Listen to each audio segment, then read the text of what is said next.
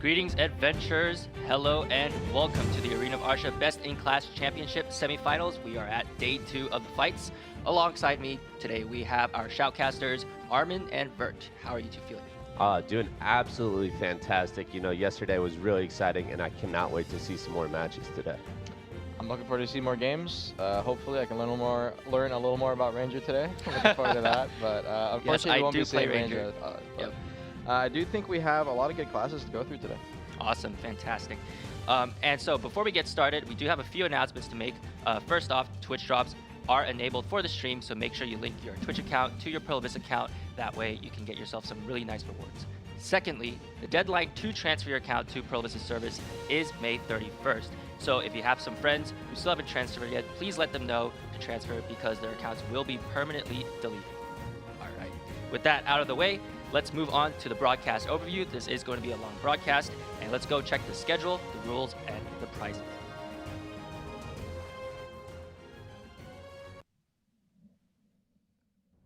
From hundreds to just 21 champions, who will be the ones to claim the title of Unrivaled? This is the Arena of Arsha Best in Class Championship. Today, we have the EU semifinals and third place matches, as well as the NA semifinals and third place matches. The EU finals and NA finals will take place next week on May 15th and May 16th, starting at 19 Central Time and 15 Pacific Time for EU and NA respectively. Today's fights will be a 1 versus 1 single elimination best of 3, and each round will last 3 minutes. The dark fog will appear in today's fights. The arena area will shrink over time, and leaving this area will cause your HP to decrease by 500 HP per second. All participants will receive a golden Arsha coin, which you can sell for 50 million silver to an NPC or keep as a souvenir of your fights.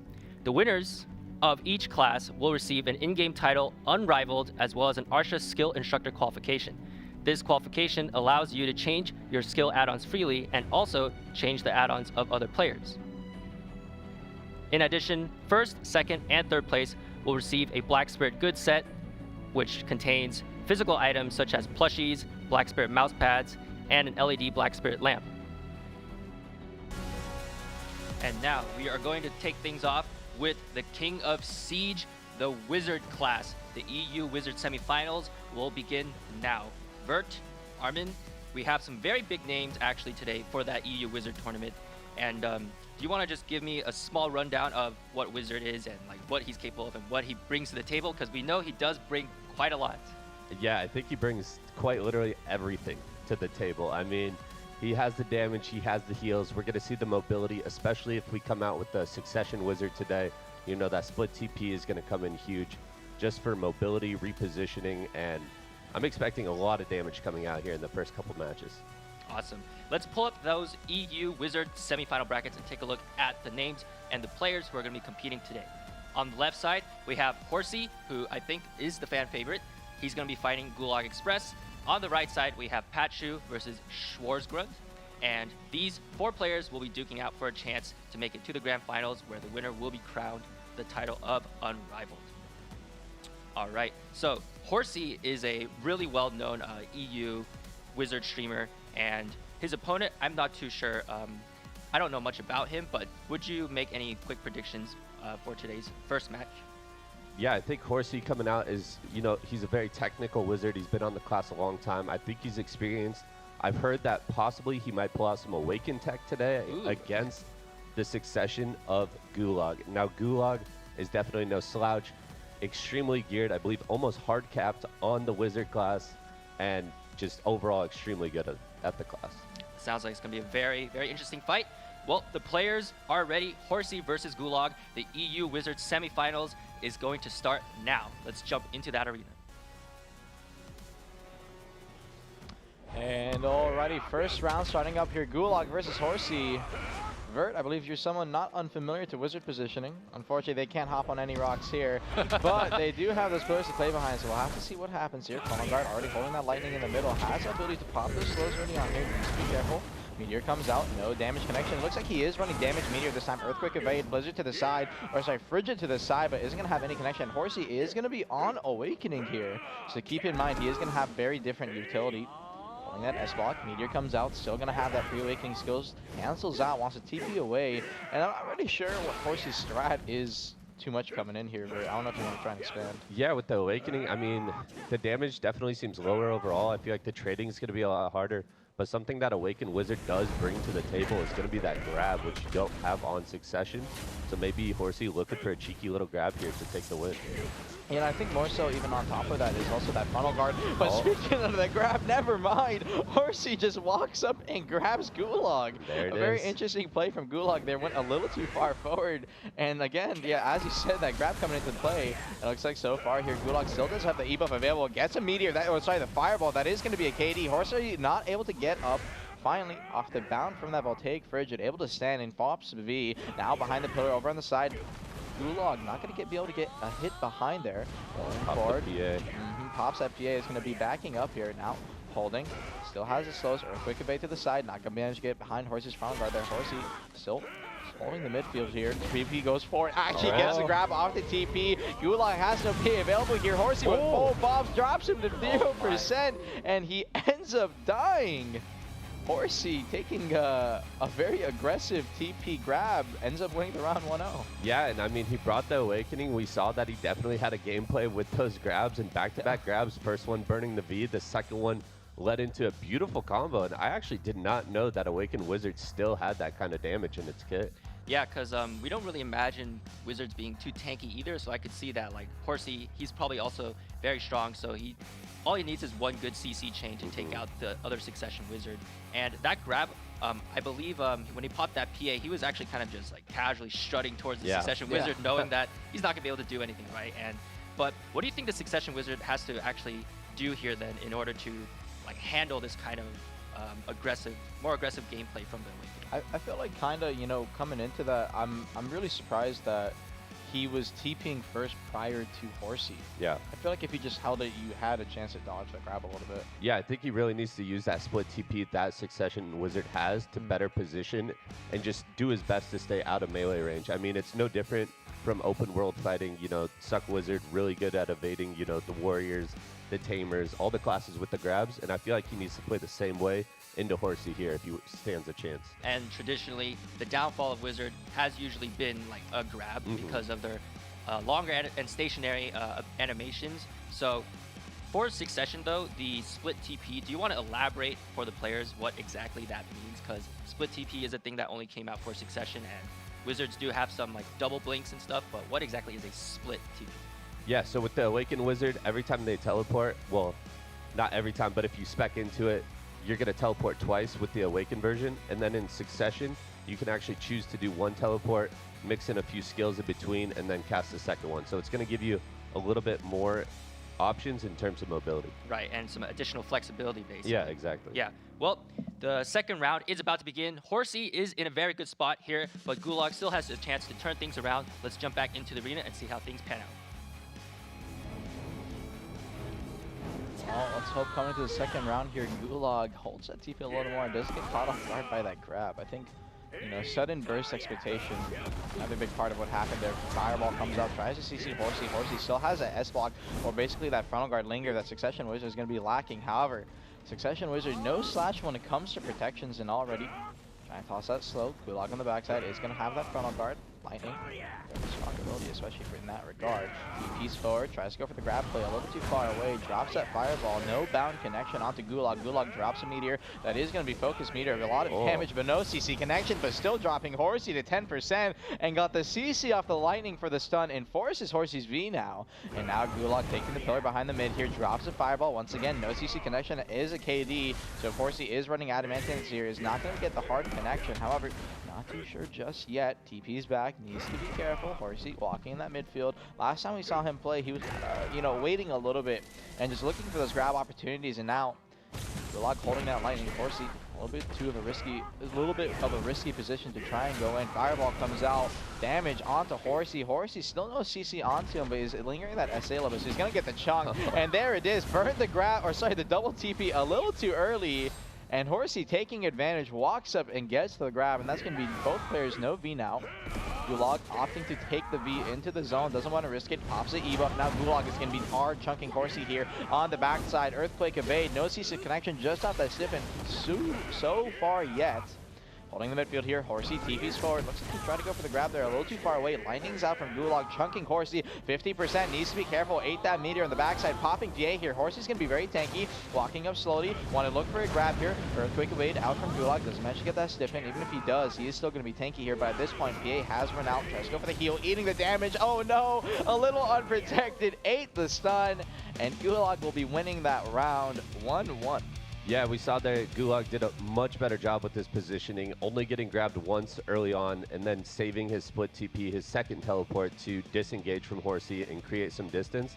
And especially with the smaller circle, Succession Wizard just able to blast Horsey in that second fight. Yeah, and we could see there, if he basically just tries to kite out the Awakening Wizard, essentially, there's no way for the Awakening Wizard to really play also like a ranged game against the Succession, because Succession, do you know like what kind of like ranged abilities they have like over the Awakening Wizard specifically? Specifically, no. I just know they have a lot in their arsenal.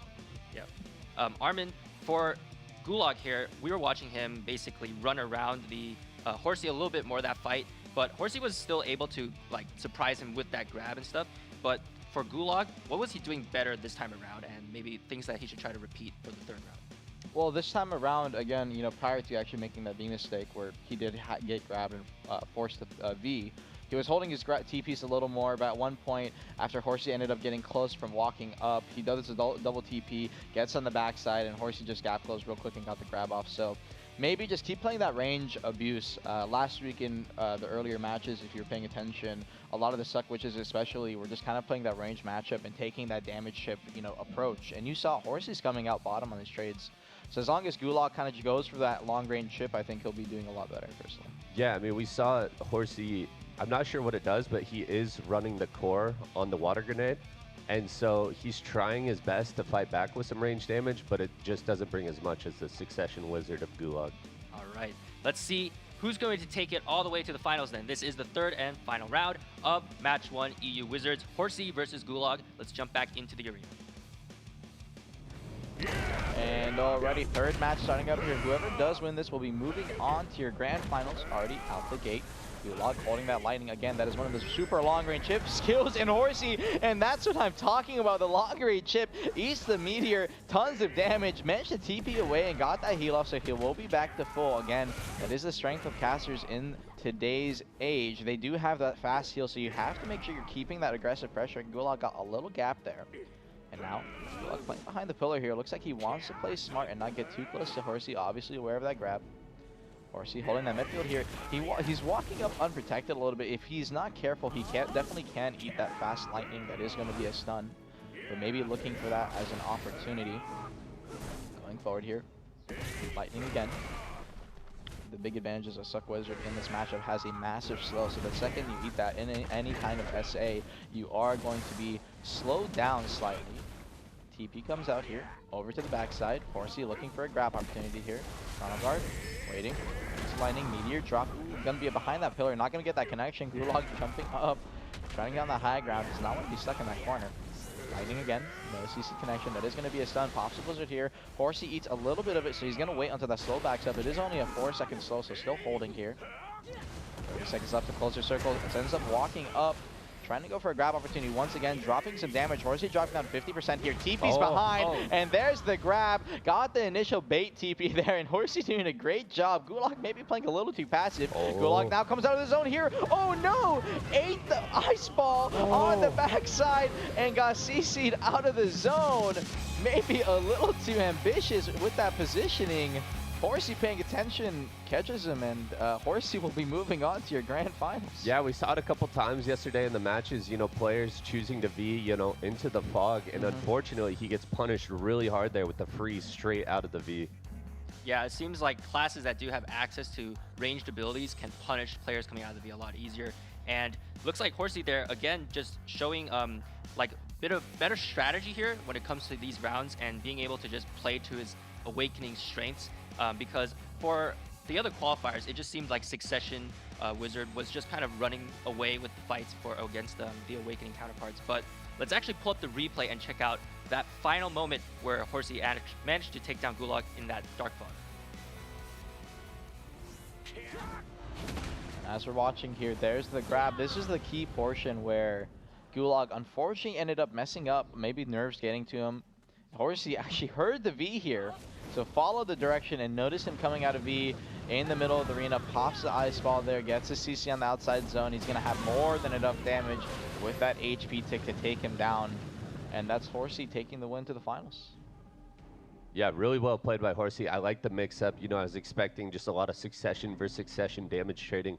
And I think Horsey did a fantastic job of utilizing that Awakening kit and the beautiful TPs into the grabs. We saw it a couple times there, leading to his victory.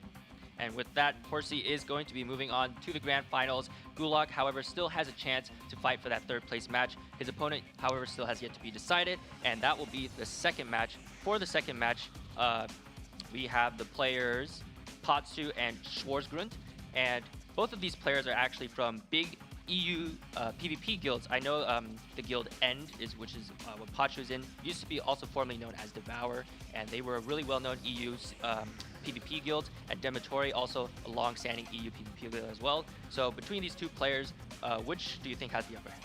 I mean, between these two, like you just said, they're both in big, you know, Node War and Siege guilds, so they definitely have a lot of open world practice and, you know, objective practice with their wizards. I'm curious, you know, coming into this fight, who spent more time in the battle arena? Because obviously the 1v1 situation is going to be much different than dealing with large groups of people. Yeah, and a lot of the wizards coming into this have been practicing, not just wizards, most of the class matchups, especially on the NA side. You know, I've experienced a lot of these players just being in BA for hours and hours and hours. So I'm expecting some good matches coming out of both these players here. All right, match 2 of the EU Wizards semifinals is about to start. Let's jump into that arena and see who's going to take that crucial first round. And already, first match starting up here, Pachu versus Schwartz. Both these players are going to be on succession. Early lightning comes out. TP try to get that voltaic behind. No connection on the backside. Drops a meteor. No damage connection, but Schwartz coming on the bottom side here. Pachu, even though he did miss that meteor, still got some damage connection. And now both players kiting, going to wait for those CDs, playing behind the pillar. Gets a quick side evade.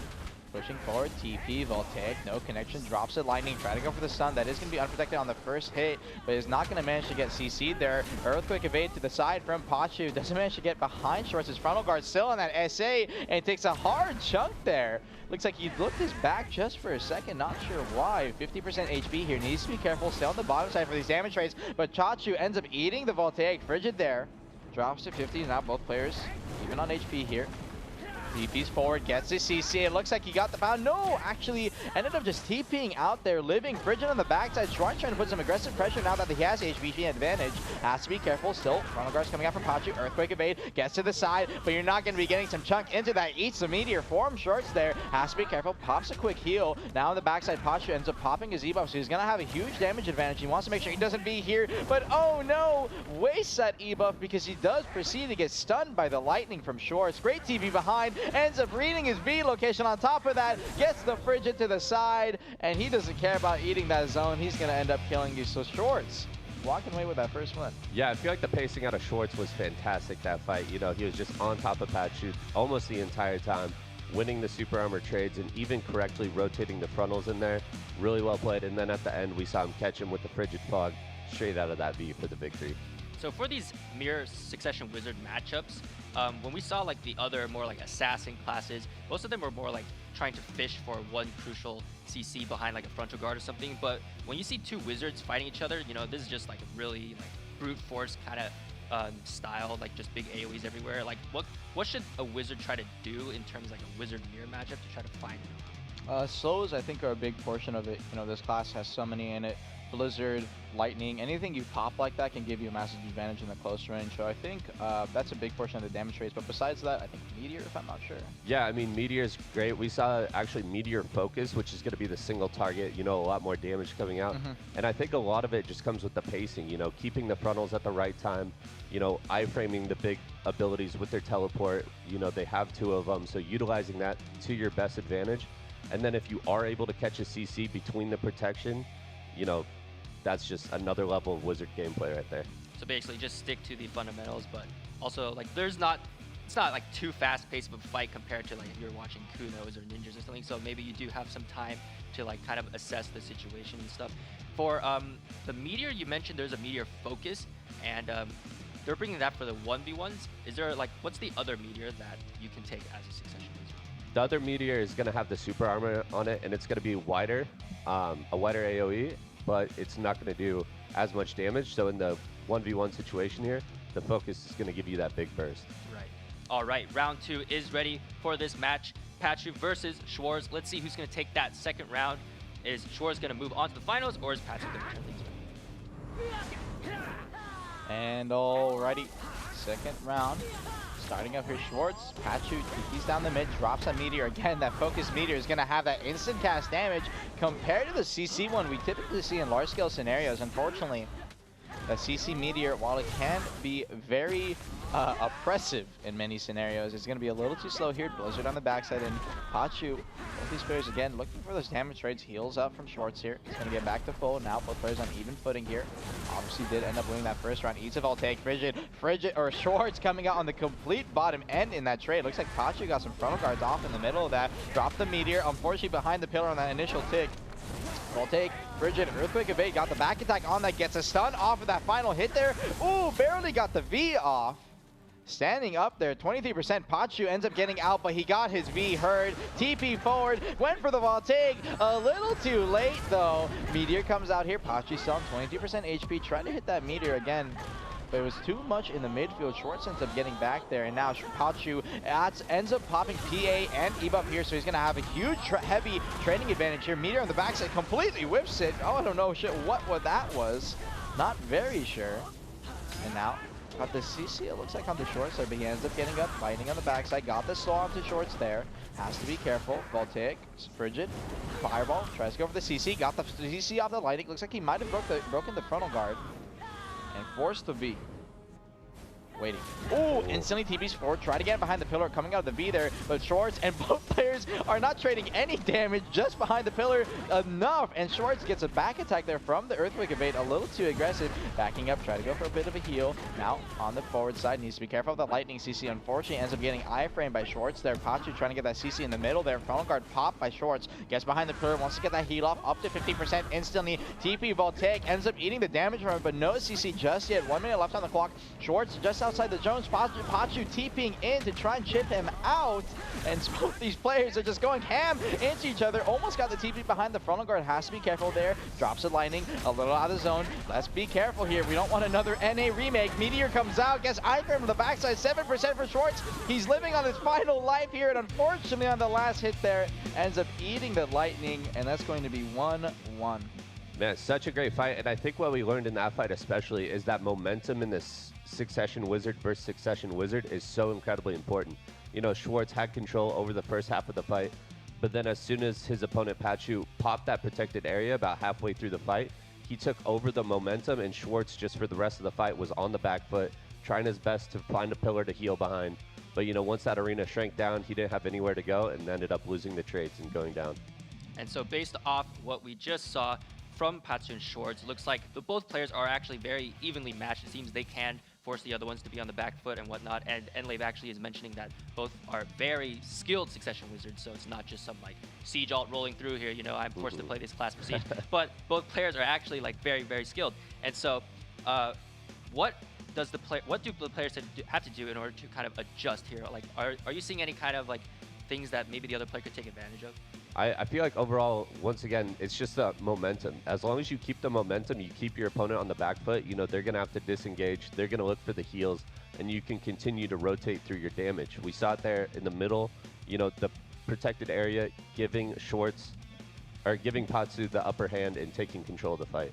Awesome. So for the final round, Patchu versus Schwartz are tied at 1 win apiece. Whoever wins this round will move on to the grand finals. Whoever loses will drop down to the third place match. Let's take it away. And alrighty, final match starting up here. whoever takes this will be moving on to your grand finals. Instant TP down the mid, drops ball take Frigid, eats the meteor from Pachu there. And so far, these last trades, both in the final endings of that last match, Pachu has been coming out on top here, seemingly. Short's taking a little bit too aggressive of trades, goes forward. Frontal guard eats the lightning there, gets stunned on the ground. Actually got the KD off the fireball, so he's not going to have a chance to go for any kind of secondary, but will get the damage without any kind of V. Schwartz ends up standing up, though, not enough to kill. Gets a Voltaic, Frigid there. Schwartz trying to go for a back attack, but no frontal guard in that regard. And here comes out here, instantly drops a rock, 30% HP, trying to get away and get some heals off. Managed to get just a little bit and barely got the frontal guard off into Pachu. Obviously, Succession Withered with those instant casts, such a deadly threat. So hard to CC, and instantly Lightning comes out here, try to get the CC there, got the damage through the Voltaic. It seemed like Fireball comes out a little too far away. Has to be careful on those protections. Voltaic traded, Frigid traded back there. Obviously, those abilities are super low cooldown, so you can trade them back and forward. And then with those hard CCs on them, you have to be careful. E-buff is going to be out for Pachu here. Trying to go for those damage trades. Now has it for the next 15 seconds here. Schwartz needs to buy some time. Already down to 50%. Oh, almost got hit by the lightning there. Has to be careful. Traded the frontal. Instantly canceled into that Voltaic. Saving his life on the backside. Frigid out. Now needs to be careful. Holding the frontal guard off the lightning. 30%. Has his block broken. Pops to PA. Finally comes out. So he's going to have a chance to trade back here. And now pushing forward. Earthquake evade gets the CC. Sniff it off of it. Lightning on the final hit. And does it be Schwartz off the back of a clean Earthquake evade behind the frontal guard, ends up winning 2-1, and he'll be moving on to your grand finals. Yeah, Schwartz playing that beautifully. We saw it again, the protected area turning the tides for the fight, and he did such a great job of saving it for that last circle, so there's nowhere for Pachu to run. Let's pull up that replay then and see exactly what Schwartz did to capitalize on that smaller circle and using that protected area very creatively in order to take that final piece. As you can see right here, 20% HP, pops at Lightning, so he's going to hold the frontal guard, lives off that, pops at PA here. So at this point, he's going to have a massive damage rating advantage. Frigid on the backside, and right here, Pachu ends up messing up the range of that Earthquake evade stiffen so far away, and it looks like he got a KD off right there, and as a result of Pachu either not running adamantines or being a little too late on that trigger finger, ended up not being and ended up dying, unfortunately. Yeah, I mean, the Earthquake, I believe, is a stiff, so you can't be that. Into the Meteor, a KD, so you can't be that. And just, you know, beautiful combo to finish it off there, and then the damage from range was amazing. Yes, and with that, Schwartz will be moving on to the grand finals, and he will be fighting against Horsey. So that means we will be seeing potentially again an Awakening versus Succession matchup. Both players can kind of watch the VODs later today of these fights and figure out what the Awakening needs to do in order to get the advantage, or the Succession needs to do, because Horsey was playing really well on that Awakening, and then Schwartz also showed up really big time here with his Succession kit. But for the third place match, we're going to see Pachu versus Gulag. And based off what we saw, like, what do you think the players have to do in order to try to get an upper hand? It's going to be another suck mirror. Yeah, I mean, I don't want to sound like a broken record, but it's all about that pacing, you know, saving the protected area possibly for the last circle to come up with the upper hand, but just throughout the fight, keep the pressure up, keep the meteors dropping, and do your best to keep your opponent slowed with the lightning skills. And I kind of want to segue then into a bit of like group PvP talk, because we do know that Wizard is basically the king of group PvP. And so, like, you mentioned instant casts for the Succession, so do you want to elaborate on that and how that kind of like makes them much better for like? Well, a lot of the time when it comes to Succession Wizard, you have such long-range AoE abilities. On top of that, they have no height restriction, unlike a class, we'll say, like Archer, who unfortunately, as a result of height restrictions, can't play very well in group PvP. So sitting on top of something like a rock or casting Blizzard, you know, it's a bit of a threat, and their damage potential is so high through those gaps, I would say, that as a result, you pretty much can't deal with it too much. And with those insta-casts on things like TP that gives you an iframe, it's just something, you know, like a menace to deal with. All right, let's see who's going to take that first round then for the third place EU Wizard match. Gulag versus Pachu. Let's jump into that arena and let the players jump out of those gates and fight.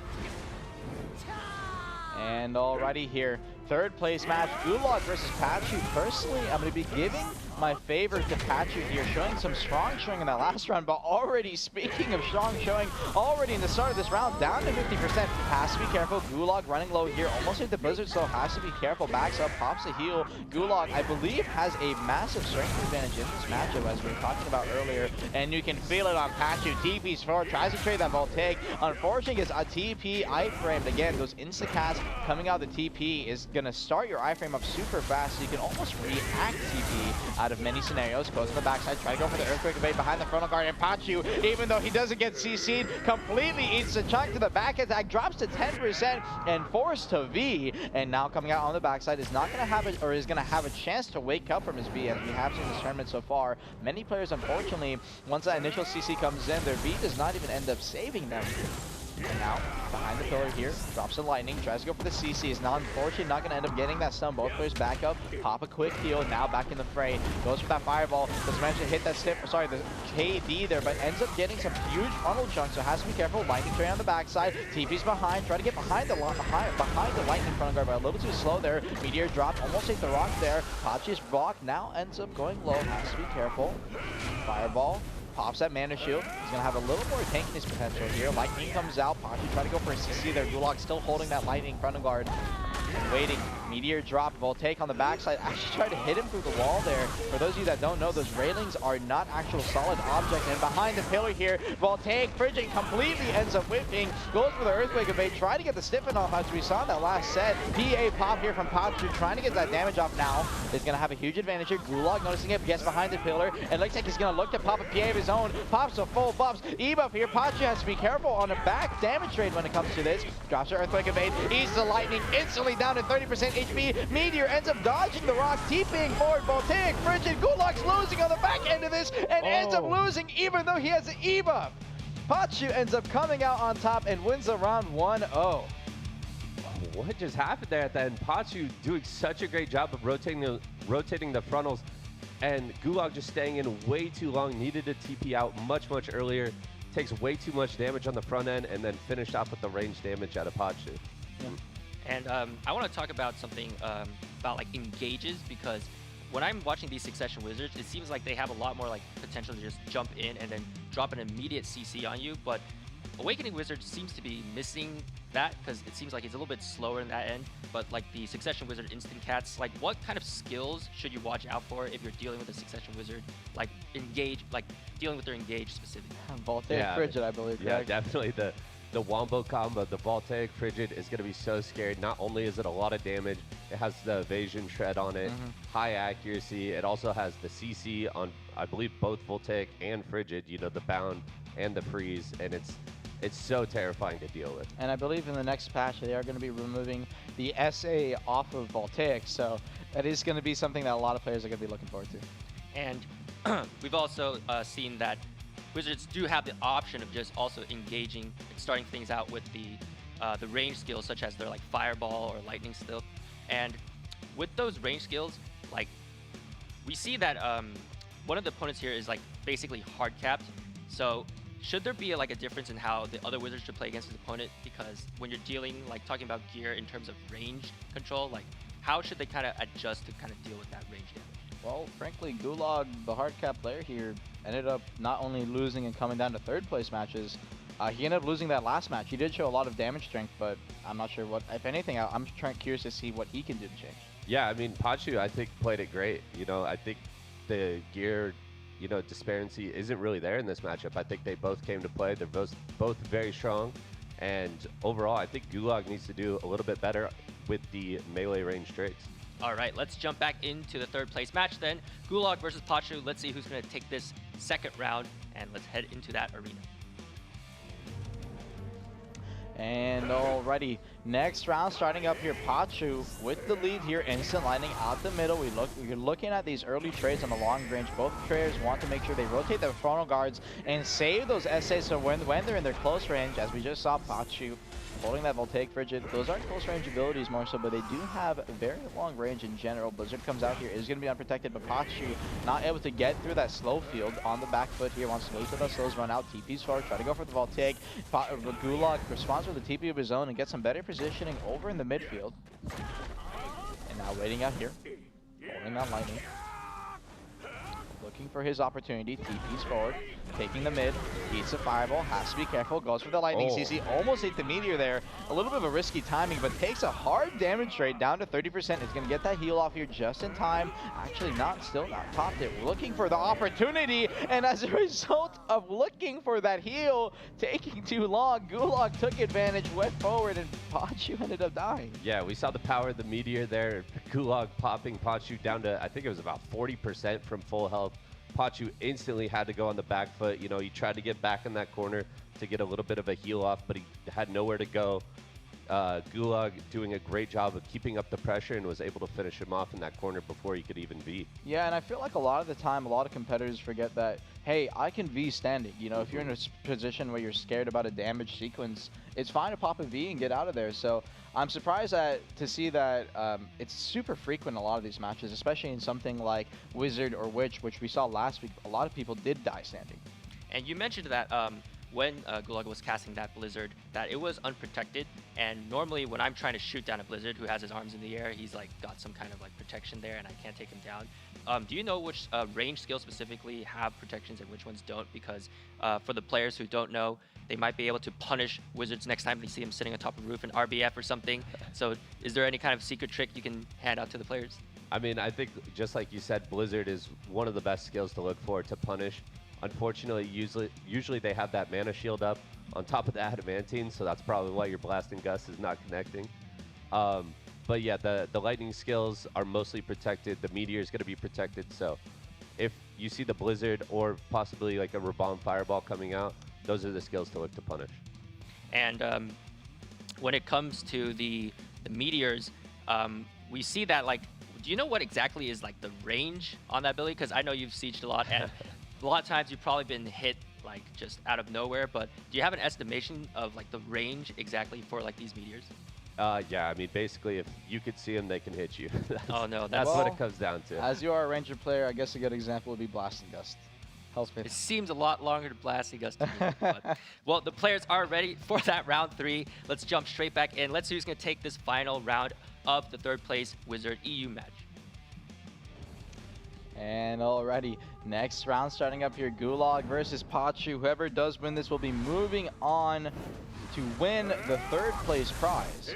So a lot on the line here, while we will be seeing our finals next week. Both these players are competing for that reward spot. Blizzard comes out here, eats the meteor, but that is going to be a damage meter, so no CC connection coming out here.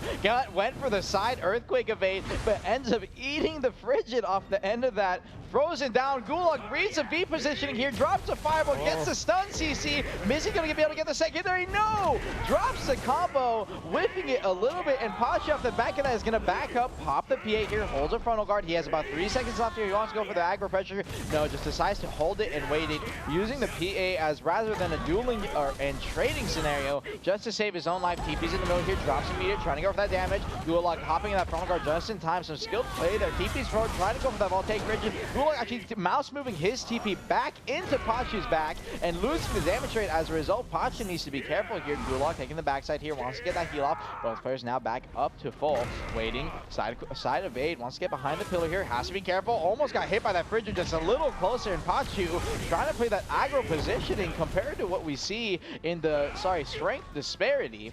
And now TPing forward, trying to go for the Voltaic, got the back attack off it. Gulag dropping low, eats the rock, 30%, has to be careful here, drops the lightning, looking for the slow. Meteor trade on the backside, 40%. Pachu has to be careful, 20%, goes for the Earthquake evade, almost ends up dying in it. Frigid on the backside and gets the heal off. Gulag in the corner, waiting out, is going to sit outside the zone here just for a little bit. TP's forward, Voltaic Frigid comes in, still waiting. Lightning gets a slow off Gulag, 10%. Hit that full slow on top of him, has to be careful. 20%, Earthquake evade, goes for the fireball. Frigid on the backside, TP's behind, tries to go for the back attack, barely hits Gulag, hits him to 2% for the heal. Barely coming in clutch, and the TP forward finally finishes it off.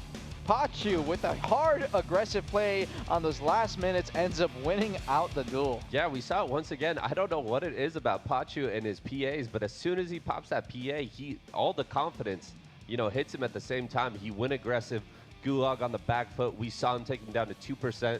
Beautiful heal out of Gulag, able to get around behind the pillar, stay alive a little bit longer. But again, the aggression out of Pachu, shutting him down there at the end. and Gulag taking that. Yeah, really well played there from Pachu. Let's check out that replay to see how he was able to keep Gulag on the back foot for pretty much the entire last half of that fight. As you can see here, he's in the mid. Oh, sorry, that Earthquake evade in the mid. Getting that final damage chunk. Frigid trunks him again. Fireball comes in here, and that final hit ends up dropping Gulag and almost killing him, but isn't going to be enough to finish the deal. Drops a meteor. Gulag getting a nice TP out, but unfortunately eats the lightning on the backside, and the TP Voltaic forward ends up finishing him off. Pachu just with a hard sequence of abilities ended up reading a lot of those essays coming out and just did a great job of the damage trade. Yeah, I mean, so much back and forth there. We saw it in the replay, the beautiful teleport to even avoid that meteor. Like, the timing was spot on out of Gulag, but the pressure from Pachu, you know, it was relentless after the PA was popped about halfway through the round, and he just controlled the pacing throughout the rest of the fight. So really well played by Pachu. Yeah, fantastic for Pachu. He is going to take home that third place prize. Let's pull up those brackets one more time because this does conclude the EU Wizard semifinals and third place match. On the left side of the bracket, we have fan favorite Horsey showing up big time on his awakening with those grabs. He will be moving on to the finals where he will be facing Schwarzgrund, who also played exceptionally well on that succession. Actually, all 4 Wizards actually played very well today, put up some really good fights. And we're going to be moving on now to the next class, arguably the queen of Siege, if we want to call her that. And let's see, so Wizard and Witch, we see them basically as kind of like clones of each other. You just kind of pick one if you just want to play as like a female Wizard or female Witch, essentially, or male. But there's actually some differences between the two. And do you want to elaborate on some of the actual differences between Wizard and Witch? Well, I mean, I think the biggest thing we're going to see here is we're going to see a lot more Awakened Witches, because Awakened Witch, you know, with that gore roll, they have some fantastic frontal damage, and that's going to be very, very important here in the trading that goes between. We saw it with Wizard in the last match, you know, trades back and forth. So the Witch is picking up that Awakening, getting a little more protected damage. You know, it's going to be interesting how it plays out in these fights. All right, let's pull up those EU Witch semifinal brackets and take a look at which players are going to be fighting who. On the left side, we have EasySZ versus Computer. That's a great name. And these two will be the first match. On the right side, Unrivaled versus Witchful, another great name. And so for these two matches, we are going to be seeing, according to these notes, or potentially seeing one Succession Wizard, Witch versus Awakening for that first matchup. And the next matchup will possibly be 2 Awakening Witches. And that's something I haven't seen much for the NA qualifiers. We mostly saw Succession Witches there. And some of the times we even saw like the Awakening Witch in that matchup. She was a bit on the back foot against the Succession. And that is what we're seeing for that first match. So do you want to talk a little bit about the Succession versus Awakening Witch mirror matchup? Yeah, just going back to it again, Awakened Witch is going to bring a lot of that frontal damage. The big one I'm looking for is that gore roll. So much damage, including the frontal. So I feel like it's going to outtrade the Succession most likely, but we'll have to see how it plays out here.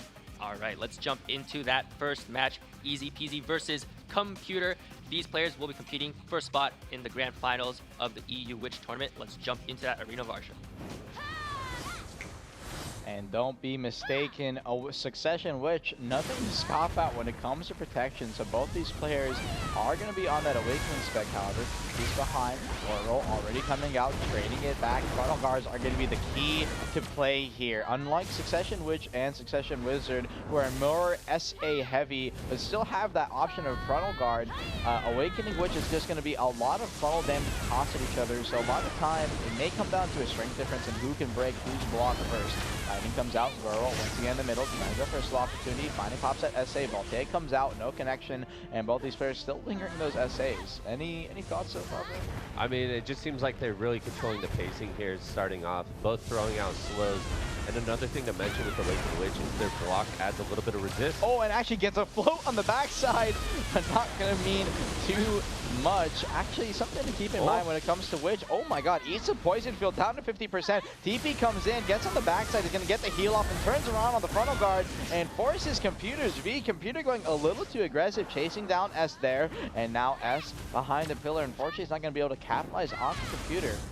And waiting here, Computer. A little bit of buffs there. Has already used that BA, it looks like. Peeking forward, try to get the CC behind, unfortunately. No lightning connection, meteor traded here, obviously. Both Awakening and Succession, Wizard and Witch do have access to that meteor. Getting behind there, broke the frontal guard and got the CC off the float, but again, no secondary as so far. not able to hard connect on that glow roll. Traded forward here. Computer actually looks like he's coming down on the bottom side of these glow roll trades. Down to 50, keeping forward.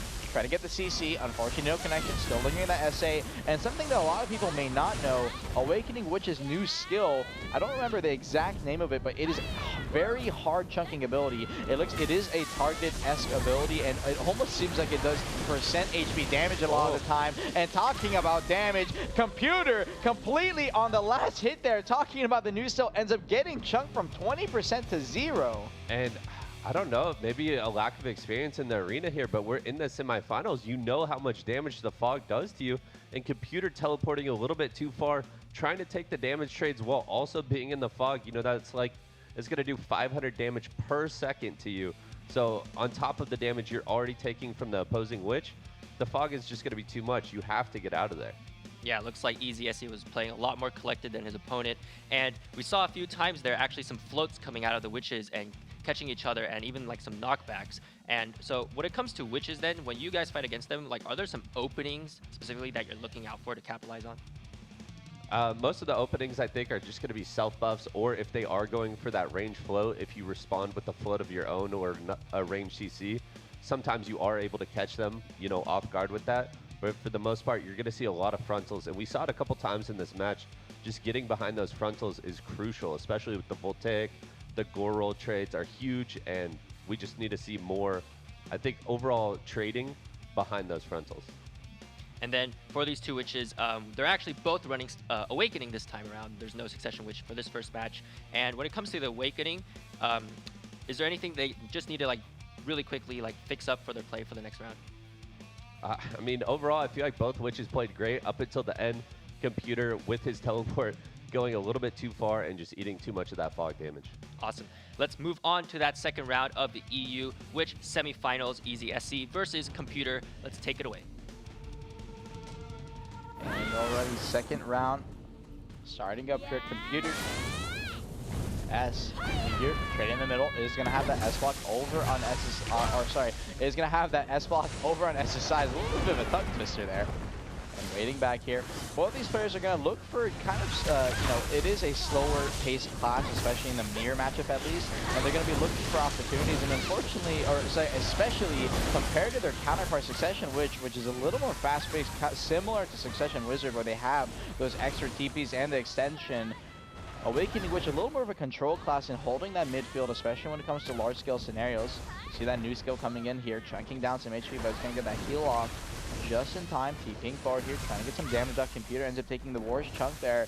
And it looks like so far, S is going to have a little more of a strength advantage coming into this. 60% already burning him down. Looks like the Voltaic was a little too much there. Got behind the frontal, got some back attacks in there, but didn't manage to get any kind of CC connection. Now behind the pillar, both players are going to heal back up to full.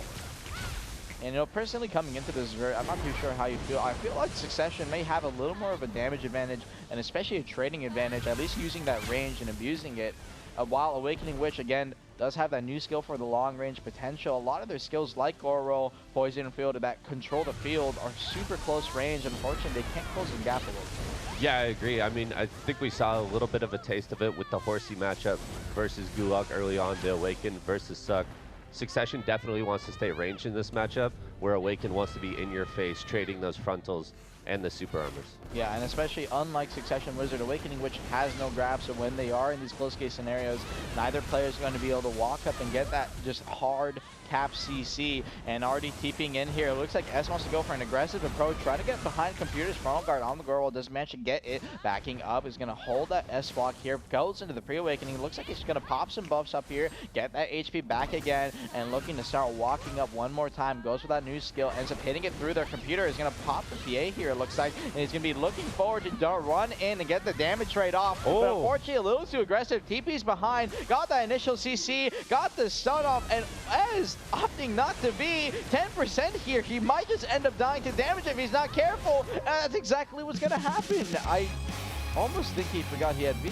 I mean, just like you were talking about in the last round, it seems like these matchups that are just damage trades, you know, players do forget to V. A lot of players, you know, the typical is you get knocked down, you get floated.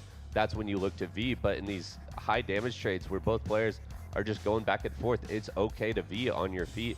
And that's what we need to see out of these players. You know, Easy going down there when he had a second life with the V. But Computer, I mean, we saw how that trade started off. Computer did a beautiful teleport across the arena, got the detonated flow in the back, and was able to float and follow up with the Meteor. So really well played by Computer, had beautiful positioning that fight, and Easy is going to need to watch out for that in this next fight if he wants to take it. I also saw, since they're both running Awakening, we can see that Gore Earth summon pet, and then there's also the Lightning summon pet, which I can't remember the name of. Is there like a major difference between the two, like that they use like strategically? Armin, do you have anything to add?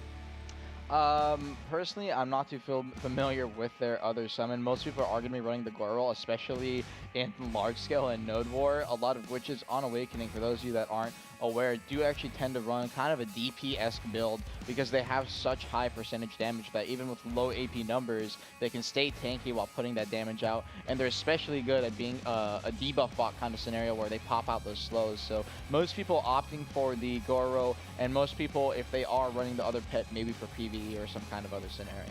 Right, and as you mentioned, she can not just be tanky, but that block, giving her a lot of extra resistance, and that is the major difference between her Witch and the Awakening Wizard, who has access to that grab but no stationary block.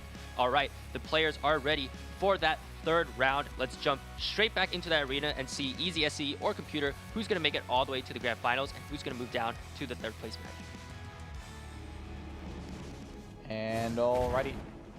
Who will be moving on to your grand finals here? 1-1. Both players already starting off in the mid. Drops a Meteor. Computer coming out here has been losing the majority of the damage race, but after getting a clean catch on that backside, S has been playing a little too aggressive in some scenarios. We can already see it come out. Went aggressive here, but actually wins the damage trade. Coming out 50%, 60% of both players going aggressive and got the float off in the close range. Something you're not going to often see, especially from casters.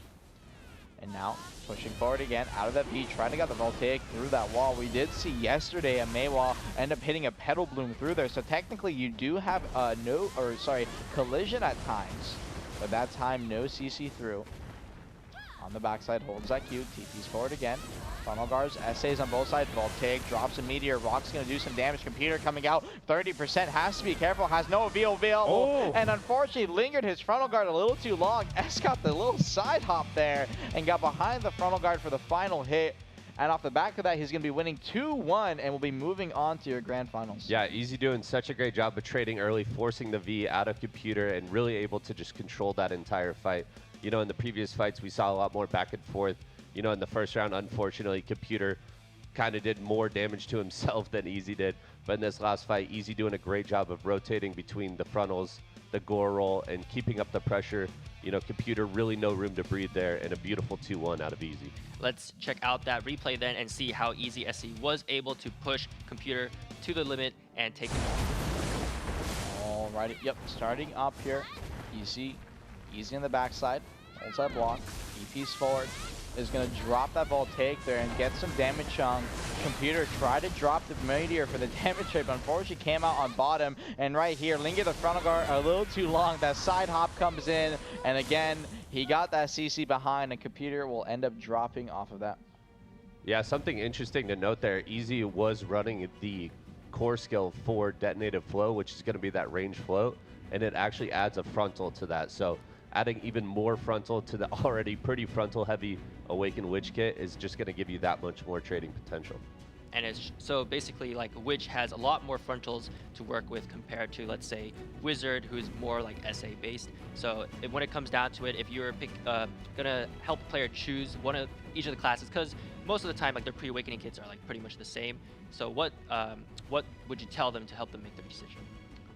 I mean, overall, I feel like Awakened Witch is going to be, like you said, it has more of the frontals. So if you're comfortable with the damage trading and, you know, it can help you out, maybe if you're not as strong on Witch, you know, it will eat some of the damage for you, whereas Wizard is going to be a lot of the super armor trading and some of the range skills as well.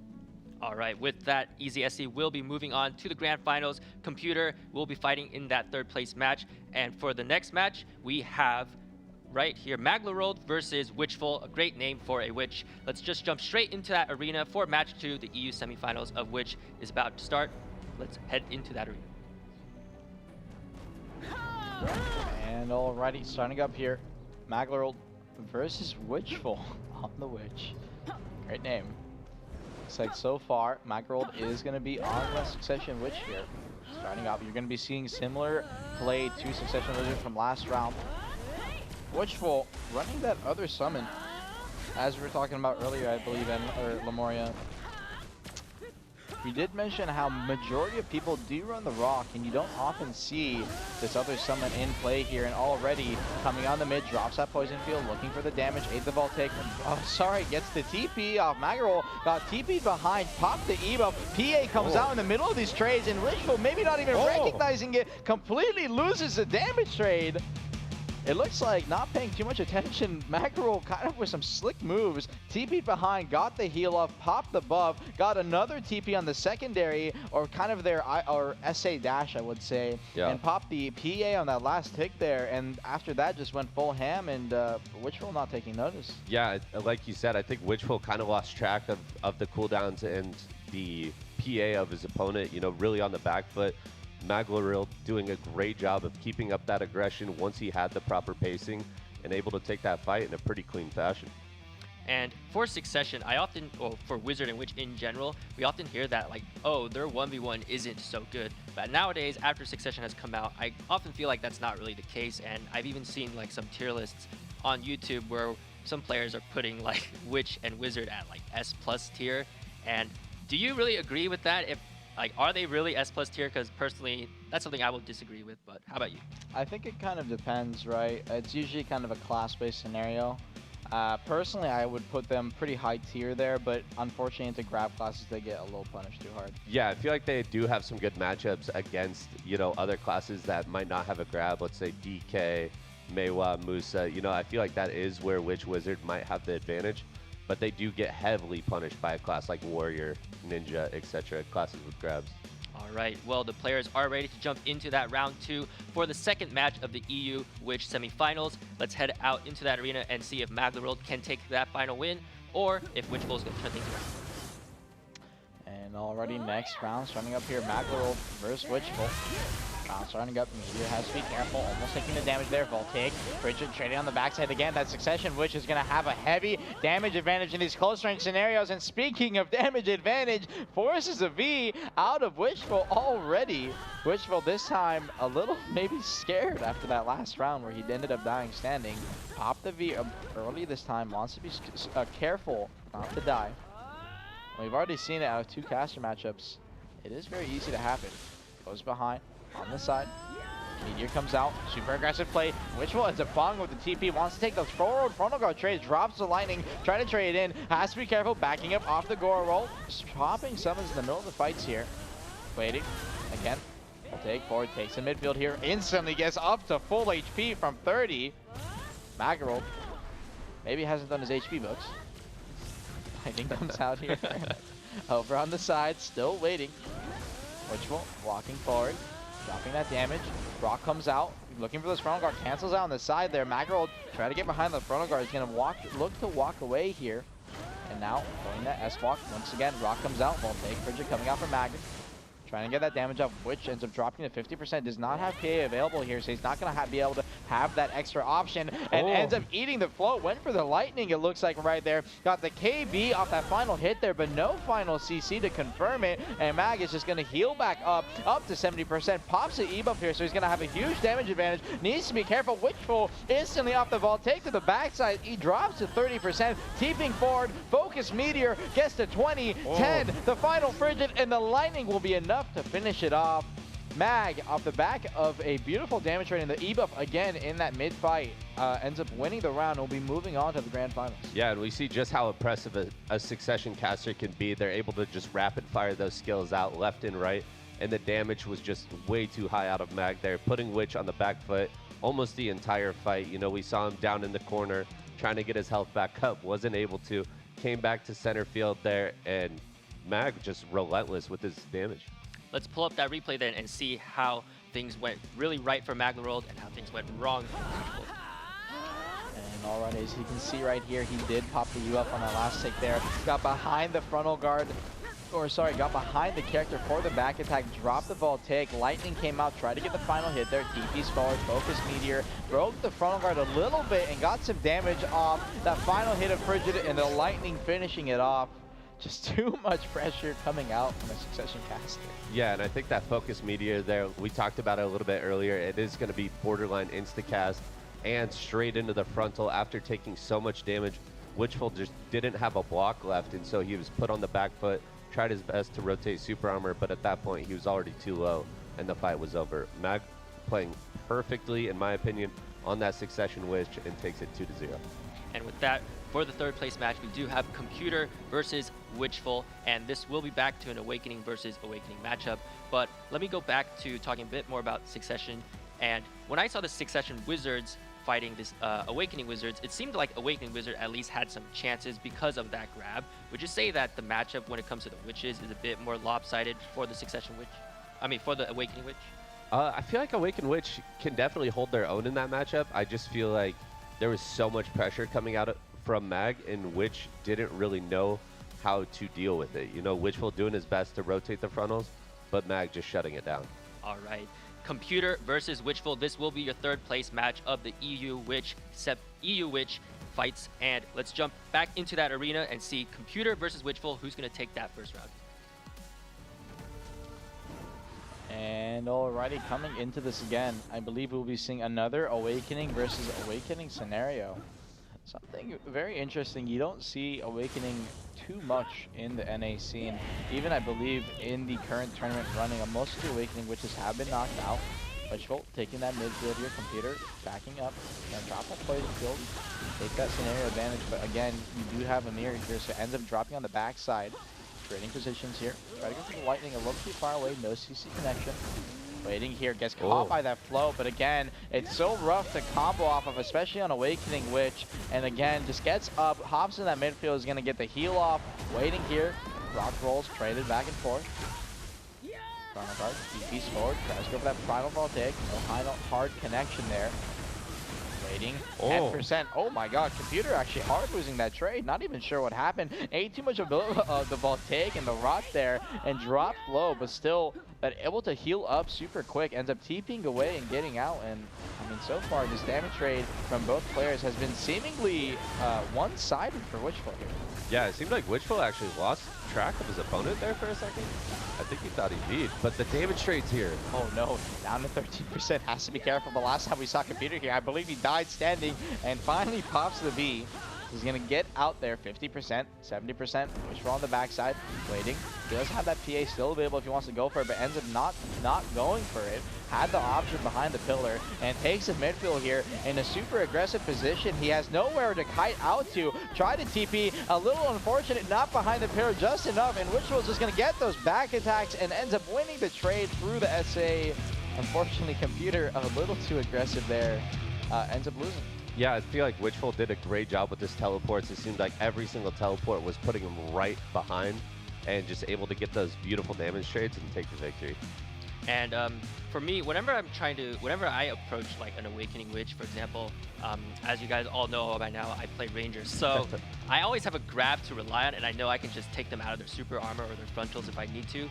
But Vert, you have played a lot of Meihua in the past, and I've even seen you playing classes like Dark Knight. And for these classes that don't have access to a grab, it can sometimes be a bit of a daunting task to handle a class that has so many like protection, super armors, and also like AoE damage. So when you're playing these non-grab classes, like what's your approach to handling a Witch? So Witch, fortunately, unlike the Succession version, does have a lot of frontals that are easily punished. You know, the Gore roll is a longer frontal. They also have another Stomp that's a frontal, and then the new core skill that's Detonative Flow is also a frontal. And so using the faster classes like DK, like Meihua, you're able to get behind those frontals and really punish them. So that's something you need to look for. The class knowledge is huge when it comes to playing classes like that. And let me jump back to the third place contestants. Between these two players, Computer and Witchful, we saw Witchful was playing well and Computer also playing well, but unfortunately things didn't seem to go their way. But who do you think has the upper hand for the next round, and is there anything the player needs to do to adjust? I mean, just getting behind those frontals was absolutely massive. We saw a couple Gore roll trades back and forth in the middle. It didn't really seem that impactful, but the teleports behind the frontals and getting the back attack with the voltaics was absolutely huge. And I think we're going to need to see a lot more of that if they want to continue in this tournament. All right, thank you very much, Vert. The players are ready to jump back into that arena. Let's hop back in there with them and check out the play.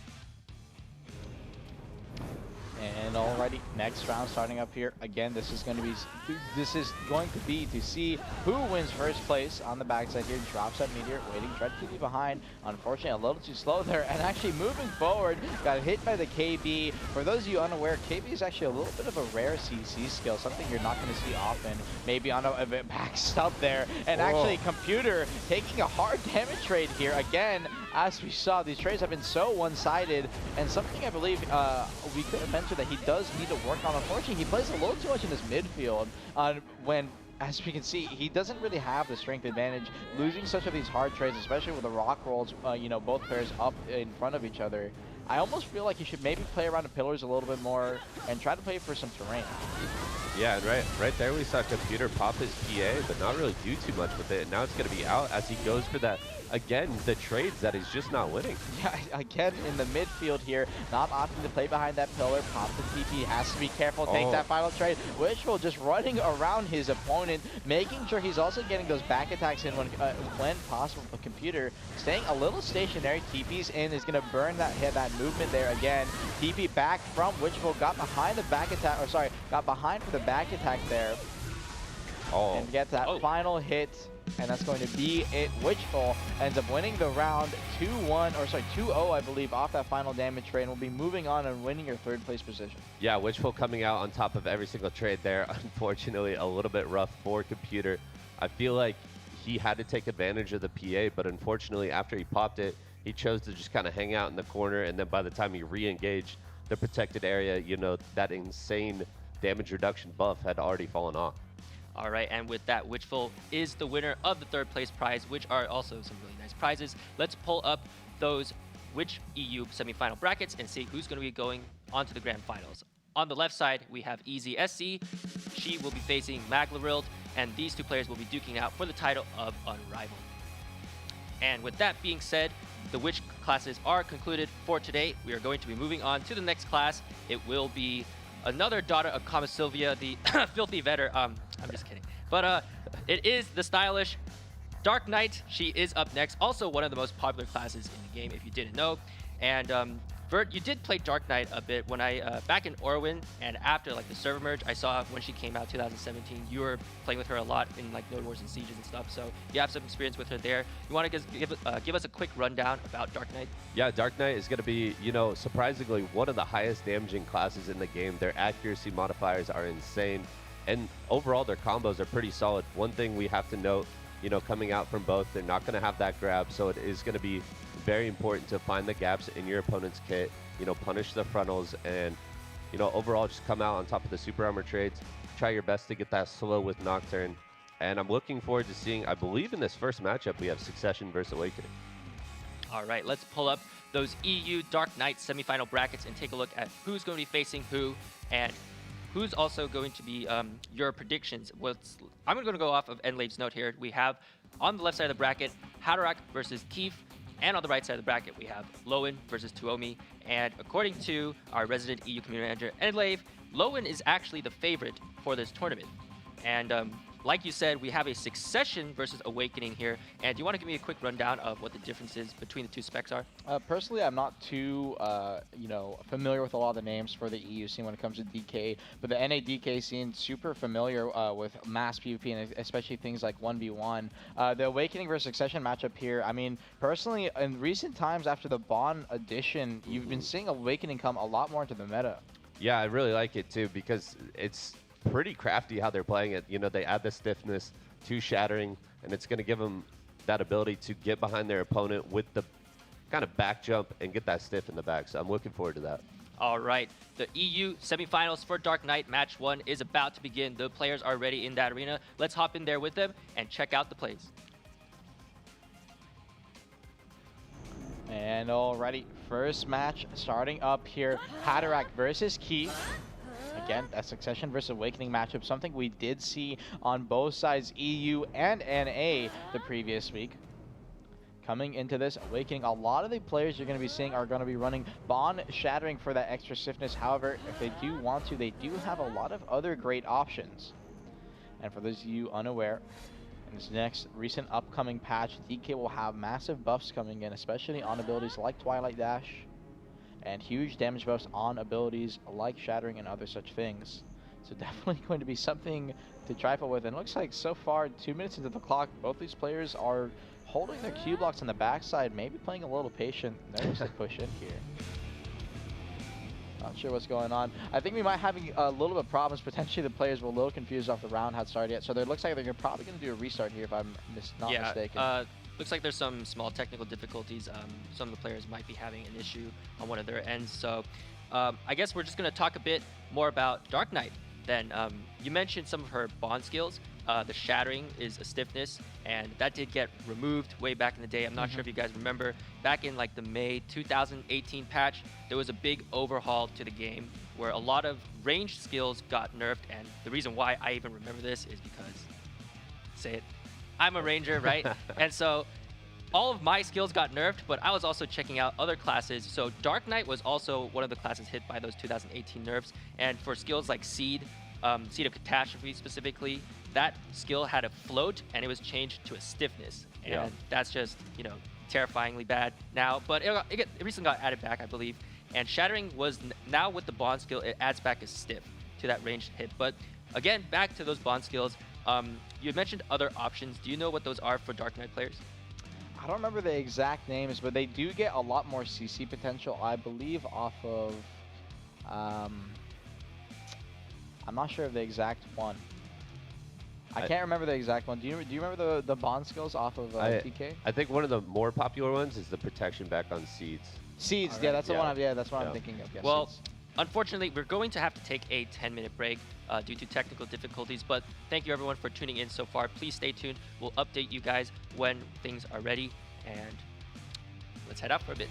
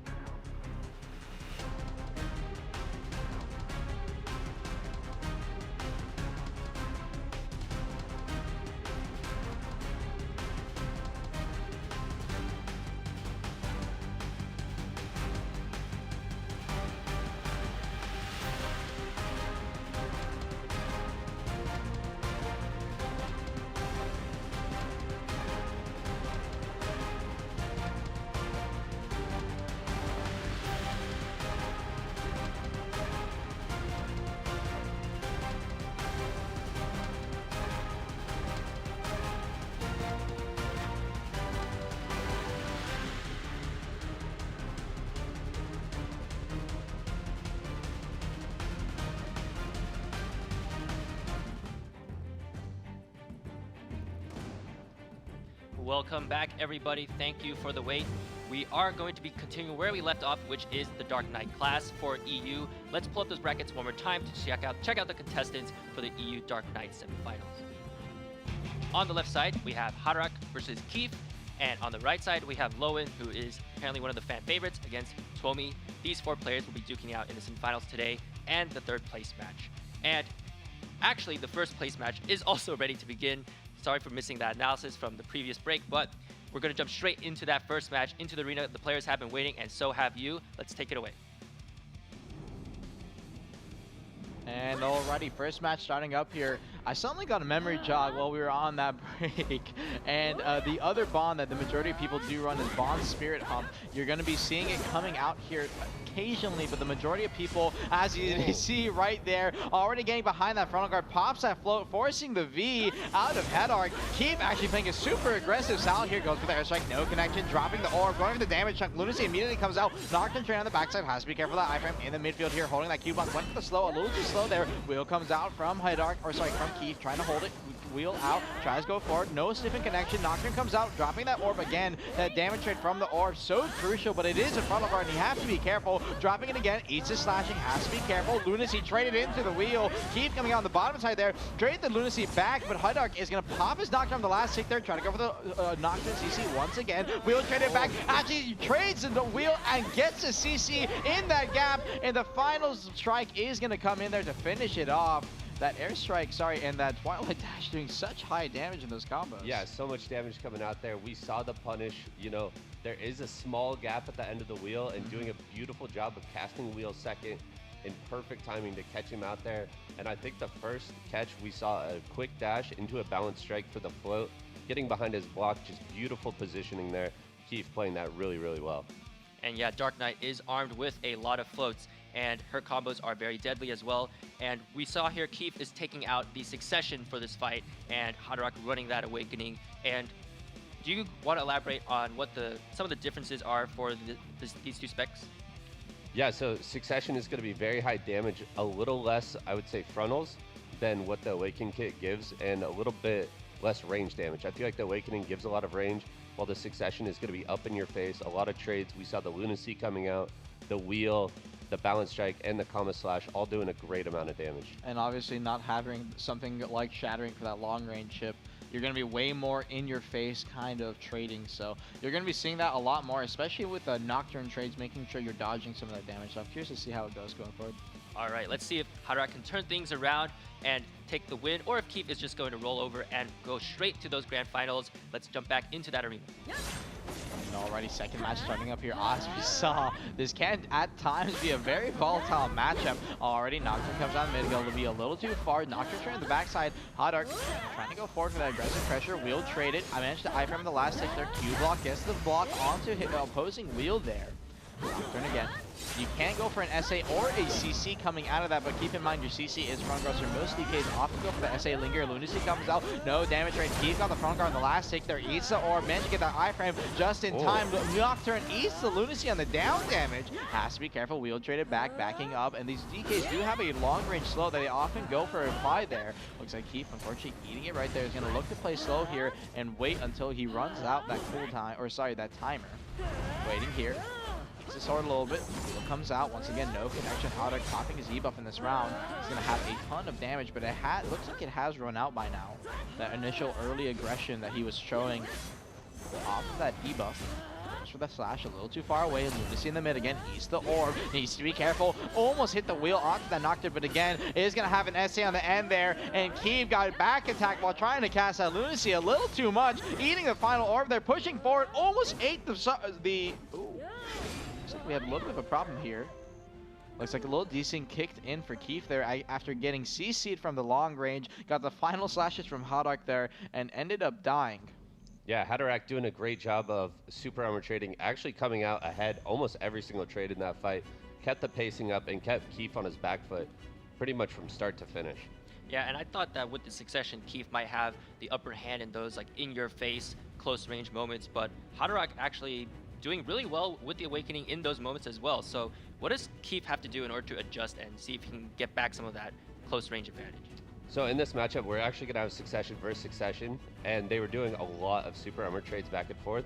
Keith, unfortunately, his positioning wasn't great, and he kept getting hit in the back by those harder hitting skills, the wheel, the lunacy, you know, the comma slash. If you eat those skills, you know, it's a lot of damage. Similar to the Sork matchup where we see the Grims coming through, you know, the Karshan's Nightmare, these heavy hitting skills.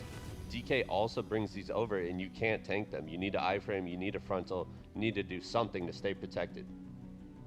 And when it comes to, since you have played Dark Knight in the past, personally, do you think that if you were still playing her, would you go back to the Awakening, or would you try out Suck or something, or go back to like something you're more comfortable with? I mean, with the way the Awakening kit flows now, especially with those newly added core skills and their new skill in general, I think the Awaken kit is very appealing. I think here in the 1v1, it's going to give you more options in terms of like range chip damage, and also picking up the new core for that added stiff is absolutely fantastic.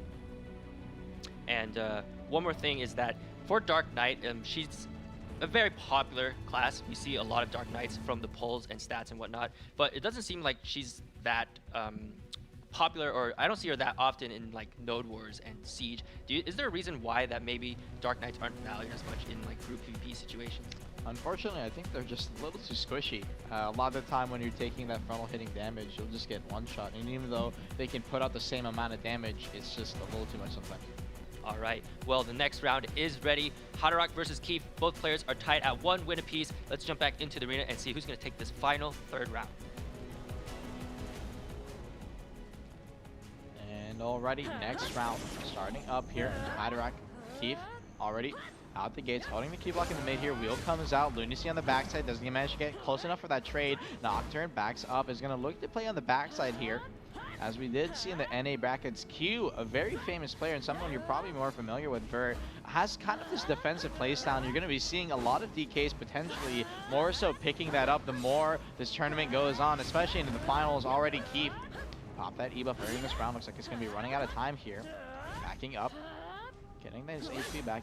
A little bit of a bad Lunacy trade there. Nocturne comes out, no connection. Iframes running down the middle. Both players moving alongside each other, seemingly. Goes for the Lunacy, cancels on the last hit. Has to be careful. Wheel on the backside, backing up, 70% HP. Is going to look for the iframe. Almost ended up eating the Twilight Dash. Has to be careful. That is going to be SA, especially on the next patch. So you have to be careful of the damage and get used to it. And already coming out here, Nocturne trying to get the forward slash behind the front guard there. A little too slow. Wheel traded back. The Hadark doing a great job so far at winning these SA trades, especially through those wheel gaps.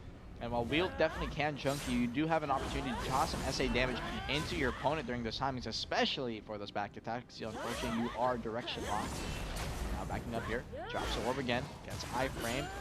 Thief doing a great job so far, drops that Twilight Dash again, gets the damage connection. Nocturne comes out, Lunacy a little too far away, keep going forward, trying to trade the damage back. So far, a lot of these players just opting for hard SA trades and not looking for hard, CC connections behind any kind of frontal guard through Q block or anything.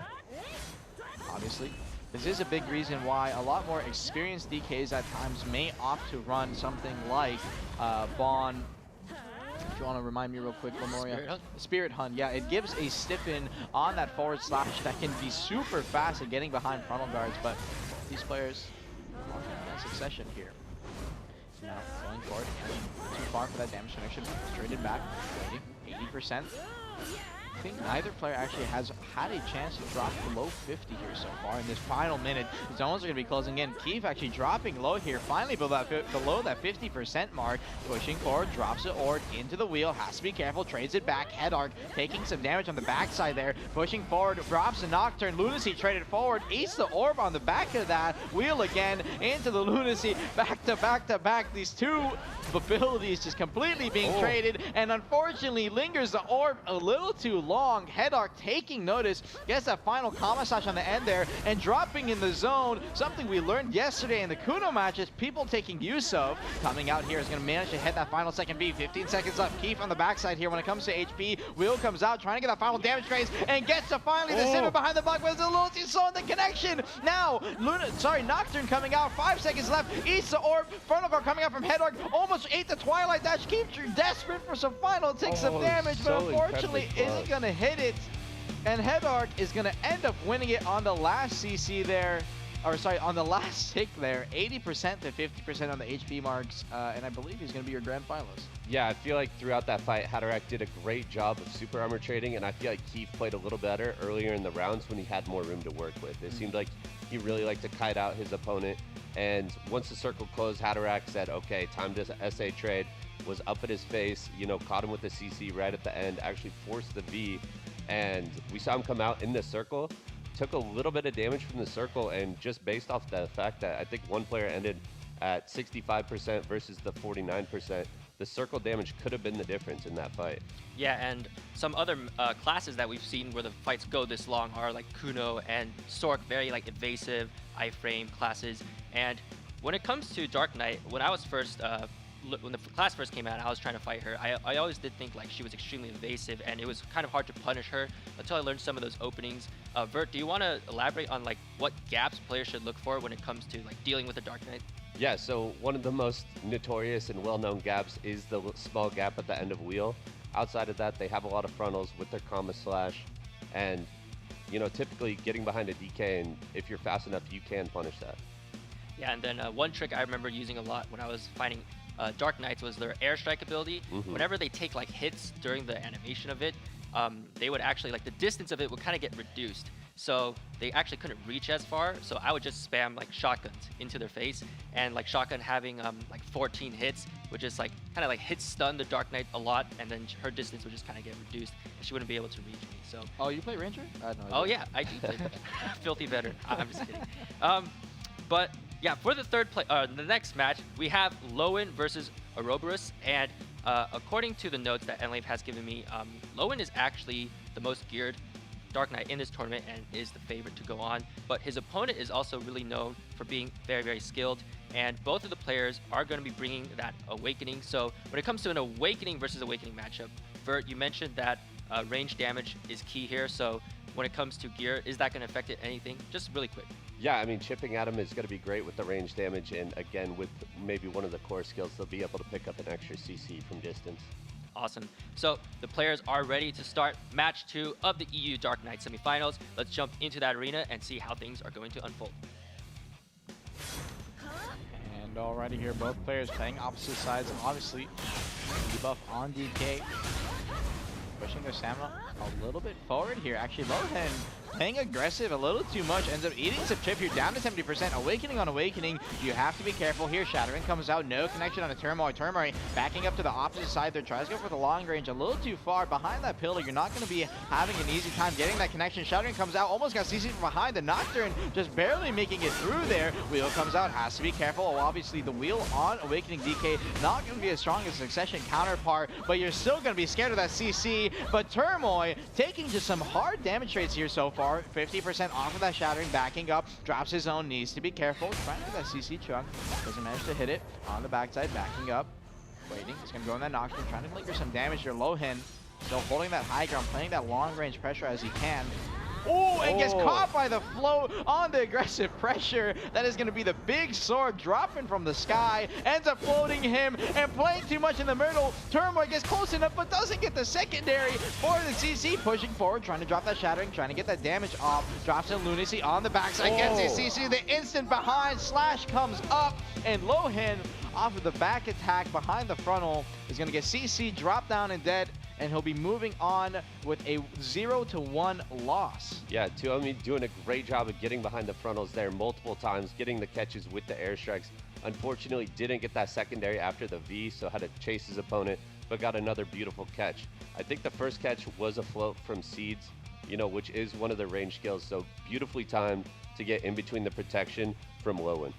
And yeah, looks like Enlave's analysis was also correct here. Tuomi really skilled there, just capitalizing on a lot of those key moments and getting the upper hand on Lowen.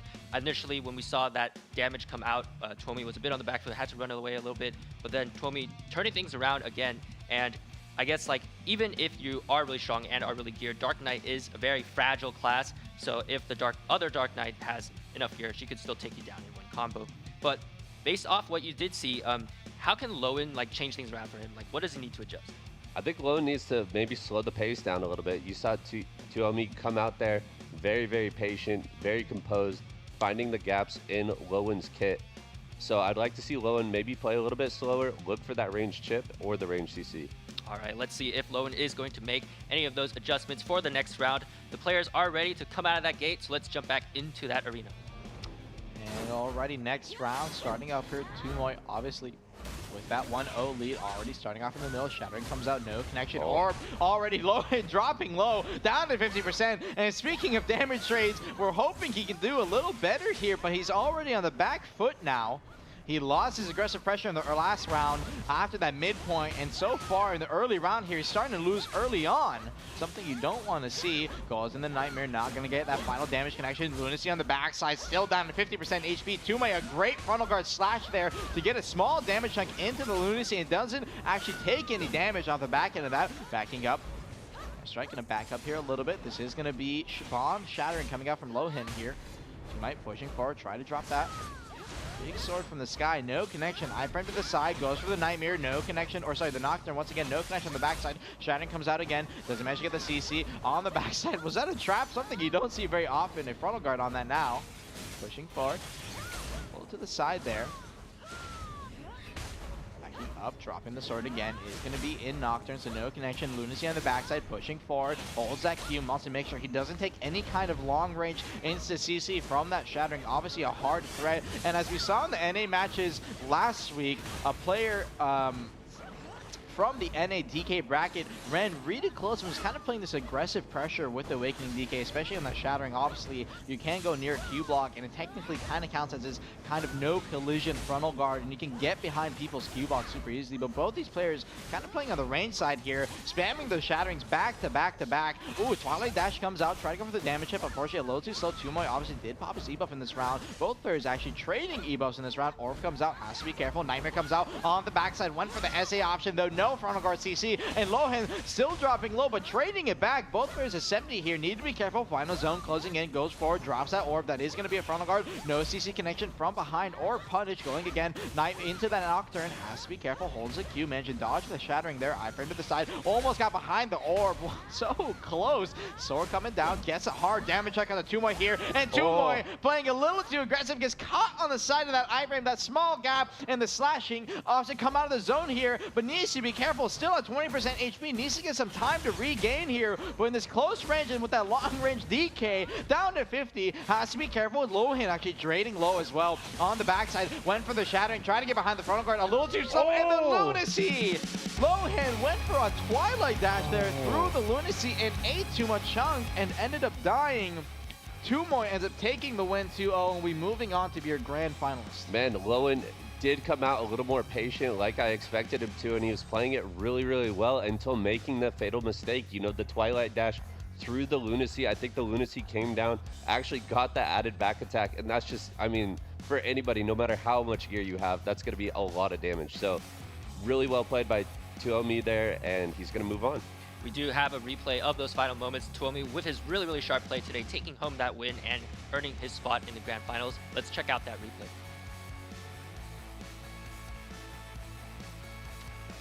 And as you can see here down the mid, Tuomi at a massive HP disadvantage in this moment here. He drops the Shattering, goes forward, and I believe drops the orb here and evens up the HP. Great SA trade, or sorry, great frontal trade from Tuomi there. And at this point, this is where Lohen, the fatal mistake, comes in.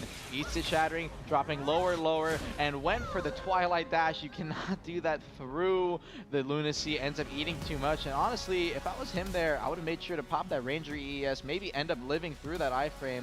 A little unfortunate he didn't do it, but this is going to be a DK versus DK matchup, so not going to be possible. But well, yeah, for the Dark Knights, though, your iframe is going to be buffed quite a bit. Well, you'll have to check the GIFs on Invent or something, but the Dusk iframe is getting a bit of a buff for from the Global Lab buff patch, so that will be nice. And on top of that, Twilight Dash getting a full SA now, so that's definitely going to be something to watch out for. Next time, he's not going to get KD through that.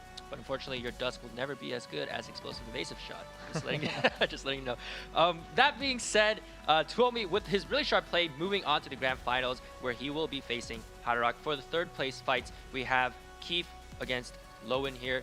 And so, based off what we saw, it's actually going to be Suck versus Awakening here.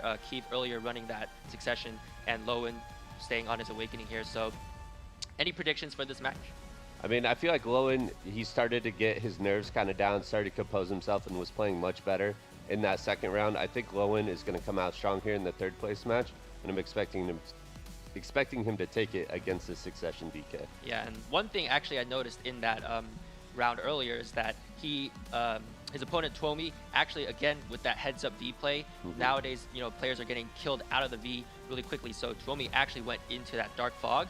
You know, it doesn't matter if he's going to take 1 tick of damage. The priority is to survive, and so more players are picking up on that now. And who was the first person who did that? Do you remember? Was it during one of the ninja fights? It was during one of the Kuno fights. Kuno Rizy from NA ended up Ving into the fog, and like I said, I actually said on the cast during that, you're going to see a lot more people picking that up, and you see it here. You saw in some of the previous matches, when you're in that final circle with no spot to V to, now that you can V into that fog, and it's assuming you have a little more HP, you're able to get out there. So it's probably going to be going forward, especially into our finals, where people are going to be playing a lot slower and potentially going to that final circle more. You're going to be seeing a lot more.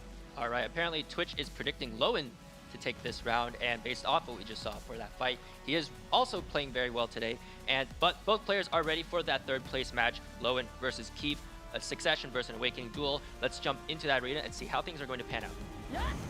Alrighty, here, next round, starting up again, this is going to be for your third place prize, Keith versus Lohen, down the middle, Awakening versus Succession. The first one we've seen today, actually double mirror matchup in our previous matches. A lot of the time in these setups, Awakening technically does have that long range advantage, especially for the damage pressure, but when it comes to anything close melee, and you can see it right here, the Succession player is going to want to get up in your face, and they will win those damage trades. And so far, Orb comes out, Keith doing a great job of keeping his spacing. Oh, sorry, this is going to be an Awakening versus Awakening. My bad, I apologize on that. Orb comes out on the backside. Pushing forward, 2 minutes left on the clock, holds the Q, tries to go for that last hit there, shattering, no connection, backing up. Ooh, that's a hard damage trade, down to 50%, tries to go for the orb, no CC, or sorry, no damage connection though. Keith backing up, gets that final sword from the sky, has to be careful. Shattering comes out, backing up, Shattering traded back again. Logan still with a massive advantage here, has to be careful. Orb traded on the backside, waiting, 30, 40, and holding that Q in the middle. Lohan needs to buy some space here and get some HP back if he can. Going forward to the nightmare. Doesn't manage to get that final iframe though. Waiting. Shattering, once again traded. So far, this match has been a little bit of a slower pace one compared to a lot of the DK ones we've seen, especially in NA. Yeah, I mean, right when... Oh, Lohan going so low. Straight off, down to 20. You have to be careful. Speaking of slow, Lohan is just dropping slowly lower and lower. Hasn't had any space to breathe here. Keith trying to push forward, still putting that long-range pressure, and neither player really wants to get close. Lohan, if I was you here, I would, instead of trying to play that long-range pressure, maybe try and get close, try to get some kind of CC up, because so far, seemingly losing almost every single damage trade, goes for the Twilight Dash, gets the damage chunk through the Shattering there, doesn't manage to eat that Bond Stiffen, and Keith actually ends up taking a little bit of a poor trade to there now, and after all of that work, he's putting both players down to 50% HP, has to be careful, no Nocturne available on either side there, Shattering straight on the backside, that is going to be frontal guard, gets that trap back, so again, dodges the damage from the wheel there, it looks like. Slashes forward, waiting, again, Shattering, Twilight Dash on the backside, going for that risky trade, gets hard chunked in the backside through that Lunacy. Lohan doing a great job of recognizing that damage, and all that early work that Keith put in going to waste. 30 seconds left on the clock here, has to be careful. Orb comes out, Shattering on the backside, so again, pushing in. Orb traded forward from Lohan, 80%, he's at full. Ties have been reversed here, 15%. Any final second trade here could still mean you're lost though here. Lohan, but if he wants to win this, has to play smart, keep some small minimal damage rate, and stay at 100 here. Tries to go for the orb, the frontal guard, playing it smart. Keith trading it back, playing smart himself, eats the final Twilight Dash though. Lohan, you're on a final takes here, actually ends up eating the orb. Lohan went too aggressive on the final hit there after having the lead, and ended up losing the round because of an orb from Keith. That is extremely unlucky. Keith will be taking the first round 1-0. Yeah, there's so much back and forth. Keith had the range advantage early on, and you said it mid-round. You said Lowen needs to get close. He needs to take these up-close trades, and he wasn't really moving for that, but fortunately enough, the circle forced him into the close quarters, and that's when Lowen started turning it around. Unfortunately, eating a Spirit Legacy right towards the end there, and just so much damage ends up giving Keith the victory. Yeah, and actually for the beginning of that, Lowen was on the back foot and just constantly stuck at about like 50 to 60% HP there, and Keith just pressuring him all the time. I actually didn't see when Lowen was going to make the play because it just seemed like he was just being too passive. But all of a sudden, like, things turned around, and as you mentioned, he should have just went for that close range play. And when I did see him dash in, he took off like 70% of Keith's HP in like 2-3 hits. And so how is this something that he should just like keep on trying to do, like maybe bait Keith into some sense of comfort and then like surprise him? Yeah, I'm hoping Lowen comes into this next fight a lot more aggressive, because when he was up close and personal, you know, I feel like his forward guard and super armor rotation was much better than Keith's. Keith, you know, definitely seemed like he had the advantage when he was keeping the range, getting the shattering, getting the seeds. So if Lowen wants to come back, he's going to need to get close. Right. He's just got to watch out for those like gambles like what he just took at the end. So Yeah. the players are ready for the next round. Lowen versus Keith. Keith has the edge, 1-0 right now, but both Dark Knights are playing really well. Let's jump into that arena and see how things are going to turn out. And already, next match starting up here. Keith, Lowen. Keith, as we said, ended up clutching that round on the last second there. More so, if anything, potentially a big mistake from Lowen. We'll have to see coming into this. Can he turn it back? In that early round there, Lowen was at a massive damage disadvantage, ended up losing the majority of the trades, and we'll have to see from the beginning here, is he going to end up in another crisis scenario? Is he going to keep up his early aggression? Pushing forward here, got that sword off on the air, down to 10%, or sorry, dropped 10% HP. Still healing that back up. The Chrono Guards, Calm Awakening DK, being so crucial, especially in that passive kind of AD playstyle. Waiting here, goes for the sword, getting a little bit of damage. Lowen chunked by that shattering there, backing. Oh, went for the Twilight Dash through, but is going to unfortunately going to get iframed by Keith there. So no damage chunk, pushing forward, drops that orb once again, goes for the long range CC, doesn't manage to get the connection. Shattering on the backside from Lowen, trading it back. Both players orb again on the backside, back to back to back.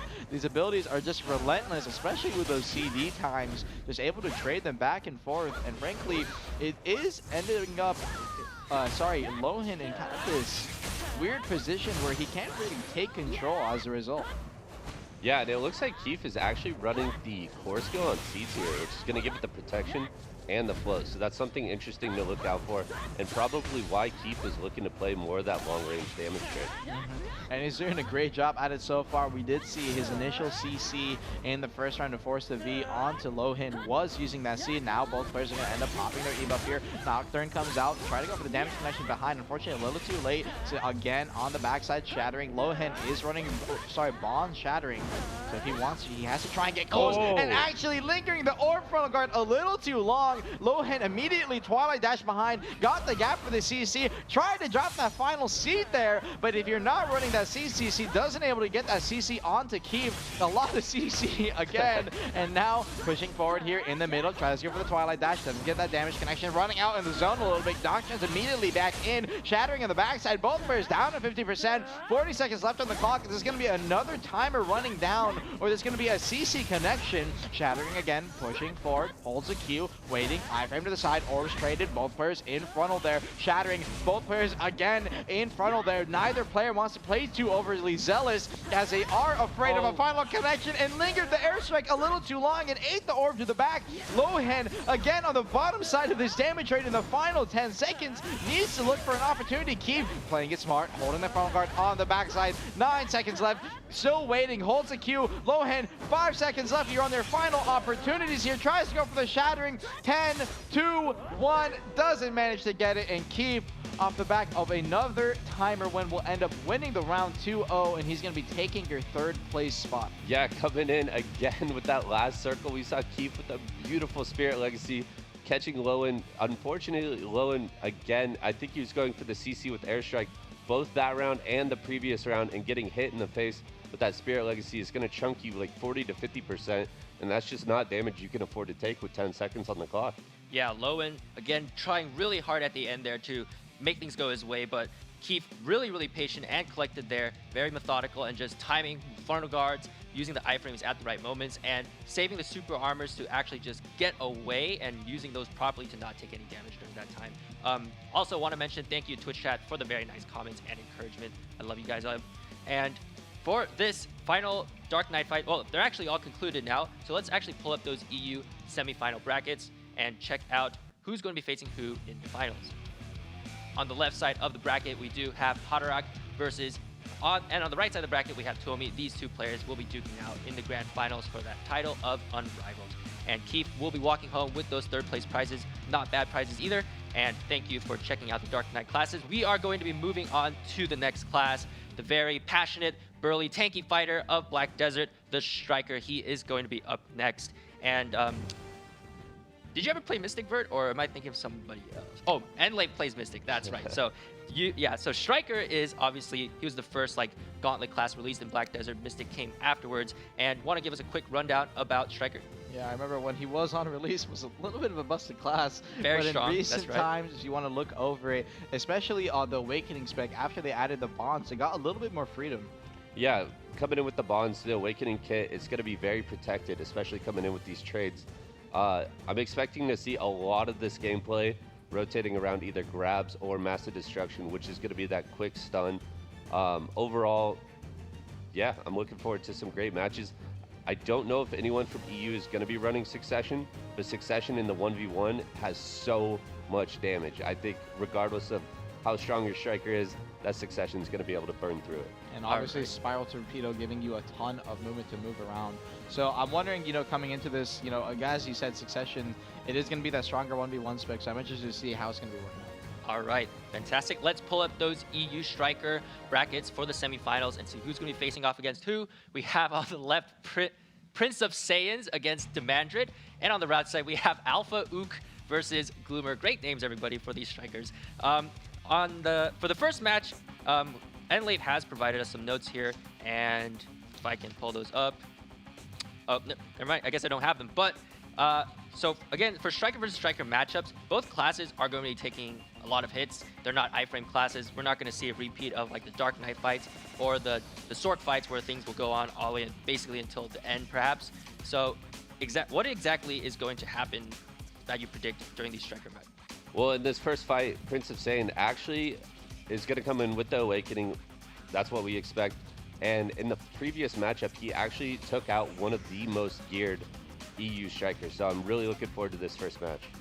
All right, Prince of Saiyan seems to be the favorite here, and Demandred got his work cut out for him, but this is the EU semifinal Strikers match. Let's get things underway and head into that arena. And already, first round starting up here. Prince versus Demandred. Both players holding the middle here.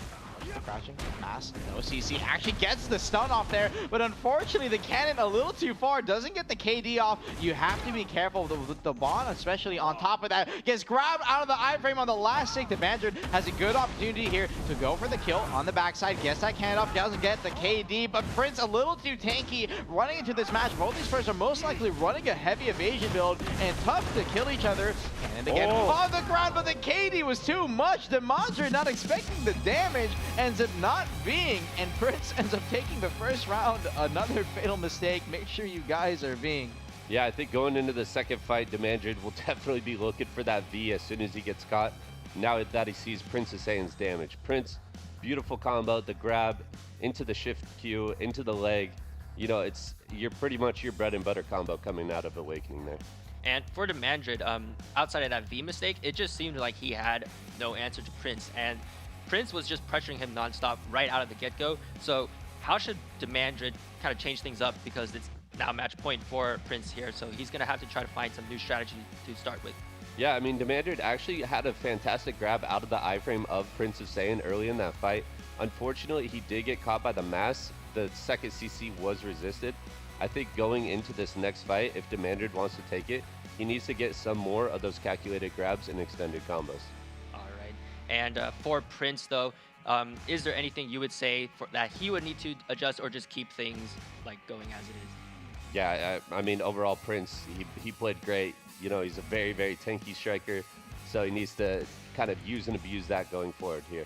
All right, the second round is about to start for the EU Striker semifinals. First match, Prince versus the Mandrid. Prince has a 1-0 lead. Let's get things underway. And already Prince Demandred, as we did see that last round, Striker actually going very fast here. Demandred immediately going to be popping that E-bump for the next 30 seconds. He's going to be looking to play aggressive here, but unfortunately a little too aggressive. Gets knocked out of the air by the spiral. Gets masked in the secondary here, even though he didn't get that initial follow-up. Now we'll have the opportunity again, try to go for that KD. Looks like both these players are running adamantine, so things like Rage Hammer or that KD from Spiral are not going to have any kind of connection. Backing up here, holding, waiting, those long arms on his character. Definitely an interesting build, I have to say. Goes forward, try to go for the grab. Unfortunately, linking the front guard a little too much. Hit by the uppercut, and now on the backside, unfortunately, did not manage to get that secondary. Both these players still holding, putting in the middle. Mask comes out, my family to the side, trying to go for the front guard. No connection on the float there. Spiral pushes forward, holding the opposite side now, waiting. Oh no, lingered a little too long, got hit behind the front guard. Secondary grab comes out here. His damage is going to be reduced since he doesn't have that secondary hard follow-up. Goes for the Spiral on the last hit. He is going to be getting up with 20% here. Demandred has a chance to live here. He's going to look to pop those heals as that Striker does have access to. Slowly getting up here, got the grab, aggressive play here, and he has a chance to go for a combo on the ground. Drops a leg drop, pushing forward. Spiral, final hiss coming in. This clone's doing so much damage, but unfortunately not going to have enough strength, and he has the V here and going to end up popping it on that final strike. Prince, oh no, listening for the V, went for the grab, but ends up missing it. It looks like potentially a rest coming out there. Prince not going to get that catch. Demandred, if he wants to win this, is going to look to have to hit 2 to 3 back-to-back combos. Mask comes out, gets a stun off, secondary CC, grab coming out on the ground, heads the clone in the air, second torpedo, and on the wake-up grab, Demandred's going to have some chance to return damage, but as we saw before, his previous combo doesn't manage to do just too much, and unfortunately doesn't even end up getting the secondary there. The Adamantine's kicking in, trying to go for the frontal guard kick. Is going to be an SA, no float off there. Lingered the SA on the down, coming up a little too much. And the awakening grab to linger and drag him into the zone a little more. Not really necessary, but definitely a stylish play from Prince. And I believe off the back of that, he's going to be winning 2-0 and will be moving on to your grand finals. Yeah, Prince is saying stylish indeed. The drag grab into the fog there, finishing it with the leg. Just kind of the staple of Striker right there at the end. You know, Demandred, he played well, hoping to see him in the trial tournament in the future. Awesome. Prince also playing really well, just landing grab after grab after grab. And let's pull up the replay to see exactly those final moments where the Dark Fog came into play a little bit. And alrighty, as you can see here, looking forward, trying for the SA, leap down, and I believe at this point, Demandred lingered his SA a little too long coming out of the spiral there. And on the back foot of this, the secondary grab to drag him into the zone. And the final kill to finish it off with the leg drops. Clone damage coming in. Prince is going to end up winning that. And very well played there by Prince. He was relentless with those grabs. And with that, he will be moving on to the grand finals. Demandred, however, will still have a chance to fight for those third place prizes. His opponent, however, will be one of losers of this upcoming match. It's going to be Alpha Ook versus Gloomer. Do you want to explain where that Ook thing originated from? Alpha Ook, I mean, Ook is very common in the Striker community. We know fake uniform is pretty big on that. And I think just overall going into this matchup, it's going to be pretty entertaining. Alpha Ook, possibly one of the most geared and known strikers in the EU community. But on the flip side, Gloomer has quite a story. We're all the way here in the semifinals, and Gloomer has actually yet to fight an opponent. So we're going to have to see how he performs here in the Arena of Arsha. Maybe that could be an advantage, you know, the opponent hasn't had time to study up on him or anything. But yeah, second match for the EU Striker semifinals is about to begin. We have Alpha Ook versus Gloomer. Let's just jump straight into that arena and see how things are going to unfold. And as we said, this is going to be Gloomer's first match. The nerves might be kicking in here. Alpha Ook already starting off the mid range. Hammer down the mid is going to be lingering that SA, waiting down Gloomer on the backside. These matchups are a lot of the time very slow pace until you get in that close range and get that final grab on the backside. Gloomer's level 66. He is. That is very interesting. You do not see a lot of players with that level. That is going to mean he most likely has a lot of gear here, but I believe you said Alpha Ook, definitely one of the most geared ones. So for all we know, Gloomer might be just sitting at trees AFK all day, and why he isn't here, goes for the TP. That is going to be unprotected, but doesn't manage to get the stiff and final hit off of that. Now holding on the backside. Gloomer rocking the shark head with the swimsuit trunks, fresh off the beach. Fresh off the beach, indeed. Hey, maybe he just came from underwater, man. That's where he got 66. Now waiting here, goes forward, trying to go for the mask. It's going to be a little too far away. Gets a grab off the iframe, dash forward, and on the ground now, leg drop comes out. Oh, he's actually going to be on the succession expect for the kick for the splashy secondary, but didn't have enough damage. 31%. Has to be careful. Alpha Ook dropping the leg drop on the awakening. Doesn't have the opportunity to go for the secondary. A little too low. Didn't want to risk running in the zone. And now playing on the back foot here, 52%. Gonna try and get some HP up. Oh, on the top pillar. Oh, it's gonna be dropping down. Probably not intentional. Needs to be careful here. Crouching, backed up a little bit. Mask comes out. Going to the side there. Gloomer obviously has to be careful not to run into that damage. TP forward. Try to go for the grab. Alpha, no grab available. Gets hit by the uppercut. Has the secondary still, but Gloomer a little too late. Doesn't manage to get it off there in time. Crouching, goes forward, cancels his TP. Again, once again, in iframe leap, burns it out. Alpha Ook, no grab available, burned on the early set there. For those of you wondering how you can see if a striker misses a grab, when they do that small dash back, kind of like they're shaking something off with a small dash, that does mean the grab was either missed or resisted. And so far, in the mid once again, waiting. Gloomer goes forward, pops the iframe, engine to dodge the initial pressure there from Alpha. Ends up missing his grab there, so Alpha having a grab advantage here in the scenario. May look for some kind of damage trade in the man fight there. Again, striker grab is going to be a 6-second cooldown though, so you can burn it very fast. Rage Hammer on the backside, lingering the SA, goes forward, lingers a little too long. The WC on the ground. Alpha Ook gets a secondary damage. Spiral, but Gloomer is a tanky man. No matter the full combo, does not do enough to mean too much. Gloomer still in a great opportunity here. Alpha Ook, however, does have that zone potential if he goes for the awakening grab. So if he wants to go for a secondary, he can. Now on the backside, drops the leg drop in the middle. Got the first grab and tries to toss him into the zone here. And that's where the V is going to be coming out. We'll have to see where Gloomer is going to look to decide. Decides to come out on the zone here. That is what we were talking about. Now immediately rushing to the mid, wants to get out of that zone damage, but it's not going to mean too much. Too much on the final seconds, and Alpha Ook winning off of the clock. 100% HP to 70 will be winning 1-0. Yeah, I mean, back and forth, a very close fight. Unfortunately, I think Gloomer might have lost track of time there. Only 8 seconds left in the fight, and he chose to V into the fog. You know, unfortunately, I think you have to take the gamble. You have to be into the circle and look for that last second trade because you're just going to lose off the fog damage. Especially most likely because at the end of the day, after you V inside the circle, most strikers for that initial CC, rather than going for, we'll say immediately a spiral, are going to go for that grab. And that initial grab time, he probably could have ended up living and maybe getting a full HP pot off. Yeah, yeah, possibly lost track of time there. Remember, like, the damage done is 500 HP per tick, and that's just a flat amount. It's not going to be reduced by DP or anything. And Alpha Ook, like, that damage that he was able to put out with those combos was actually kind of surprising. But I think between Awakening and Succession, which one has like the better, like, best case scenario one combo damage? Definitely going to be the Succession. The amount of damage that Succession striker can put out is immense. I mean, we saw a beautiful combo out of Gloomer about a minute into the round, you know, taking Alpha Ook down to about 40%. So we need to see more out of that if Gloomer wants to come back in this. All right, let's see if Gloomer can turn things around or if Alpha Ook is going to run away with it. Let's jump back into that arena for the next round of match 2. And alrighty, second round starting up here. Our previous round did go with a full clock. Obviously, Alpha Ook, even though getting those few CCs, had a tough time CCing out Gloomer here. From Villain, I believe one of the Siege guilds in EU. Familiar with their Siege scene, already out the mid, try to go for the TP play. No hard connection. Waiting on the high ground here, downbound, unfortunately a little too far away. Gloomer still lingering and goes forward and got the grab there through the TP. Now on the ground, waiting. Final hits comes in. Stylish once again on that secondary kick, but the damage only taking Alpha down to 50%. And now, both these players, pops his grab there. Gloomer burning a little early. Yeah, Alpha doing a fantastic job of avoiding Gloomer's grabs here. Gloomer, it seems like he definitely has more of a one-dimensional playstyle. Actually catches the Massive Destruction right as I say that. Yeah.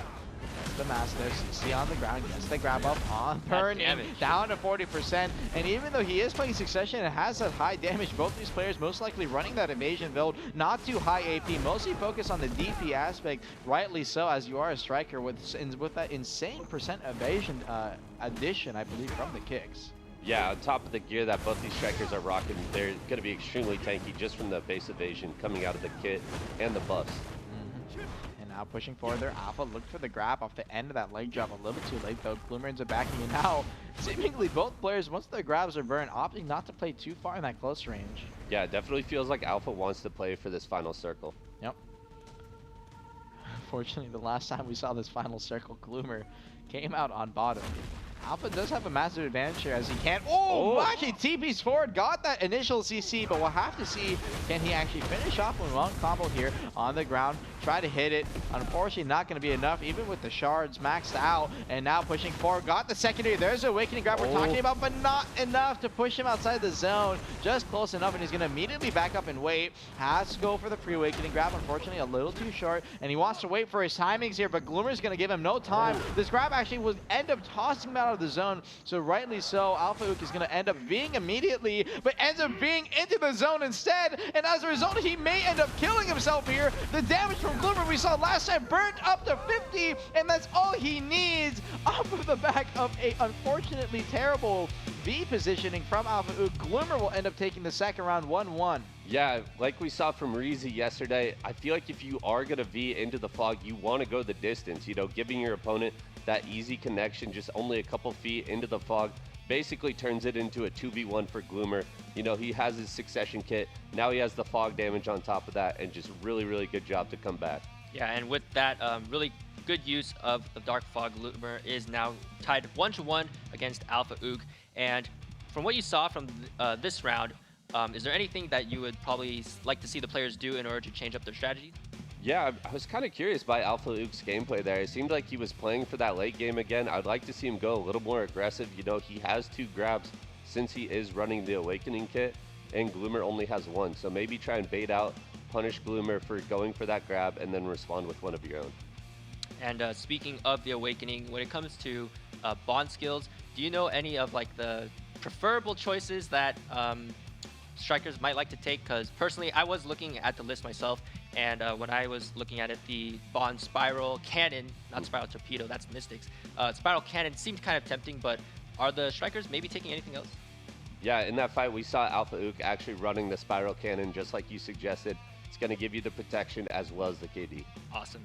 And the next round is ready. Let's see if Alpha Ook is going to take his win or if Shark Daddy is going to move on to the finals. Let's jump straight into that arena and find out. And alrighty, next round starting up here. I actually got word Villain is not a Villain is not a Nodeware guild or a Siege guild in EU. I believe it is actually Heaton's guild. It's Heaton's guild. It's Heaton's guild, that is correct. And casting in shambles, sorry about that. Holding the crashing, waiting out here. Wants to play aggressive, and we saw earlier, most likely both these players want to play down for that time, and Gloomer is going to have only a 1 grab on that, Succession spec here. Went for the mash, unfortunately a little too far away.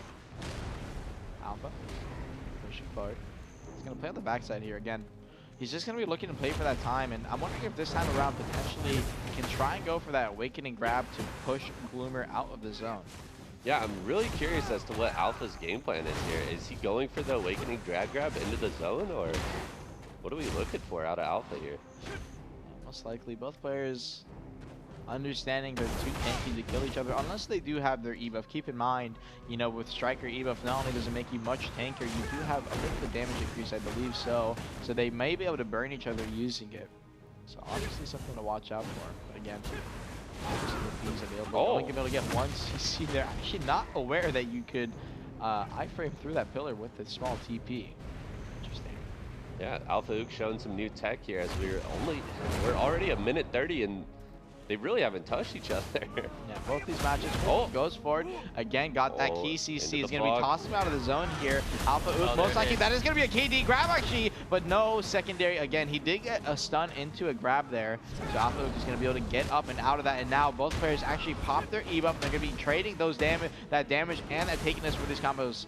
Pushing forward, trying to go for the grab. Gloomer a little too short. Now he's going to try and back up there and got the stun again off the forward move, but with no zone to play off of and only a few seconds left on his E-buff. Alpha Ook is going to most likely end up getting up here. And Gloomer needs to waste and buy some time until Alpha is once again off that CC res waiting. Final zone kicking in here.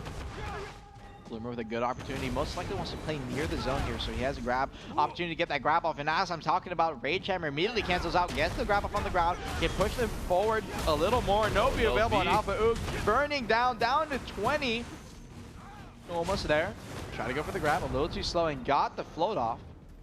And with 30 seconds left, Alpha Ook needs to... Oh no! Actually came out on the zone, but no CC from Gloomer. A little too slow. Alpha Ook actually choosing some great positioning there. Came out on the side, a little too far for the grab. Actually way too far. And now on the backside, Gloomer has the opportunity to get some combat damage down here again. He's going to probably burn him down to 20% here. Down to 30 actually, a little shorter than what we expected. TP's forward, trying to go for the initial hit. No CC connection. Gets that fall off on the backside. And Gloomer is just getting back-to-back CCs in showing no respect for Alpha Ook here, and on the final hit there, he'll be getting the grab off, getting the CC chain, and he'll be winning 2-1 and moving on to your finals. And honestly, that just almost seemed like a one-sided showing to me for Gloomer. Yeah, Gloomer just, I mean, completely dominating the round. I'm not exactly sure what Alpha Ook was going for in that fight. I thought he was playing for the final circle, but even in the final circle, we didn't really see much out of him. So Gloomer dominating that fight and moving on. Congratulations to I believe him. you said Gloomer was the one who hasn't played in the tournament yet, correct? Yeah. That was his first showing. Maybe this was actually no. That maybe not having no opponents actually kind of benefited him here. No one knew he was level 66, and the man was crazy tanky too. With that, Gloomer is going to be moving on to the grand finals, and he will be facing Prince of Saiyans. Alpha Ook and Demander, however, still have a chance to fight for those third place prizes. And this is going to be an Awakening, back to Awakening versus Awakening, unless the players maybe change specs in between. But based off what we saw over the past 2 matches, who do you think is going to have the upper hand? I mean, Alpha Ook, we know he's a tanky boy, but just based off the playstyle, I'm not too sure if he's going to be able to take this third match. I mean, Demandred, I feel like he came out a little bit more aggressive in his match against Prince of Saiyans. So I'm going to give this one to Demandred, unless Alpha Ook decides to, you know, get his nerves down and comes to play in this third place match. Yeah, Alpha Ook is also in the EU Guild End, which, again, as I mentioned earlier, is that well-known PvP guild, Devour. So I would have thought that maybe coming out of the gate that I would have maybe predicted him to win, but from what he's been showing so far, it just seems kind of a little too passive for me.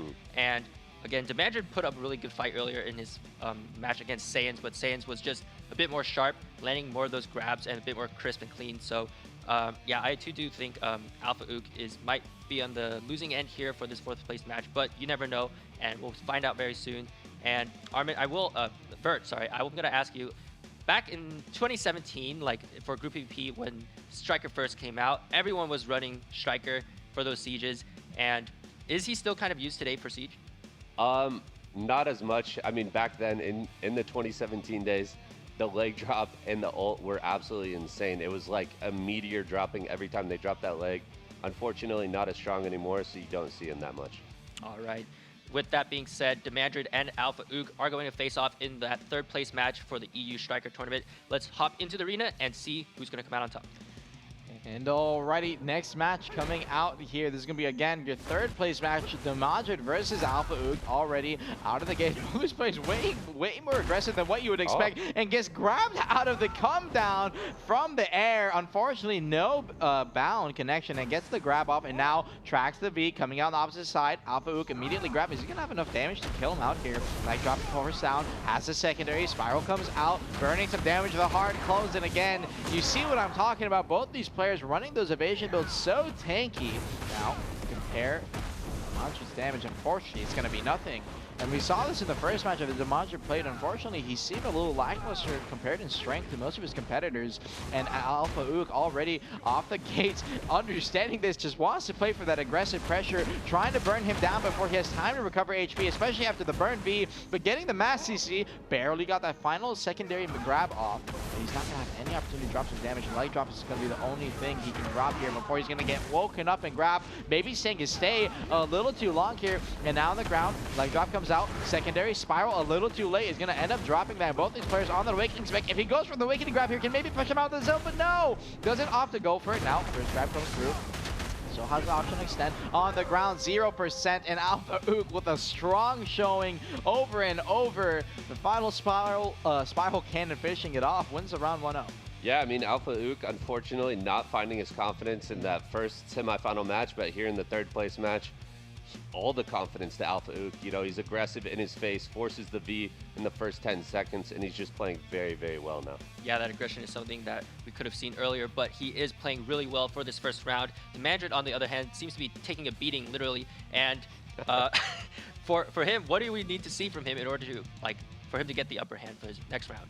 I mean, unfortunately, Demandrid, he's got an uphill battle ahead of him. We're going to need to see, you know, maybe a little bit use of the fog as it closes in for a little extra damage onto his combo, because Demandrid is going to need to land maybe 4 to 5 to 6 CCs in a row if he wants to take out Alpha Ook. So maybe he should probably borrow the strategy that Alpha was using for that previous match, where he's just waiting for the fog to come in and be his friend and help him finish him off, because you mentioned the awakening grab. Does it have some kind of displacement? It'll drag you forward on the ground. I don't remember the exact name of the grab, but basically it'll move you about a good distance, enough to push you deep into that zone, so that even when you do wake up, you'll probably be eating a few ticks pushing forward. And on top of that, you know, they do still have their E-buff if they want to go for some more damage potential. So Demandrid still using that. He could try and go for it, but he did burn in the last round, so we'll have to see if he can use it in this next round coming up. All right, let's see if Demandrid is going to make any adjustments for his next fight. Alpha Ook versus Demandrid. This is the third place striker match. Let's jump straight into game. Alrighty here, second round, starting up Demandrid, Alpha. As we did talk about, Demandrid needs to try and show out here a little more.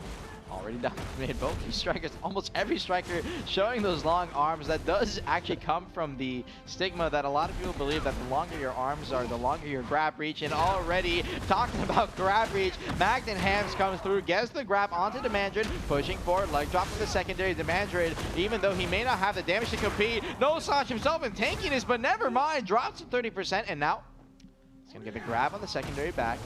Leg drop, again, pushing forward, smile on the secondary, goes for the down smash, gets him down to 86%, but he's been getting up immediately off of that, trying to go for the grab there a little too late. Iframe came out from Alpha to save him some time, and here's the E-buff from Demandrid. You've got to pop that a little behind the wall there. Alpha Ook recognizing he's just going to play on the back foot here, immediately counted out, and Demandrid isn't even opting to push in with it. Yeah, I think Demandrid here playing for time. He knows he needs the fog. He needs to look for the TP. catch. Wait, this might be in the zone actually. No, so has this be available, so he's gonna get out. And there's an awakening grab, a little too early though, on the ground now for the secondary, but the damage is still again gonna be super lackluster. Pushing forward here, dropping that bound a little too far away. Waiting. Goes for the uppercut, gets the frontal guard here, has a chance to push him into the zone. A little too late for the secondary though, and again, just waiting and waiting. Mask comes out, gets a stun off, but doesn't know what to combo with. Maybe a little loss of nerves coming into play there, and came and swapped sides there, and wanted to go for a grab, but unfortunately the awakening grab most likely still on CD. I believe it runs a long cooldown. Not able to get that connection to Demandrid. Gonna have to wait for his next chance here. WC trying to go for the TP forward, ends up missing the grab unfortunately, but Alpha Ook ends up hitting his and forces the V out of Demandrid there. Oh no, he hears him. And now Demandrid hears him. Pushed out, grabbed out of V here. Is going to push him near the zone, but not fully in. Alpha, are you going to look for a secondary though? Went for the spiral, got the KD just barely outside the zone, and it's going to be enough. Alpha Ook off of the zone, actually coming in on the last second and helping him, ends up winning the round 2-0 and will be moving on and winning the third place prize. Yeah, Demandrid unfortunately got bullied a little bit on the playground there. Alpha Ook coming in and just showcasing his dominance on the striker. Well played by Alpha Ook, and props to Demandrid for the fights as well. Let's put up those EU striker brackets one last time to see who's going to be facing off against who in the finals. On the left side of the bracket, we have Prince of Saiyans, and on the right side of the bracket, we have Gloomer. Both of these strikers showed up really big today, and I'm excited to see what's in store for the finals. With that being said, that concludes the EU Striker fights, and Mystic is up next, the tenacious Echo Fighter counterpart of Striker. But despite being similar to Striker, she does have some differences. And Vert, do you want to start us off by talking about what are some of her differences between her and Striker? Well, I think overall Mystic is going to show a lot of control in terms of like slows, especially if we see the Awakening. The Awakening is packed full of slows. They have the vacuum, just overall a lot of control, but you might not see as high of damage out of that you did with Striker in the previous fights. right? So less damage, but more AoE debuffing and zone control. That's perfect. And nowadays, Mystic, I'm seeing less Succession Mystics than Awakening ones, personally, but do you know what some of the differences are between the two specs? Succession definitely a lot more damage focused than Awakening. Awakening a little more of a node war kind of spec where it's focused on getting control on the field, especially with that vacuum and you know, that long range wave orb. Succession still running their own. You'll have to see coming into this, the majority of people most likely are going to be running that Succession spec, especially from the damage aspect. And speaking of damage, for those of you that aren't aware, on this recent upcoming patch, Succession Mystic getting some massive damage buffs. And you may even see them putting out enough chunk to compare to some casters. So we'll have to see how what comes. Let's pull up those EU Mystic brackets really quick just to see who's going to be fighting against who. We have Vindrin against Wenos for the first match and FTP versus Eliton on the second match. And let's just jump straight into the first match because the players are ready and waiting. Vindrin against his opponent. Let's jump straight into that arena. And already, second round starting up here. I can actually hear them in my headphones too, funny enough. Already out the gate, both players playing opposite sides here. Holding that crouching in the middle. Waiting. Oh, it looks like it is going to be an Awakening Mystic. Already gets hit by the mass on the ground. Both players actually running the Awakening spec. Interestingly enough, you're down to 40%. Has to be careful. The damage is something to is nothing to be scoffed at. Try to go for the vacuum a little too far away. The Dragon you see there, it's going to be a massive slow. Do not run into it. Goes forward. Pops that zone control. Waiting. Gets the grab up. Now on the ground.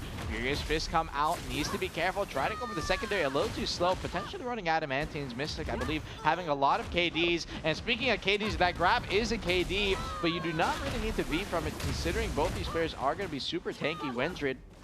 Wenos doing a great job so far at controlling the pacing of this fight and has gotten almost every single CC in this match so far.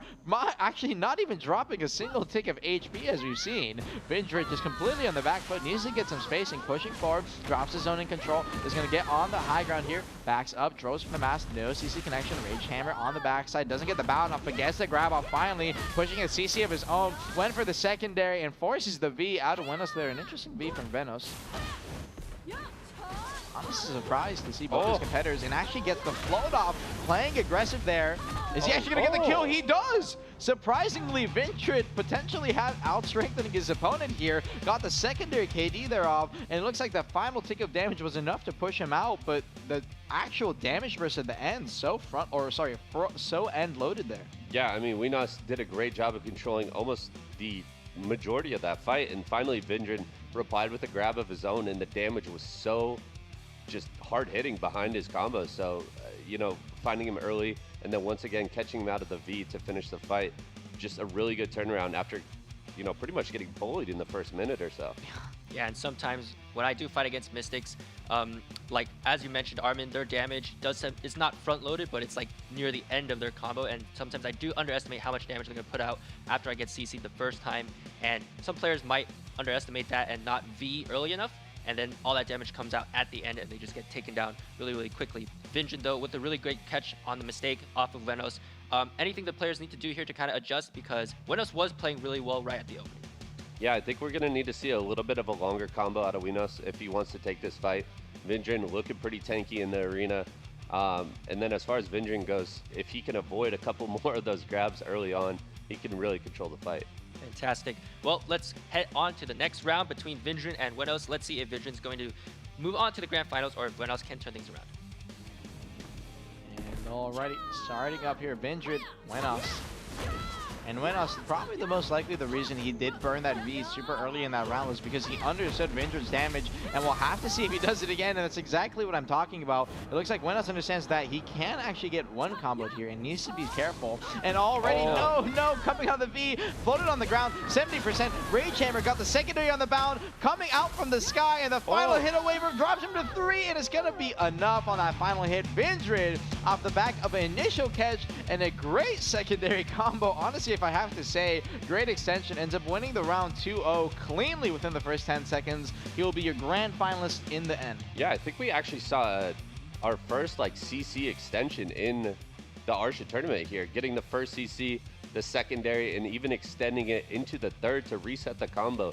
Vindrin really clean combo to finish it off there. Let's actually pull up the replay then of that combo reset, as you mentioned, to see exactly what CCs the player used to pull off that CC reset. All right, so hopping in here, this was right after Winos was forced to be off that first grab from Vindrin. We see Vindrin home in on his opponent, does the kick to the face. We're gonna see the combo extension, getting the KD there. Goes up for the damage, a down smash, and then I believe the wake up knockdown from Spiral Torpedo to get the reset. Just a beautiful combo out of Vindrin. Yeah, really well played there, and with that victory, he is going to be moving on to the grand finals. Venos not having that much of a chance to showcase his abilities because that relentless pressure from Vindrin really taking the cake for that win. And now for the second match, however, we have FTP versus Eliton. Don't know too much about these players, so I am going to try to pull up Enlave's notes. And oh yeah, both of them are going to be running Awakening is Enlave's prediction. And for what FTP, he actually won one of the first community-hosted 1v1 tournaments back then, but that was in 2017, so it has been quite a long time. But his opponent is apparently very, very geared and is also in they also seem to be guildmates in End, as I mentioned, formerly known as Devour. And so between these two, any predictions we might make? I mean, End is a very good end game guild over in EU. I feel like they're both going to come out with a lot of power, a lot of strength behind their Mystics. And again, we're going to see an Awaken versus Awaken matchup. So if either one of them are able to pull off a combo similar to what we just saw from Vindrin, getting the extension, I think whoever can pull that off is going to take it. And yeah, Enlave is also saying that whoever wins this fight is most likely going to be the winner of the finals. However, Vindrin is also really good as well, and he might pull an upset against one of these two players here. And we did see Vindrin with those sick combos taking the fight. And that being said, we're going to jump into this next match. These are two tournament favorites here, FTP versus Eliton, guildmates as well. Let's jump into that arena. Alrighty. Next round starting up here, FTP Elite. We'll have to see who comes out on top. We saw in the last round, the damage is actually way more backloaded compared to Striker in here already. First CC comes out, secondary gets the follow-up, comes down here, trying to go for that extension we saw in that last round, but unfortunately not going to be able to make that and finish that. That extension, obviously, that we saw in that last round, definitely a stylish combo for sure. Already goes forward here, gets caught by the mask, down on the ground, try to go for the bound, a little late, but went for the grab secondary. That is going to be a KD. FTP, though, only dropping down to 70%. That sharp build-up obviously being so high on damage for Mystics in that back of the combo. And after these new recent buffs that are going to be coming in, especially on Succession Mystic, you're going to be seeing that damage being even more. Forward, managed to get the iframe off. He's going to eat the slow here, but got the KD on the ground. Bound for the secondary. Pushing forward, got the vacuum, so he's going to get some slows here, but Elite, unfortunately, taking no damage chip off of that. Yep, again, CC comes out. That is going to be a KD. Try to go for the secondary. The Adamantine's being a little too strong in this scenario. Kicks. Needs to be careful. Needs the SA. On the ground again, dashes forward, try to go for the grab, gets knocked down on the floor. Dragons come out, tries to go for the furious punches, doesn't get enough damage, and so far Elite's just looking like an absolute mammoth in the HP regard. Yeah, I think we basically have two rocks here. It's going to go down to timer almost definitely, unless we can see multiple combos pulled off in a row. Yeah, and both these players seemingly looking to stack slows. Crouching, goes forward, does get the CC out on the ground, pushing, gets the Rage Hammer, is going to get that secondary bound. Now, on the reset here, it's the KD. Now, in, but again, the damage is not enough. Both these players are also eating heavy slows. Elita gets a follow-up with a secondary CC here, but we're honestly just running down to time at this point. Final minute comes in, so the zone is going to be very close here and potentially looking for a zone kill more than anything. Gets the first grab, secondary on the ground. Elite only dropping down to 80% off the combo. Very disappointing for FTP, and I'm coming into this, I almost feel like he may feel desperate to try and play near these walls. Yeah, definitely gonna need. Oh, and finally there it is. Gets the grab near the wall. Has a secondary KD available. And Elite, understanding that he can't play in the middle there, is gonna drop in the middle of the arena. Understanding he's gonna get a CC'd. Actually gets pushed almost near the zone, but not enough. And understanding because he cannot get pushed outside of the zone, drops in the middle. Both players now are gonna pop their E-buff. They are gonna be much tankier off of that Mystic E-buff. And there's the first CC comes out. FTP. going to actually come out of the zone here on the last pick. Is going to be running in immediately. Still has the HP advantage. 5 seconds left. At least he can try to get some kind of CC. Actually gets it off though. And off the final tick of that combo, Elite ends up coming out on top of FTP. Unfortunately, maybe coming in a little too fast to pop that torpedo, try to close the gap, and had the HP advantage, but unfortunately in the end there you are going to be coming out on bottom. I mean, Elite doing the damage when it matters in the last 10 seconds there. He finally lands a grab into a beautiful combo. You know, again, both players are so extremely tanky in this matchup. We had a little bit of a Shai preview in the first 2 minutes. And overall, you know, Elite doing a good job of catching his opponent when it mattered. All right, Elite and FTP being guildmates, both players were actually extremely evenly matched. This might be one of like the most evenly matched fights I've seen so far in this tournament, and maybe they've had a lot of practice against each other, something helping each other out, but really good fights there from Elite. It just came down right to the end where the percent HP matters, and you know, when it comes to dodging mystic grabs and stuff, like what kind of strategies do you have, or what kind of things do you have to take into account in order to, like, and what things should you look to avoid? I mean, here in the Mystic matchup, they're both awakening. The vacuum into a grab is almost impossible to dodge unless you use that short little Mystic hop, which is going to be their iframe. It needs to be really well timed because the grab comes out so incredibly fast. If they can avoid that, I think it's going to put them in a much better position. All right, let's check out the next round for the second match of the EU Mystic semifinals. FTP versus leading guildmates. They are going to compete to see who's going to move on to the finals. And alrighty here, next match starting up once again. Elite with a 1-0 lead here, already goes down the mid, pops the Lahn here. FTP needs to be a little careful, pushing forward, try to go for the KD. Is going to be still in that SA, now backing, coming out, backing up on the backside, waiting. Holding the mid here. Be careful of the stuns. Zone control, obviously massive slow on those dragons. If you do end up eating them, you are going to be having a rough time. Pushing forward here, uppercut comes out, tries to go for the secondary, gets it off on the ground, damage comes out, and the bound, the KD, and they've gone for the down smash, but unfortunately again, the damage just not there for him. Yeah, Elite just looking so tanky in this matchup. It's going to be an uphill battle for FTP. I really think here in 10 seconds when the fog starts coming in, he needs to play on the edge and look for a catch. And definitely playing the time here. Honestly, if I was FTP, I'd potentially just even run down the clock and just be completely running, you know, just hiding away until those final minutes. You really get no initial advantage here from playing in your opponent's face, and potentially, if anything, may even tire yourself out. And unfortunately, went for the master into that Rage Hammer, had no grab available, and Elite is going to get the grab off, but messing his own combo up as well. Didn't actually get the secondary, and the damage is a little lackluster. Yeah, we saw a catch there, and FTP being thrown on the ground actually got up with 100% HP. So Yeah. you can see how tanky these Mystics are. Yeah, and now 30 seconds left of this final circle. Gets the grab off torpedo actually on the ground. Secondary KD gets the burn. May look for the reset here. No, ends up dropping it. Unfortunately, a little too late. Pops that vacuum. He's going to hold it there and hold that zone control. Has HP lead, but most likely here, FTP going to be able to heal up. Went for the grab. FTP ends up missing his grab there. Great iframe out from Elite. For those of you who don't know, that was a PA that we just saw coming out from FTP. Lingered for a second before canceling immediately out. Something that actually maybe some competitors hadn't thought of so far in this match. Coming out, went for the grab, a little too unfortunately far away. Ends up missing it. Secondary goes for the vacuum. You're not going to be able to vacuum in front of a Mystic there. And still has his V available, but the KD a little too slow from Elite's side. Looks like he was slowed, unfortunately. Now backing up here. Crouching. Looking for the grab, gets it off there on that final hit. Both players now burning their E buff on the ground, a little too far away from the zone, and FTP not worrying about it as a result, is not going to burn his V. Went for the grab opportunity immediately on the wake up, a little too slow there, but gets the KD on the final hit. Rage Hammer is going to get that secondary bound, but he's not going to be able to extend out. And now, going back, crouching again, goes forward, gets the grab off, and there it is, almost pushing him out of the zone. Elite, 5 seconds left here. He's going to be coming out too close. He's actually coming out with his V a little too late. And no! FTP, while trying to combo him, pushed himself out of the zone. And as a result of running out of the zone during the middle of his combo, Elite gets up, wins by 2% HP, and will be your grand finalist.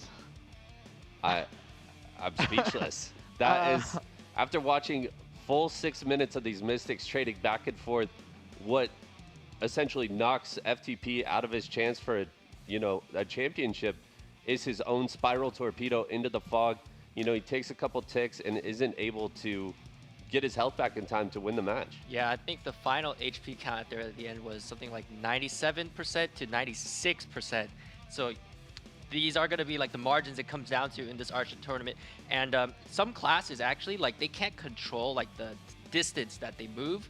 And we've seen in the past, like for Dark Knight sometimes, like or like Musa sometimes Wizard, right, with the teleports, which is they like just will move out into the dark fog, like, and there's nothing they can do about it. And unfortunately, that was the deciding factor in this fight.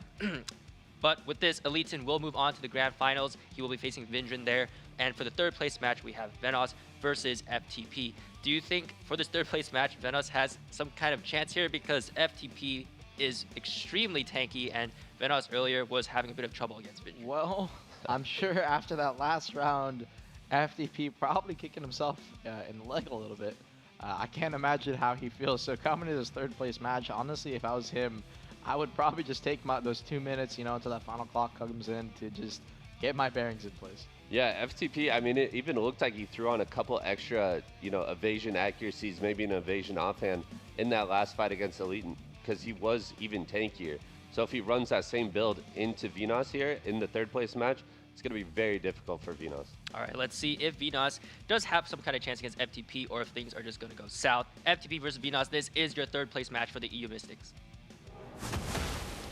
And alrighty, Venos, FTP starting out here. Both players, again, are going to be on the Awakening spec. It's very surprised to me not to see a single Succession Mystic in this entire tournament.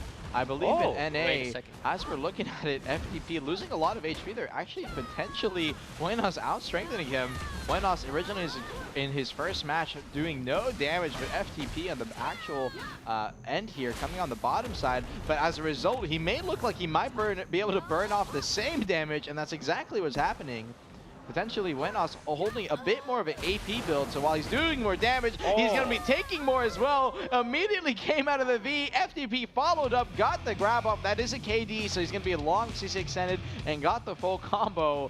It's kind of a little weird, a little bit of this mirror matchup. It's either going down to the clock in the last set or in the first set with Venos. It's running out in the first like 30 seconds. Yeah, I think we saw it. I was just talking about it, the gear swap coming out of FTP. In that fight, it looks like he said, okay, this playing for third place, I want to do as much damage as possible. He probably put on all those juicy pen accessories and was just able to burst Venos here in the third place match. Yeah, and Venos actually did quite a considerable amount of damage for that first combo, and I wasn't expecting that probably due to some gear swap by FTP or something. And as you mentioned, Mystic does have a plethora of knockdowns in her kit, so those Adamantines going to be really important as well. For FTP though, do you think he's just going to run away with this second round and just win 2-0? Or Venos, with some of that damage that he showed, does he have a chance? Yeah, I think FTP may be trying to make a little bit of a statement. My bad about that. Oh, no, I was just saying, I think FTP, he did switch to the AP accessories, and I think that gives a win condition to Venos. Venos able to combo him, maybe not in just one combo, but a quick follow-up second combo would give him the victory. And for Mystics, both of these guys are running Awakening kits here, and I was going through the list of Mystic Bond skills, and just from my memory back in like 2018 when Mystic was kind of at her peak, I wasn't too scared of like Spiral Torpedo, but I was mostly scared of that Sea Burial because the reach of it was always longer than I expected. And now both skills actually have a bond attached to them, both of them getting back their CCs. And do you know which one the Mystics are preferring nowadays? Yeah, it's typically going to be that Spiral Torpedo again, getting the super armor KD that goes through a lot of frontals, similar to, you might know this because I think you're familiar with this Ranger class. It has Waltz that has no collision and goes through frontals. That's going to be a similar thing that you're going to see out of Spiral Torpedo here. Awesome. And now Venos versus FTP. This is the third place match of the EU Mystics. Let's see if FTP is just going to run away with it or if Venos is going to turn things around. And alrighty, next match starting up here, Venos, FTP.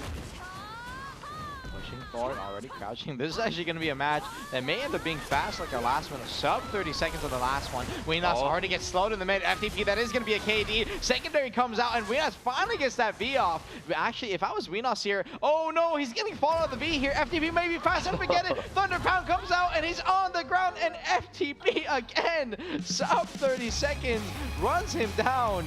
And we saw it in our first set for those going to the grand finals that the matches can be so CC oriented, but because the damage wasn't there, you didn't see it. But now that the damage is available, you know, the combos are just insta-killing.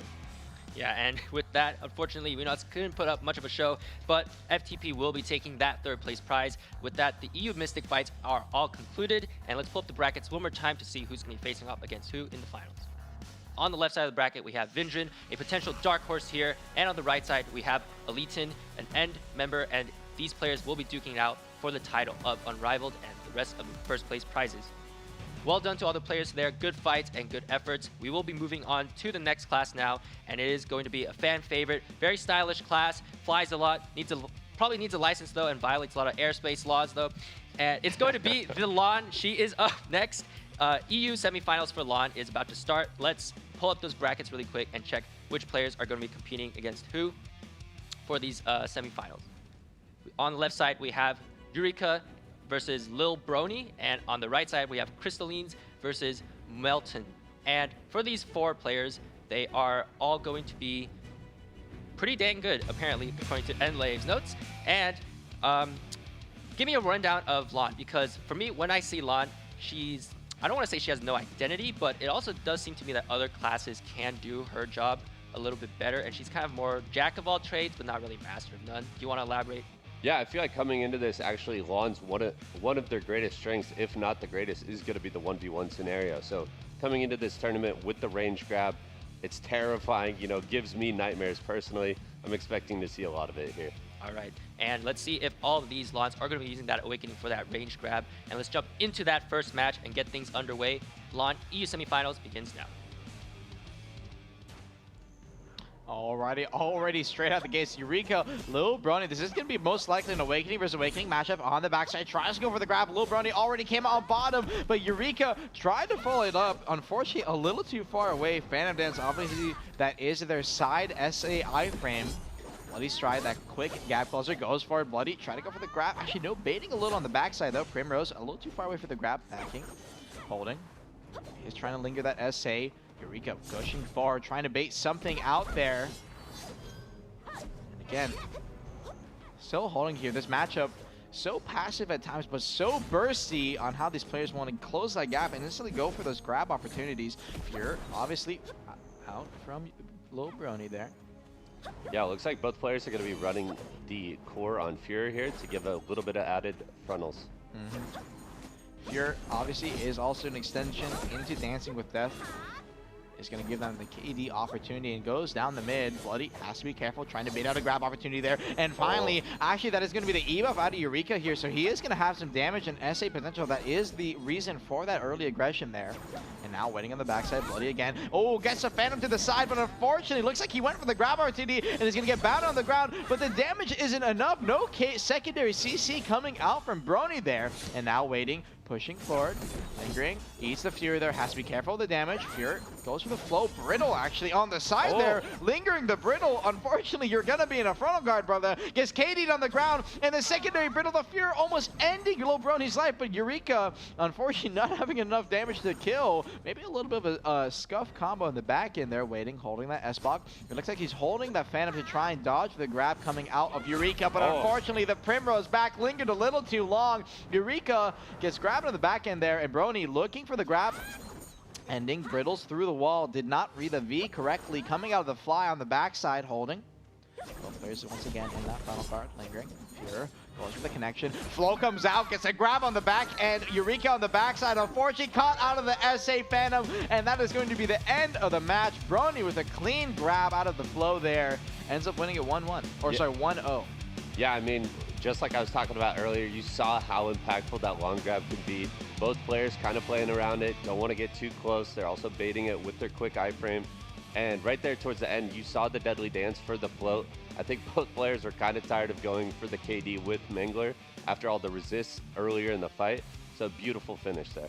Yeah, Eureka, unfortunately, on the back end of receiving a lot of those ranged grabs here. And Lil Brony seems to be playing a little bit sharper here. So what do you think Eureka might have to do in order to clean up some of his play? I think he just needs to use his iframes a little bit more to his advantage. We saw that you know, he went for that Primrose, but unfortunately lingered it a little bit too long. Got caught S-blocking a lot, which is only going to be frontal, you know, not going to give you protection against that grab. So we're going to need to see out of Eureka maybe a little bit better spacing and a better neutral game. So better spacing is the key here against that range grab. Lahn actually has the first range grab in the game now. I believe Nova has a range grab, and the new Sage Awakening also has a range grab. And Hash, that's right. So lots of range grabs coming out nowadays, and Lahn being the first one, making her at the time very unique. But the players are ready to jump into that second round. Eureka versus Lil Brony. Lil Brony with a bit of an edge here. Eureka on the back foot. Let's jump into the arena and see how things are going to unfold. And already the next match starting up here again. Eureka, Lil Brony. Brony taking that first match. Honestly, in this setup, I'm very surprised at lingering that Brittle in that earlier round. If he's looking for an opportunity, maybe look to linger those frontals, as obviously most of these players are going to be playing for that grab already. Eureka burned that grab early on. Is going to look to kite until he comes out here. Flying, goes for the SA, ending there, backing up, goes for the Fear, misses the grab once again. Primrose back, and he's going to look to kite out here. And Lil Brony try to go for the aggressive pressure, but most likely miss the grab of his own and waiting for that cooldown, pushing forward now. Gets the spin off, actually CCs him. The float that is not going to be the KD flow, and forces a V out of Eureka, and Eureka coming out close, went for the grab immediately out of the Phantom, but unfortunately does not manage to get that catch, but he is going to be popping his E-buff here. Brony still has his available. Eureka now, with that E-buff available, is going to have so many iframes and aggressive pressure opportunities. Waiting. Still opting to play passive. Obviously no V available on him, and the next CC could instantly mean his death. Lahn, one of the hardest hitting classes in the game, and Lil Brony is going to be trading the E-buff back here. However, Eureka running low on CDs here, goes for the Brittle, a little too aggressive. Sal Puri now in the middle, doesn't manage to get that SACC linger, but looks like both players burned their grab already. Primrose on the backside, managed to get that iframe off just in time. Lil Brony, again, going for that Brittle, gets some chip off. Eureka hard misses the grab, trades a Fury in the front, gets the flow off too. Lil Brony just standing and eating the damage. Now, Bloody Strike trying to get in the close range, waiting, went for the grab. Unfortunately, Brony ending up missing his grabbing there, and Phantom comes out, gets the grab onto the Brony from the side. Fury extension and the combo coming out. Lil Brony pushed to 33% HP, needs to be careful, and immediately out of the V, gets red, and the final spin comes in. Lil Brony dropped down. Eureka will end up winning it and taking it to 1-1. Yeah, it looked like Eureka was on the back foot for most of that, you know, playing a little more reactive, and it paid off for him with that grab towards the end. We saw a beautiful combo come out, and then right there at the end, he caught him with Eyes of Blood, which is going to be one of their best for bombs. So for these Lahns, when I'm watching them, I'm seeing them linger a lot of protections, and they have like this great protection rotation that keeps them pretty much 24/7 protected, and it kind of bothers me because I can't seem to find an opening. So can you enlighten us on any possible gaps that there might be to exploit against the Lahn? I mean, if Lahn is playing well, the closest you're going to see to a gap is going to be their S block. So if you could somehow get behind the S block and punish it, or come in with your Ranger grab, you know, that's going to be your best way to punish. But my Ranger grab isn't as long, Vert. What am I going to do? Well, that being said, Lil Brony playing well at the beginning, but maybe he got a little bit too comfortable with his aggression, and Eureka, unfortunately, fortunately, turning the tables against him. Things are tied 1 apiece now. So any kind of adjustments the players need to make for the next round? So I feel like Eureka definitely got a little bit more comfortable towards the end of that fight, was playing reactive there and kind of on the back foot, and I think that's what he needs to do in this third match. Awesome. So just keeping things methodical. So let's move on to the next round of the first match of the EU Lahns. Eureka versus Lil Brony. Let's jump in. And alrighty, next match starting up. Whoever wins this will be moving on to your grand finals. Fly comes out, ending on the mid side there. Needs to be careful, pushing forward. Went for the grab out of the Phantom again. Unfortunately, ends up missing. Eureka backing up, probably in that Primrose. Now, Fury extension. Both players waiting for the grab to come up here again. And there comes the burst play. Already in the midfield there. Into that Primrose. Needs to be careful of that iframe extension. Goes for the grab a little too slow. But gets the Fury CC. That is going to be a KD on the ground. He's not going to be able to V. But gets up just in time. But with only 10% HP backing up. Trying to go for some filler damage. Eureka trying to find any opportunity to get the kill here. Once again, Phantom into that Primrose. That is going to be a heavy iframe extension. Waiting, has that grab available if he wants to go for it. Salpuri in the middle, doesn't linger. A little bit of a long CD, so not sure why you would burn it there. But obviously, going to be hard to burn in the middle of these fights, and it's going to have that E-buff up and pop. Now, the last time we saw this, Eureka played not too aggressive, and unfortunately paying over-aggressive that time. Lil Brony immediately capitalizes and get the V off. Brony, even though he did drop low on that previous combo, still has not V, so now back to full HP, has a massive advantage in this fight. Burning his iframe of Primos, needs to be careful there. Taking the midfield, burning that bloody. Obviously, on movement abilities, very short CD. Coming out, try to go for the grab. Unfortunately, Brony gets that iframe off and backs up again. Holding, both goes for the S-block. Low Brony try to go for the side with the bloody. It does get Phantom Dance iframe out from Eureka though, and Eureka, oh, try to go for the 180 grab, a little too slow. Furious traded back, ends up coming on top. Brittle for the secondary, the KD forward, but doesn't manage to get the CC, or sorry, the final kill there. Low Brony getting up just in time and still hasn't even popped his V yet. And now, in the middle here, pops fly, wants to linger it around, has to be careful, immediately comes out, doesn't go for the bound SA extension as he is scared of getting grabbed. Waiting in the mid, slowly pushing forward. Has that option of instant burst if he wants to go for it. Goes for the Fury extension, cancels out. And now the final seconds in a circle this big, you're gonna be waiting for a grab. Flying around, instantly comes out on the opposite side. Still has the spin available if he wants to go for a Fury. Goes for the spin, iframe out to the side from Eureka. Try to go for a bait of some kind, and unfortunately lingering the Phantom, not having the SA on it, gets grabbed out. Brony goes for the combo, finishes up with a Brittle, and Brony will be moving on and going to your grand finals, a 2-1 win. Yeah, Brony overall throughout that round just playing it really, really well. You know, Eureka took that second round with kind of the more passive, methodical playstyle. Unfortunately, we didn't see it out of him there. He played a little more aggressive, was forced to burn his V early, and LeBrony capitalizing on that at the end with a nice little combo. Looks like LeBrony's play there really, really sharp, especially with that grab near the end when the ring was closing. He will be moving on to the grand finals. Eureka, though, still has a chance to fight for those third place prizes. Up next, we have Crystallines versus Wellthorn, and these players will be fighting in that second match. And from what we've seen from the Lahn so far, again, their permanent protections just seem really obnoxious. And I think Eureka was running a Ahon Curious outfit, and for those of you who don't know, that outfit does give you +1 crit. But since you mentioned that spacing seems to be the name of the game between these Lahn matchups, they have to be very aware. Is it potentially better to run something like move speed? I don't think move speed affects too much of their pacing because it's going to be mostly their iframes, which is going to come from the attack speed in the kit, getting those abilities off a little bit faster. So I think having the crit, once you do catch your opponent for the added damage, is going to come into play a little bit better here. That's right, Lil Brony's combo also at the end did seem like it was just about to end, and the damage was just enough there, so probably crit could be a better choice. And for these two Lahns that are coming up next, is there anything that they could learn from the previous match and take away from that to maybe apply for their match? I mean, it's tricky because you don't know really what the playstyles of these two Lahns is going to be, either the methodical playstyle or aggressive. They have to play to their strengths here. All right, let's jump into match 2 of the EU Lahn semifinals. Crystallines versus Muelton. These players will be duking out for a chance to make it to the finals. And already, next round starting up here, Crystallines, Muelton.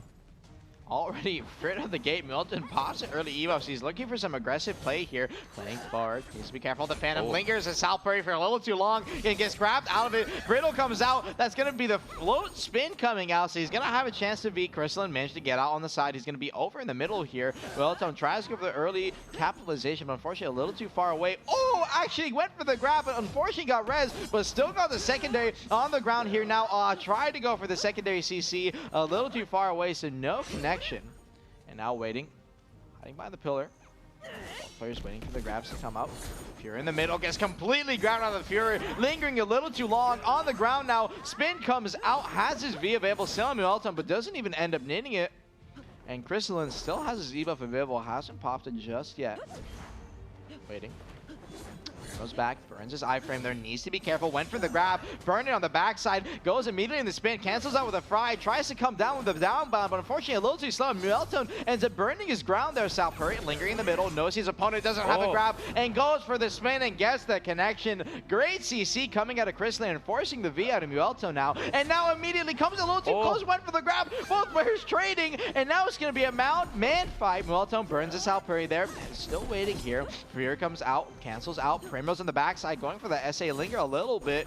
Unaware that his opponent has no grab available at this time. He's going to be up again, and all those SA Lingers, that stylish movement, gets the grab off on the end, is going to finish it with the spin into the, into the brittle, and he's going to be taking the round 1-0. So Crystalline, the only Lahn today, actually bringing a different core into the fight. He actually added the core, which is the frontal on Deadly Dance, and we saw him catch Muelton here with like 2 or 3 Deadly Dances in that fight. So really utilizing his core skill, really nice combo out of him. And then at the end, we saw some beautiful click to move on the dash to get that last grab. Yeah, click to move being a very key part of the Lahn PvP techniques nowadays, needing to change the directions of some of her like stationary skills, right? And to move also to different spots. And that fight to me seemed a little bit more hectic than the first one. The first one, the players weren't getting caught that much, only maybe by some grabs by Brony early on.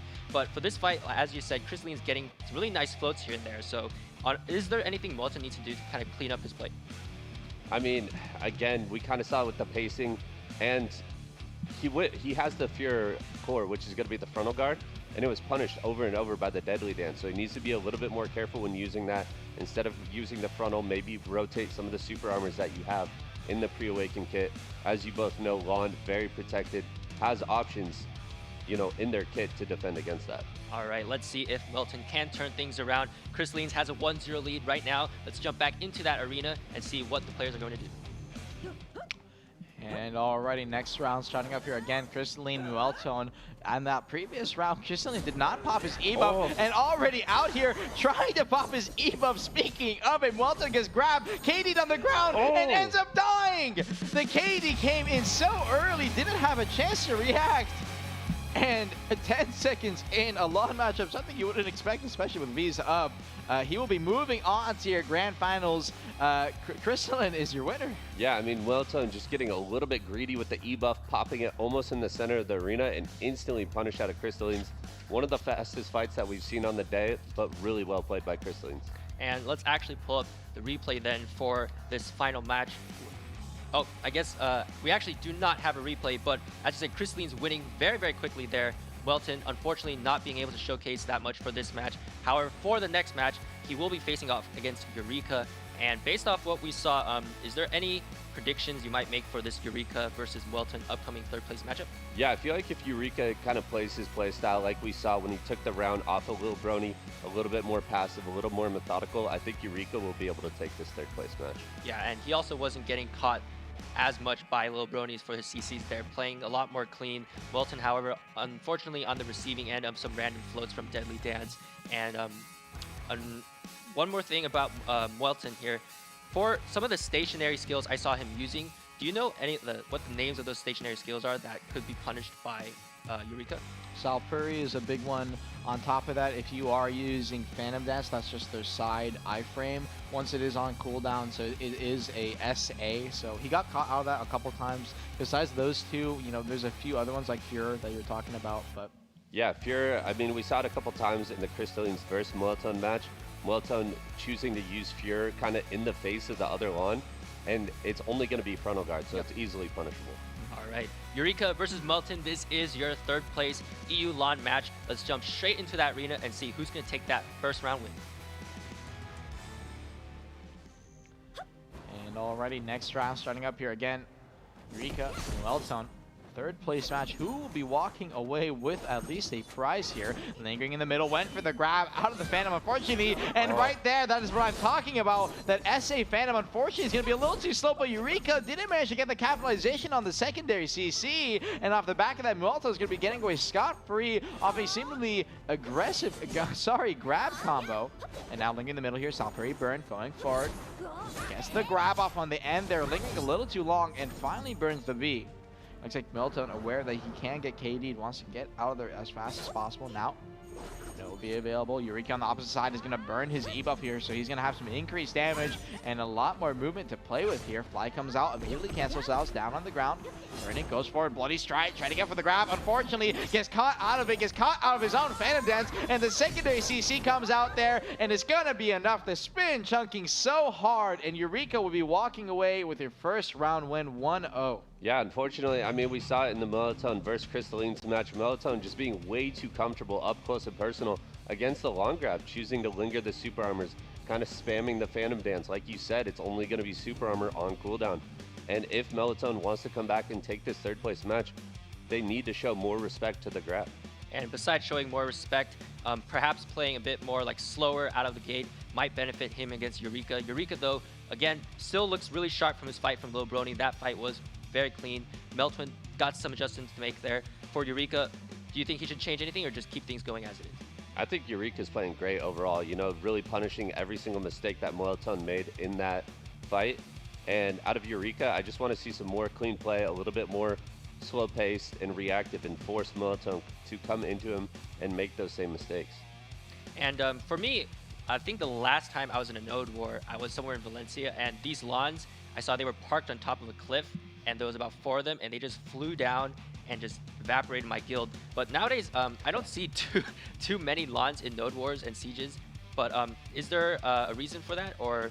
I personally think Lahn is definitely one of the more stronger classes right now. I believe in NA, a player by the name of Shin, who's we're going to be seeing in the tournament later today in NA, has a title for, I forgot the exact title name, but over 300 kills in Siege. So definitely Lahn, not a slouch when it comes to kills. All right, a little bit underrated then, kind of low-key. So the next round for this third place match is about to start. Eureka versus Meltwin. Let's see who's going to take that next win in this fight. And already next round starting up here, Eureka versus Melton. Already straight down the mid, try to go for that Bloody Stride, baiting some kind of grab play out. Waiting on the backside, again, Bloody forward, lingering, Phantom to the side. You do burn a lot of stamina when you are going for those movements, so you have to be careful. And already, well, running a little low here potentially on the backside, but actually gets the stun off, pushing forward and burns the V out of Eureka. I believe that was the stun rebam, I'm not 100% sure. And already coming out the steps here, straight out of the V, goes for the grab, and unfortunately gets grabbed back. Eureka comes out on top, went for the secondary CC there and burns the V out. Now, Meltone coming out straight out of the V. Listen, looks like he heard where he came out of. Went into the Phantom a little too long. Brittle comes out. Secondary CC off the spin. And Meltone takes the win 1-1. Certainly a wake-up grab kind of scenario. That's going to be, we're going to be going on to our next 2-1 final match, potentially off this next mode. But real quick, off of that, is there anything like, you know, when you're seeing these lawns, like when they're coming out of that V, maybe playing a little too aggressive? Yeah, no, we've seen it a couple times now in the Lahn matchups that, I mean, Eureka flying into Melatonin, that's not going to be protected when you land, and instantly getting punished out of the grab. And the first catch, like you said, it was a beautiful stun to the back using the rebomb. So really well played by Melatonin in that Is it also possible to grab a Lahn out of the air? Have you ever done? I think you're SA in the air, correct? If I'm not mistaken, because I know you can take damage, but you're probably only going to be able to grab them out of the takeoff, probably not when they're in the flag. I would like to see that happen, though. But Vert, you mentioned right at the start of the EU Lahn show, Lahn is actually one of the best 1v1 classes in the game. And Armin, you played Ninja, and I always viewed Ninja to be like up there, S+ tier. We did check out some tier lists earlier where players were putting Wizard in the S+ tier, but would you say Lahn is above Wizard here and belongs in S+ tier herself? For dueling? For dueling. Yeah, I mean, I would definitely say it's above Wizard at least. I think the Lahn Ninja matchup, Armin probably has quite a bit of experience with that, but I feel like that's more skill-based and could go either way. All right, so Eureka versus Melton, things are evened up now at 1-1 apiece. Melton showing up big time for that second round. Let's jump back into the arena and see what the players are going to do for this third and final round. Third and final round, who will be taking third place home? Already, we saw in the last set, so back and forth. And both players play a little more passive this time. Already gets down the mid. Bloody Strike gets the grab off through the Phantom. Spin comes out. That is going to be a float, so he is going to have the chance to be Melton coming on the opposite side. Eureka trying to go for the aggressive grab. Comes out finally on the final hit. Gets the float off. Melton barely getting barely getting up with 14% HP. Pops a Fury, gets the frontal guard. He's going to be kiting out here, trying to buy some space. Eureka waiting back here. Holding. Goes forward. Melton goes into that Phantom Dance Primrose, long lingered iframe there, trying to dodge the grab. Needs to be careful though, still has the grab, and both players actually burning their grab there. But no, Eureka actually baited his and gets Mueltone's out and catches him on the backside. The spin's gonna be enough to finish it, and he'll be walking away with a third place finish. Yeah, congrats to Eureka for taking the 3rd place. Really well played. You could see that he's put a lot of time in, a lot of practice into the Lahn 1v1s, and the spacing was just so good. Avoiding the grab by millimeters and coming back and punishing with the grab of his own. Spacing is the name of the game for these Lahn matchups. Let's check out the replay and see what the final moments were for that 3rd place match.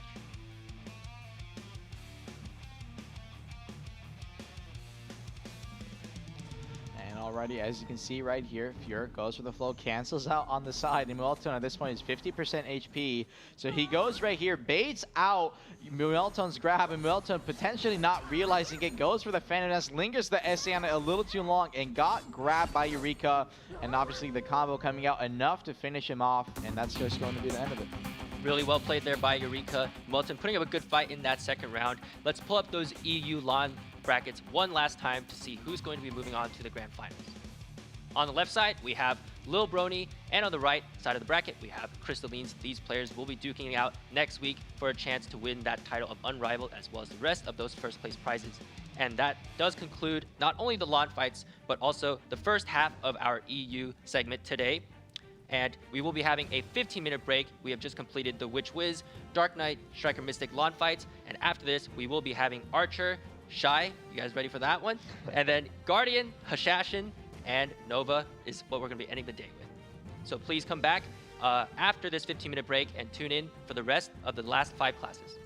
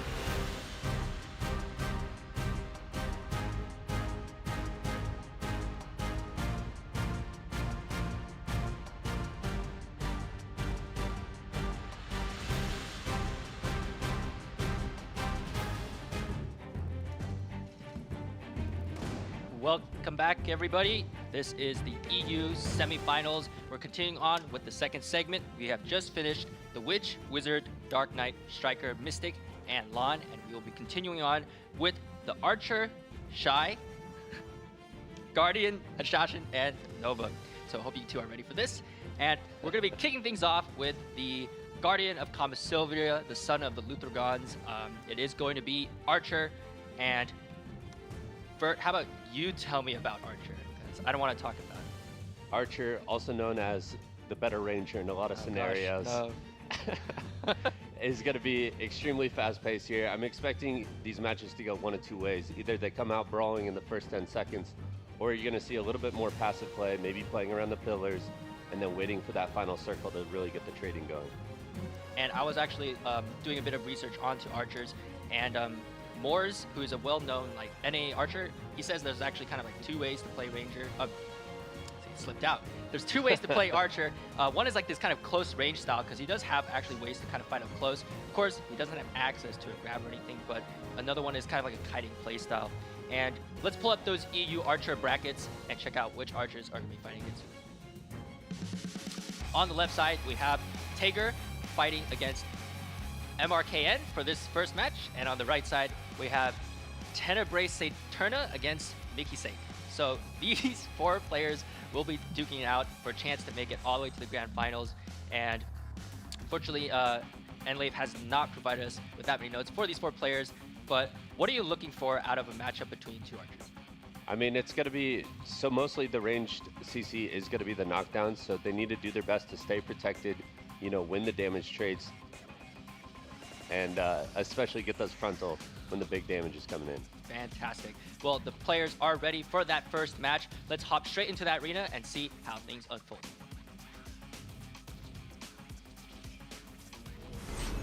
And already here, this is going to be Archer versus Archer. Tager versus American. Already straight down the mid, that piercing shot. You have to be careful not to get caught off of guard. And most of the archers obviously are going to be running that Lahn on. Oh. Already, sorry, early comes out. That is going to be a KD. Shot comes out, needs to be careful. That's going to be E-buff out from both players, so the damage chunk is going to be super hard here. Luthergons comes out, needs to be careful. That is going to be an instant cast on it. Some archers do run, a frontal guard Luthergons on at the moment for these duels, but it does obviously depend. Others opt for the more heavy damage trade. Actually gets his block broken off that initial shot there. Backing up here, has to be careful. Throws for this tactical strike, trying to get the CC. That is going to be a KD off it, but no connection on the backside now. Explosion, has to be careful. Uppercut, that is going to be a frontal guard on it, but does have a float, so in that close range, you're going to be seeing that a lot. Side on the ground, tactical strike, goes for the meteor dive, a little too far away. Radiant explosion, gets some damage off on the backside onto Tager, but both these players just going for these heavy damage rates. Nothing really up close so far. Luthergons comes out, almost got the CC there, has to be careful. Block broken already again on Tager here, and off of the back of that, he's getting chunked hard. Lingers the SA, and the CCKD is going to come in, so Novi available, and Mirkin, again, that block break so strong, ends up taking the 1-0. Yeah, Merkin doing such a great job there of applying so much pressure. Two tags blocked, eventually breaking it, and able to catch the CC. I believe that was Piercing Light that he was charging up there. Got a beautiful KD, and you know, you're not able to V out of that. Merkin takes the first fight. Yeah, and one of the main differences between Archer and Ranger is that Archer does have a lot better protected mobility. He can kite backwards a lot more, and Armin, do you know like the list of the skills that he might use to kind of, can you give us a rundown of those protected mobility skills perhaps? Almost the vast majority of Archer's movement skills are going to have some kind of frontal guard or SA typically. Glissade is one of them. It's kind of this three-shot strike. No CC on it that has a frontal guard that you can keep moving back with. Another one is going to be that Zephyr Leap as well. On top of that, that one-shot frontal guard back. So you're going to be seeing these moves coming out there through. So when they're coming, not to get, you know, CC'd out or anything like that. Awesome. And Merkin playing very, very clean for that first one. Didn't get CC'd at all, and the timing of that final shot really catching Tager off guard with that knockdown. And let's jump into the second round to see if Tager can clean things up a bit, or if Merkin's going to run away with the easy victory. And already, next round starting up here again. Tager versus Merkin, holding that early shot. Luthergons comes out, no connection. Backs up, holding forward. Piercing Light, fingering that in the middle. That is going to be a KD if it does connect. Picking up here, Luthragon's trying to go for the instant CC a little too far away. You can actually hit through that distance, but unfortunately that pillar is going to block a little bit of the damage. Radiant Explosion. Oh my god, the range already chunking down Merkin down to 50%. The strength of Archer showing here. Both these players did pop their E-buff in those initial seconds, so they are going to be down to 2 minutes and 30 seconds left on the clock. No E-buff available anymore. Backing up a little bit. Radiant Explosion on the backside. Uppercut frontal guard is going to try and block the damage, but a little too late there. Backs up. Luthragon's instantly dropping Taker down to 30%. Pops the frontal guard just in time to dodge the Radiant. Meteor dive through. It has to be careful here. Holding. Once again in that frontal guard. Radiant Explosion on the backside. Lingers. No, KD comes in. Luthragon tries to go for the CC, but still going to get SA chunk there. Eats the meteor dive on the backside. Gets the CC. BSR skills come through. Those are the 10%, and is going to be enough. Even with the match running through the BSR reset, you're going to be able to get those up in time. And now on the backside, trading the Radiance once again. BSR comes out, gets the iframe off on the back of that meteor dive. Trade on the backside. Puts the frontal guard uppercut to dodge from the damage, but Taker still on the bottom side of these trades. Luthragon comes out, gets the trade, but actually eats his opponents on the KB, but no secondary CC. And Taker at 10% here, gets the final CC, but again, too late for that KD. And it looks like Merkin using that Bond. Luthragon is going to get that final shot and win the 2-0. Moving on to your, grand finals. Yeah, I mean, that fight is so back and forth. It even looked like Tiger had the advantage there for a little bit, putting Merkin on the back foot. And unfortunately, you know, Tag got a CC. He went in for the secondary, wasn't able to capitalize on it fast enough. Merkin got out. Beautiful Radiant Explosion to just do so much damage in melee range, and then a beautiful Luthragon to finish it off. Let's check out the replay then to see those final moments of that fight. Taker was putting a really good fight until a crucial moment right up until the end. And already, as you can see here, backs up, does that final shot. Luthragon's frontal guard lingering. It comes in, tactical strike, gets CC'd out of the end of that. There is a little bit of the gap. Actually, may have used the off CD, and unfortunately, but no secondary connection from Taker. Gets siphoned here again, but misses the secondary, and Taker here lingers the SA for too long. Eats the Luthragons, and the damage is going to be enough for Merkin to win. Yeah, it was just really overall well played by Merkin to recognize that his opponent was sitting in that super armor for too long. And not just in that one case that gave him the victory. There was a couple cases throughout where we saw Merkin punish the super armor. And Archer, it's just this dance back and forth between the frontals and the super armor and balancing your HP with the frontals and Merkin coming out on top. Maybe we might have to see some like pillar play between the archers, because the for them, like hiding, like, so if you have less gear than the other archer, you're not gonna be able to trade as much with those and SAs and those front guards. So hiding behind the pillars might be a strategy to take into account for the archers who have less AP. And that being said, Merkin is going to be moving on to the grand finals. Tager, however, will have to fight for that third place match, and the upcoming opponent is yet to be decided for him. But we do have Tenebrae Eterna against Mickey Sake for the next fight. And is there any kind of lessons that these two archers for the upcoming match can take away from? I mean, you kind of talked about it right there. The pillar play, I think, is going to be huge, especially if one is feeling extremely pressured. Getting behind that pillar is going to be a massive advantage. And then again, like I said, the balance in the archer matchup between your funnel, your HP pool, and the super armor, it's a careful dance, and whoever does it better is going to come out on top. Okay, Twitch is apparently saying that for the next match, it's going to be about 50-50 for their prediction. And I would love to make mine, but unfortunately, I don't know too many about these archers. But one player's name is Project Archer for his character name, apparently. So let's talk a little bit more then about, one more time, about Archer bonds, because you were mentioning the bond Luthragon call, and I'm not too familiar with that one. So what does it add for that skill? Luthragon's a little similar to Piercing Light, as you said. It is kind of Piercing Light. Originally, that SA kind of casts a circle around you. That KD long range shot does a ton of damage as well. Luthragon's very similar to that. Most people, while using it on that insta cast for that knockback, have a frontal guard bond on it that gives it a little more protection for them to slow charge and toss it out. So that's why you're going to be seeing one of the archers in this matchup run. All right, let's move on to the next match of the EU Archer semifinals. Tenebrae Eterna versus Mickey Sake is our upcoming match. Let's jump into that arena. And alrighty here, once again, Tenebrae Eterna, Meek Sack already starting out in the mid here. Waiting. Lingers that Piercing Light, no connection on the backside. Uproot. It looks like Uproot is going to be his bond of choice here on Meek. Waiting here behind the pillar. 10 already dropping down 50% HP from that earlier trade. Radiant Explosion doesn't manage to get the damage behind the corner. And it looks like both these players are going to be playing the pillars here so far. Potentially on a strength disadvantage here. 10 option to play passive tactical strike around the card. Try to go for the CC. No connection. And on the backside, gets the CC, but a little too far behind the wall. Gets a secondary carry. The Bloom's going to be in time to finish it. Meeksak didn't top his V in time during the air, during the air state of the KD coming in, and obviously Archer with those mass KDs gets that secondary Bloom to finish up the damage, and it's just too much for him. 1-0. Yeah, we saw 10 there, aka, like you said, Project Archer really showcasing his overall knowledge. He found the gap, and then to close the distance after the secondary and get that full Bloom for the insane damage that it provides. Really well played and great positioning from him. Yeah, very, very well played. And Mickey unfortunately looked like he was caught a bit off guard. So what do you think he needs to do to kind of clean up his play for the upcoming round? It's only one round that he dropped, but it is match point now for his match. So what do you think he needs to do? Yeah, unfortunately, there was just a slight gap in the protection, and he got punished for it. I mean, 10 came out really strong. He found that gap and was able to close the distance. I like the gameplay. I think if Mickey wants to come back and play maybe a little bit more passive, a little more safe, or play around the pillars like we suggested earlier, I think it'll be in his advantage moving on. Yeah, these Archer matchups are, they do seem kind of volatile at times because, again, all it takes is one fatal mistake. Reminds me a bit of those Succession Ranger matchups. You saw that 5-second clip between the NA, NF icons, Rulos. Yeah, fortunately, you play Rage. Yeah, they're not going to be as bad as that. They haven't been as bad as that so far, at least. And Armin, you mentioned like the Bond uproot. I actually didn't know that was a Bond skill. So what does the Bond add for uproot? So most people prior to the Bond being added typically just use it for, combo damage or something like that as an extension. But now that it is an SA off of that Bond skill, you can use it a little more aggressively for frontal trades, which is what most people use it for nowadays. Awesome.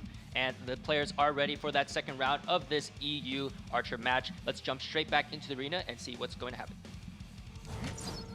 And alrighty, starting off here straight down the mid, goes for that shot, no connection. Again, a little too far away, but Archer, don't be deceived by their Luthragon's distance. They can hit from almost across the entire AoA, and already he's going to be popping his E-buff here on 10, so Meek has to be careful of that damage rate coming in. Goes for the instant Luthragon's a little too far away, Radiant Explosion eats it while in that person like going forward. Has to be careful here.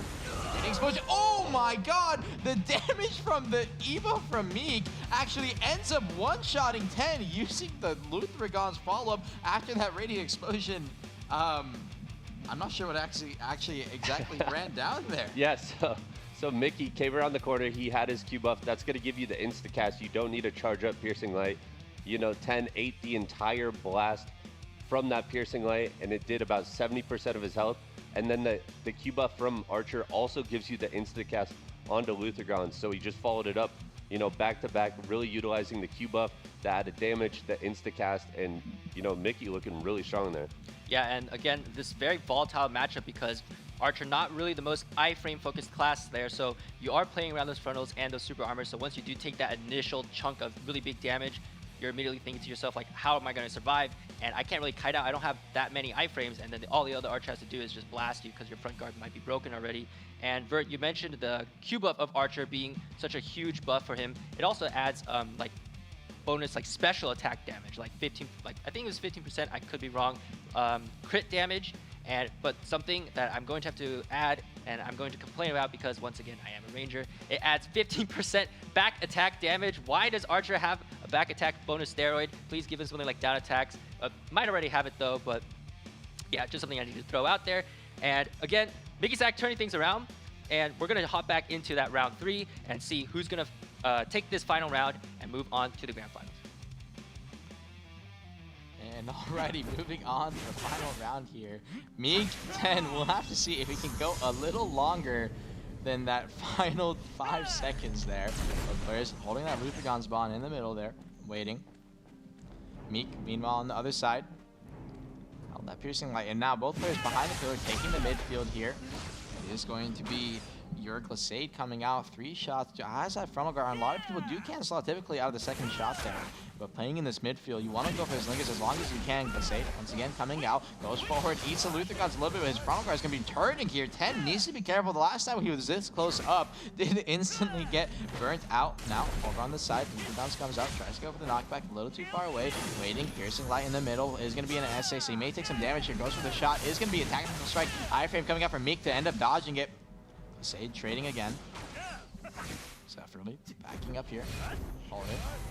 Yeah, we see after the first 2 fights, you know, both archers just respecting the damage, but 10 popped his Q buff here. Yeah, so 10 now with the Q buff available may end up one-shotting Meek on the backside. And speaking of one-shot, eats a radiant down to 40%, eats a piercing light though there from Meek, and ends up getting CC'd and burned to 50%. Forced to be coming up behind the corner here, holding that piercing light, goes for the shot, gets tactical strike, iframe, no CC connection, radiant explosion, trade on the backside, still has meter dive available for that close range, looking for it, frontal guard, backs up, went for the BSR, no CC connection though, holding Luther Gaunt's instant cast the CC, got the KB onto Meek and forces the V, and it looks like he ran through him and he's gonna hear the audio cue and gets the KD outside the zone, and 10, even though he did lose that second round, is gonna be clutching out the third one and moving on to the grand finals. Man, halfway through that match, Mickey had such a beautiful tactical strike to dodge the piercing light and return with the KD of his own.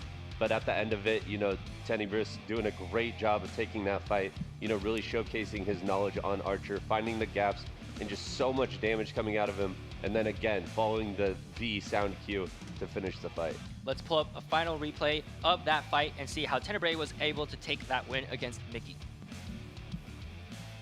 And already here, starting this replay, goes for the front guard, drops some damage, pops a BSR back up here, and that secondary BSR arrow from the sky gets the float off and forces the V. Went for the Luther Gaunt's fall, but a little too late and hurt his V here. 10 running in the middle there actually ended up running through Meek's V play. So Meek, potentially maybe a little bit of a mistake from him, obviously with that V audio cue, when you're running through your opponent, you can't hear it. So as a result, got followed through, and that's just going to be 2-1.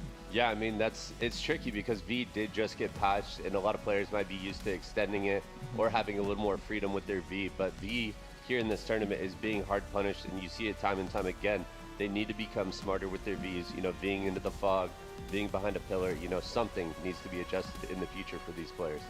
So Tager and Mickey X will be playing in the semifinals third place match, and 10 and Merkin will be moving on to the grand finals. So let's jump straight into that third place match for this EU Archer tournament. Tager versus Mickey. Let's hop into that arena. And alrighty, this next match starting up here. For your third place position, both players immediately popping that key buff down the middle. Early shots coming out. Radiant explosion, trade on the backside. Meteor dive from Tager, gonna pop that front guard to dodge some of the damage. Tactical strike out. Needs to be careful of the KD there. Eats a little bit of CC. Oh no, ends up frontal guarding on the last hit, but gets the CC on the backside. That is gonna be a KD. Can he get the follow-up? Luther Gaunt's comes out and barely ends up living. Meek almost died off that final shot on Luther Gaunt's, forcing and living with 5%. Is gonna get a buff up here and healing back up to 50% HP. Is gonna want to play behind the pillar just for a little bit. E-buffs are, sorry, Q-buffs are now down, so those early pop shots with that damage is going to be over. And now, Tager around the corner into his piercing light. Needs to be careful not to get KD'd. So, sorry, Glacade comes out here, lingering, pushing forward. Zephyrleaf has to be careful. Radiant explosion for the damage. Meek ends up taking a little bit of chunking there, but Tager on that frontal guard, making sure he's careful. Luther Gaunt's comes out, almost got hit by the KB, is still gonna be in that SA. Over to the side, pops the frontal guard, packs up, ooh, in a little bit of unprotected shot there. Not afraid, but ends up eating the Luther Gaunt's as a result, but no secondary CC. A little too late to get that tactical strike. KD there, backing up, needs to be careful. Radiant explosion on the backside. The range on that is going to be insanely long. The damage, you can already notice it coming out here. Glacade once again goes for the Luther Gaunt's instantly right after. Meteor dive on the backside. Frontal guard straight in. He ends up hitting it behind his own uppercut, but as a result, still low, too slow on the secondary follow-up. Gets up, gets a CC, try to go for the bloom, a little too late. Radiant explosion though, Meek still dropping low here. Eats a meteor dive, has to be careful, trying to pop some frontals here. Tager still can lose his Archer, obviously a very volatile matchup. Luther Gaunt's comes out, pops it out. Gets some damage onto Meek there and gets the final CC. Looks like he broke the block, and as a result, he's going to be walking away with the win 1-0. Yeah, I mean, it looked like Tag pretty much controlled that entire match. I feel like. The trades were going in his favor. He was doing a much better job, I feel like, of rotating his glissade for the frontal guard, the super armor coming out at the right times, and that beautiful movement right there at the end to catch the little KD at the edge of the fog and then finishing him off. Yeah, looking at these archers, like they have such great protective mobility and kiting potential, and on top of the ranged kit, you know, it could be like a big task for newer players to deal with like a ranged class. And Vert, you've played quite a lot of melee classes in your time in BDO. Whenever you see like an archer, what's like your general go-to strategy to deal with it? I mean, the best thing you can do as a melee class, if you have a grab is pretty good for punishing them, but it can be hard to land. I feel like a lot of it is just forcing the super armor trade, closing the distance, because if you get kited out by an archer, more than likely you're going to end up spawning at the node. So you need to make sure you get in melee range, have better super armor trades than they can, and just make use of the squishiness that Archer has. And obviously Archer does have a lot of combo damage with Bloom, so yeah. If you get close enough to get that secondary, you're gonna kill your opponent, but sometimes, you know, getting these CCs, they're a little too slow. Yeah. All right, the next round is ready for the third place match, Tager versus Mystic. Let's hop back into that arena and see what's going to unfold. And now already starting off here, both players looking to pop their cube up once again at the early start of the round. Negative strike tries to go for the CC. Zephyr Leap, sorry, on the backup there, holding. Waiting a little out of range. He's not going to worry about protecting himself low too much. Pop shots coming out from Tager. Meek needs to be careful, obviously. Again, Archer range can be a little deceptive. Brain explosion in the close range. Finally getting close here. Lazade wants to back up, getting that spacing once again on the backside. Now, Zephyr backing up. Tactical strike. Trying to go for the KD. A little too slow there. Radiant explosion. Meteor dive coming out from Meek. And actually hits his own meteor dive, but misses a secondary follow-up. Unfortunately, a wrong way camera turn. And as a result, Tager's going to end up backing up, getting a little bit of his heal back up. 50% HP, holding that Luthergon's corner. CC around the corner and not noticing it. Meek is KD'd on the ground by the secondary, and the Bloom comes in. Should have spammed the B a little too slow. And off of the back of that, Tager, I believe, will be winning third place. Yeah, I mean, unfortunate for Mickey. He peeked around the corner to see what was happening and ate an arrow to the face. Beautiful combo to keep him KD'd, you know, making sure he didn't B. And again, we see the full Bloom damage that you were just talking about from that melee range out of Archer. It's so explosive and so dangerous. Yeah, like they say in FPS games, don't peek. Let's pull up that replay and check out what happened in those last moments that led to the win for Tager. As you can see here, Tager, 20% HP, deadly, gets behind the corner, pops that heal, and at this point, this is where you're going to see that Bond coming in, holds that Luthergon's, and it has that KB on it, and he looks like he went around the corner trying to pop a shot, unprotected, and got the KD last shot there. And again, that combo damage, Bloom follow-up, there is no way you're standing up from that, and it was enough to finish it off. Yeah, I mean, again, just peeking around the corner, eating an arrow to his face, just like Lemoria said, don't peek. The Luthergons charge up into the KD to follow it up, and the full Bloom is just really well played. Peeker's advantage not playing a part in this game. Let's pull up that EU Archer bracket because now the Archer class has concluded, and Merkin and Tenebrae Saturna will be moving on to the grand finals. Tager taking home that third place prize. And now we will be moving on to the next class. She released after Shai, well, released after Archer. Shai is up next, and we got a lot to talk about for her.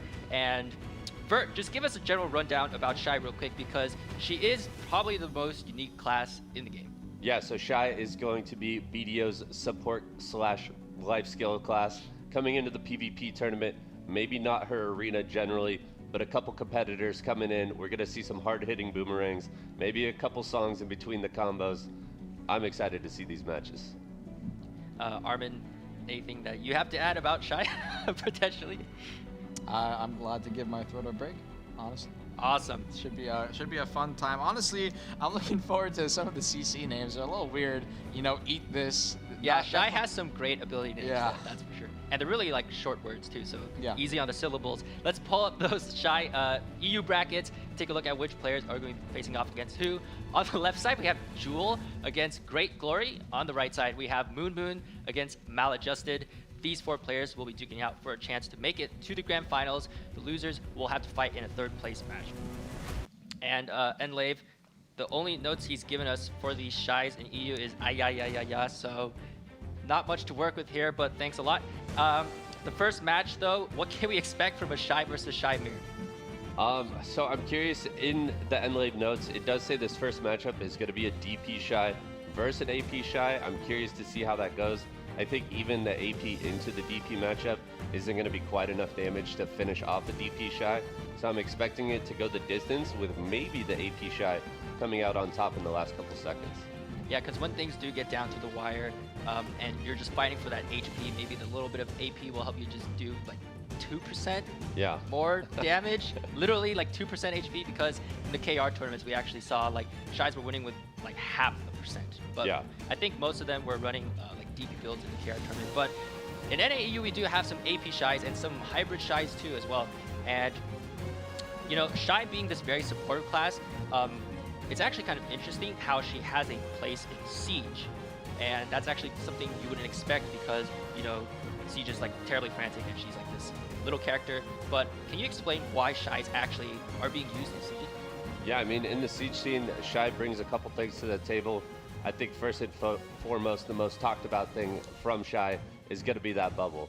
Bubble is an amazing skill. It's got, I believe, like a 5-minute cooldown or somewhere around there, and it stops a lot of players from entering into the castle. All right, the first match is about to start. Let's hop into this first EU Shai match. Let's get into the arena and watch this fight unfold.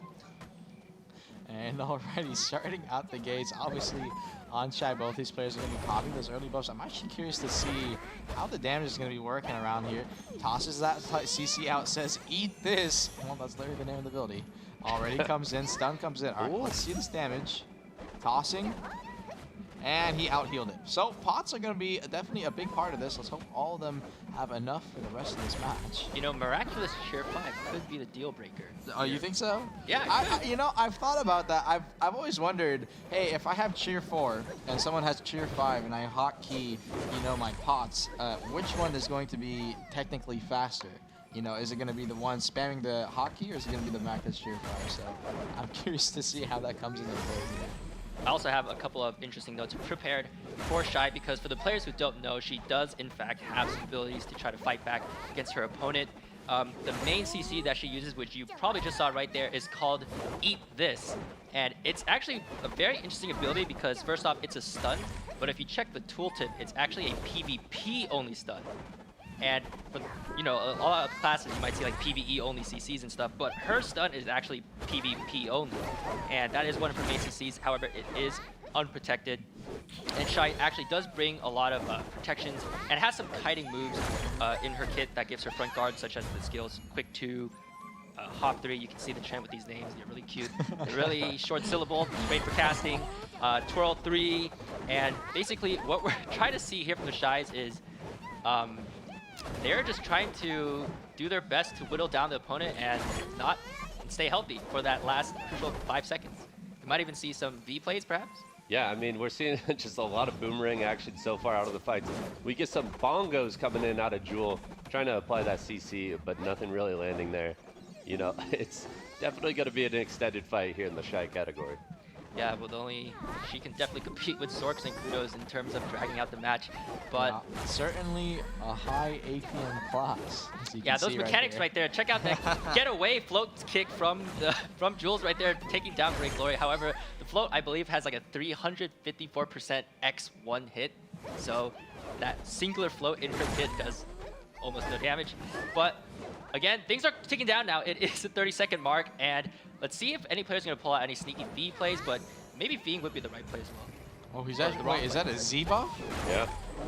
Already, damage is going to be... I wonder what Shai Z buff actually does. I don't think I've ever seen a Shai pop a Z buff. It's crit rate. Is it actually? Yeah. Yeah, I think it's... her Z is 50% crit. Okay, things are ticking down. The final 6 seconds now.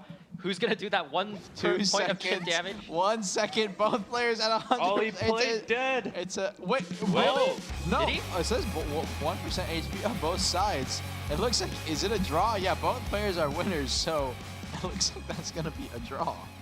All right, we're going to get a draw in the first match. The bongos actually coming out, and we saw the first play dead out of Jewel, actually getting that 2-second iframe on a 10-minute cooldown. So unfortunately, not going to be up for the next fight. Run it back.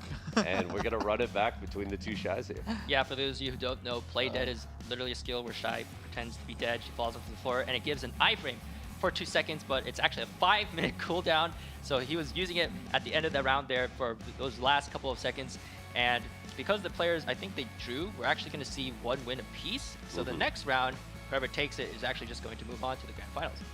Yeah, in the second fight, I'm hoping to see a little bit more burst damage coming out. You know, unfortunately, I don't think the comboing was there.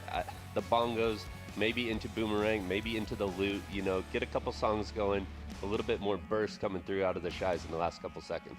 Yeah, contrary to what we, initially thought, I think for most people, especially who are probably watching in the chat, when there is a draw, it's going to make it 1-1 rather than keeping it at 0-0. So there's only, that actually shortened the duration of this match, funny enough. Vert, you're speaking about the bongo drums, and I'm gonna throw down some more Shai notes here. Shai hat. Okay, this is now the Shai stream. Drop the Shai knowledge on us. Okay, well for the bongos, she does have 3 skills. I can't remember the names anymore, but it's like Forest, Sun, and Fury. So yeah, I botched it. But those 3 skills are actually really key because Earth is the one where I think it's like her damage skill with the stun. And Fury is, you know what? Can't remember. And Forest is the one you're talking about where it creates like this bubble and it's like a bunch of these reflecting little stiffness particles. You run into it, you get CC'd, and that actually gives her some great zone control. But unfortunately, in these matchups, there's nothing to control perhaps. Maybe the opponent might walk into it and take like 0.1% HP, and that could be the deciding factor. But again, Shai's with their plentiful heals and their DPs, DP builds, like I don't really think that either Shai is going to really get the upper hand. So if I'm going to ask you, what should these players do to adjust? What should they do to adjust to their opponent's gameplay? I mean, basically the entire 3 minutes, you're going to want to set up what you can. You know, we did see the Z buff, funny enough, coming through because they do have an ability that actually boosts the rate that they get BSR back. Oh, I didn't know that, actually. So maybe stacking the crit, you know, getting the AP buff ready, and just trying to do a little bit more damage at the end. All right, players are ready to get into round 2. Let's hop back into the arena. Literally hop, that is one of her name in her iframes, and and get into that arena for the second round, or final round actually. You know, talking about that Z buff rate, what is that? How much does it actually, buff up the rate? I believe it's 30%, but the cool thing about Shai, since it is a support class, is the Z buff is actually not only applied to yourself, but it's applied to allies around you as well. Allies around you as well. That's interesting to see, actually. And already, Bongo's coming out here. You know, it's a little bit of an interesting choice because I believe you can't even combo off of a Bongo CC for most Shai. So even if you do get that initial catch, we'll say in those final seconds, and you want to get that damage off, a lot of the time you're just basically stalling time by casting it out. And as you can see here, we'll say that he gets stiffened by this. He's going to SA front on guard out. He can actually get out of the Bongo. Okay, interestingly enough. Yeah, bongos are definitely more of a large-scale tool that you'll see a lot, you know, allowing your allies to combo off of it and providing just a lot more control to the fight. Here in the 1v1, I don't know how useful it really is, and I think you're going to be a lot more productive with your Boomerang or switching to one of your other instruments for either a buff or a debuff. Yeah, and something maybe someone who's not new to BDO may not know, Shai, or most classes that typically have a main hand and an awakening weapon. For Shai, their awakening weapon is more so of like a buff kind of thing, correct?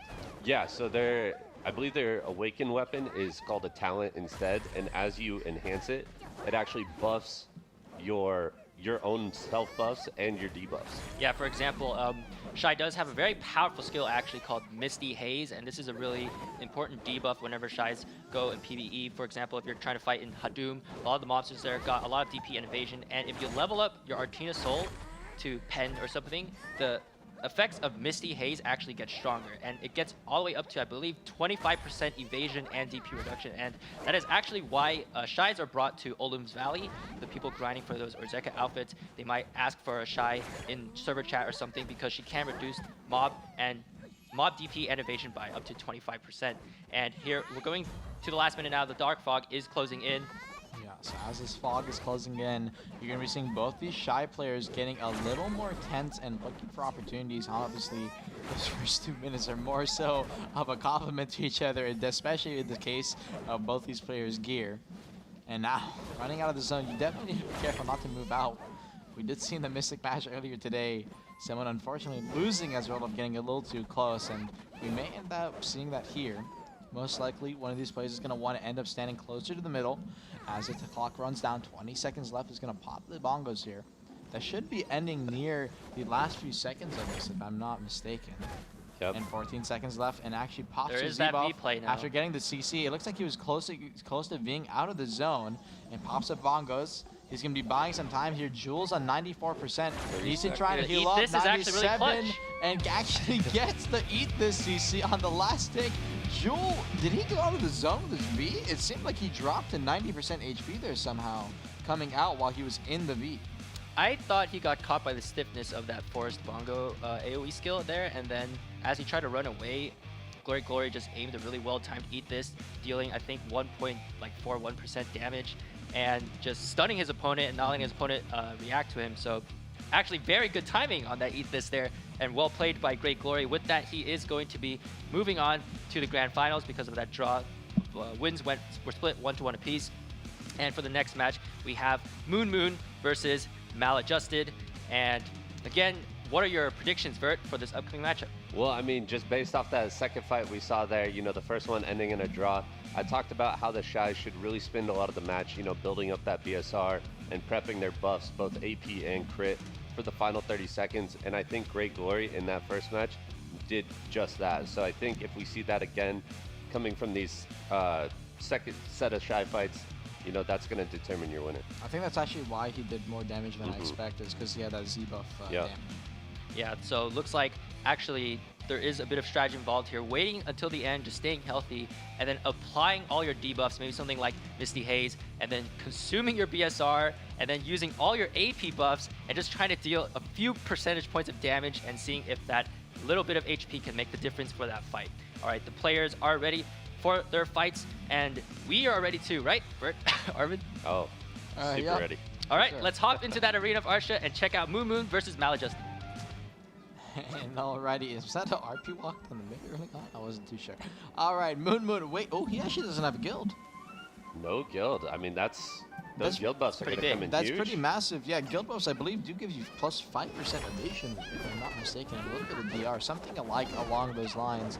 And you also do lose a bit of accuracy, and accuracy percentage, especially in a Shai match, is pretty massive. Damage so far, it looks like neither of these players is running a heavy build that can end up one-comboing each other. Yeah, and just looking at the notes, I guess this Maladjusted Shai was actually a red Shai at one point. A red Shai. So I don't know if he was popping off in the open world or maybe killing a couple fishers with the bongos, but I think he went to Calphion and killed a little too many of the protesters over there to get that red title. And already, yeah, it looks like the combo damage is going to be there too much.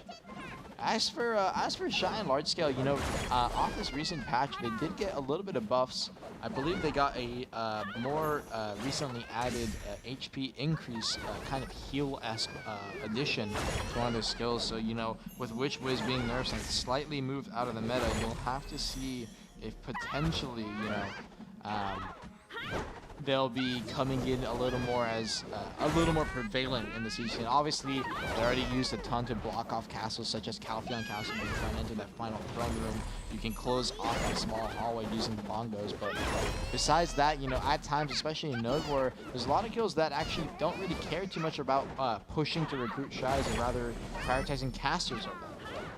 yeah, I mean, Shai's, unfortunately, they are more of a support class, and, you know, outside of their buffs and debuffs, the heals coming out of Witch Wizard is just so important in those large-scale fights. So maybe if we see that heal buff come through for Shai, we'll start seeing a couple more of them in the large-scale scene.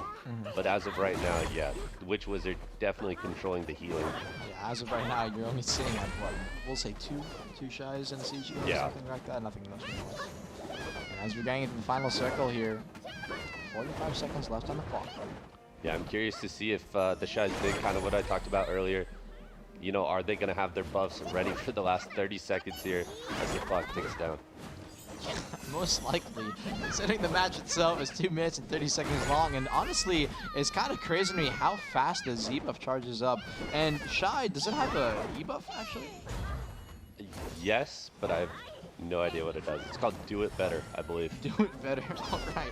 Well, it looks like Maladjusted will have his Do It Better available for these final 10 seconds coming up here. Gets the CC off, toss the boomerang. Actually didn't drop him below 100%, 97.9. Needs to be careful, 92.1%. 5 seconds left. Moon is going to be at a disadvantage here. Gets the heal off, though, all the way up to 198.52 and winning by a 0.10% difference on that final heal. Moon ends up taking the round. I almost seemed like Maladjusted didn't have his pod set to 100% because I think he had a while to heal up there. Yeah, I don't know if that was Moon just, you know, a little bit of chip damage towards the end, or like you said, maybe didn't have the pod set to 100. But like you said, 0.10% was the difference in that first fight. I'm hoping that Moon can run it back here in the second fight, but I guess we'll have to see. Yeah, and also something we're seeing from the Shais is that when they go for these float combos, the thing is that I'm not a Shai player, so I don't really know, but the float doesn't really buy them anything because Shais don't have any down attacks as far as I know. So I'm wondering if, let's say you land like an Eat This for the stun, and then you just move straight into a 1-2-3. 1-2-3 is one of their floor rank skills where they throw out the floor rank 3 times, and the third one is this final 360 around them. But the thing is that the 1-2-3 actually has a stiffness CC attached to it. So maybe instead of going into a stun into that getaway float, which doesn't buy you any down attacks, why not just go for the stun from Eat This, move into the 1-2-3 back attacks, and chain the stun into stiffness, something like that.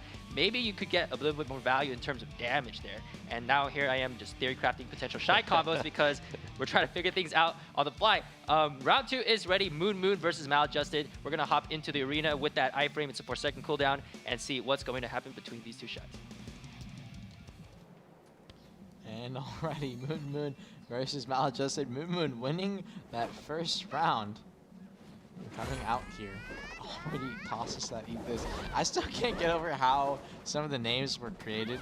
I almost think that sometimes, sorry, when they created this class, you know, maybe the thought process was, hey, this is more of a support class. Let's focus a little more on the skills and not so much on the names for PvP's regard. But I'm not too sure. And you were talking about earlier how Eat This is one of the only skills with a PvP CC on it. Yeah, so like if you check out the tooltips, it literally says PvP only. And I think that might be actually like a intentional design because of PvE. Maybe you don't want to stun the mobs when they're too far away. You kind of want to throw it at them and let the mobs run towards you. If they are stunned at the back of the pack, then, you know, they're not going to be there. And you're going to cost some seconds for your rotation. And that's why, again, it is the only one of the only skills in the game. If someone is out there to correct me in Twitch chat, it has that PvP only description on it. And I think someone also actually just brought up in chat that I just saw level 64 on Moon. I actually didn't recognize that earlier. Typically, you're not going to be doing any kind of grinding on the Shai, at least for most players. You can technically do grinding such as Olins or things like that to get, especially for your gear. But I believe for XP and stuff, you can also keep gaining XP typically past that initial cap by life scaling on Shai, if I'm not mistaken. Yeah, it could be the life scaling. I know at least when Shai was first released, I think it got nerfed a little bit after the add-on change. Unfortunately, Shai kind of got the short end of the stick, but I know a lot of Shais were actually living down in Sakurai because it was a very comfy grind, very easy grind. So the 64 could have come from there, or like you said, the life scaling. Definitely. Speaking of add-ons, actually, I'm wondering if, you know, dot add-ons could be the deciding factor in these fights because, you know, those could just do a flat amount of damage per tick.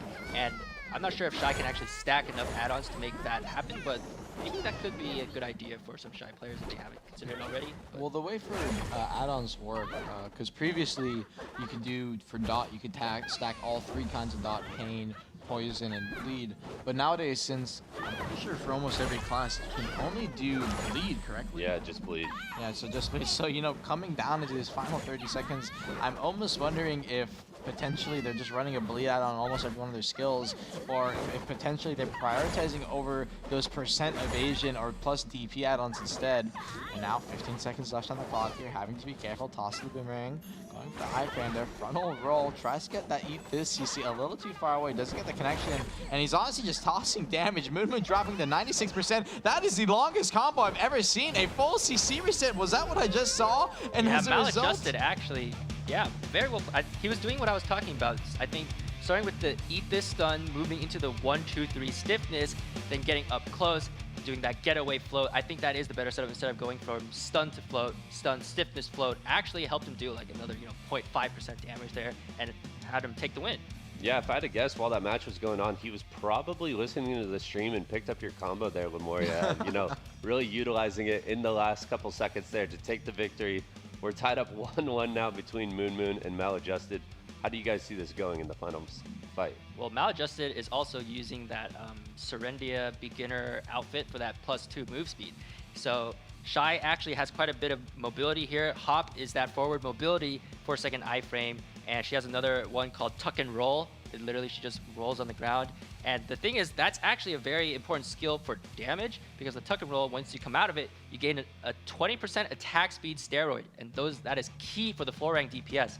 And a lot of Shais have actually told me that the duration of the buff should actually be a bit longer to help them in PvE, but Shais can actually keep up that attack speed steroid up permanently, because I think it's a 3-second cooldown on that tuck and roll, and the duration of the 20% attack speed buff lasts for 10 seconds. So actually, we might need to check if some of the Shais in this tournament are keeping that buff permanently up, because that is going to affect their DPS in the long run.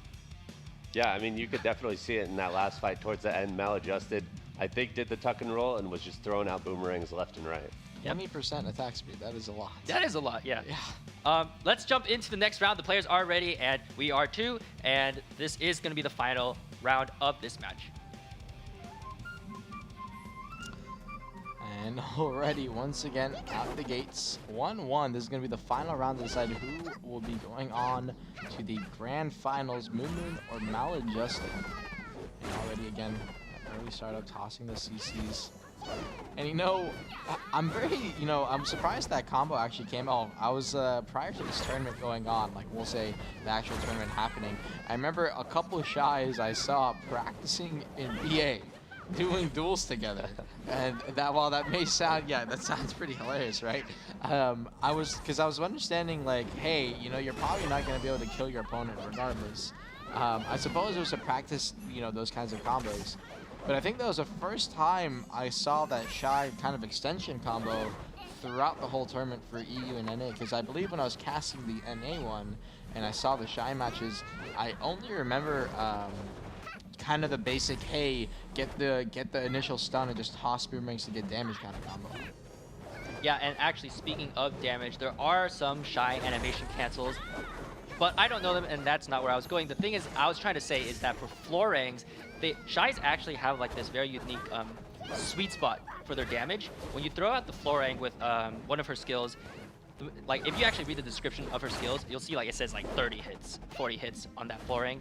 And when you throw it out, you have to hit like at its max range and let the boomerang kind of it will do less damage basically up close than it will at its max range. So we need to actually pay a bit of attention to the spacing. Like right there, you can see Maladjusted kind of cutting backwards to get the sweet spot of that flooring damage, and that did do like 2% damage to Moon, I think.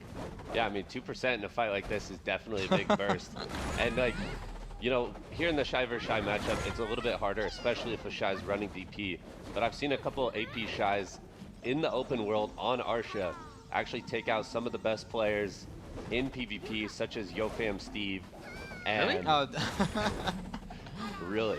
So AP Shai, in the right hands can be deadly in the open world, but Shai vs Shai, it's going to be a little more precise. The damage isn't going to be too high, especially if one's running DP. 30 seconds on the clock here. I forgot that happened to Steve. Yes, Steve actually did die to a Shai. All right, 30 seconds left on the clock here. 1-1 in the middle. Again, I'm curious to see if that dot damage will even mean anything, since most of these players are running completely full DP builds. 100 pain damage from, we'll say, a T2, or we'll say 130 pain damage from or 150 from a Tier 3. I'm not sure if you even do anything to the percentage, and already 10 seconds left on the clock here. The next CC could be deadly. Down to 97%, gets the heal off. Moon jumping back up, pops the bongos. 98%, both players at 100%. You need to get some kind of damage, and Maladjusted actually ends up taking a take of damage on the last second there.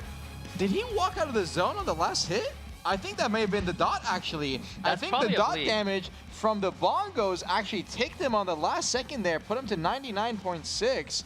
and he ended up losing the match off of that. And with that, this Moon does end up taking that win, and he will be moving on to the grand finals. Let's pull up the bracket one more time to see which players are going to be competing against who for that spot in the finals. We have Great Glory on the left side of the bracket, and on the right side of the bracket, we have Moon. Well played by both of these Shais, actually really showcasing like Shai tech out here. But the third place match is actually still yet to be decided. Maladjusted and Jules have a chance to take home that third place prize as well. So this is something to fight for. The Arsha Awakening weapon skin, what does it look like for Shai? Do you know? I haven't seen it, no. I haven't seen a video of it, no.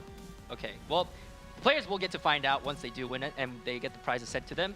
But based off the play that we saw between the past two matches, which Shai do you think has the advantage?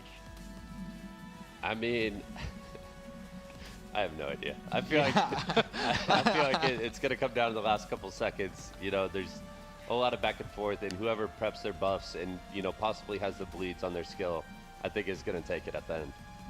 All right, so the bleeds, key, and prepping of the buffs. And you mentioned BSR here, and actually for the players who don't know, when you take hits, you actually gain a little bit of BSR. And since this is a really long, drawn-out fight, the BSR for these characters will like stack all the way up to full. And yeah, again, prepping all your buffs beforehand, thinking about like, okay, first I'm gonna apply this Misty Haze debuff, and then I'm going to buff myself up with some AP, increase my special attack damage. Right at that final moment, you're gonna get that juicy 2% burst damage and come out on top with that win. The players are ready now. The third place match for EU Shites is about to start. Let's hop into that arena and find out what's about to unfold.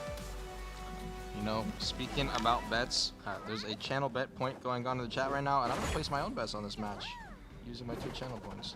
You got your phone out? 500 points. I'll put it on Jewel. I like his name a little more, so we're gonna toss it out here. Hopefully I can win. Alrighty. And you know, with this round starting up, I feel like we burned through a lot of Shai conversation. I'm not gonna lie. I'm curious to see.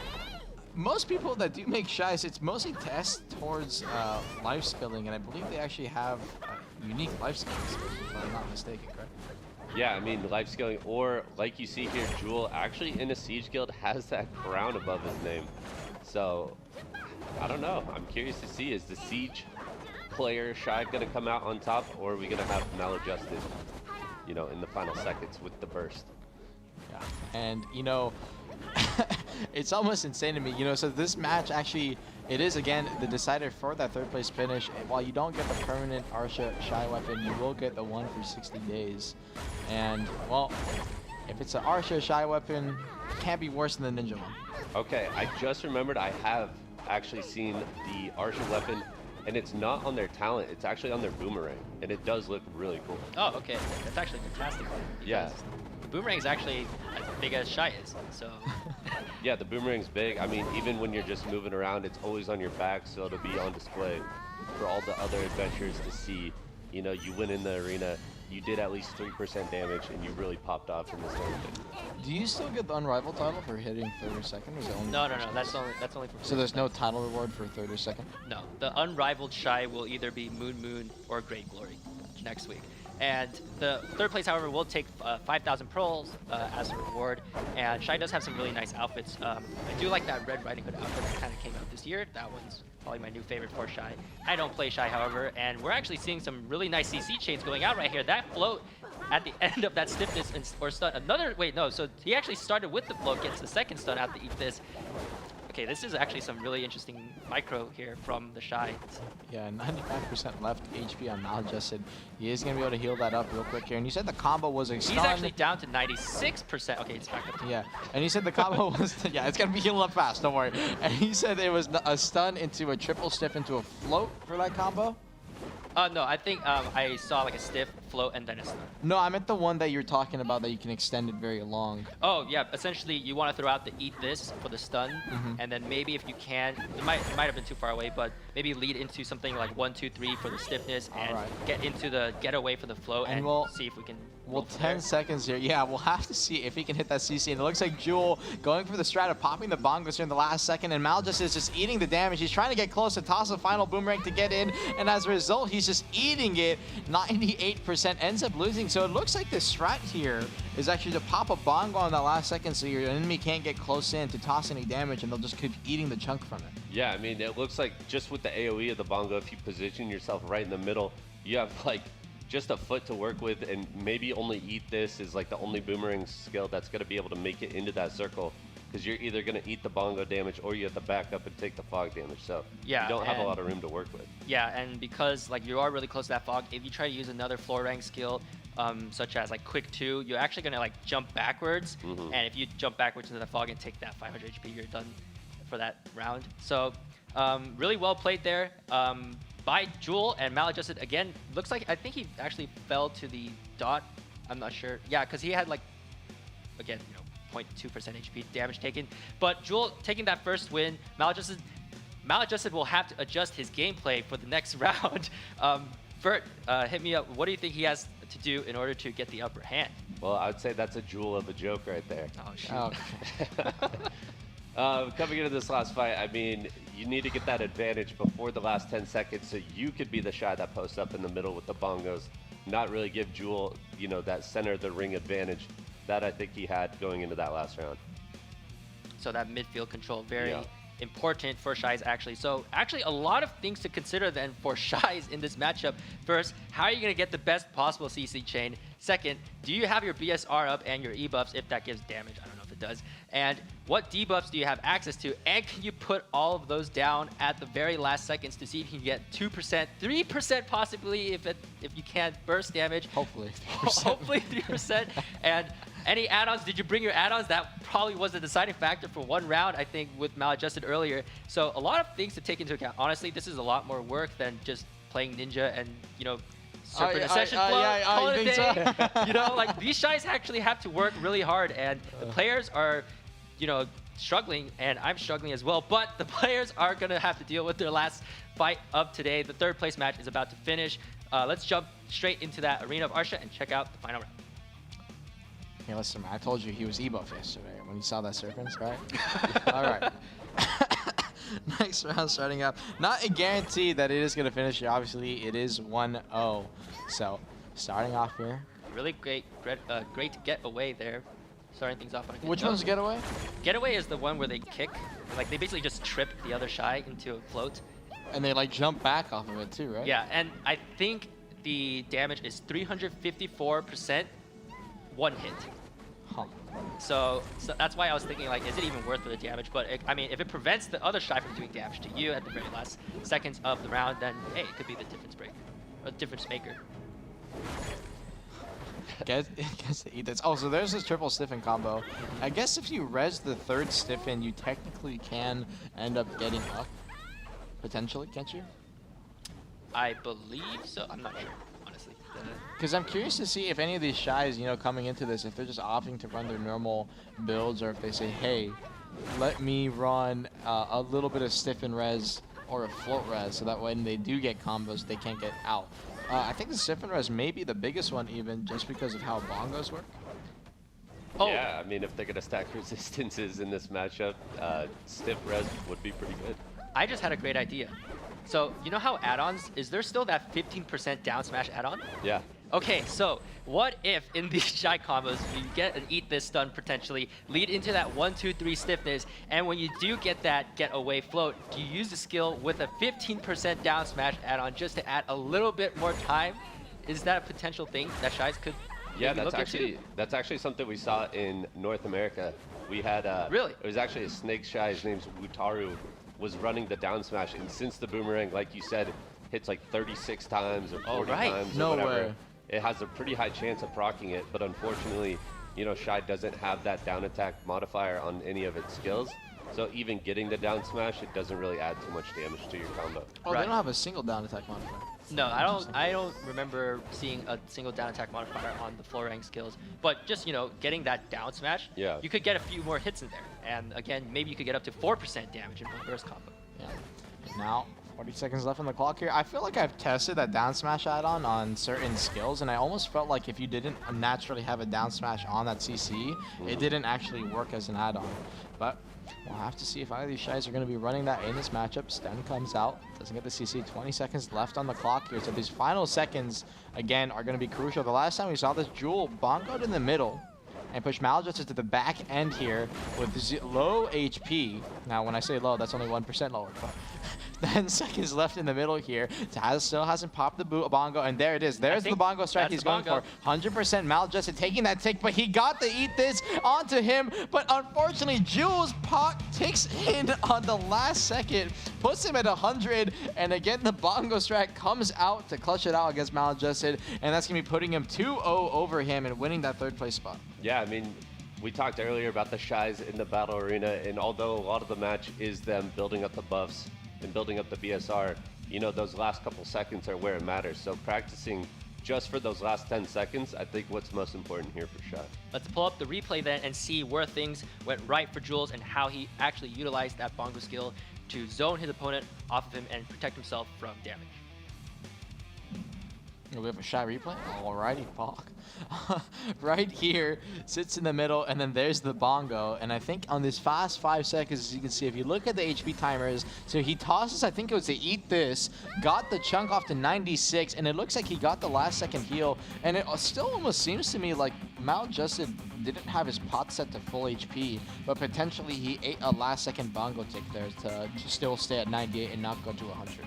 All right, with that being said, the EU Shai matches have now concluded. Let's pull up those brackets one last time to see which Shais are going to duke it out for the title of Unrivaled. On the left side of the bracket, we have Great Glory, and on the right side of the bracket, we have Moon Moon. These two Shais are going to fight for that first place prize. Jules taking home that third place prize, and Maladjusted, really great fights from him there, really great combos too. And with this, the Shai fights are now concluded, and we are moving on to the next class, the Icy Queen of the southern regions, I believe it is. Yep, and it is going to be the Guardian. And so, speaking of Guardians, she is a little bit known to be this slower class with big AoE damage. And Vert, can you give me a quick rundown of some things about Guardian?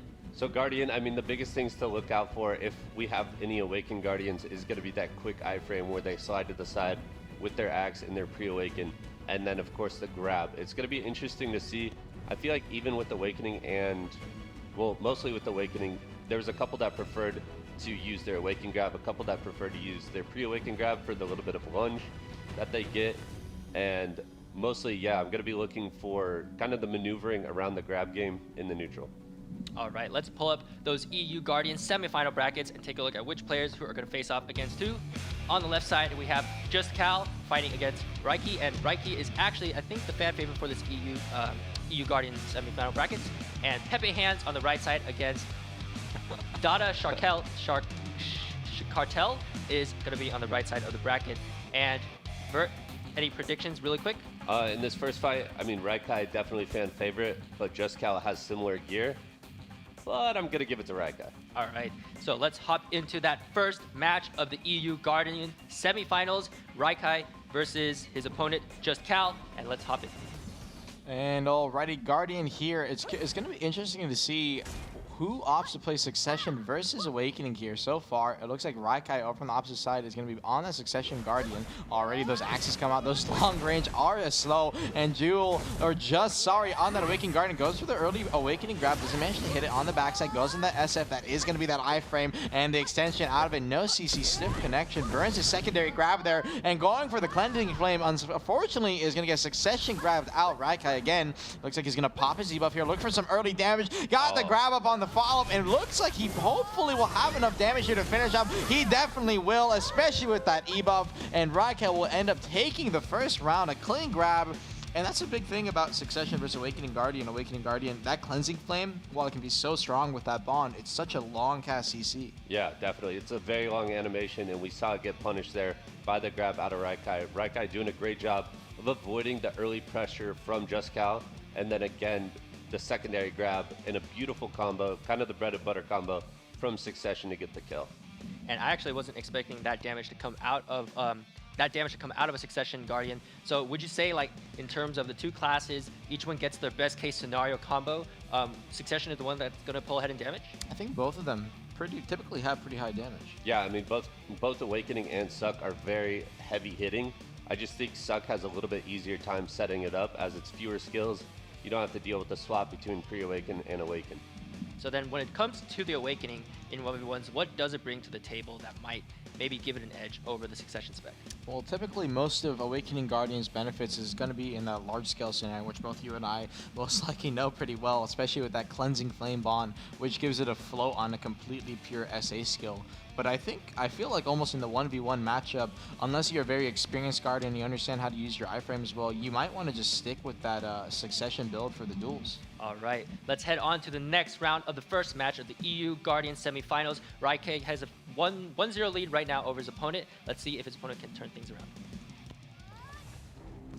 And already secondary round starting up here. Cal ends up popping his Awakening Guardian ebuff early on here once again. That Awakening Guardian ebuff gives you a little bit of increased movement speed, and on top of that, you do also get a lot more damage early coming out here. Gets the forward slide into the grab. That is going to be an iframe. Instantly pops the ebuff for the combo, and just Cal not expecting it. Guardian has a KD grab, and if you do not V early enough, you will end up dying, and that's exactly what happens. Unfortunately, not quick enough on the trigger finger, is going to end up dying before he can V, and I believe he's going to be going on to the grand finals off of that. Yeah, Raikai, I mean, again, coming out really well. His grabs not missing. I think he threw out 3 grabs in that fight, and all 3 grabs led to his victory. And just really well played by Raikai. The Awakening not really doing too much there. I think what Awakening does bring to the fight is a little bit more mobility. If you are, like Armin said earlier, if you are a little more experienced with the Awakening kit, it has quite a few iframes and pretty fast movement. But Raikai coming out with the Succession, really well played, and Juskow not respecting the amount of damage and not being. Right. Raikai really well played, and just always on getting the upper hand straight out of the get-go there, and humongous damage coming out from him. Juskow, unfortunately, he will be dropping down to the 3rd place match, and he will be competing for those. Raikai moving on to the finals. As for their next opponents, Pepe Hands versus the Dash Cartel. These 2 players, again, might be, according to notes, be 2 Awakening specs here. So what can we see maybe out of 2 Awakening Guardians, perhaps? I mean, if we have an Awakened Mirror matchup, I think it is going to come down to who times the iframe correctly to punish the grab from the opponent. You know, the grab in this fight, since Guardian is so protected, is pretty much the win condition in my mind. Yeah, and a lot of the time, you're not really going to be seeing SA damage grades coming out from this class too often.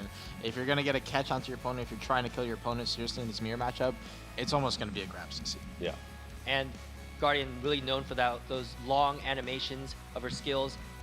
Does she have any cancels maybe to help one Guardian get the upper edge when you see like that opening of that stationary skill? You have a couple animation cancels. I'm not familiar if you played on Guardian before. I believe you did actually. So you have a few animation cancels, but I believe the majority of them are just movement and not CC.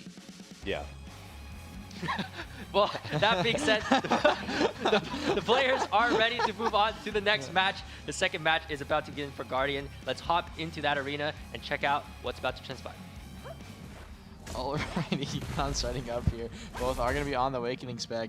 And those animation cancels once again. One of them is at SF. Oh, the air hop goes forward, instantly gets the dash off on the grab. And again, that is going to be a KD grab, but it looks like Dash is just not going to risk it. He's going to immediately stand up. Does not even want to bother to pop his V there. And already trading the damage. SF comes out. Actually, this is a Succession Guardian, not an Awakening, so not a mirror matchup on these specs here.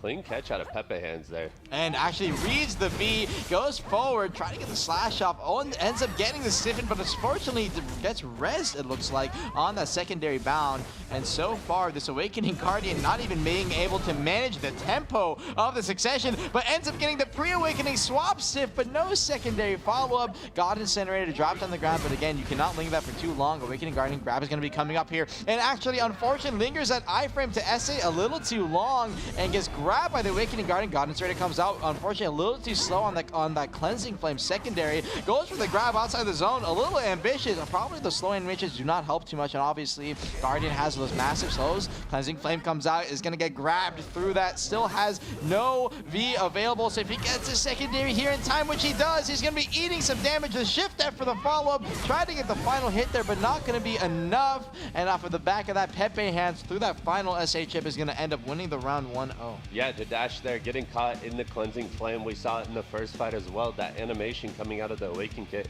is just too slow to cast when your opponent's not CC'd.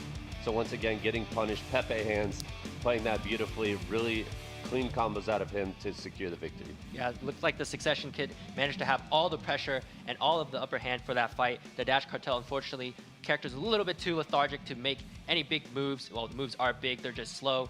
And is there anything that he can do to maybe like get the upper hand against the Succession kid, or is it just really for the 1v1, the Succession kid just has too many tools? I mean, the Succession Guardians here in EU are playing really, really on point.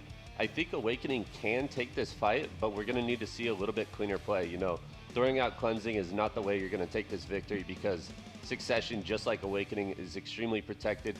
Maybe you'll get a little bit of SA damage trade, but that's about all you're going to get from it. Earlier, you were also speaking about Bond Cleansing Flame, I believe. Do we happen to know like what protections or CCs are added to the Bond skills for Guardians Awakening? Yeah, for Cleansing Flame, it adds a float. All right, Armin, as for you, based on what we just saw, do you think that maybe Pepe Hands is going to run away with this, or is Dardash Cartel, could he have a chance to turn things around?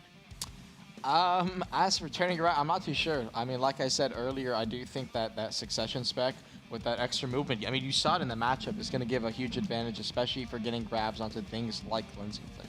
All right, let's see if Dash Cartel can turn things around or not, or if Pepe Hands is just going to get those really nice grabs as he did earlier and run away with that victory. And already, again, this next round starting up here. I feel like I say already a lot. Pushing forward here, immediately goes for the grab on the Succession. Doesn't manage to get it, but is going to get the slow off onto the Guardian here. Goes, into that God Destroyer, immediately into that iframe, and actually gets grabbed on the backside.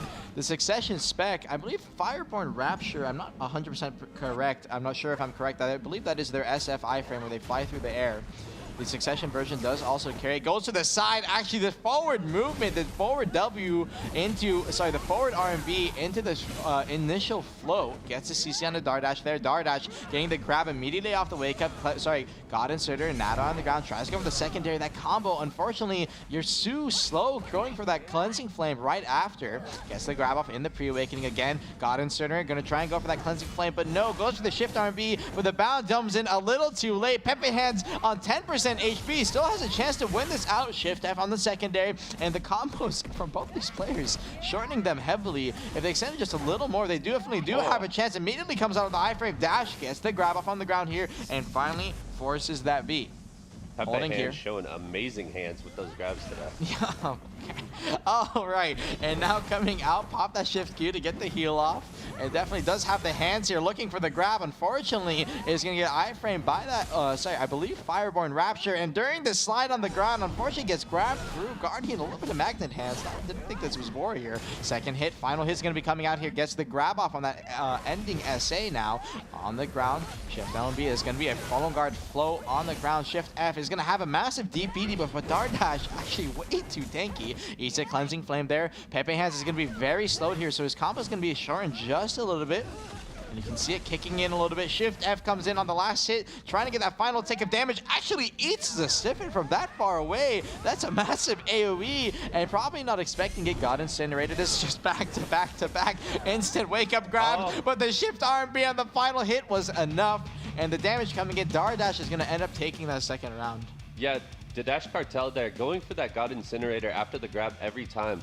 That is actually a viable combo when you're outside of Arena of Arsha and you have those attack speed steroids coming from your Alk Stone. So might be a little bit of inexperience in the actual arena of itself going for that combo.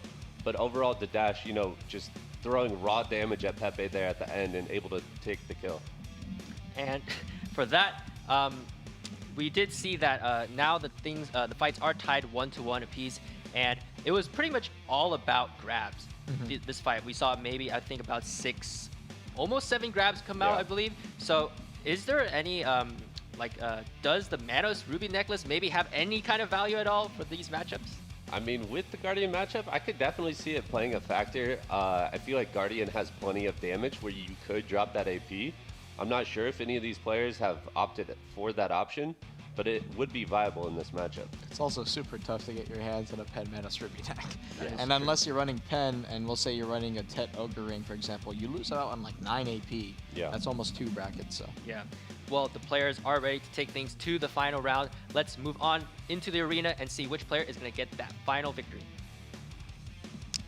And alrighty, the final round starting up here already. The Dash is going to pop that early E-buff and run it down the mid and try to get that CC up. Cleansing Flame a little behind, going for the dash grab. Unfortunately, doesn't manage to hit it. God Incinerator comes out, going to be burning him down here. Pepe Hands down to 70%. Needs to be careful. Pops the E-buff of his zone here. Ooh, went for that pre-awakening grab a little too slow. God Incinerator. Oh my god, Pepe Hands eating the damage from that and eats the Cleansing Flame. Went too hard in with the SA and actually a win off of a damage trade in the Guardian matchup. I believe that's the first one I've seen from SA Chip.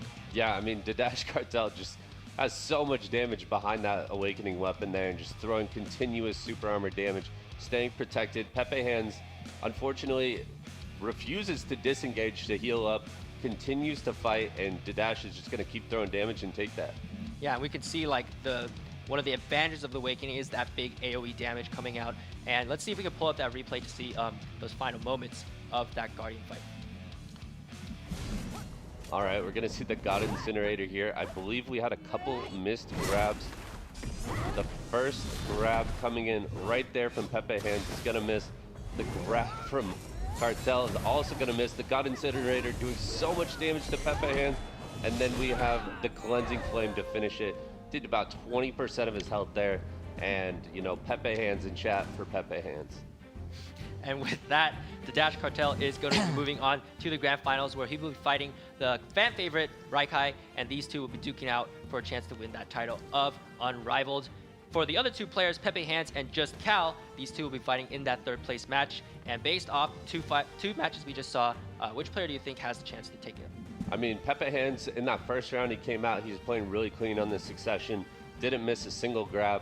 So if he's able to repeat that here against the Awakened Guardian of Just Cal, I think he'll take the third place match. Yeah, and I was going to say in that last match, hey, Pepe Hands about to be PogChamp, but unfortunately he ended up losing on the last seconds there, so hopefully he can pull it back here. Yeah, that Awakening Guardian, big AoE damage, a little bit too much to handle for him. Match 3 is ready to get underway. Let's hop into that arena and check out the final third place match for the EU Guardians. And alrighty, next match starting up here. Whoever wins this again is going to be going on to that third place. Going for the iframe, leaping down, runs for the pre-awakening grab, unfortunately, and doesn't manage to hit it, but gets that Cleansing Flame. That is a float, so is gonna manage to get up there, swapping the pre-awakening for the combo, something you actually don't see very often for Guardian combos and Awakening especially, I believe. I like that. You like it? Yeah, definitely stylish, and already pre-awakening swap gets the dash grab, forcing the V out of Pepe Hands here, and now with the advantage. Doesn't have the tracking audio for the V, so not able to follow up. Cleansing Flame comes out, gonna get some damage off, but he's gonna be in that Q block. Pepe Hands needs to be careful not to eat any of the slows. Obviously, Guardian super brutal. It actually gets the dash grab to the side. Pepe Hands still full speed. Guardian, as I was saying, definitely very brutal with the slows. Almost every hit of any kind of ability, I believe, that gets on top of you will burn you bound by about 30% in attack speed and movement speed. And now, pushing forward here. Iframe coming out. Ooh, goes for the pre-awakening grab. Gets hit by it. Actually on the ground. Gonna get that Cleansing Flame for the secondary. Shift R&B. Follow-up. Burning it down. 8%. Needs to be careful of the final hit. Got the frontal guard off in time. Went for the grab attempt. Needs to be careful. Is gonna run to kite away here. Iframe coming out. Trying to burn his HP back up. Obviously, Session Guardian has an HP for that Shift Q heal, but unfortunately, he's not going to have the space to pop it. Just Cal gets close enough to pop that pre-awakening grab, and the Cleansing Flame is going to be enough to finish it off. He'll be taking the first round. Yeah, we saw Just Cal actually mixing it up a little bit with the pre-awaken, which I really like to see. And then also, I talked about it a little bit earlier, some of the Awakening Guardians believe that the pre-awaken grab is actually better than their awaken one. So Just Cal, you know, showing that in that fight and able to get the quick grab from pre-awaken. Is there a reason why they prefer the pre-awakening grab? I believe the awakening grab is a very long animation, correct? Yeah, the awakening grab, very long animation, and if missed, it's more easily punished, where the pre-awaken one is going to give you a little bit of a lunge as well before the grab goes off. And I'm watching like these, this Awakening Guardian just do huge, like massive AoE damage, and I'm thinking that because of her slow animation, she's more designed for like group PvP and sieges potentially. What is your take on her current standing in that scene? I mean, in large scale, she's great. I think it's kind of similar. We go back to like the Witch Wizard. They can hold their own definitely in the 1v1 scene, but they're not built for it. They're built more for that large scale like we talked about. And Succession maybe the spec to go to if you do want a little bit more 1v1 touch, but looks like that spec isn't actually paying off here for the dash for Pepe Hands. but he was having a really good show earlier against his matchup against the Dash Cartel, you know, with those really fast grab reactions. But unfortunately, it's not really rolling his way here. Is there anything he needs to maybe clean up for his next match? I mean, Pepe Hands, he got the V early on, but unfortunately was not able to capitalize later in the round. I'd like to see Pepe Hands get aggressive, get his hands in there, and get the grabs. All right, let's move on to round 2 of this third place match for the EU Guardians. We have Just Cal versus Pepe Hands. Let's hop straight into that arena. And I believe you actually hotbar your pre-weekend grab on Awakening Guardian so you can swap to it very fast, correct? Maybe mistaken. I think you just have to lock your Awakening. You lock and the then Awakening, it'll activate it. Ah, I get Yeah. you. And already starting out here, comes out of the iframe. He's going to need a lingered iframe there. Coming out, needs to be careful. Goes for the pre-awakening, gets caught by the pre-awakening. Sorry, swap iframe, but doesn't get the secondary CC off. That Succession Guardian, while it is nimble on its feet, it definitely can be a little too slow, especially with those movement speed and attack speed debuffs. And now, coming out again, is going to pop his Awakening debuff, or Awakening E-buff here, so increased damage. Pepe Hands, eats a Cleansing Flame, you need the V! Oh. Didn't react fast enough, and unfortunately eats that last CC, and I believe off of the back of that, he's going to be losing that third place spot. Yeah, Just Cal taking the third place there. Again, I don't think Pepe Hands was expecting the amount of damage that came through. Cleansing Flame, one of the hardest hitting skills in the game. If you get hit by that, you need a V. Let's pull out the replay then and see how Just Cal landed that Cleansing Flame beautifully onto his opponent. All right, so hopping into the replay here, we see both Guardians just iframing around. Just Cal actually misses that first grab and responds with the Phoenix Dive of his own, or Infernal Nemesis, sorry. Oh, is it called Infernal Nemesis? Yeah, I was yeah. asking about that earlier. And then the Cleansing Flame right there Yeah. catches him. The Shift R&B coming through, the Searing Fang, just so much damage onto Pepe Hands as Just Cal takes the third place match. And with that, the EU Guardians semifinals and third place match has been concluded. Let's pull up those brackets one last time to see who's going to be facing off against who in the finals. On the left side of the bracket, we have Raikai, the fan favorite. He will be facing off against the Dash Cartel, and the players will be duking it out for a chance to win that title of Unrivaled. And that Arsha Awakening skin must look really good on Guardian. It's a really big weapon. Yeah, definitely. And with that, Guardian classes are over. We are moving on to the Desert Assassin from Valencia. Hashashin is up next. And Vert, you must be really excited for this one because you actually were planning on participating in this tournament with your own Hash. And Armin, he is kind of, well, I see him as another assassin like along the likes of Ninja. And so this might be really interesting for you. And Vert, want to give me a really quick rundown about Hashashin? Yeah, so Hash is going to be very explosive, very fast. The dreaded block jump that most players fear, especially in the open world, is going to come through. And I believe EU, contrary to North America, where we all, like the finalists are all Succession, we actually have 2 Awaken Hashes here in North America, or in Europe, that made it through to the semis. And Armin, when it comes to Hash versus Ninja, are there any like key differences between the two? Because for me, I just see them as assassins with the block jump that I just would get away from. Well, all I know is that Succession Hash completely runs over Awakening Ninja with that instant block jump. So all I can say is thank God for the new nerfs coming in. All right, and with that, the players are ready to hop into that first round. This is the EU Hash semifinals. Let's jump straight into that arena. And alrighty, next round starting up here. This is going to be half, so Vert, obviously, if you want, feel free to join in. This is going to be Awakening versus Awakening on the startup here. Awakening Hash already popping that E-buff. Ernie Verini versus Pinel, both actually popping those early. Obviously, Awakening Hash is going to have that grab, popping those sands of time. You can obviously jump back to those at any time, but it does burn a good amount of stamina if you're not careful. And Hash has that early passive built in, I believe, stamina into their kit, if I'm not mistaken. Yeah, I mean, another trick with the Awakening is the Sands of Time. You can actually cancel back into that.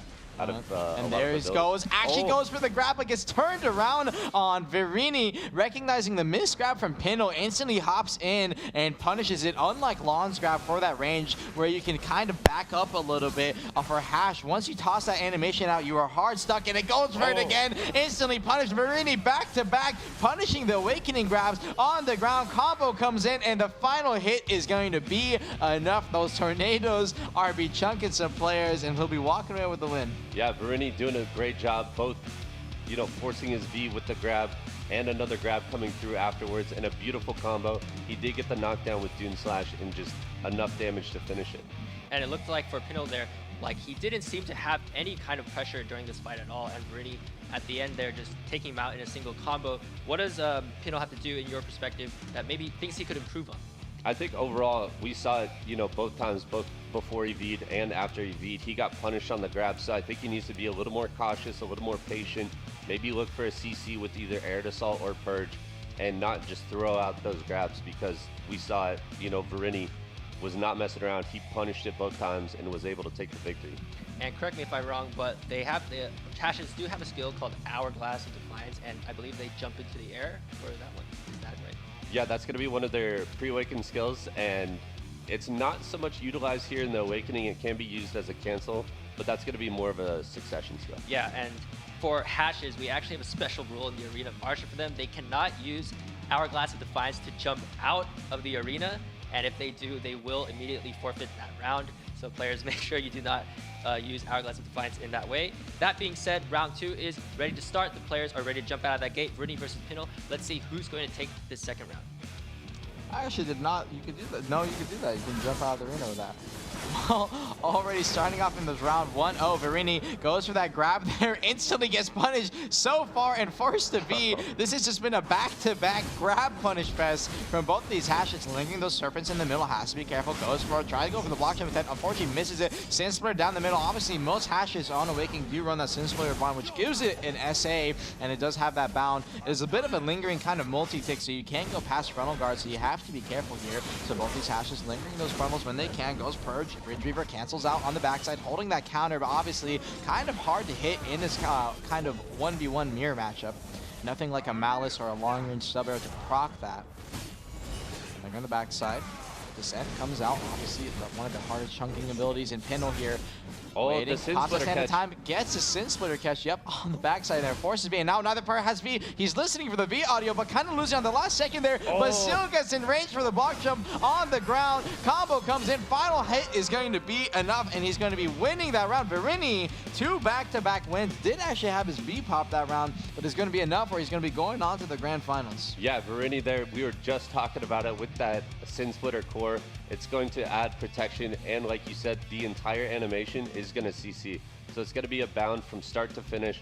Very scary skill coming out of the Awakening. And real quick, I just want to touch on Hourglass. Hourglass of Defiance is the skill that's used to cancel a lot of Awakened skills. Hourglass of Death is the one used by Succession. Oh, that's correct. And let's check out the replay then and see what Verini did there and that beautiful combo that led up to those final moments and earned him the trip to the grand finals. Vert, you want to take this over? All right, so right here, we actually just missed the Sin Splitter catch, and then Verini picking up the sound cue. We're going to see the Air Assault just coming in so quick to punish. Right there, appearing behind him, and then the combo to follow it up. He's going to have the Doom Slash there into Dominion from pre-Awaken, actually, and it's going to be enough to finish him.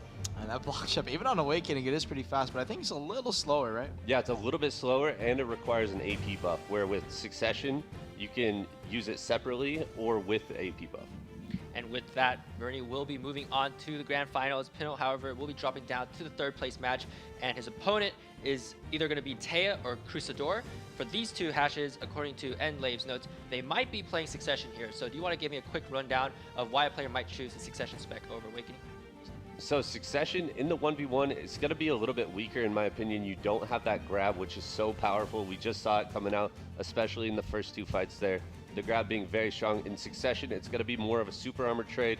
You know, the timing is and protection is going to be really, really important, because just like Armin mentioned, the Air Assault is going to come out so fast from Succession. All right, the players Taya and Crusador are ready to begin. Let's go in there with them and jump into that Arena of Arsha to see how things unfold. And I believe off of the back of this, since it is a Succession mirror, the grand finals is no matter what going to be Succession versus Awakening. Finally get to see which is better. Already down in the mid, dropping that SA damage. Descent doing such a hard chunk, but nothing comes out. Crusader popping his E-buff early here, dropping that slow. That is mouse movable, so if you do eat that, you will be getting slowed by about 50%, and you can feel it on these players physically. And now, holding off Owl's Breath, obviously, that hash stealth not popped yet. Holding the Descent in the middle here. For the SA trade counter, block jump trade on both sides. Unfortunately, neither connecting. Backing up near, needs to be careful. Slow once again. And so far, a lot of these Hash matches for Succession, do they end up being typically pretty slow? I mean, there's just a lot of trading, and then it kind of explodes out of nowhere. As soon as someone finds a hole in the protection, that's where you're going to see a lot of the punish and a lot of the damage come through. And as you saw right there, actually, sorry, Owl's Breath, it looks like when we were looking at it from this POV, it looked like he is just standing there, but he is going to be in that tornado. Kind of hard a little bit to follow, and when you see that Owl's Breath, you kind of just need to make sure you're staying in some kind of SA. Frontal guard obviously can instantly get block jump out of. Counter comes out, needs to be careful.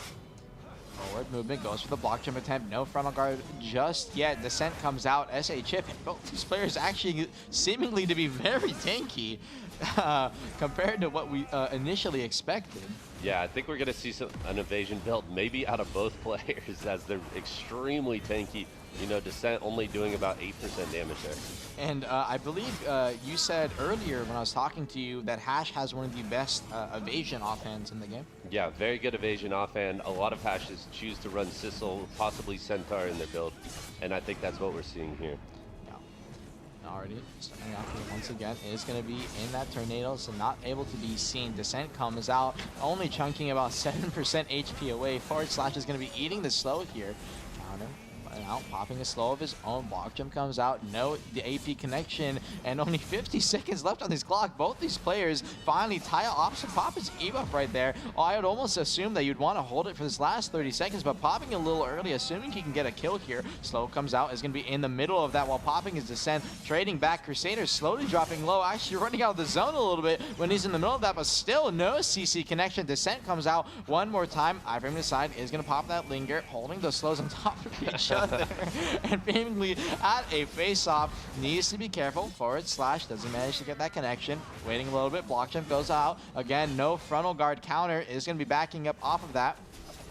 Needs to be careful with Linger, those frontal guards holding up and kind of waiting. Actually sits inside of the slow for a little too long. There is a bounce CC connection at the end of that and is forced to be. And now both players, 5 seconds left, 85% left on the timer here. Gets that final CC coming out of the B. Force on the ground, 1 second. Descent's going to be enough to finish off to 27. And he's going to be winning by about a 70% life lead right there. Yeah, just like I said earlier, as soon as they get that 1 CC, that's where you're going to see Hash Succession come through with the damage.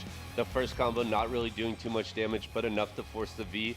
And then when he comes out of V, you know, he sets up the combo. He gets the Sand Divider, which is going to give you a huge accuracy steroid, and is able to do quite a bit of damage and take the victory. And watching these two Hashes drag it out for so long, it again reminds me of our Kuno and Sork matchups where you have these really iframe, evasive, quote-unquote, rat classes, the annoyance. And for these matchups, what kind of openings are you looking to exploit if you are participating in these fights?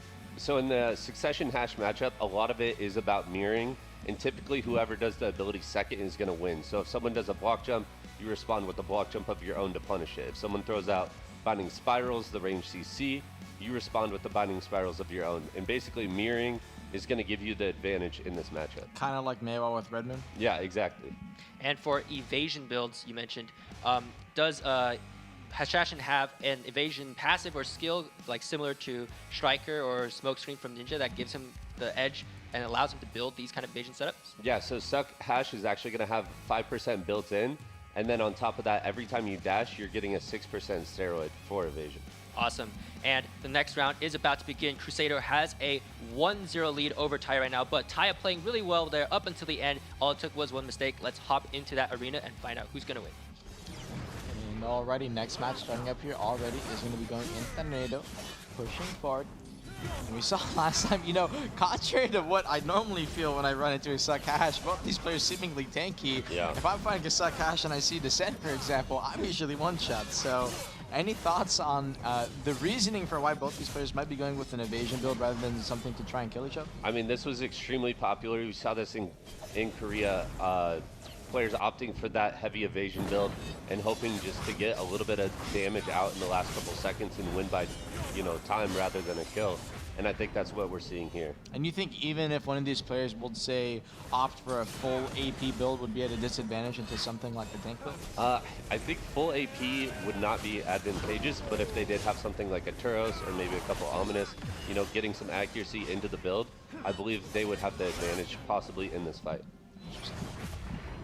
And already 2 minutes on the clock here. Zone is going to be closing in. Both traders trading that slow in the middle. Again, you have to be careful with those slows coming in. You can get slowed up to 50%. On top of that, guess that descent behind on the back attacks here is going to be dropping him down to 70%. And if he wants, he could try and put some forward pressure here. Taya has opportunity, but still just opting to play for this SA Link. Just doesn't want to play too fast. Sasha's coming through, is still going to be in that slow animation. Block jump, no connection, waiting back, lingering.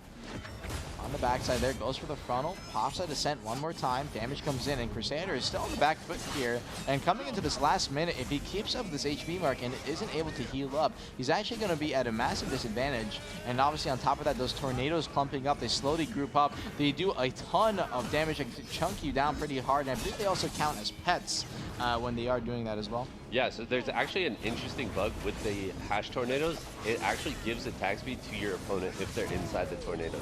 So that's something to look out, and typically that's why I avoid using All's Breath in this matchup.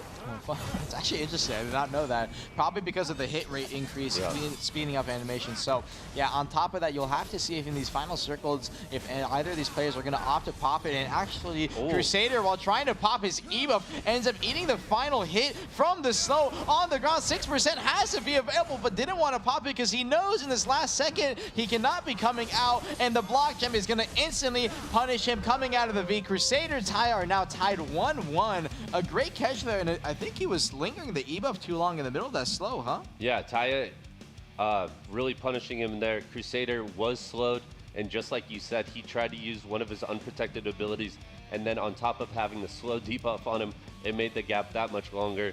You know, Taya doing a great job to punish it and taking that victory. We've seen time and time again that slows can sometimes be, and oftentimes are, the difference maker for very mobile classes. You know, when their burst mobility gets pretty much cut in half by the slows, they aren't able to evade as well, and so eventually dodging certain slow skills become as important as like blocking certain CCs. And so for Hash, like, what kind of slow skills should you be looking out for? So Quicksand, the big AoE that we keep seeing is an attack speed, cast speed, and a move speed debuff. And so that's something to look out for. And I believe a lot of players, especially in Arena of Arsha where you can't get that Alkstone steroid, are going to be looking to put add-ons on top of that Quicksand slow. So on top of that inherent slow, they're putting more slows on top of it, because just like you said, if you're messing up the rhythm and the comfort of these assassin classes, it's going to leave gaps that you can punish, just like we saw in that last fight. All right, let's move on to the final round of this match. Taya and Crusader are tied at 1 win apiece. Whoever wins this will be moving on to the grand finals. And alrighty, as he said, whoever does win this will be moving on to your grand finals. Crusader, Taya.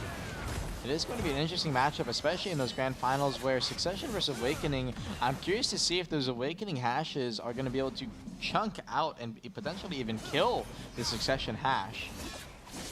And now, pushing forward, Descent has to be careful. Quicksand, again, as he said, that slow, super brutal. And those people running that add-on, you're going to get complete, you're going to be feeling it now.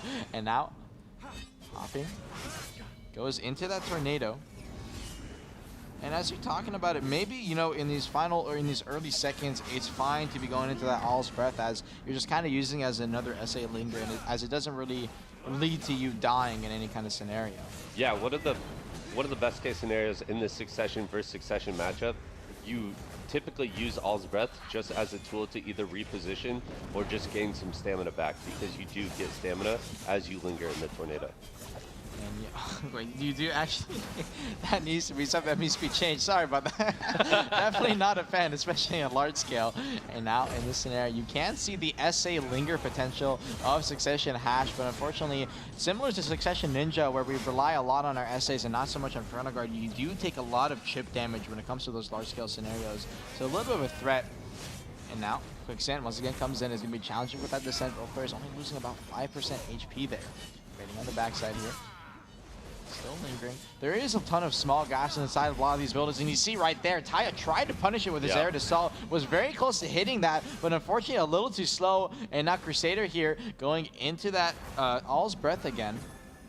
It looks like he's just standing there from our POV, but that is actually the tornado, and both players popping their E-buff here are going to be having a lot of damage. Descent comes out for those back attacks, burned down to 80%, and I think you also get a bit of a dot add-on on top of your E-buff, correct? That's actually going to come from Dominion, but the big thing from the E-buff is going to be the increased accuracy in these heavy evasion matchups. Yeah, and you can kind of actually feel it. Crusader already dropped down to 50%, and just off the back of those E-buffs is already dropping 30%. Needs to be careful, goes for the counter, still has Descent available if he wants to go for that last second hit there, but unfortunately that's slow. The quicksands, not only on top of being as slow, does it chunk you down. Block Jump comes out, try to go for the CC, they're a little too slow, and now popping that Owl's Breath. Taya just trying to get as much CC and damage potential as he can. Both players trading it back here. The tornadoes in the middle. Mass effects. Quicksands needs to be careful. He's just slow in the last seconds there. 10, 15 seconds left, and he's only on 10% HP. And actually gets a block jump on Crusader. And frankly, on these last final moments, I'm not sure what he's going to be able to do. The block jump is going to be coming out on the final hits here. Actually ends up missing it, but still not going to be able to get any kind of CC. And the descent from the back attack is going to be enough. Slow and methodical play. Taya ends up winning it 2-1 and taking it to the grand finals. Yeah, exactly. Taya, just like you said, slow and methodical, playing the timer really well. In that final circle, you could tell Crusader was pretty uncomfortable and not familiar with that situation. A couple times dashing actually into the fog, taking some chip damage from that on top of the tornadoes. So pretty rough for him, but congratulations to Taya moving on. Yeah, well played from Taya. Crusader also putting up quite a bit of a show. Let's actually check out the brackets for the EU Hashashins one more time to see really quick who's moving on to the grand finals. On the left side, we do have Barini, and Taya is going to be moving on to the finals there, winning 2-1 earlier. And now for the third place matches, we have Pinel versus Crusader. And between what we saw, who do you think is going to take the win? Well, I think this is definitely going to give us a sneak peek to the grand finals next week. And I think in the original Awakening match, Pinel didn't really have a time to show up there. Yeah, Pinel kind of got shut down pretty hard by Barini in that first match, so we haven't really seen his full potential. The Awaken versus Succession matchup is pretty interesting because Awaken has that grab to punish all the super armor that's going to come from the Succession, but the Succession actually has a better time dealing with the Awakening just due to it having a few more gaps than the Succession mirror matchup. And for Crusader, he was really sharp for most of his fights up until the end there. And so would you say that all he has to do is just stay away from that grab and he should have the upper hand? Yeah, I think if Crusader plays well, has good zoning, has a good neutral game, I think he could come out on top here. All right, let's find out about what's going to happen. Pinel versus Crusader. This is your third place hash match for EU. Let's jump straight into the arena and see how things plan out. And already Pinel versus Crusader, Awakening versus Succession. This is the first time I've actually seen this mirror matchup ever.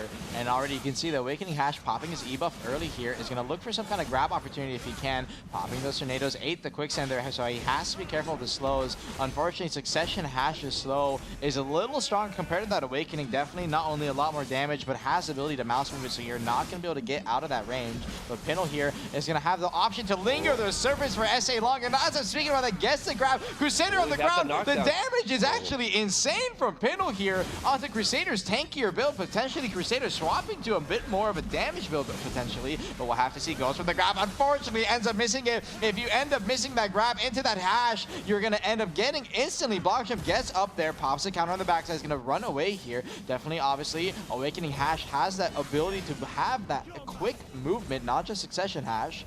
Pops a quicksand here. Both players are going to be trading slows, and Crusader slow there is going to play on the back foot a little bit. Definitely has to be more on his toes. Can't linger as much as he wanted to. Compared to that Succession mirror. And as I'm talking about that, Pinel, a little too aggressive for the grab. Went too far forward. Crusader got the block jump. Coming immediately out of the V here in the corner. Got the damage off. CC comes out, but doesn't manage to get the secondary. And Crusader is going to get the grab off. And now Pinel on the ground, both players in the corner, dropping damage, trying to go for the counter, is going to drop into about 50% here. They're just chunking away. Crusader comes out on the bottom, and I think the Serpents there came in clutch in the corner and just did enough chunk to win it out. Those Serpents actually did way more damage than I expected. Yeah, I mean, that fight right there kind of reminded me of a cartoon where two players go into a tornado and only one walks out. I'm not really sure what was happening in that corner. But, you know, really well played by Pinel to come out with that victory. It looks like things got a little bit hectic for both players, and they were getting kind of, they're maybe panicking in that small little Nyashi corner with all the tornadoes flying around them. And can't blame them. This is the Arsha tournament. The stakes are high, and nerves can be a factor. But that matchup seemed like way more volatile than the Suck v Suck one. that we just saw, but based off what you just did see, what do you think has to change between these two players? I mean, Pinto came out really strong with the grab. We saw it right off the bat. So much damage. Luckily, he did down smash Crusader right at the end, so Crusader was able to V.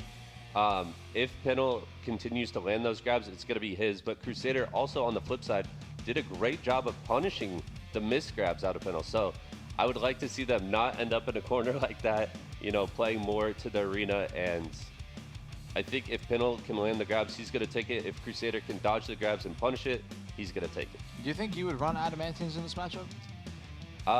I mean, Adamantines can be good, but the way the Awakening combo works is it's a KD into a float, even if the KD follows. Gotcha.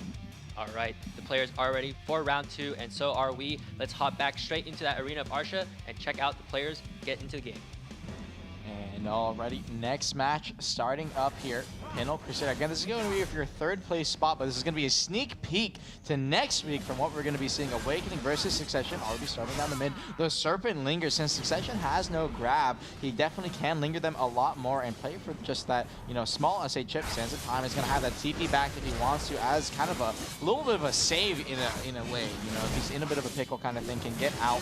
And already going forward here, gets hit by the box jump on the corner, instantly out. You have to be so careful. Try to go for the descent follow-up on the last chick of damage, but unfortunately a little too slow. Pinwell's gonna get that V out of there. Forward movement, Succession hatch, such a fast class, but unfortunately not fast enough. Crusader not able to get in that cap in time. Pinwell ends up popping his his block jump there, trying to go in. Ooh, block jump comes out from Crusader, no hard connection, and now both players trading the SA on the forefront. Succession has a little bit of a damage advantage, especially when it comes to those quick, you know, short bursts. Players in the middle here, goes for the grab. Pinto a little too late, could have grabbed the descent on the backside there, and actually gets his CC still onto Crusader though, and Crusader on the ground, only dropping to 50% here. Looks like that first run of damage we saw from Pinto was using that success or Awakening Hash E-buff. So if he wants to one combo Crusader here, most likely will need to buff up. Lingering the SA, natives are casted. Waiting here, goes for the block jump, a little too slow, doesn't manage to get it. He's gonna linger the Serpents there, canceling out a little early there. Ooh, trying to go for the Purge catch, canceling out super fast. A Purge obviously is gonna be that unprotected float, so trying to go for the temp, but a little too slow there. Needs a quicksand slow here. Waiting, backing up. Again. Absolute quicksand holding there. Waiting, it's gonna be slashing forward here. Block jump, unfortunately ends up missing on the backside. Crusader's still holding. MM's a quicksand there. Ooh, gets behind there. Actually gets behind the frontal guard. Last CC is going to be coming out. Float on the ground is not going to have his V. Actually is going to have his V available and opting not to pop it. And rightly so. Crusader is still alive with that. And actually pops the descent onto Pinto side. Pop dropping him down to 40%, or sorry, 80% HP. Still alive here. In the middle now. Serpents comes out, goes for the Purge catch, a little too slow there. Serpents dropping some big damage, managed to get that SA up just in time for Crusader, and now on the backside, Descent also chunking him down, goes for the grab, a little too slow, ends up missing it, and the punish from Crusader comes in from behind, gets the back attack, and off of that, Crusader's gonna be tying it up 1-1. Yeah, Crusader doing a great job once again. The missed grabs out of Pinto. Pinto maybe throwing him out a little too just risky, a little willy-nilly kind of Yeah, thing. I wouldn't have gone for the grab on the last second there, personally. Yeah, definitely. With the smaller circle especially, you're going to get punished every time there. Crusader doing a great job of capitalizing and taking that round.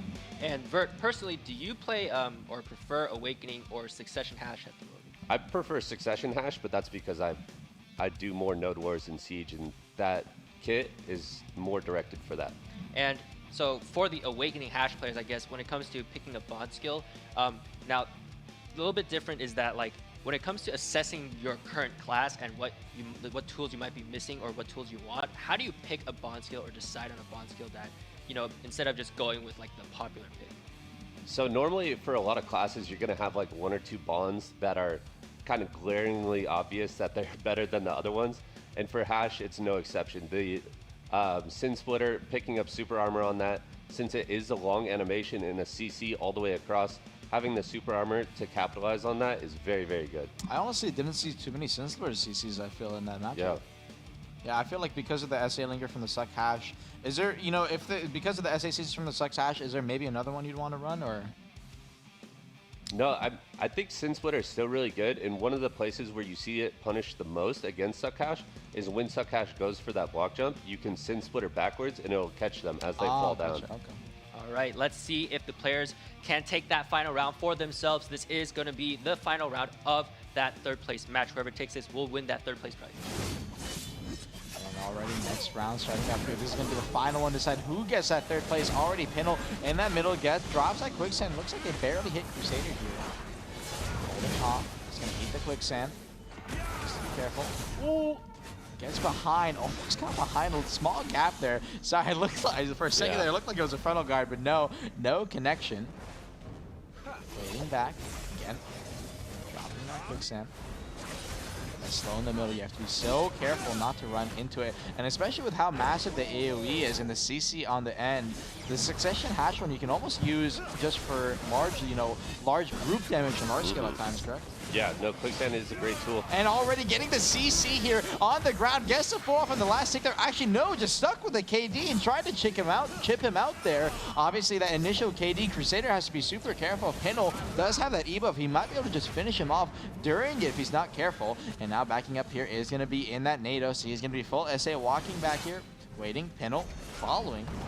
Pushing forward slowly. Pops that E-buff here. Crusader is going to have a lot of damage pushing forward from this moment forward. And Pinel needs to be careful. Any kind of descent to the back can definitely chunk it down to less than 50.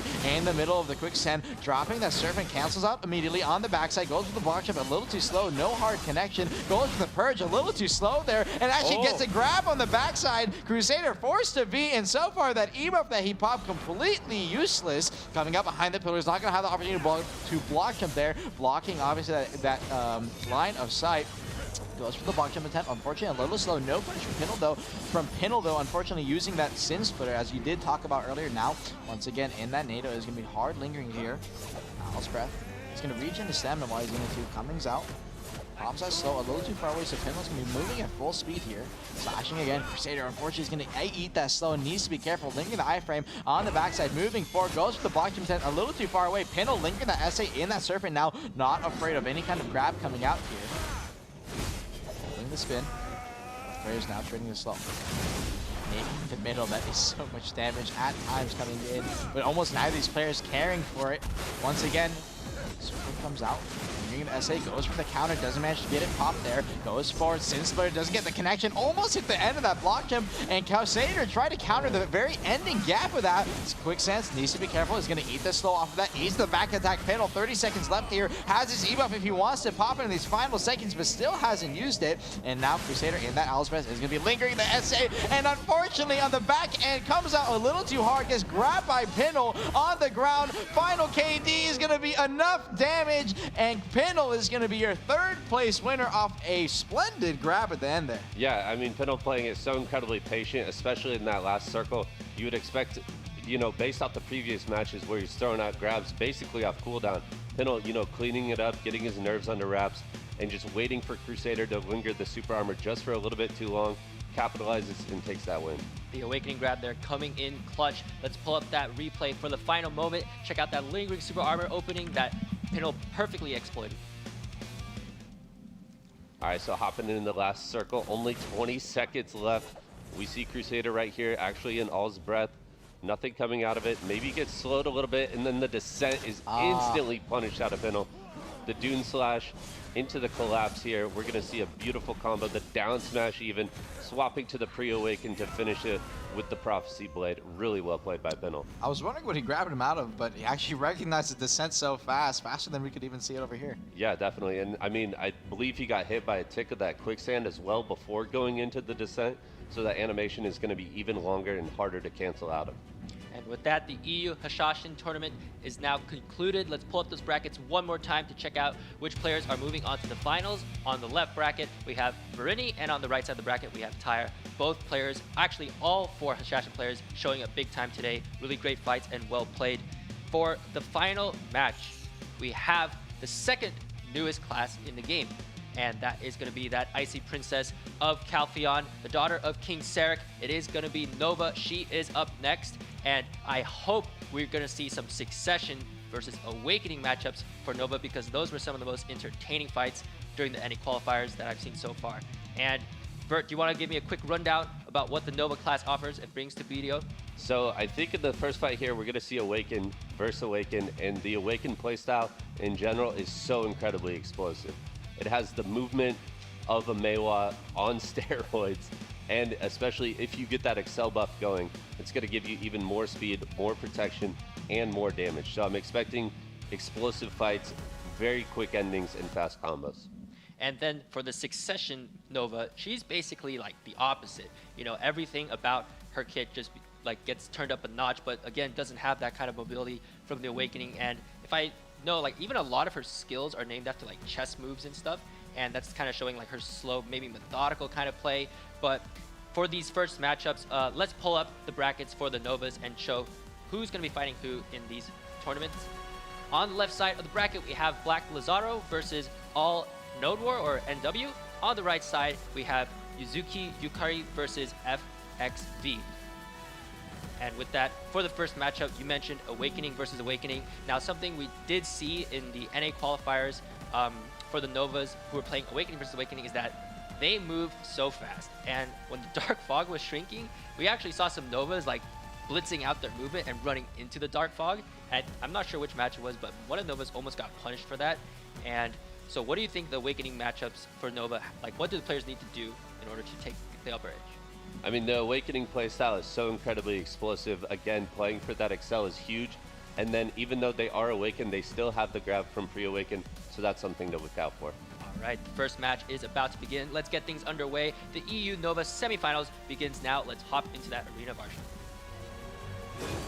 And already, this is going to be starting up BlackDesert against All NW, obviously running straight down the mid. And you can see with how fast this class moves, you're going to be gapping super quick. Awakening versus Awakening Mirror. Starting off here, you have to be careful already. Spinning wheel, vacuum's going to be coming out, doing that twisted. That is a small jab lunge forward, gives you some space back, and most people are going to be using it for mid, but unfortunately, gets caught out of it. Immediately eats the Starfall. You have to be careful. That damage is so much, and forced to V. Al NW over on the other side, when you're coming out these Vs, especially against Nova, you have to be so careful. Excel now out from both players. They're going to be gap closing super quick here, and they're going to have those lingered SAs for a little bit. Starfall comes out, canceling out immediately. Swaps that pre-awakening, goes for the grab, pushing forward here, following up, goes for the vacuum. He's going to be in the middle there, but a little too far away, and waiting.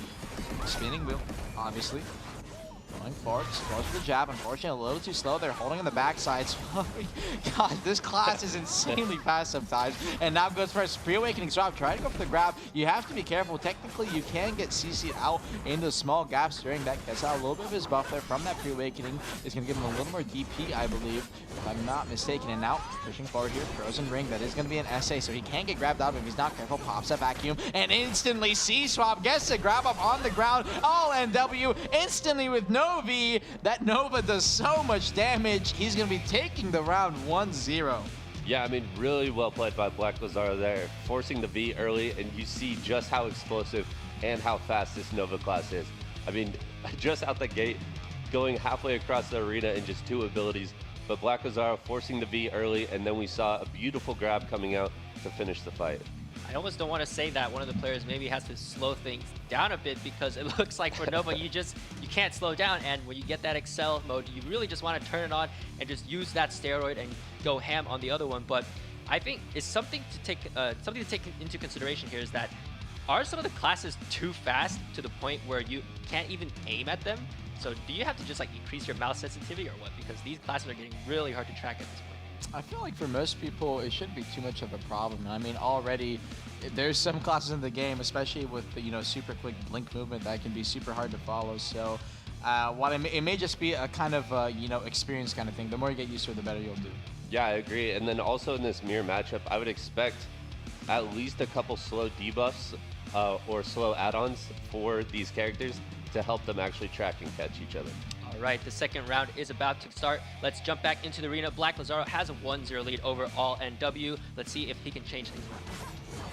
And already second round starting up here. We saw that last round, even though these classes move so fast, you can actually get grabs off onto them. If you're looking out for both players, trading those vacuums in the middle. When you actually call those vacuums back, you do get a 50% buff towards Excel, if I'm not mistaken. So you can start moving a little faster. Thrust around the side, needs to be careful. Comet goes forward, calls that Starfall, cancels out immediately. C-swap, going that way, pre-awakening, backing up again. Twisted needs to hold his backside here near the spawn gate. Twisted one more time, holding the jabs in the floor, goes for the Comet.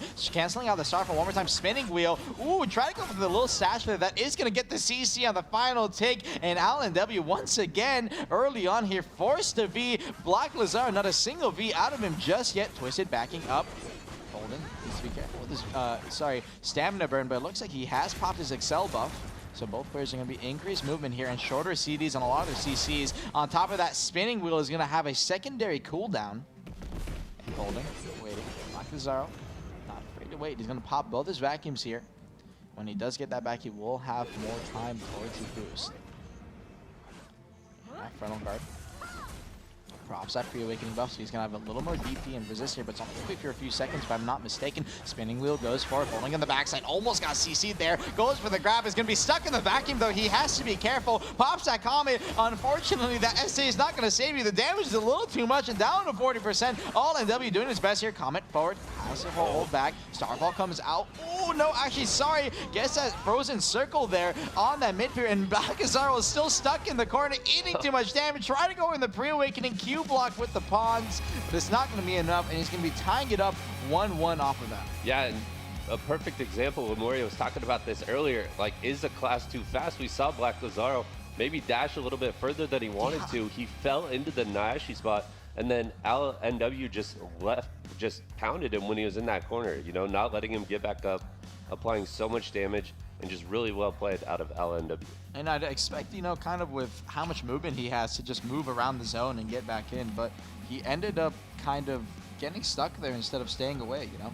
Yeah, maybe the HP ticking of the Dark Fog, but I'm thinking he probably could have just traversed it in that one tick. And yeah. So a little bit of an unfortunate situation there, but again, these classes are so fast. Like I wish I had that kind of mobility, right? But like you mentioned Meihua on steroids, I'm just gonna have to ask, is like, why would is Meihua almost obsolete here? Like, what is this mobility? Well, Nova movement, while it can be super fast sometimes, isn't technically always protected. Something like Comet, you can kind of get CC'd out of if you're not careful. Whereas Meihua, it's supposed to be an SA dash, but I'm sure you're very aware, yeah, you still can't get CC'd out of that chase, so potentially obsolete. Well, I don't want to go that far, but I just did. Anyways, for Nova, I'm not seeing too many. I'm not seeing the players switch back to pre-awakening all that much. Even only maybe for the grabs and the Q block, as you said. But is there maybe a place for some more pre-awakening skills to be used here? Just really quick. I think when the players are playing this fast, you're going to want to stay awakening just for the mobility. You don't want to get caught with that big shield out, and I think that's why you see the players preferring awakening. All right, looks like staying in awakening is the way to go. Let's move on to the final round of this first match for EU Novas, and let's jump back straight into that arena. Yeah, and besides that grab, which you've seen from the pre-awakening, I really don't think you're going to see any other abilities in use. Obviously, those pawns are a threat to deal with, especially when you're dealing with Succession, but in this awakening matchup, you know, spinning circle, all these movement abilities twisted, you know, as you're kiting away, they're so fast that you almost can't reach him. Comet as well on top of that. Going forward, needs to be careful of his initial lunges. It obviously does also have those rebams to use. I believe one of them has a stun on it, not 100% correct. Starfall comes out, is going to instantly cancel out of it. It does cancel the damage a little bit on the back end there. Excel, needs to be careful. Vacuum on the backside, make sure he doesn't run into a BlackDesert. Obviously goes for the slash, and there it is. That's what I'm talking about. Regardless of how fast his classes are moving, if you understand your opponent's line of movement, which unfortunately Nova is a little predictable, you can get those grabs off, at least with that pre-awakening somewhat. It definitely is a struggle, that is for sure. And now swaps that pre-awakening here. Gonna hold off, popping that vacuum. Waiting, spinach circle. Going in the middle here. Back in the corner now. Pulling that frozen ring. Goes forward. Comet on the backside. Gets caught behind his frontal guard. A little too aggressive. Ow! 36%, 40, but actually doesn't get the secondary. BlackDesert gets turned around on. He has to be available and V's into the zone. He has to be careful. He's gonna be coming out of the zone here with his V. 17%, 8%, and he undies to the zone. BlackDesert, a fatal mistake. Al Nodwar will take the second round and be moving on to your grand finals. I mean, what really is there to say about that? Yeah, I mean, it's tough. BlackDesert just hanging out a little bit too long in that first combo, and then LNW with the wake up and the punish. You know, unfortunately, I think BlackDesert thought he had enough HP to, you know, be into the circle, into the fog, and come back in, but that just wasn't the case. and he gives the victory to LNW. Yeah, looks like a bit of a miscalculation, trying to go for that heads-up play where you V into the fog instead of staying inside the ring, trying not to get punished, but fortunately didn't have enough HP to make it through, and that mobility also not quite enough. He almost made it through, but again, losing, and all NW moving on to the grand finals because of that. However, he will have a chance to fight for that third place prize. And for our next matchup, which is going to be Yuzuki Yukari versus FXV, we might see a Succession versus Awakening here, and this is going to be great if we do, because this is basically a clash of like styles here. You know, these are, I talked about Ranger here, I am again, but having two polarizing Successions and Awakenings, right? Two polarizing playstyles. Nova is probably the other class that I think is like just about as polarizing. So Vert, anything to mention about this? I think with the Succession, it is one of the few specs that can actually slow down the Awakening, you know, with its big shield, with its slows, and a possible freeze coming out from that Succession. You know, it's going to be putting out quite a bit of damage. All right, and for Yuzuki, he is probably playing the suck, and for FXV, he might be going for that Awakening. And Armin, for you, when we were casting those NA qualifiers and we saw those Suck Novas fighting against the Awakening Novas, some of the Suck Novas were actually running away with it and actually taking down these Awakening Novas. So do you remember at all like what the Suck Novas were doing correctly that was handling and controlling these super fast Awakening Novas? Well, the main thing is for a Awakening Nova to get the grab onto a Suck Nova, they have to swap to pre-Awakening, so it's a huge threat. And that Dragon obviously having such CC potential and that slow is just something to be afraid of. So we'll have to see coming into this, is that going to be a trend that continues in EU? All right, let's move on to the next match of the EU Nova semifinals. Yukari versus FXV here. Could be a potential clash of styles. I hope so. Let's jump into that arena. We'll definitely have to see. And already starting that pre-Awakening, it looks like it is going to be a Hashashin styles Succession versus Awakening. And already straight off the bat, gets the Succession grab. But unfortunately, sorry, I'm losing my tongue casting this. Unfortunately, loses his secondary CC. And already coming out of the V, FXV.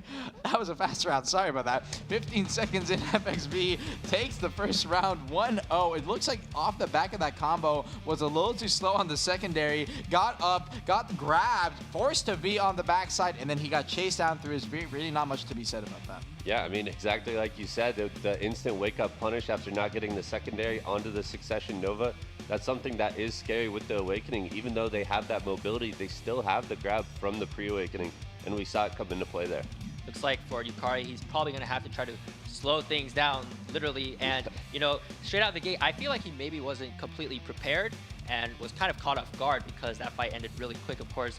So anything for him to try to clean up to get ready for the next match? I think most people aren't expecting an Awakening Nova to hold W on you down the mid, so. Yeah, I mean, the Succession Nova just barely making it out the gate, and already that Awakened Nova, that move speed was almost inside his gate before it even started. So he needs to be prepared for that and, you know, mentally and in-game ready for that in this next fight. Yeah, looks like the Awakening Nova having the better opening here, maybe playing E4, Succession Nova playing some bad opening. I'm not too sure, but let's check out the next round and hop into it. Can Yuzuki turn things around with his Succession kit, or is FXV gonna run away with it?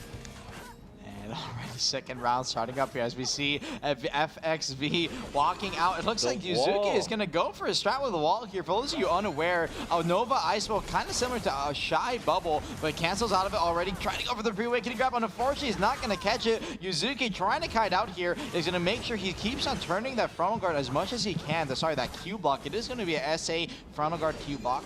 So he's not only going to be able to block CC, but also block damage, but has to be careful of that Dragon coming in from the Succession Nova, as he can instantly stiff you at any time. And the worst part about this matchup is those pawns from the Succession Nova. Oh, not going to come in time, though. FXV off of a grab into a combo, not afraid of the pawn stiffing coming in as a secondary, kind of like a tamer pet, and should get the kill, and he's going to be taking the win 2-0. He'll be in your grand finals. Yeah, FXV, again, punishing the Succession Nova. That is the downside to the Succession spec, is that they're a bit slower, and it's so much easier for the Awakened Nova to land the grab on them. Yeah, and it looked like the Succession Nova almost had time to stabilize there, unfortunately just getting caught right at the end. Let's pull up the replay to see exactly what transpired between the players in this match. As you can see right here, the Dragon's being called. That is a Succession Nova pet right there. Goes for trying to go for the slash. The pawn end up sipping him a little late there, but Yuzuki not aware of that connection there, is a little too late. Instant C-swap gets to the grab up on the ground. The pawns don't spawn in time, and that last second comment's going to be enough damage. The thrust killing him off, and unfortunately that is going to be the end of Yuzuki's run in this winner side bracket. Yeah, and the first time around, I didn't actually see it, but FXV tossed out 2 of the vacuum orbs and then it actually dashed to the other side, forcing Yuki back into that. And that's what allowed him to get such an easy grab. Really well played positionally there then by FXV to take home that win. So for Yuzuki, he is dropping down to that 3rd place match, and he will be facing off BlackDesert, who again is an Awakening. Looks like he is caught a bit out of prep for this Awakening matchup. So again, facing off against this spec, what do you think he needs to do? I mean, I think he needs to be a little bit faster on his feet. Unfortunately, you know, Succession is a little bit slower, but it keeps you in place for so long that we're going to need to see them maybe disengage a little bit more, come back in, and again, use their pet to the best of their ability. Yeah, disengaging might be a little bit difficult maybe against Awakening Nova, but here I'm hoping, like, you know, I've heard their block is really strong maybe, but maybe they can tank a few hits, possibly not though.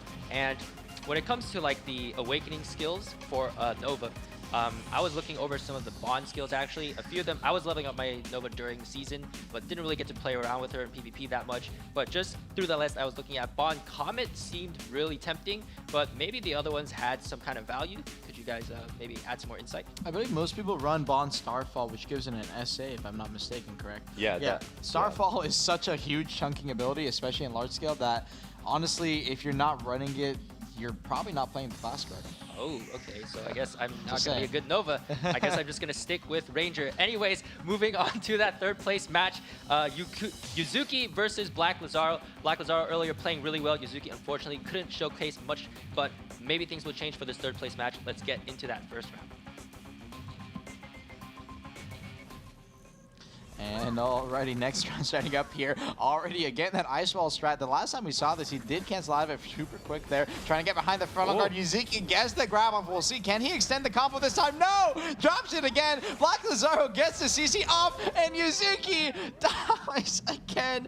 Almost exactly deja vu, but this time no V came out of him. Unfortunately got CC'd by, I believe, the comment on the last second there. Maybe the thrust. But any comments on that, Bert? I mean, Yuzuki going for the wall shot just to delay the inevitable, I suppose.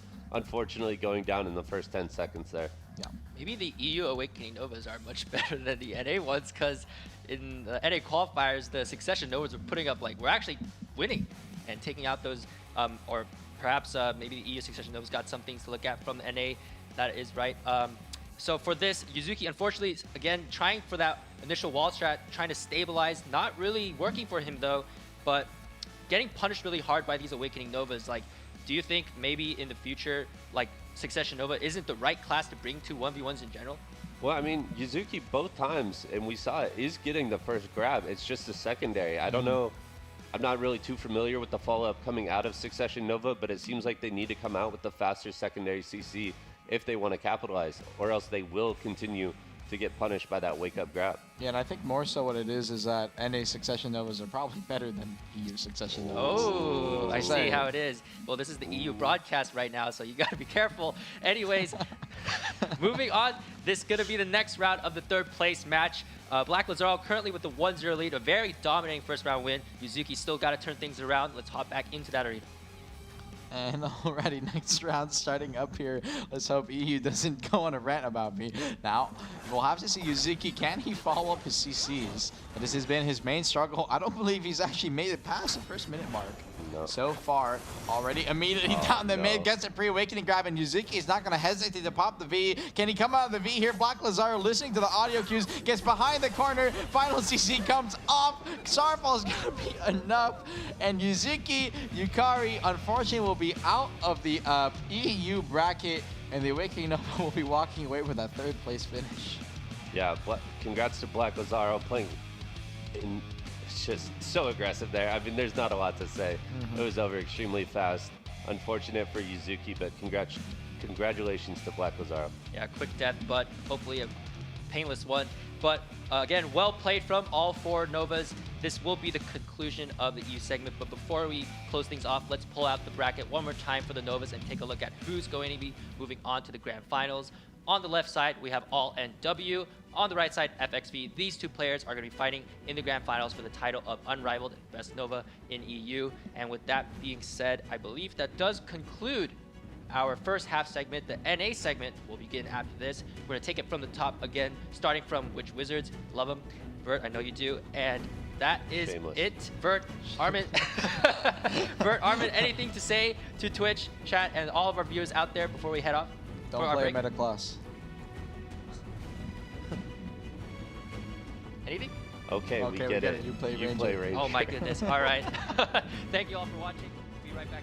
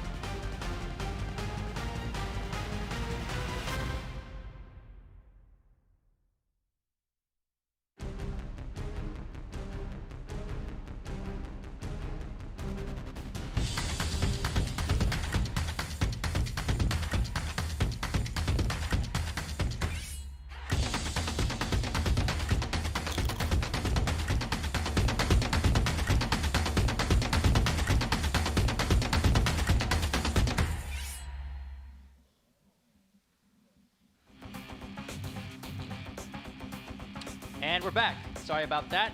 I am your host, GM Lemoria. This is the NA Semifinals Arena of Arsha Best in Class Championship. Alongside me, I have our hosts, Armin and Vert.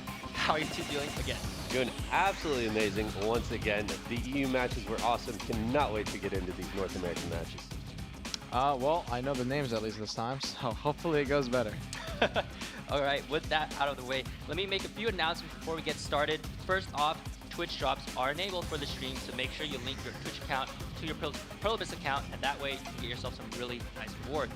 Secondly, if you haven't already, please transfer your account to Perlibus' service. The deadline to transfer is May 31st, and if you do not transfer your account, the account will be permanently deleted.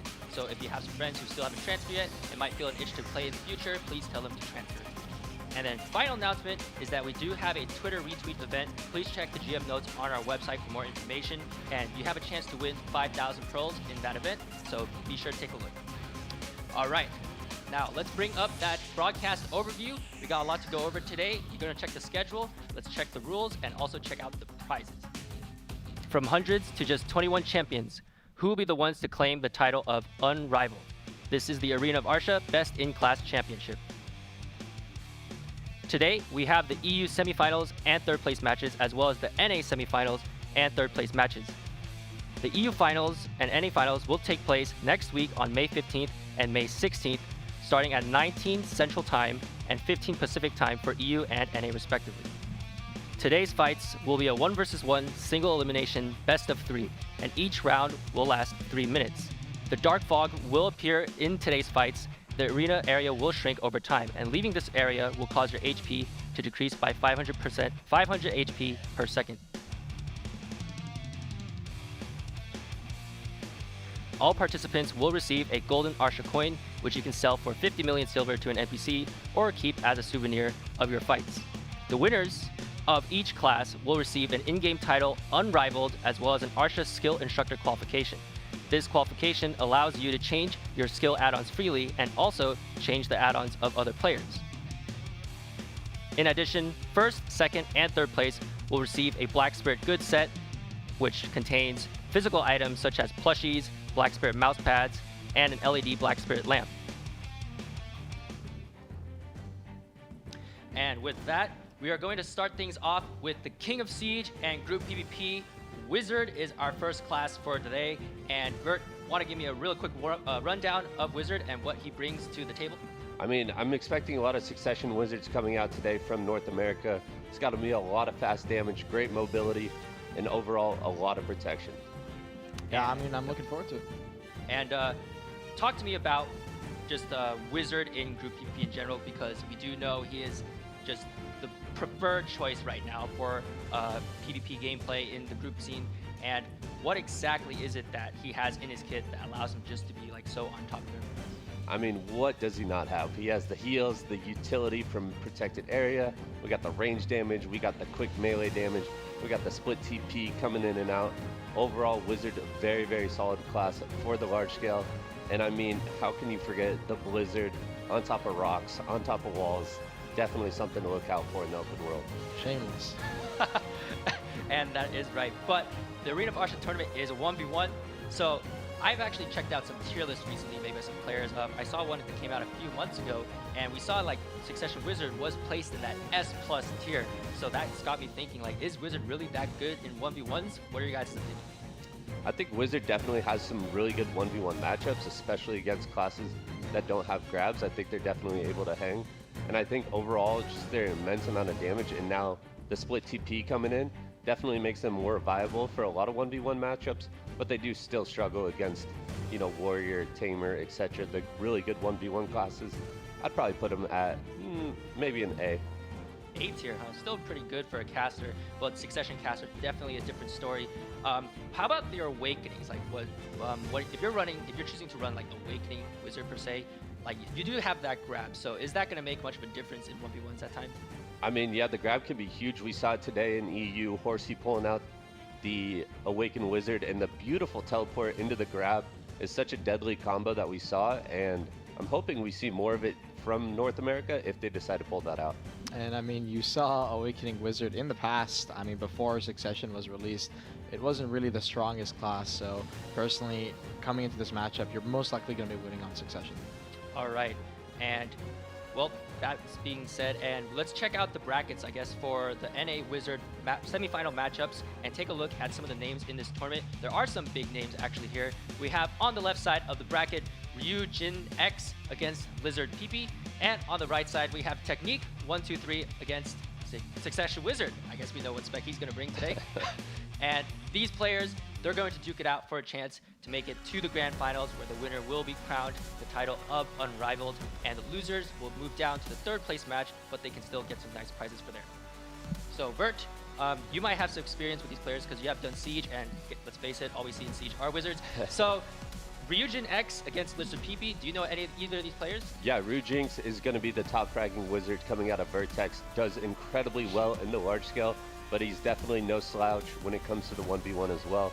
And then Lizard PP is going to be representing Cho Nation today. Cho, also an amazing Siege guild. All right. Just got word, though, that the first match will actually hold off a bit for now. Instead, we're going to move on to the second match, Succession Wizard against his opponent, Technique 123. And so let's actually start and get that underway and move on to match 2 for the first. Oh, I guess not. Not right now, actually. Technique 123 versus Succession Wizard. Succession Wizard Wuxi, actually, Wuxi, who right? you did mention earlier when we were talking about it. I think you may be a little more familiar with him, Vert. Yeah, Wuxi coming out of Snake, incredibly powerful wizard. He's been on his grind for gear lately, but, you know, used to be a BA rat, basically lives in the battle arena, a lot of practice. And then Technique is going to be also another large-scale wizard coming out of Digital. So, I mean, all 4 of these North American wizards are going to be extremely scary to go up against here in the semifinals. Yeah, that's what I like to see, a loaded semifinals here with very notable names. You said Succession Wizard, it's so hard to say that, Yeah. is used to be known as Wuxi, right? Like, is that the Chen Dynasty Wuxi that you were talking about? Or do you remember? Yeah, that's Chen Dynasty, correct. right? Yeah, I also used to be a BA rat, so I think I remember that name, and I remember dueling him a few times on my Ranger, of course. And that being said, so Wuxi was known for his 1v1 skills in the past, and you just said Technique, more of that group PvP focused wizard. So any predictions you want to make coming out of this? I mean, both of these players have been on Wizard for a very long time, mostly known for their large scale, but I think Wuxi, with that little extra bit of BA practice, is going to come out on top here. I'm going to be giving it to Wuxi as well, I agree. All right, Technique, maybe he's got his work cut out for him. And real quick, one more time, if we see Technique bring out the Awakening, because we did see during the EU finals, semifinals today, that the grab actually was something key here, a little bit different than the Witch Mirror matchups. But do you think the Awakening might see the presence here from Technique? I mean, if Technique pulls it out, I think he's going to have to play almost perfectly similar to how Horsey did it earlier today. I mean, just really well played around the pillars and then coming in with that teleport into the grab. You know, such a deadly combo, because we saw after the grab, the follow-up CC, pretty easy to land in the massive AoEs. Make sure your damage is going to hit your opponent. Yeah, and then I guess the Succession is going to instead focus more on like the spacing and avoiding that grab, but the split TP again, really handy for dodging his opponents. And Armin, I want to ask you one question real quick. If we were to see an Awakening Wizard, Bond skills, just want to give us 1 or 2 skills that maybe they know. Vert, how about you? The Bond we saw earlier from Horsey was from the Water Sphere, and I believe that just adds a little bit of protection to it. Yeah, All right. I think that's the only one that most people are going to be running. Okay, interesting. All right, all that is done, and let's start with match 2, not match 1, of the NA Wizard semifinals. Let's jump straight into that arena and get things underway. And alrighty, here, while the match is about to start, here we go. First match already underway. Again, Succession Wizard Wuxi versus Technique. This is going to be someone who's a little more experienced in that front range dueling, already TPing for Voltaic Pressure. Goes for the Earthquake evade behind the front guard, or at least trying to get behind the front guard. Unfortunately, not going to get that Succession hit there. Ooh, TP forward, got the Lightning Stun already. Succession Wizard, aka Wuxi, forced to V. Ebuff, oh no, actually not a V. Managed to get TP back to the low ground on the backside. Is going to get a heal off and still alive here. Technique trying to put that forward pressure. Unfortunately, ended up missing. And Wuxi now back at full HP HP in the mid here. He's going to have his ebuff for the next 15 seconds. Technique understanding that, and the damage pressure from Succession Wizard ebuff is going to play on the backside here. Holding that lightning is going to get the CC, or sorry, the slow through there. It looks like it went through the SA. Technique as well. Slowed. You can actually feel it coming through. Popping that frontal guard, wants to buy some time. Waiting. He's going to be chilling out here for just a little bit. And I believe that debuff up there, Succession Wizard, already popped his PA. That's an ebuff. Or is that the debuff? That is the debuff, yeah. Earthquake Evade comes through, Voltaic, Fireball, try to go for this KD. Unfortunately, actually, it looks like he got res there. But Wuxi, meanwhile, on the backside, completely got one shot. Fireball came in, KD'd him, and Focus Meteor, the damage from Focus Meteor being so much, Technique's going to come out with that first round win. Yeah, and right after you bring up the ebuff, Technique pops the ebuff of his own. And just like you said, the Fireball into the Focus Meteor on top of that ebuff is going to be so much damage, killing Wuxi in just 2 abilities there. Wow, Wuxi just basically exploded there. And you mentioned something about a Focus Meteor. So in Succession, there are 2 meteors, right? Do you want to elaborate for the players who don't know much about Succession Wizard, what the differences are between the 2 meteors? So I believe Prime Meteor, the one that most people use in large scale, has a stiffen into KD on it. But when it comes to damage, Prime Meteor, or sorry, Focus Meteor, it has a little more focus damage, typically used for grinding kind of scenario. But in these PvP 1v1 scenarios, it's going to have a little bit of a faster cast time and no CC. But I don't think we've seen someone run the Prime Meteor just yet, right? No, not yet. Definitely in these 1v1s, that Focus Meteor is going to be so impactful because it gives you not only the forward guard all the way through the cast, but it comes out so fast in these, fights where people are teleporting left and right, repositioning. The faster Meteor is going to make sure you get that damage off. Yeah, it looks like Twitch chat is actually rooting for Technique and predicting he might be the ones who takes the win. But Wuxi can still turn things around. Only one round has gone sour for him. Let's jump back into the arena and see if he can snatch that win for round 2. And alrighty, second round starting up here, Technique versus Wuxi. And as we see already right off the cast, Wushi's going to pop his ebuff. He's going for this early chip again. Technique trying to go in, Voltaic Fridge on a 4G. And on the backside here, drops Meteor onto Wuxi. Wuxi, the last time he got hit by it, dropped instantly to 0. That time dropping to 30, has to be careful. TP4 goes for the Voltaic, a little too far away, needs to be careful. Technique, meanwhile, on the backside is going to take the midfield here. And again, run down that time, pops a Blizzard, and that is going to be in range. Wuxi, it looks like he is going to have that frontal guard just on the backside. He's not going to hit it by his slow. And slowly walking up. And it looks like regardless here of having that 0-1 disadvantage, Wuxi is still playing very aggressive. Going to pop that Blizzard. Technique's going to be in the middle of that. Going to unfortunately eat that slow as well. So he's going to have to wait a few seconds before he goes for any kind of engage. Popping that frontal guard. Slowly walking forward here, and now taking the midfield. Both players going to be training here. Lightning comes out, pops up frontal guard inside. TP4 goes for the Voltaic. Unfortunately, gets completely frontal guard from Technique's side, and unfortunately is too much damage. Not even an ebuff from Technique. Wuxi ended up eating the Voltaic Frigid from the front side, and it was just a little too much to handle. And regardless of Wushi's grind currently, it looks like he got outstrengthened in that match a little bit. Yeah, I mean, Technique playing really, really well. I mean, going in, really good positioning, got the Voltaic Frigid, just like you said, and I think another Meteor, right, to finish it off? Yeah, that was. Well, let's confirm and see if that is exactly what happened. Let's pull up that replay and see those final moments where Technique managed to take that win. As you can see here, Wuxi, his ebuff at this point has ran out. Technique TPs, gets over to the midfield here. Waiting. Casted Lightning here, is not going to get the slow. Try to go for the Fireball a little too late, and he fully frontal guarded all the damage coming in from Technique here. Dropped the Lightning for the last hit there, and he dropped the Meteor in that midpoint. That's what that big chunk was you saw onto Wuxi, and as a result, some great SA trading ended up winning it. I feel like Wuxi, if he had held that secondary TP and tried to get behind the Meteor there, maybe had a chance, but unfortunately it didn't end up working out for him. Yeah, Succession Wizard, aka Wuxi, unfortunately, like you said, kind of blowing his TP at the wrong time, eating the blunt damage coming out of that Focus Meteor that we just talked about. Just not something you can tank in this 1v1. Yeah, Technique, as you mentioned earlier, more of that group focus PvP guy, actually 2-0ing Wuxi here. But maybe it could be something like nerves. You never know. This is the semifinals. But Wuxi, unfortunately, will be dropping down to the third place match. However, he still has a chance to win those third place prizes. You'll still get that Awakening Arsha skin, some pearls, and the Black Spirit goodie set, which contains physical prizes such as the mouse pads, the LED lamps, and a nice Black Spirit plushie that I like to throw around whenever I fail enhancements. All right, now the next match is about to start. Ryujin X against his opponent. That's probably why you failed him, man. It's because you tossed it around too much. That could be it. Lizard PP, that's right. Ryujin X versus Lizard PP. These two players are our next match. Let's just jump straight into that arena and get things underway. Ready. Next match starting up here, Ryujin versus Lizard.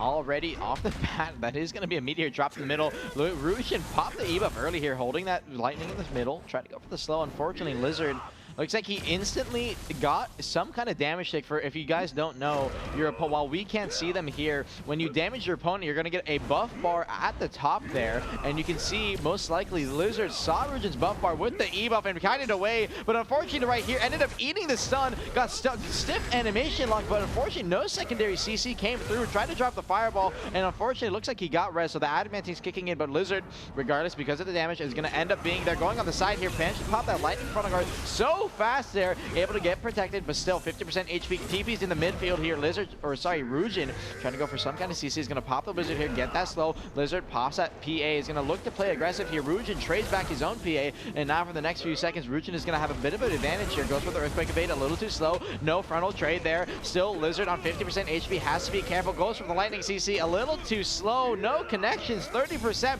8-some from the zone. Voltaire comes out, trying to pop in that front line live, trying to go for the TP, accidentally ends up jumping, but still not dead. But regardless, on the final hit, the lightning from the side, Ryujin ends up getting it, and actually should have got CC'd in that jump there, but again, you saw the Adamantines kicking in the bound res, didn't get CC'd by that Voltaic. Yeah, Ryujin's coming in, just really a dominant performance out of him in that first round. Not only did he take center stage and was just pushing Lizard off to the side, and you even saw that come into play later on. You know, even after Lizard was able to resist the first combo out of the the fireball, the Adamantine's kicking in, he took the center of the arena and kept Lizard in the fog for a little bit and punished him as soon as he came in. Yeah, that maybe he stayed in there for about 2 ticks of damage, doing not 1,000% HP, but 1,000 HP for 2 ticks. But, you know, we also saw that, like, you know, small little jump of shame mistake there. Could this be nerves or something? What does he need to do to clean up his play a bit? Yeah, I think it, you know, most of the time when you see something like that, especially from a semifinalist, it's going to be a little bit of nerves. I think, you know, Lizard just needs to calm down, take a deep breath, and then coming into the second fight, I think we'll see a little bit of a closer fight.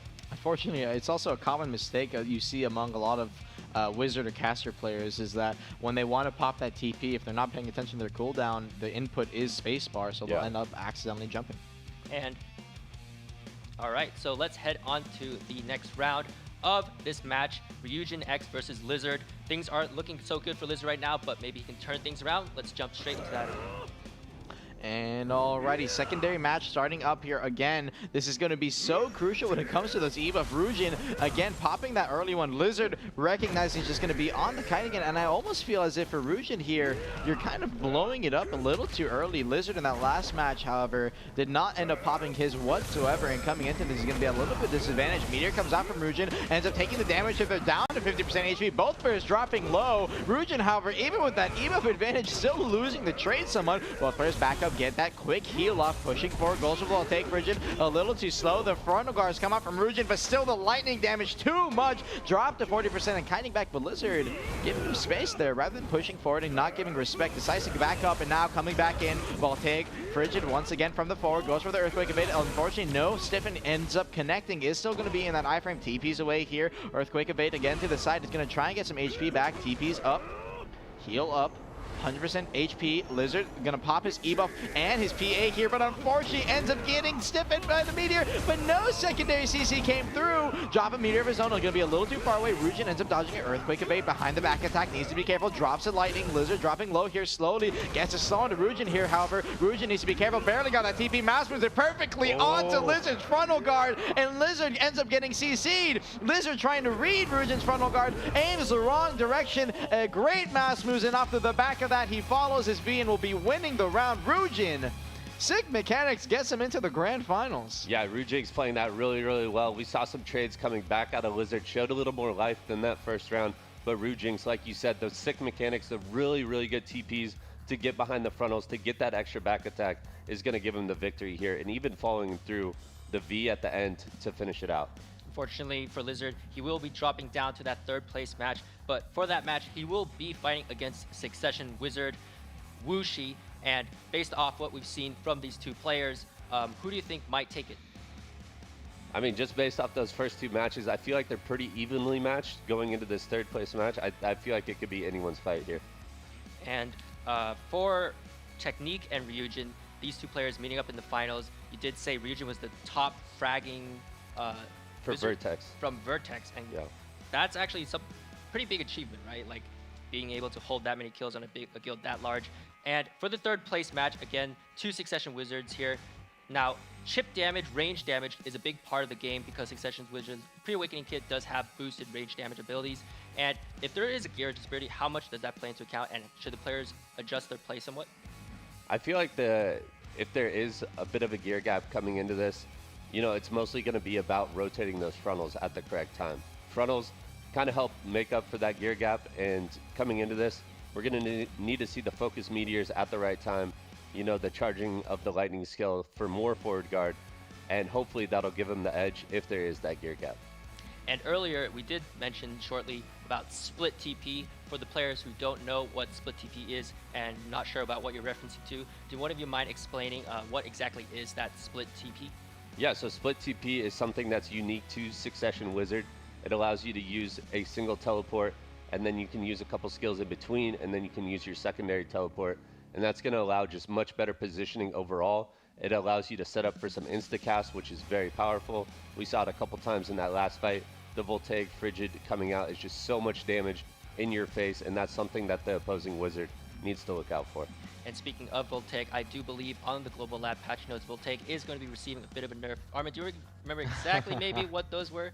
Definitely my favorite nerf of the patch notes. It's going to be removing the super armor from Voltaic, and off the back of that, a lot of the time these wizards who like to go for those aggressive plays, you know, TP in, Voltaic Frigid, are going to be having a rough time trying to go for something like that. On top of that, I believe they removed the super armor from the other meteors, so now both meteors are going to be purely frontal guarded, so a lot of kind of rack classes, we'll say, you know, Blockjump, for example, from my class and your class, are going to be able to punish a lot of wizards coming out of that, so should be interesting to see. All right, the next round is ready. Both players are ready to jump and teleport straight out of the gate into that middle of that arena. Let's head back in there with them and check out what's going to unfold.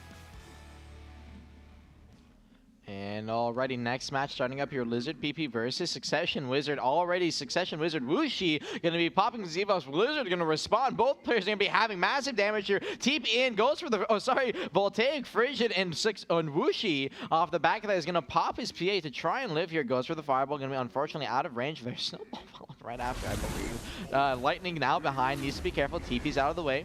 Wait for the Fireball now, both players in the midfield. Waiting here, Fireball came out, no connection. Holding. Lightning held here, gonna go for a slow onto Wuxi. Wuxi getting that TP off just in time, so he is gonna manage to dodge it about. Again, both players back in neutral. Holding the Meteor here, God, that range so far. But unfortunately, no CC connection. And now, going for TP, Voltaic Frigid again, and Wuxi instantly dropped down to 20% HP off that trade. Lizard took a bad chunk there, took a bad chunk out of him there.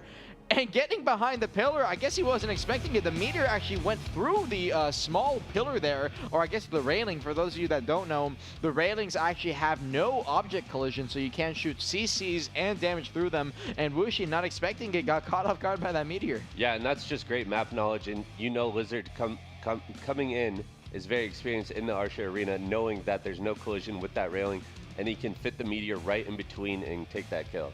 And I believe it's not just the railing, actually. You know those like barricade little fences? Mm-hmm. We saw during, I believe it was the NA Meihua matchup. Do you remember that fight between Katsuro and Coco, I believe it was, right? Do you remember, I think Coco actually aimed like a pedo drill straight through that fence. And is that part also like not really like a block? It's kind of on the top side of the fencing. It goes on both sides, but once you get to the bottom side where it's less staircase and more of the fencing, you cannot go through it. So it definitely depends on which part. And for Wuxi, fortunately, he's been on a bit of a back foot this whole semifinals. And is there anything you would like to see from him in order to take this out? Because the way things are looking right now, if he keeps playing the way he is, he's probably just going to lose this match 2-0. Well, the majority of Succession Wizard is damage trading, which I know you can agree with. And unfortunately, it kind of just seems he's coming on the bad end of it. Yeah, I noticed there, Succession Wizard, aka Wuxi, I believe he used both of his teleports to try and close the gap early on, and Lizard punished that really hard with the Voltaic Frigid. We saw just how much damage it did inside that little hut, and then Wuxi trying to disengage, got caught by that meteor. So if Succession Wizard wants to take this next match, he's going to have to do much better with his trading. All right, let's jump back into the arena. I guess we won't be teleporting into that arena for now. Let's talk a little bit one more time about, I guess, Wuxi and his opponent. So Wuxi, again, being on the back foot for quite a bit and being on the losing end of these trades. And we know that Witch has a bit more frontals. Like, what frontals, I guess, does Wizard have access to? Maybe he can use to block some of the damage if he doesn't have teleport up, I suppose. Lightning is a big one of them, especially when you're in that long range engage. Lightning not only gives really good damage, the charged lightning, but it also at the same time gives a frontal guard and a slow application when you want to toss it out. So if there's anything that you really want to be holding in that long range, it is definitely at least one of them going to be lightning. Yeah, and then outside of that, just the meteor, which we've touched on quite a bit here. Either the focus meteor or the prime meteor that we talked about. The prime meteor not really going to be run here in this matchup. The focus one, definitely something to look forward to. And I guess I'll just ask a more general question here for now. Succession Wizard, like, he casts a lot faster than it seems the Awakening Wizard. Is there a mechanic inside his kit that maybe makes him like feel a lot quicker than the Awakening Wizards? I believe he has casting chains between a lot of his abilities, and he can flow a little bit better compared to Awakening. Awakening overall, just with the way his class kind of is built as well, you have C-swaps inside of that kit. Just doesn't really flow too much. It's more so built around, hey, I'm going to go in trying to kind of drop my ball, with Aqua Gel, whatever it is, especially in a large scale scenario. And then you're kind of just ending up dying there, whereas Succession Wizard is kind of go in, get your burst off, and that's the point of the split TP, get out. I think it's a big reason for why Suckwiz also dominates the large scale meta. Yeah, I mean, Suckwiz is so powerful. Not only is it able, like you just said, it's able to use one TP, bomb, and then use its second TP to get out, but then on top of that, it also has the insta-cast, which Awakening does not have. Awakening, much slower cast times, longer animations, which are pretty easily punishable. Unlike the Succession, you're going to see it in and out, very, very fast. So, as a ranger, whenever I do see a wizard on top, on those rooftops in RBF, I can always just like aim a penetrating wind or a tearing arrow at them and take them down. But real quick, for you guys who play assassin classes, how do you just approach wizards in general? I usually either swap channels or I'll head to town. All right, that being said, we now are ready to move on to the next round for this third place match. Let's head back in there into that arena and see how things turn out. And yeah, next round starting up here, Lizard versus Succession Wizard. Talking about how to face Wizard. Personally, I just get slowed. Not sure about you. And already talking about slows here, Lizard needs to be careful here. Wuxi has been trying to spam that lightning early on, and this time both players are going to be popping their evos immediately at the start of the round. Lightning is going to be applied onto Wuxi here, so on this kite out, he needs to be careful. Goes for the side Earthquake evade. Unfortunately, no stiffen connection. Backing up a little bit, taking the midfield again. Wuxi waiting here. Holding slowly, there's the lightning we are talking about, goes for the stun. Unfortunately, no CC connection though, tries to break the block. It looks like he did break Lizard's block there, so Lizard gonna walk back for a second. Wuxi still has availability to that PA, goes behind, gets the back attacks on the Wizard there, forces him down to 60% HP. Fireball comes in, goes for the stun, and finally almost ends up burning him down to 7% HP, and looks like he's listening to the V here, correctly predicts the side, but unfortunately the wall a little too close, not gonna get behind that, and that's what we're talking about, that terrain. If you're too close to that wall there and you're not on that top side, you're not going to get through. And now on the backside, Earthquake evade got damage behind Lizard's back here, and now Lizard outside the zone. Wuxi can actually zone him out here if he positions correctly. Now dropping the meteor, going to turn him out. With Lizard barely managed to get out of the space there. Wuxi has to burn his secondary TP to not stay in the zone. Lightning comes out, trying to burn Lizard's frontal guard there. Gets the fireball on the last tick. No res coming in out there, buddy. And was that a dagger stab? That was a dagger stab kill from Wuxi to end up winning the set. Or sorry, was that set to win the set? I believe it was to 1-1 to even out the set. Sorry about that. Bert, your thoughts? I mean, Succession Wizard, aka Wuxi, been on the back foot for most of the fight. He was able to get Lizard to burn his protected area super early on, and then just with the zone coming in, we saw maybe a little bit of panic out of Lizard, getting caught with that long-range fireball, and then Wuxi coming in with the BM dagger stab. I love to see it. A little bit of flare coming out of Succession Wizard there. Actually, kind of crazy on how much damage that did, too. He was at like 20% HP, and he dropped him off that, so definitely some disrespect coming out there. I don't think there's a prime dagger stab, is there? There just can't be. That wouldn't make any sense. I don't believe so. I think it's just absolute. But I do remember when the game first came out and we were looking at the Wizard and Witch kits. I did remember also seeing dagger stab having a huge damage percent modifiers and stuff. So that is where the damage comes from. And maybe Wuxi picked up on that little trick, you know, is used to using that kind of BM stab during his BA rat days. All those 1v1s kind of showing up here for this fight, potentially for that last little flare at the end of his kill. And now he is taking things back. Fight is evened out 1-1, and all of a sudden it just seemed like Lizard is just, Chad is just like, Lizard is just on the bit of a back foot straight out of that get-go. And for Lizard, like what just went sour like right out the gate? I think a couple of those early trades, you know, in the previous match, we saw Lizard getting the back attacks and really coming out ahead of the trades. But Wuxi this time, much better positioning, was able to get the back attack with the Voltaic Frigid, and that's enough right there to put you on the back foot. Back attacks, that's something I definitely wish I had. Anyways, we're going to be moving on to the next fight. This is the final round of the third place match. Let's jump into that arena.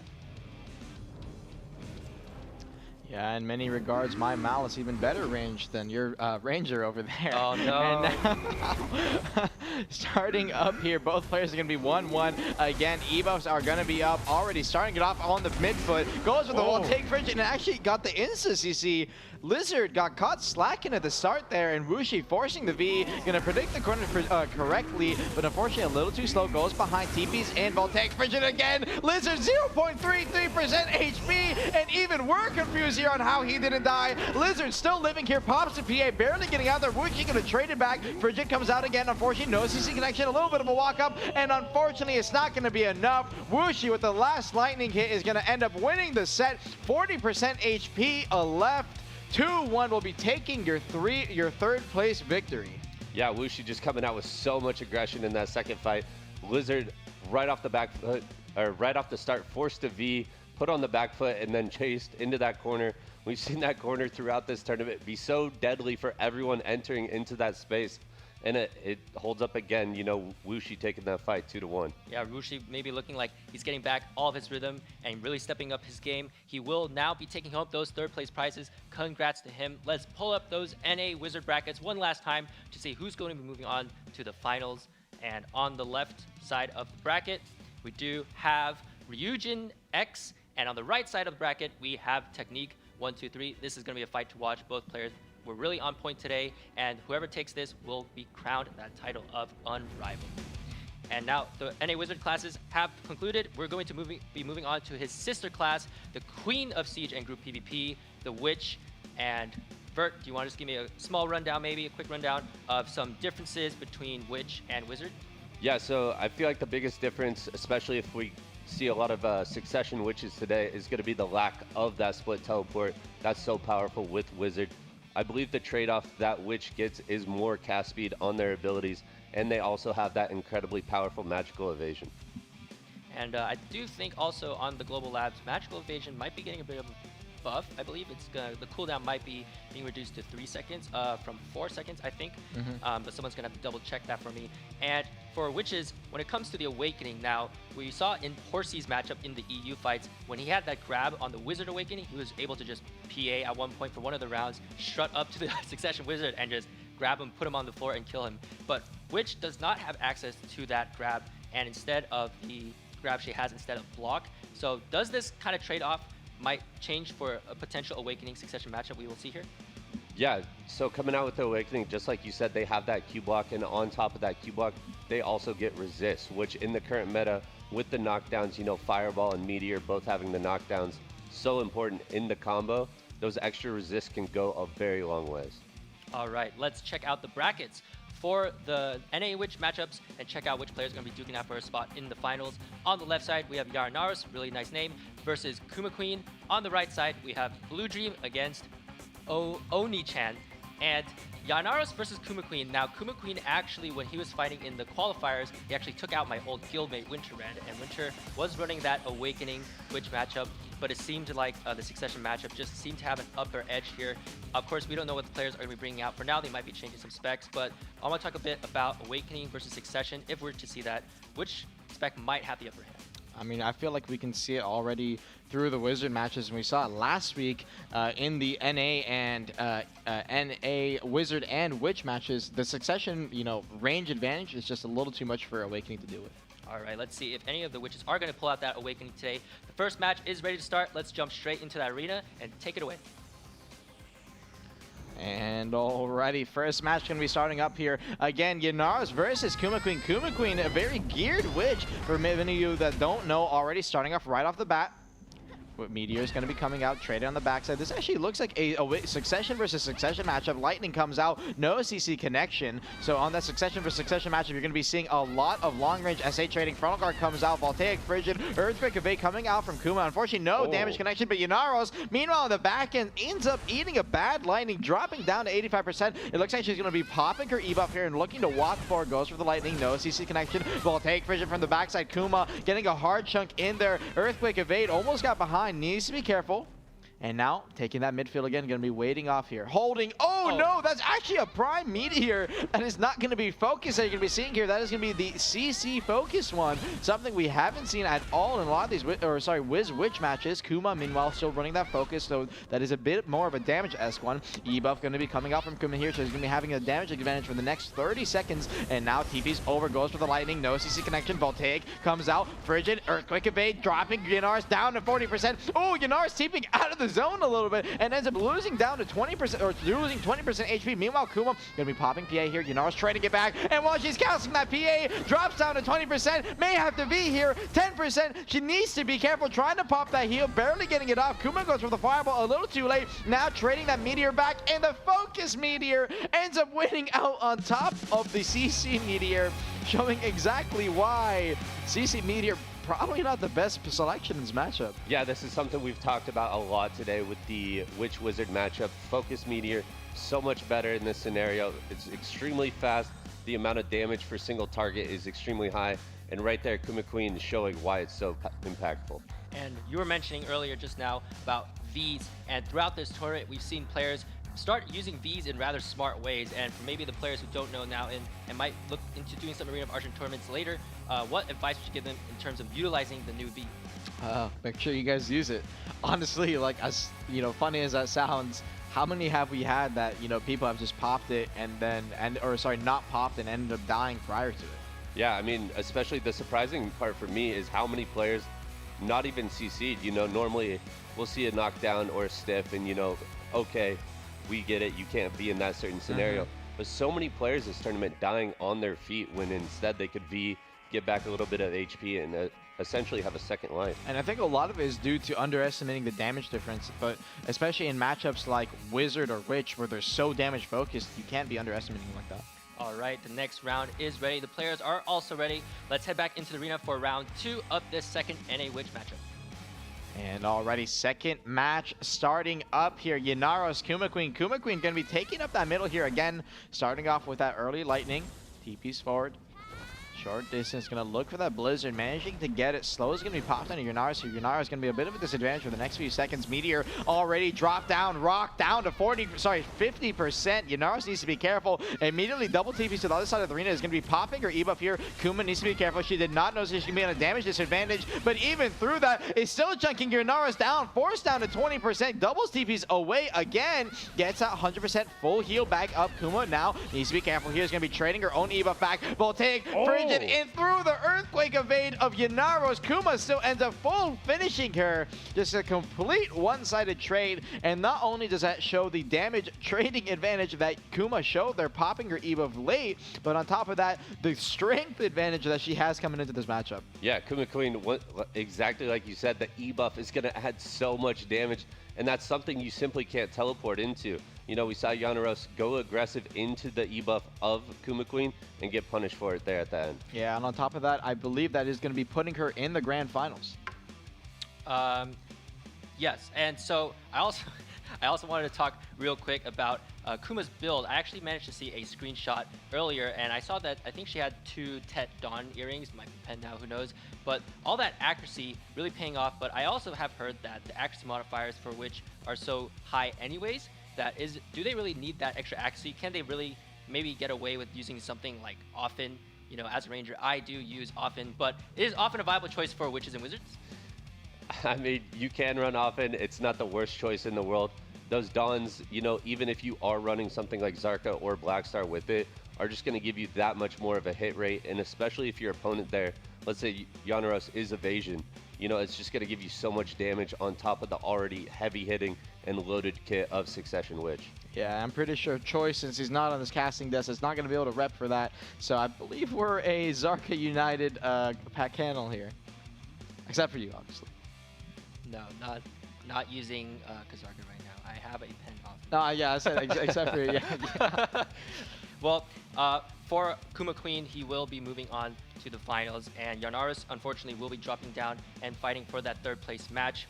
And his opponent, however, not yet to be decided. It is going to be Blue Dream versus Oni-chan.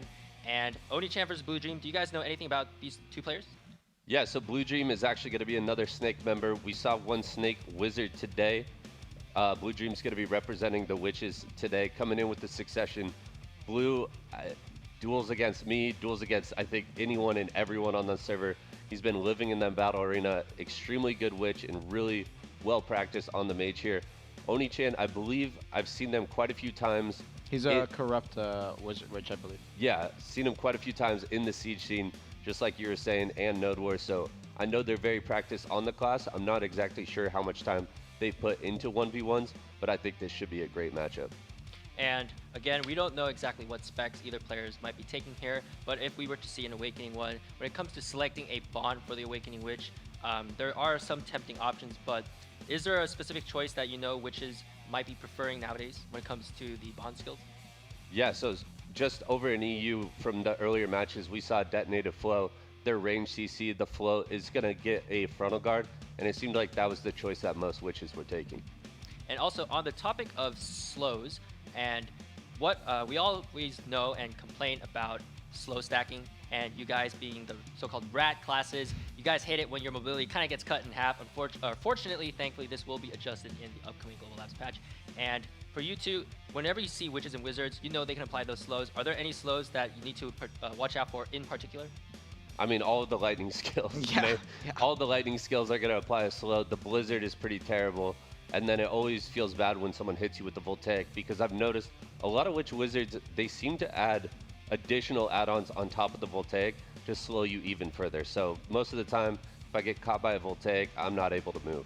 I'm pretty sure Blizzard as well is such a high AoE one, you know, especially in a large-scale scenario. You're getting hit across the map by that thing a lot of the times, and there's really not much you can do about it, especially with how big of a range it is. And sometimes it's even multiple wizards, which is just constant casting on top of you. So honestly, the slows are pretty impressive. And speaking of large-scale scenarios, we are seeing more Succession Wizards preferred over the Witches. And is there a specific reason why maybe that the Wizards are seeing more play than the Witches right now? Even though maybe if you were to take a look at their kit, you know, pound for pound, it's skill for skill, it's almost mostly the same in the pre-awakening. But are there any specific detailed differences that lead to Wizard being the preferred choice? Split TP. Split TP. That split TP, having not one but two teleports, it gives you that ability to go in, drop so much damage, and then get out safely. You know, which the trade-off is, you know, they get faster casting, which can be great if you're, you know, defending a castle, you're on a rock, you're on a wall, casting Blizzard, something like that. You know, you might see it there, but for the most part, Wizard is favored for that split TP.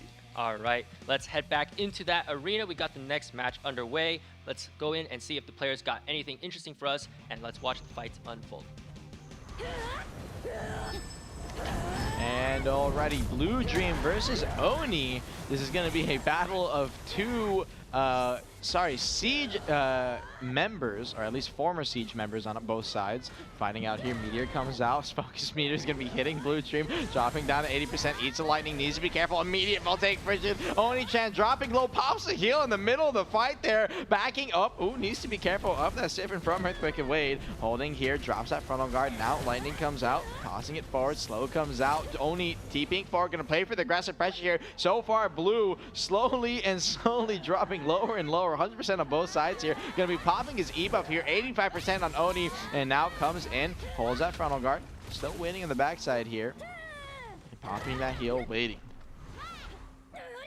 Here's the attack speed buff, and he's going to be going in now. TP's forward, going to be dropping that Voltaic Frigid down to 20%. Instantly, Oni-chan, even through that E-buff, ends up getting dropped down to 20. Forced to V, chased down. Blue putting some hard pressure. Man, meanwhile, on the backside, needs to be careful. Taking the midfield here. Drops a Meteor. Earthquake evade. Almost ends up dropping. Managed to iframe and dodge the Meteor there. Now TPing forward. A little bit of snowball. Now, Frigid on the backside. Oni managing to dodge it.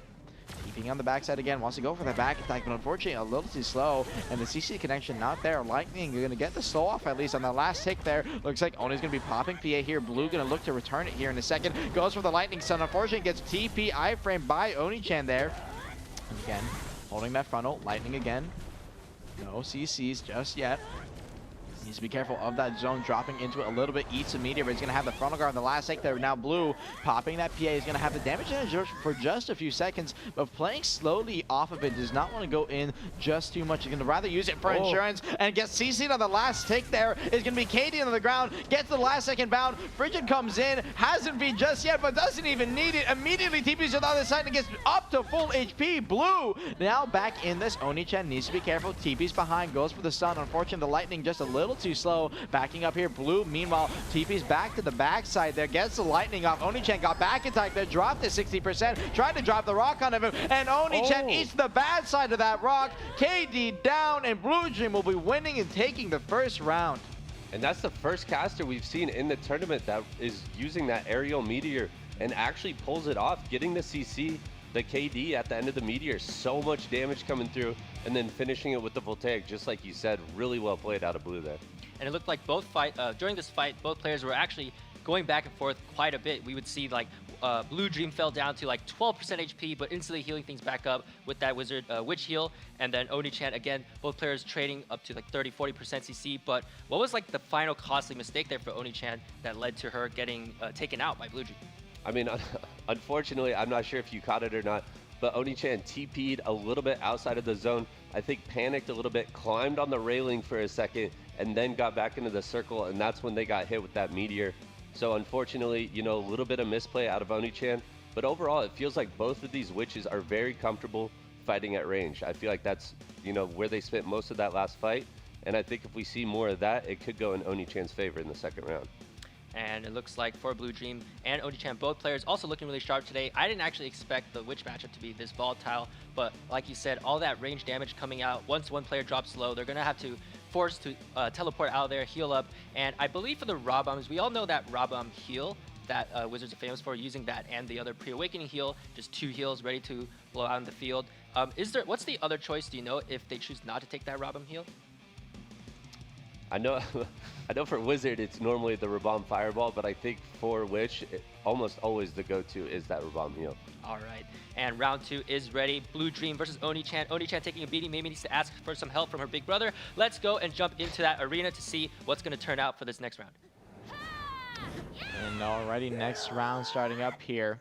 Blue Dream up 1-0 over Oni. He immediately eats the Meteor, trades the Meteor back. No damage connection though, but off that TP ends up getting the Voltaic Frigid off Blue, backing up and getting those heals off so fast almost every time. Oni-chan standing in the middle of the Blizzard, tried to trade it back, but came out on the bottom end of that, drop to 20. But again, heals comes out, is going to heal up so fast there. TP's forward, trying to go for the Lightning, a little too slow there, drops the frontal guard again. Side Earthquake, gonna get that SA linger off for a while he can. TP's back. And he's gonna be playing near the gate here, just trying to buy some time. Needs to be careful of the Meteor.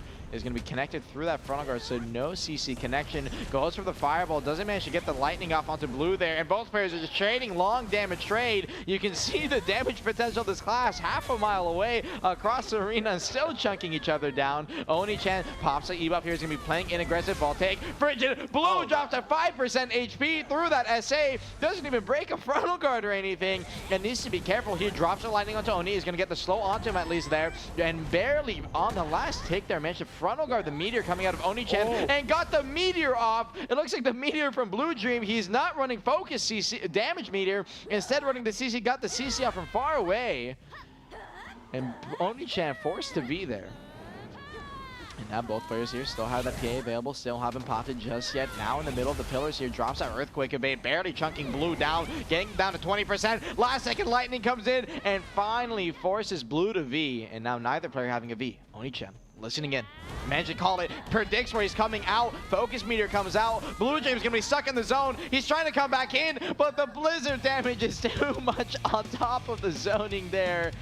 And that is going to be 1-1. Oni-chan, a great zone at the end, that is going to be taking the round. Yeah, I mean, blue, once again, coming out with that aerial meter. We saw it get another catch, but right after that catch, you know, Oni-chan was able to heal back to full. And from there on out, Oni-chan took control of the fight, you know, forcing blue's V. Unfortunately, blue going down to the Hayashi spot once again. And we just have not seen that spot work out for the competitors. You know, I want to start seeing either Vs deeper in the fog, like we saw from Rizy yesterday, or maybe inside the hut itself. And speaking of the hut, it turns out that pillar is probably kind of key for handling ranged characters sometimes, as we've seen during like the Ranger matchup and the Archer matchup. When players are shooting ranged skills at each other, you can just buy some time, hide behind that pillar. And do you think for witches, like they should just play around that a bit more, or they can't really afford to due to the nature of the teleport? I mean, we saw a lot of play around the pillar there, especially when they both wanted to heal. Something interesting with the Succession Witch matchup compared to the Wizard, since they don't have that split TP and the fast mobility, the Witch, as soon as they blow the teleport, they know that they could safely get off that heal. All right, and round 3 is ready for this second match, Blue Dream versus Oni-chan. Things are tied 1-1 apiece, and let's jump back into that arena and see how things will turn out and who's going to take that final round. And already third and final match starting up here. High tense situation. Obviously, neither of these players being in Siege are going to be, they're both going to be very familiar with high tense situations. And speaking of high tense, Fireball comes out, gets the KD onto Oni-chan, forcing him back there, but no V came out. And those nerves, as I'm talking about, again, both these players, as they are very familiar with PvP, while the nerves may be coming in, should be better than most, and should be able to handle them. And Oni-chan showing it right there, not afraid to hold off on his V. 50% here, goes aggressive in the mid, 5%. You may need a V here though, but again, oh my god, straight from 0 to 100. Got the heal off on the last tick there, ate the lightning. Earthquake Blue gonna be looking to linger here, waiting. Gonna take that midfield again. Oni-chan, both players once again back to full HP. Lightning comes out. God, that heal is just relentless, keeping each other sustained up throughout the fight. And keeping the fight constantly aggressive. Needs to be careful. Fireball came in from the side. It was almost CC there. Cooked the damage tick, but it looks like those adamantines kicking in just barely. Now waiting. Looking for the blizzard here, trying to get that slow. Oni still behind the wall. Both players going to be popping. Evo's here looking for damage. Meteor traded from Oni-chan. Eats the lightning a little bit. Needs to be careful of that slow. And Oni-chan drops the ball take in the middle there. No CC connection. Blue meanwhile on the backside. Going to be TPing out over to the side. Goes for the lightning. Drops it frigid. Doesn't manage to get anything off of that. Oni going in. Going to drop that PA. Going to try and take a damage win trade. Blue recognizing. Going to back up to the opposite side of the arena. Running down that PA timing. And now both players in the middle of this. 14% on Oni. Needs to be careful. Pops the heal in the middle of that, but again, the pillar, you are not protected behind that, and Blue drops the lightning through there, gets a final hit onto Oni-chan, who'll be winning the match 2-1, going on to your grand finals. Once again, just that arena of Arsha knowledge, knowing they can cast through that. I think Oni-chan was looking for that pillar, but the teleport came up a little bit short. Blue, again from range, just putting out so much damage, and then finishing right through the field goal of the two pillars. Well, Oni-chan did put up a really good fight, taking things 2-1. Unfortunately for him, however, he will be dropping down to that third place match where he will be facing off against Yanaros. These two players, based on what we've seen over the past 2 matches, who do you think might have an edge here? I mean, Yanaros kind of got pushed around early by Kuma Queen. But against Oni-chan here, I think they might have a better chance. Oni-chan playing really, really well against blue. I think I'm going to give it to Oni-chan here for 3rd place. Armin, any predictions on your end? Perhaps? I'm going to be giving it over to Oni-chan as well. All right. And when it comes to the finals, we're going to see again most likely 2 succession witches, and this is actually in a bit of a contrast to the EU witch final semifinals, because we actually saw for the EU fights today 3 awakening witches.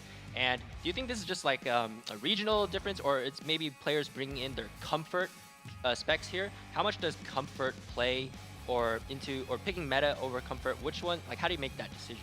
I think for almost everyone, I do always recommend going with comfort, especially, for example, even if you're in the hatch matchup and you may think that, like, hey, awakening, I have that grab availability, something like playing succession just because you know it may be a little bit of a better option. All right, great answer. And now the next round is ready. The 3rd place match is about to start. Let's jump into that fight. Yanaros versus Oni-chan. Let's take it away. And already next match starting up here.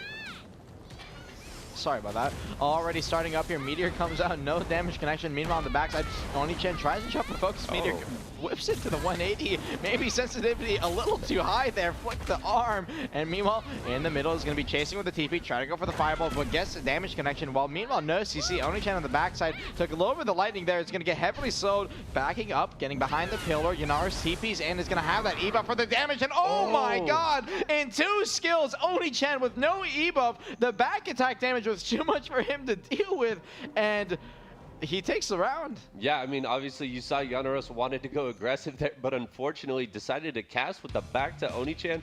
Oni-chan said hello and just blew up Yanaros there at the end. Yeah, blew up, definitely indeed.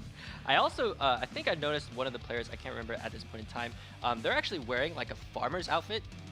Have you guys noticed that? Like, you know, these life skill outfits that you can turn into something equipable with a equipment tailoring coupon. It actually gives you 1 DP, like 1 damage reduction. So players actually really min-maxing for this tournament. But speaking of outfits then, for which obviously there are the other outfits in the game, move speed or crit, for which one do you think is probably the better choice? I feel like for which it'd be crit, right? Yeah, I agree. Probably crit. It just depends on the overall crystal setup. And for that burst damage we saw right at the end there, is that I was actually thinking the moment I saw that damage, like human damage builds. So like that actually kind of seems a little bit greedy because you are sacrificing those Hooms potentially. But for range classes, say it. No, don't say it. For range classes with ranged abilities, it does seem like maybe a good option. You can just pump out that damage without risk of taking hits. What are your thoughts about maybe a human damage build for witches? I think maybe in like a Castle Siege or a Node Ward, the human damage build could be good. But in this 1v1 where you're constantly trading, I think the Hooms would be much more effective. I agree. All right. Now the next round for this 3rd place match is ready. Oni-chan with that 1-0 lead. Let's see if he can square things up and take home that victory. But let's jump straight into the arena and get things underway. And already next round starting up here, Renaros versus Oni. Last time Yanaris went a little too aggressive, he got completely blown up. So maybe he needs to be a little careful here with the damage trades already right off the middle. 70% needs to be careful. Oni-chan meanwhile gets a heal back in the backside. He's going to be popping E-buff here. If Yanaris doesn't pay attention, he may take a little too much. Already to the back. It's an Earthquake Voltaic. Frigid down to 20, gets the heal up real quick and heals up. Pops the PA. He's going to be engaging back into Oni with that PA. Oni-chan, however, not going to be taking any kind of CC. They're still backing up. And you can see from the CD bars on the left side, Yanaris burning through a lot there. And you know, Oni-chan still has that PA available if he wants to take it back. Lightning dropped down, didn't manage to get that slow. Oni, however, still slowed himself here. Pops the heal off, is going to be popping the PA finally and looking to engage forward. Drops the Lightning, got the stun connection off of that and forces Yanaris to be there. Almost got hit by that fireball, KD. A little bit of a last second one and directly predicts when he's going to be coming out. Needs to be careful. Yanaris TPing, double TPing, back on the backside.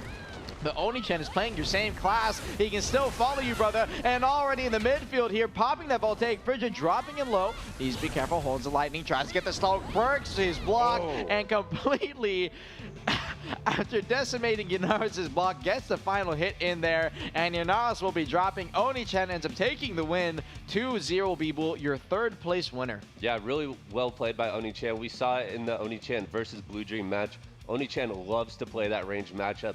And when you give that to him, he's going to take advantage of it. And right there at the end, we saw range damage just flying in left and right and able to break his block, like you said, and take the win.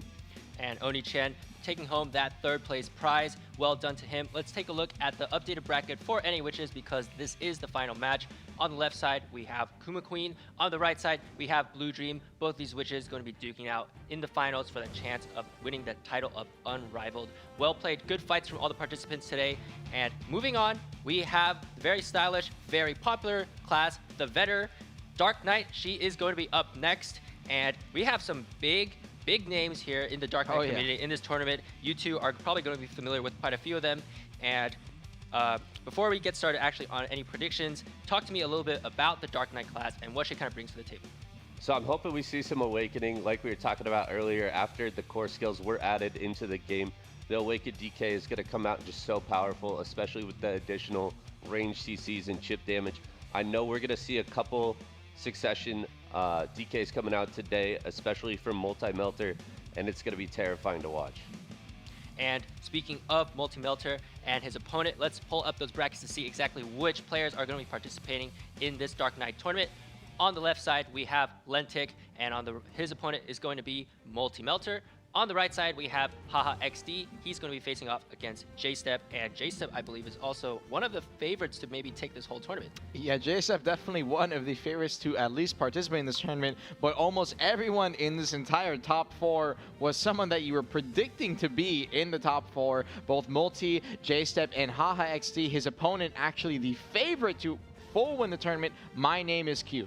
Oh, that's right. It's My Name is Q. That's It his is. comment. Awesome. And match 1 is ready between these two players. And now we're going to jump straight in. This is the NA Dark Knight semifinals. We got some big names here, hoping for some great fights. Let's get into that arena.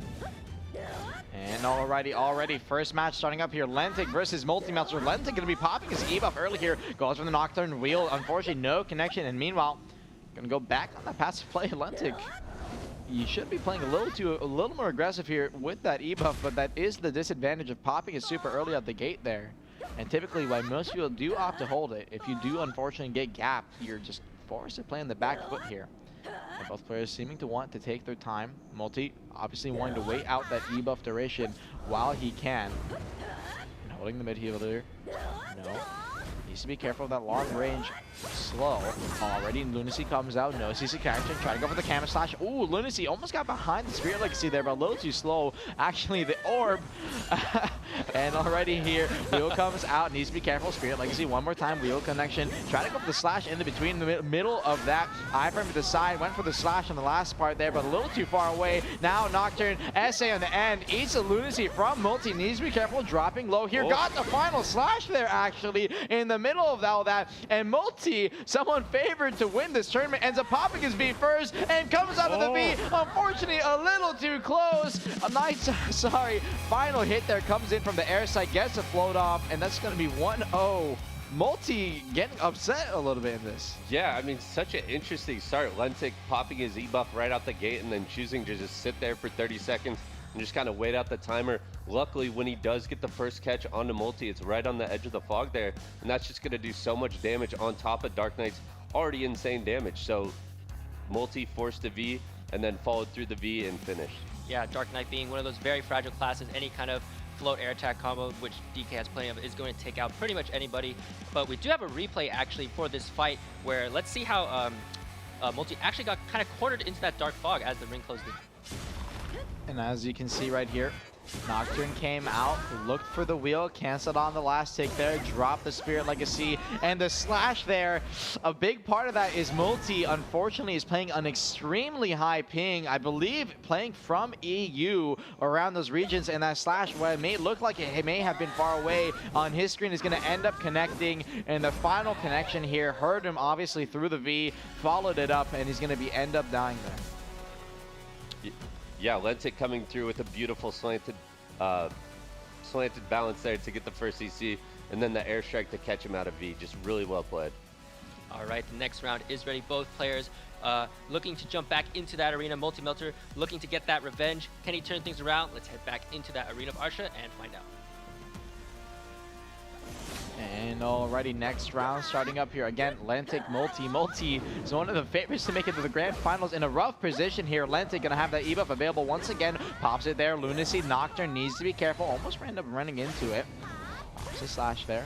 Holding back. Went for the long range. Gonna be a little far away. And Multi, similar to Q, likes this a bit of a passive playstyle. It is definitely something oriented towards Suck DK. And again, Lentic popping that E-buff early. Multi taking notice, going to play on the passive, and Lentic just ends up wasting it again.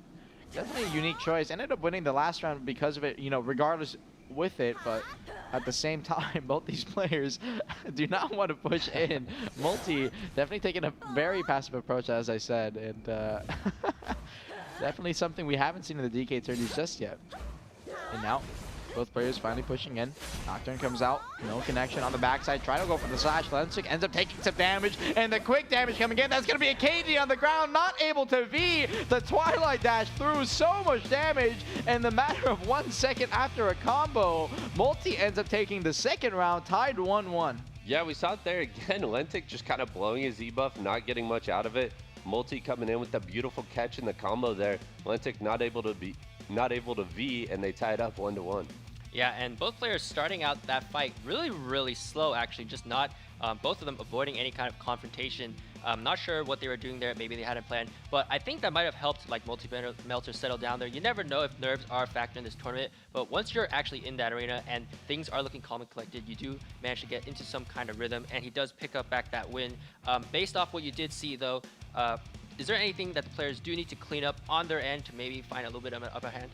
Well, I feel like a lot of the trades are so short and fast, and, you know, this kind of burst scenario, that's a little hard to read it. A big part of it is, honestly, they're kind of playing this passive neutral game early on, and I feel like Lentic, I'm not sure why he keeps blowing that early E-buff. Yeah, I'm hoping after doing it 2 rounds in a row, maybe you'll pick up on the fact that it's really not the best thing to do with your E-buff. You know, maybe wait a little bit, force a fight, and then pop your E-buff, especially with the smaller circle. All right, the final round of the first NA Dark Knight match is about to begin. Let's see who's going to take that final victory and make it all the way to the grand finals.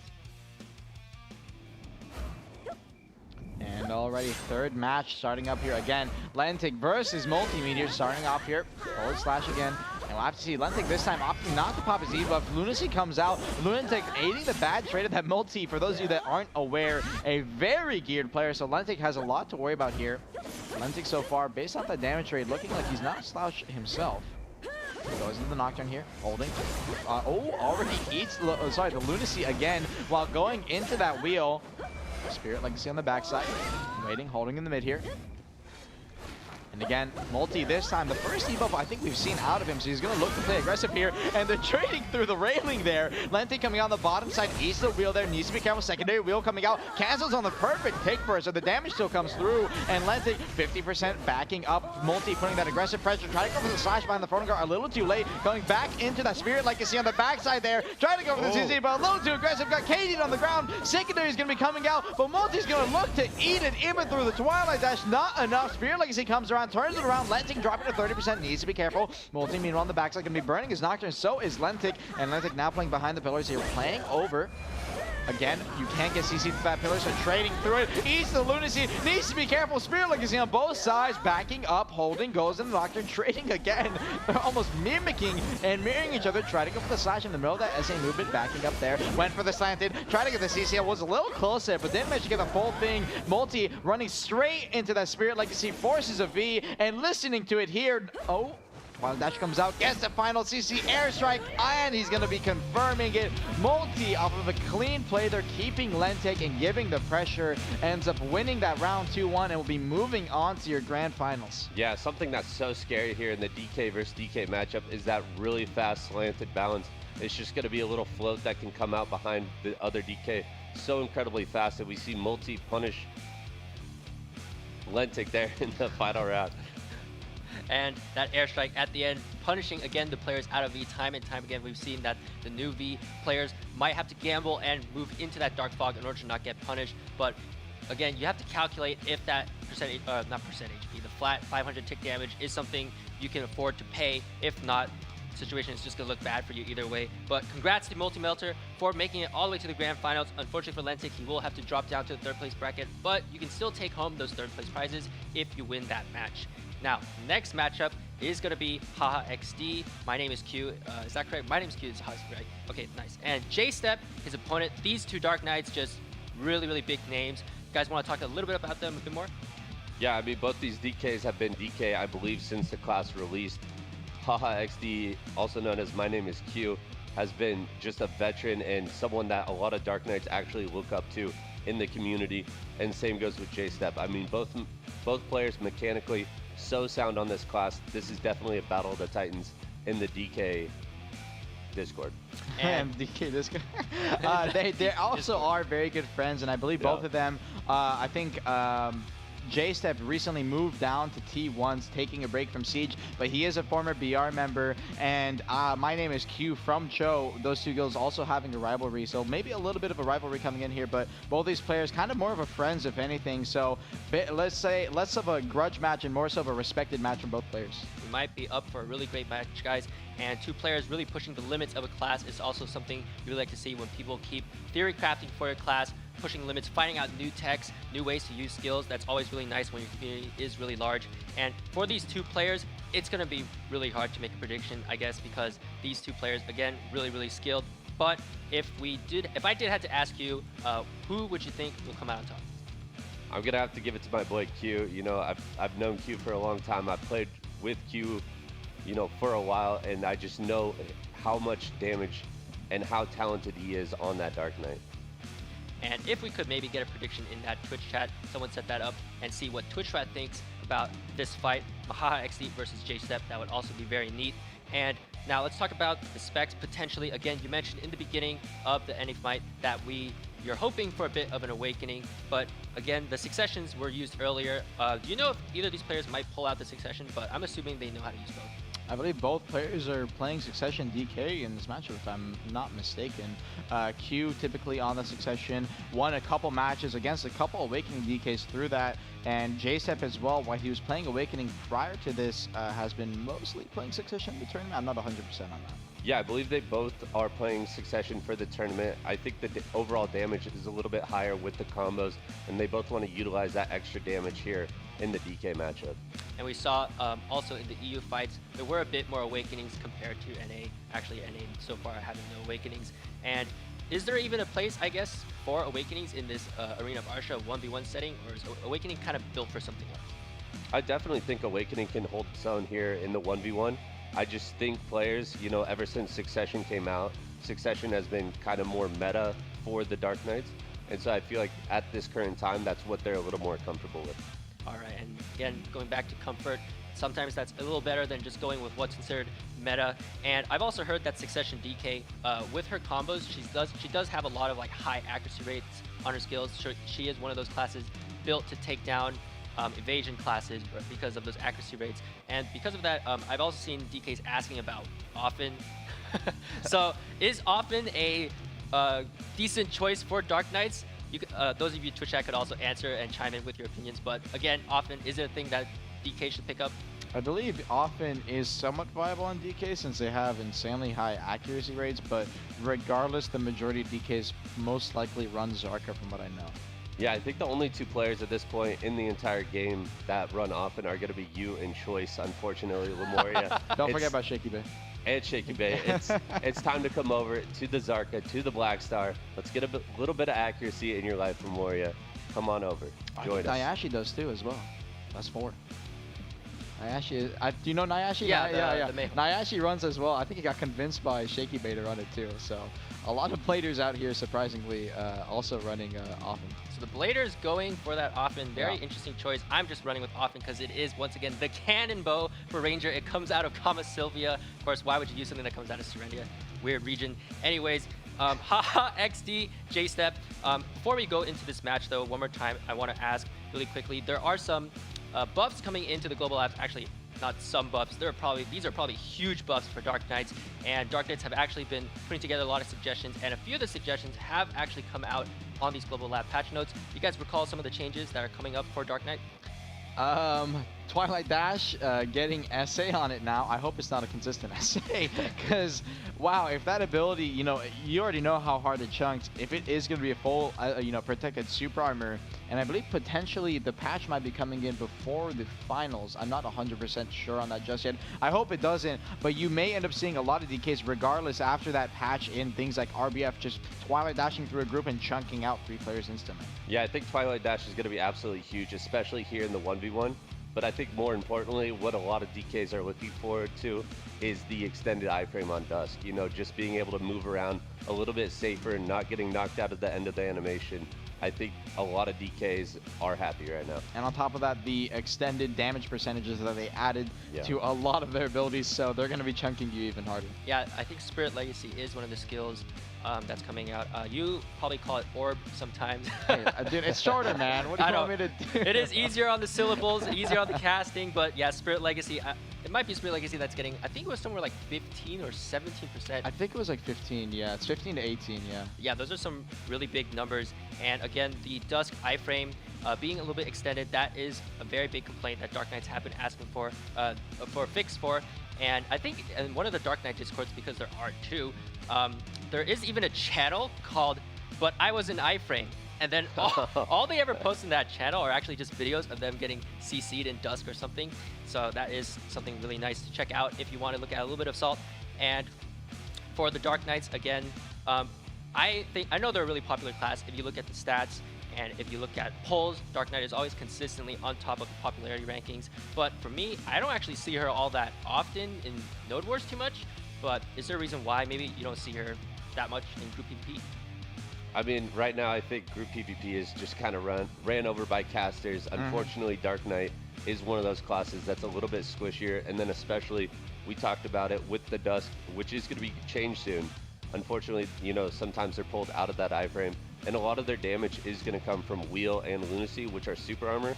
Unfortunately, with DK's inherent stats, they're not very tanky, so super armor into large groups, not really going to work out too well, but you do see quite a few of them, I would say, on the flex squad for a lot of these guilds. It is true, but at the same time, the way I look at it is, you look at very big names like J-Step being one of them, Jose, these, you know, these prominent DKs in the DK community, and you know, in that kind of that DK friend group, a lot of them have actually ended up re-rolling to Wizard just to play Siege or Node Wars for a lot of scenarios. So it's kind of showing that DK just really doesn't fit this caster-esque meta at the moment. Yeah, kind of shameless. Yeah, not looking so optimistic for Dark Knights in the group PvP, but things might change with those buffs. Let's jump into match 1. It is now, or match 2, it is now ready. Haha XD versus J-Step, a fight of the Titans. Let's get things underway. And already next match starting up here. Again, this is going to be Q versus J-Step. Q, obviously one of the more well-known DKs, has been around the game for a very long time. J-Step as well. Both these players already starting off here. Q, again, as I mentioned in the multi-matchup, known for having kind of this defensive baity playstyle, and we may see it coming into play here. J-Step already taking that aggressive pressure, drops on Lunacy. Q dropping down to 70%. Both these players are pretty similar in gear from what I do know. Q having a little bit of advantage. Spirit Legacy comes out over that orb, as you do know. Wheel straight on the backside there. No CC connection through the gap, however, but they do take a little bit of damage. Q dropping down to 75. J-Step still full here. Holding that Q block on the backside once again. Slashing mid, waiting. Wheel comes out, cancel the last take there. J-Step trying to go for the stiffen behind it. And I do believe J-Step here, again, coming back to that succession after a bit of a time on that awakening. Still preferring it. Comes in, Slash comes out, Orb. Needs to be careful. Drops on Lunacy. Damage behind. Blows for the Nocturne. No CC connection on the backside. Didn't try to punish a Spirit Legacy from Q there. Waiting here. Goes for the Slash. Ooh, needs to be careful. Q still taking a lot of damage in these front force close trades. And Q, so far from his previous matches that we've seen, has been less aggressive on the damage trade scenarios and more so on the catch scenarios. But J-Step already winning his first set off pure damage, chunking down Cure here, forcing him down to 50% HP, 8 a Lunacy from the back, but Q, no Slash either. Both players even on HP here, 50% in the midfield. Actually playing very close to each other. You have to be careful. Instantly try to go forward. There's like no connection. Goes for the stiffen. Meanwhile, Nocturne on the backside. Q trades it back. J-Step 70% now. Q still back at full. Waiting here. Goes forward. Tries to go for the Slash. Gonna be behind there. Drops a Lunacy. No CC damage connection just yet. Waiting. Holding again. slowly starting to go forward in these final zone, now taking in 1 minute left on the clock here. Players are going to be stuck in this closed zone. JSF's going to be popping his debuff here. Q's going to be trading back, and for the next 30 seconds, these players are going to be hard chunking each other. Get ready for some sudden HP drops here if they do take a damage trade. 15 seconds left. Fierce Legacy goes forward, trying to go for the slash. Q manages to iframe down, dodge down to the side. Spirit Legacy one more time. Wheel comes out, cancels out the last hit. Q tries to go for the CC. Nocturne comes out. Nocturne traded back. Lunacy trade into each other. Q ends up not canceling hit. J-Step iframes out, and Q takes a bad trade there, but now no debuffs available just anymore. Wheel comes out on the backside. J-Step gets the gap through it. Q trying to turn his Q block, but J-Step was just quick enough. Got the CC there. Q's going to be coming out behind the pillar. J-Step tries to Twilight dash forward. Doesn't manage to hit the CC. There goes in the Nocturne immediately after Lunacy. Q now with the HP advantage here. Gets his CC and the Lunacy. J-Step straight from 50% to 0. Didn't be fast enough, and he's going to be losing that first round. Q ends up taking it 1-0. Man, you could really see how evenly matched and experienced these two Dark Knights are, trading blow for blow. Every single super armor was met with another super armor. Every Nocturne was met with an opposing Nocturne. They traded back and forth, and Q coming out on top at the end. And wow, like those fights, again, like you said, both players really, really sharp there. I think I only counted 2 CCs for that entire 3-minute fight. So that's just some really, really clean play as expected from Q and J-Step.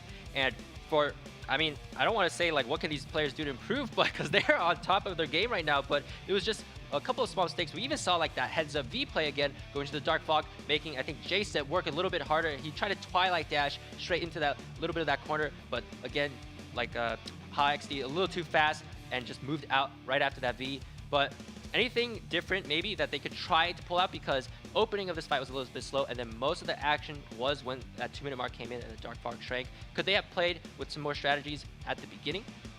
I mean, honestly, both these players are going to be the top of their class, especially when it comes to not only mechanics, but they do have the gear to back it up. So with the way they're currently playing, I think keeping up the current pacing, J-Step just a small minor fluke. If he works on it, I think he'll do better in the next run. All right, J-Step, yeah, that damage from Haha XD was immense, and he still has things to turn around. Of course, he is J-Step, but his opponent is going to be Q, and these are going to be some tough fights. Let's jump back straight into that fight. Arena of Arsha, Dark Knights, NA semifinals, round 2. And already second round starting up here again. Q, J-Step, Q with a 1-point lead here. And again, they're going to be on the back foot at the start of these fights. Most likely no CC connection. And as I say that, J-Step went a little too aggressive. Was that an airstrike? Not too sure. Went for the air slash, and the Q ends up following his V audio. J-Step goes out on the side, but actually no secondary off the Lunacy bound. Doesn't manage to hit it. Q goes forward. Oh, gets a Spirit Legacy. J-Step 4% HP, has no V, and it's not going to be enough after a long, intense first round. J-Step on the back of the second one, unfortunately, ends it a little short and will be losing. And it's going to be Multi-Melter and My Name is Q, two people that almost everyone predicted to be in the grand finals, meeting next week. And meanwhile, in the current time, anything you want to talk about that match, Vert? I mean, Q coming out very, very strong, punished the airstrike instantly with the slanted balance, was able to find him through V. Unfortunately, I think he was too close to the corner, wasn't able to get the secondary, but caught him just as he was trying to run away. And like you said, I think these are exactly the 2 DKs everybody expected to see in the finals. Yeah, and well played either way by J-Step, because now he is going to be moving on to that 3rd place match. His opponent is going to be Lentic. Lentic still had a really good show there against Multi-Melter. Again, all 4 of these DKs were actually putting up some really amazing fights for them. Thank you for the really great show, the 4 participants. And J-Step versus Lentic, any predictions you want to make for this 3rd place match? I mean, after watching the first couple matches, I feel like these DKs are going to come out pretty evenly matched. I mean, Lentic taking a round off Multi, J-Step putting up a really good fight against Q. I could see this going either way. Yeah, J-Step shouldn't beat himself too hard for that 2nd round. He played excellently for that 1st round, and Lentic and J-Step going to be those 3rd place prize participants. If you win, you do take home that Black Spirit plushie, and you do take home the mouse pad and the Black Spirit LED. So this is something to fight for. Round match, 3rd place match of the NA Dark Knight tournaments begins now. It's going to be Lentic versus J-Step. Let's jump straight into the arena. And alrighty, third place match again. Lentic, Jason. Lentic, someone not a lot of people expected coming into this. Most people expected Proximal to actually be in this fourth place kind of top 4 position, but Proximal ended up dropping out early, and Lentic ended up doing a great job in his bracket run. But unfortunately, he is going to be in the third place positioning match here. J-Step as well. One of the people that a lot of people were predicting to potentially upset Q. J-Step can be popping his E-buff very early here, making the mistake that Lentic did in his previous set. And now, pushing forward here, initial slash, no connection. Lunacy on the backside, Nocturne comes out from Lentic, doesn't manage to get the catch, and oh no! Got the upper slash, forcing Lentic to V. That range was insane! And J-Step off the back of that gonna correctly predict the B side, but a little too slow on the follow-up. Lunacy comes out, follows up the Nocturne, Spirit, like I say, drops the damage, is gonna be a Nocturne out from Lentic, so no CC, or sorry, no damage connection coming out. And Will here on the backside. God, could you imagine if Spirit Legacy was a CC? That'd be crazy. Please don't add that. Oh. And speaking of CC, off the back of that Lentic, immediate airstrike got behind JSF's frontal guard. Super quick there. Ooh, actually went out into the zone. Lentic tried to follow up, but unfortunately Ben ended up backing up there. Didn't want to risk going a little too aggressive. Nightmare comes out. Sorry, Nocturne comes out. Meanwhile, on the backside, ate the Lunacy from J-Step. J-Step low HP here, still off the back of that trade, waiting. Playing slow. Nocturne comes out. Slowly moving forward here. Drops in Lunacy. Wheel comes out. J-Step ends up eating the wheel. And unfortunately, that wheel's going to be a little too close to you. J-Step kind of losing his bearings almost, I feel like, in that past 2 matches. Yeah, J-Step, I mean, that was definitely a rough match for him. He did make the heads-up play to V deep into the fog, was able to get back in for a little bit, but he did get punished in the airstrike by the wheel there. That we've seen that a couple times out of J-Step in the couple matches that we just watched. He keeps getting caught in airstrike. So going forward, I'd like to see J-Step maybe be a little more timid with that ability, maybe use it to disengage rather than engage, and look for something a little more protected like slanted balance or comma slash for the engage. Yeah, sometimes using something that's comfortable and you use a lot can end up actually being a bad habit and turning around to coming back to bite you. And unfortunately there for J-Step, that airstrike, again, it was capitalized on. But for me, when I read the description of our airstrike for the first time when she first came out, it did say it was invincible, so an iframe on that skill. But Dark Knights, as we know, they do have quite a bit of openings actually. We see they're really evasive, you know, almost like Sork with these iframes dashing around, but they actually have quite a few openings. Do you guys want to elaborate a little bit on what exactly those openings are? Well, for airstrike specifically, it's most likely an iframe, you know, when you disappear, kind of like on Ninja, I have something called Boss Slaughter, where I TP forward to my target kind of thing, and so he's probably unprotected on the ending edge of there. But besides that, I think a lot of their iframes, you think you Dusk, which is what you're talking about, is the other big gap. So besides those two, obviously they do have a lot of SA protection, but those are the 2 main iframes you have to be worried about. And that is why the DK Discord does have that channel. I was in iframe, but the next round is ready. Let's jump back in. Can J-Step pick himself back up and take that win? Let's find out. And already second round starting up here. Lentic already going to be taking this midfield. J-Step. And going to have that E-buff lingering from last round. Waiting here, Lentic goes aggressive, going to be popping the wheel. J-Step almost running into it. Lentic, no CC connection though. Waiting on the backside here, holding. Goes for the long range, obviously no CC connection. Wheel comes out, goes for the slash in between that. J-Step gonna pop the front guard just in time, trying to go for the airstrike behind, almost got the CC connection, no damage rate though. Lentic still losing a little bit of HP here though, but J-Step not gonna take it forward, aggressive pressure off that, try to go forward, almost hit the wheel there, has to be careful. Now, Lentic gonna be popping his debuff here. J-Step gonna back up after noticing the animation. He's gonna be playing on the back foot here. J-Step gonna try and buy some time, does not want to eat any of that damage. And as I speak about that, unfortunately does end up eating it. And oh no, he's popping his V, following the audio cue. Lentic's gonna hear it. Oh no. Unfortunately, as a result of the V audio cue, is gonna keep up, follow up, get the airstrike CC for the float for the initial. And Lentic will be walking away, taking your third place finish. J-Step, unfortunately, potentially, again, a little bit of an upset there, but Lentic showing up, someone a lot of people weren't expecting. Yeah, I mean, Lentic played really well. Like you said, he knocked out Proximal earlier in the tournament, and so for him to take the third place match for me was not really a surprise. He came out, played very well. What I want to see is a heat map. I want to know how many people have died in the arena of Arsha in that corner during this tournament. Yeah, all 4 Dark Knights today playing very, very well. We got some extremely nice fights out of them, and the DK community is blessed to have 4 such great players that they can go back and review the fights for. Again, let's pull up those updated NA Dark Knight brackets and see who's going to be facing off against who in the finals. We have Multi-Melter, who you mentioned is playing from EU. Is that correct? I don't remember the exact place he's playing for, but he's playing on very high ping. But showing up big time though. And on the other side of the bracket, Haha XD, also known as Q, these 2 Titans will be facing off in the NA Dark Knight finals, fighting out for that title of Unrivaled. Something to watch next week. Dark Knights, keep an eye out for that fight.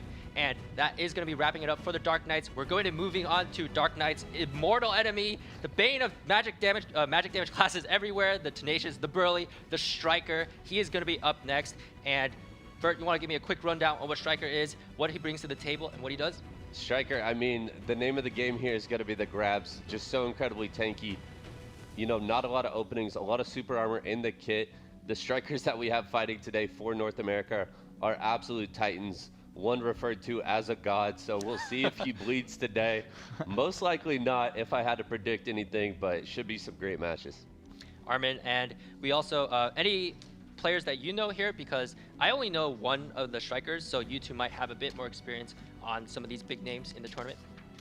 For Striker, Piglet, also known as CPCP, who is fighting Divios. Divios, if you don't know, that is who he's talking about. Very geared, and most likely CP probably not going to be able to even 2-combo him, I believe. But CP, a very experienced Node War striker, is going to have a big advantage, at least when it comes to PvP. And Hunter HD, the second one, the second bracket, also another very good striker, someone to watch out for. Let's pull up that NA Striker bracket then and take a look at the players who are going to be fighting it out. Piglet, as you just mentioned, is going to be fighting against Divios, the god of Striker. And on the right side of the bracket, we have Tom Girl versus Hunter HD. These 4 players are going to be fighting out for a spot in the grand finals. And now, for Striker specifically, Divios, has he been bringing really like the Succession or the Awakening? And how about his opponent Piglet? Do you know what each player is kind of comfortable with? Yeah, so Divios, just entirely for this tournament, has been playing Succession even in open world, which you hardly ever see. And so I expect him to bring Succession. CP also has been training with Succession, so I believe it's going to be a suck for suck matchup in the first round. Nice. I believe due to evasion, perhaps his Succession is also slightly tankier. Not 100% on that, but the damage ramp up, that is the big thing here. He's going to be having a lot more damage, so definitely going to be a threat. All right, let's move on to the first match of the NA Striker tournament. We have Divios versus Piglet, 2 really big names in the Striker community. This is going to be a fight to watch. Let's get straight into that Arena of Arsha. Alrighty, first round starting up here. Already CP Piglet versus Divios. This is a big name kind of fight. Already goes for the mass on the backside. Crouching. Backs up a little bit, goes forward, TP comes out, drops a light drop, no CC connection. Both players are going to be on Succession here. Goes from the grab, CP now, no grab available. Divi's going to look for the forward, aggressive pressure. Iframe to the side, needs to be careful. Drops that, punch on the ground. Going to be lingering here just a little bit. Waiting. That's my voice for a second there. Goes back again. Holding mass, that is going to be a stun. If he's not careful, Divios can get caught easily. But again, we have to be careful of that damage pressure coming out from Divios. Pushing forward again. Tries to go for the stun a little too far away. No CC hard connection. CP pushing aggressive here. To the side. Drops down. No connection on the bound, but catches him out of the mass there with the grab. Now on the ground. Leg drop comes out. Secondary punches. And you can see looking at that HP bar. Divios not going to bleed today. Gets up. Gets a wake up grab onto CP. Initial damage coming in. WC secondary. Needs to be careful. Secondary grab there. Burning him. Down low, 30%, 20%, and that is a KD grab. You can see how hard that damage is backloaded. Divios, again, yeah, definitely not going to bleed today. Will be taking the first round. Yeah, and clearly you can see why everyone has been calling him the god of Striker. He just came, he performed really well. Actually, a very interesting combo there that we haven't seen a lot. The double grab with the Succession Striker coming out there. So that's going to leave CP on the ground for even longer for Divios to apply much more damage. Yeah, and after seeing that combo that Piglet got onto Divios, all I could think of was that scene from the Avengers. Thanos is like, all that for a drop of blood, because Divios just wasn't taking any damage, unfortunately. But Piglet, is there anything he might have to do, anything he could pull out, some special tricks or surprises that could catch Divios off guard and maybe steal a win or a round from him? So most likely what happened there, and the reason that he didn't actually initially be off of the KD grab, is because he probably wanted to test his damage. And he wanted to see, hey, can Devios actually one-combo me? And he definitely can. So unfortunately, as a result of that, coming to this next match, I just want to see CP and make sure he does know that he can be. All right, the next round is about to start. Piglet is down 0-1. Devios got that lead right now, but let's see if he can steal something from this next match. Jump back into the Arena of Arsha. And now, next round starting up. Devios against Piglet here already goes with that TP a little too far away. No connection. Mass on the backside. He's going to uppercut, drop back down. Gets the stun onto CP again. CP need to be. There you go. And as I said, he was just testing the damage on that first run. And oh no, Devios has been practicing. Predicts where the V comes out as the first grab. And the secondary is not going to be short while after. Secondary flow comes through. Final punches and actually gets up. Piglet. CP is going to have an opportunity to live here, but he's going to have the damage. Full combo, almost a replication of Devios, but you can see not as strong. Backing up here, goes for the mask, going to linger on the secondary. Backing up, the Hadouken a little bit, holds back. Going to pop his E buff here. Both players are going to have increased damage, so Piglet might have an opportunity. Try to go for the aggressive grab, is going to miss it. And now for the next 6 seconds, finally got that first CC. And with the E buff here, he might have an opportunity to burn down a little bit on Devios' HP life. But any one CC and CP is going to be out of this tournament. Unfortunately, no V available. There's the final grab. As long as Devios does connect this, he will be moving away and walking with the win. Secondary punch comes through, and he'll be winning the second round. Devios will be moving on to your Grand Finals 2-0. CP, unfortunately a fan favorite, will be moving on to the third place matches. Yeah, I mean, Piglet doing what he could in that matchup. Such an uphill battle. He's going to need to catch 2, 3, maybe 4 CCs in a row to knock Devios out of the tournament. But Devios, you know, playing really well, showed up. He's ready for that final next week.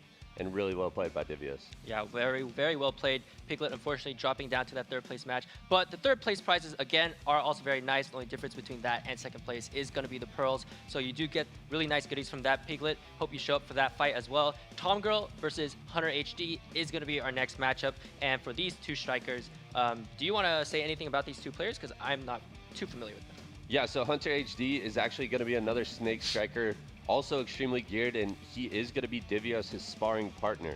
So he's very practiced in the matchup, but Tom Girl, definitely no slouch, been playing really well throughout the bracket so far. Excited to see what happens here. Tom Girl, Hunter, both of these players might again be bringing out the succession. We haven't seen too many awakenings from most classes actually for NA so far. And when it comes to the awakening striker, anything you want to mention about it that it has maybe over the Succession Striker, or is kind of Succession Striker the favored 1v1 spec here? I feel like overall Succession is definitely the favored 1v1 spec. I think in large scale, that's where you're going to see a lot more Awakened Strikers, especially with that 50% BSR leg coming through. But I believe Hunter HD, if I remember correctly, is going to be bringing Awakening into the semifinals here against Tom Girl, and I believe Tom Girl is also rocking Awakening. So 2 Awakening mirrors potentially, and when it does again come out for Awakening, the new bond skills again for Awakening Strikers. We have Spile Cannon. I was looking over the list myself, and if I was a striker, I don't play him. I play Ranger. The Spile Cannon again seems. Oh, you do? Yeah, Spile Cannon seems very tempting to me. But any other skills that the strikers look at nowadays that they choose to value over other skills? For Awakening bond specs, I mean, it's really just going to be Spiral Cannon. The only other one that some people run is Light Drop, but that's not really very prevalent. Yeah, I think it's a knockdown there, right? But we'll see. Tom Girl versus Hunter HD. Let's get this second match of the NA Strikers underway. See who's going to make it to the grand finals. Let's jump into that arena.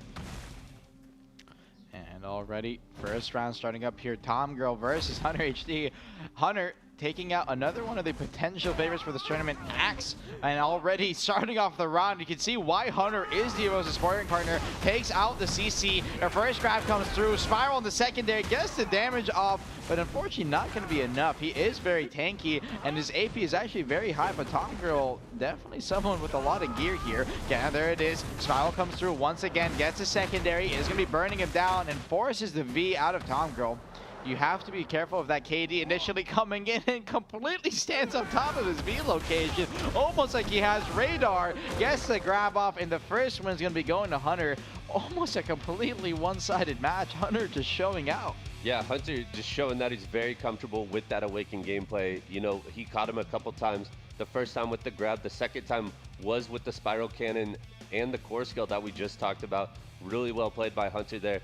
Unfortunately, didn't get to see too much out of Tom Girl and what they have potentially in store for us in the semifinals. So hopefully Tom Girl bounces back a little bit, but so far a dominant showing from Hunter. Yeah, very OG, old school Awakening performance there from Hunter. And for Tom Girl, didn't seem like they were putting up much of a fight here. And is there any kind of strategy that they should look at and to take into account when it comes for this next round? Or is Hunter maybe just going to roll over things here? I feel like avoiding that early grab, you know, having to burn your V that early in the fight is just going to put you at a back foot, even if you don't get caught right out of V, which is happening a lot to the players today. So I'd really like to see maybe Tom Girl play a little bit more passive, a little more reactively, and look for that grab off of maybe a failed grab from Hunter. All right, round 2 of this next match is ready to start. Let's get underway with this NA Striker semifinal match and jump straight into the Arsha arena. And alrighty, again, second round starting up here. As we've seen so far, these striker matches for NA, definitely one of the more aggressive ones you're going to see. And starting off, Tom Girl finally gets his first CC off. Going to be on the Awakening Spec 2, as we saw. Going to be dropping Hunter down to 50% HP here. Actually almost matching in gear on both of these players. Very matching in damage and tankiness. First combo is going to be coming out. If he wants to keep up pressure and get the secondary actual full kill here, he's going to want to keep up that pressure. But unfortunately, deciding to back up here.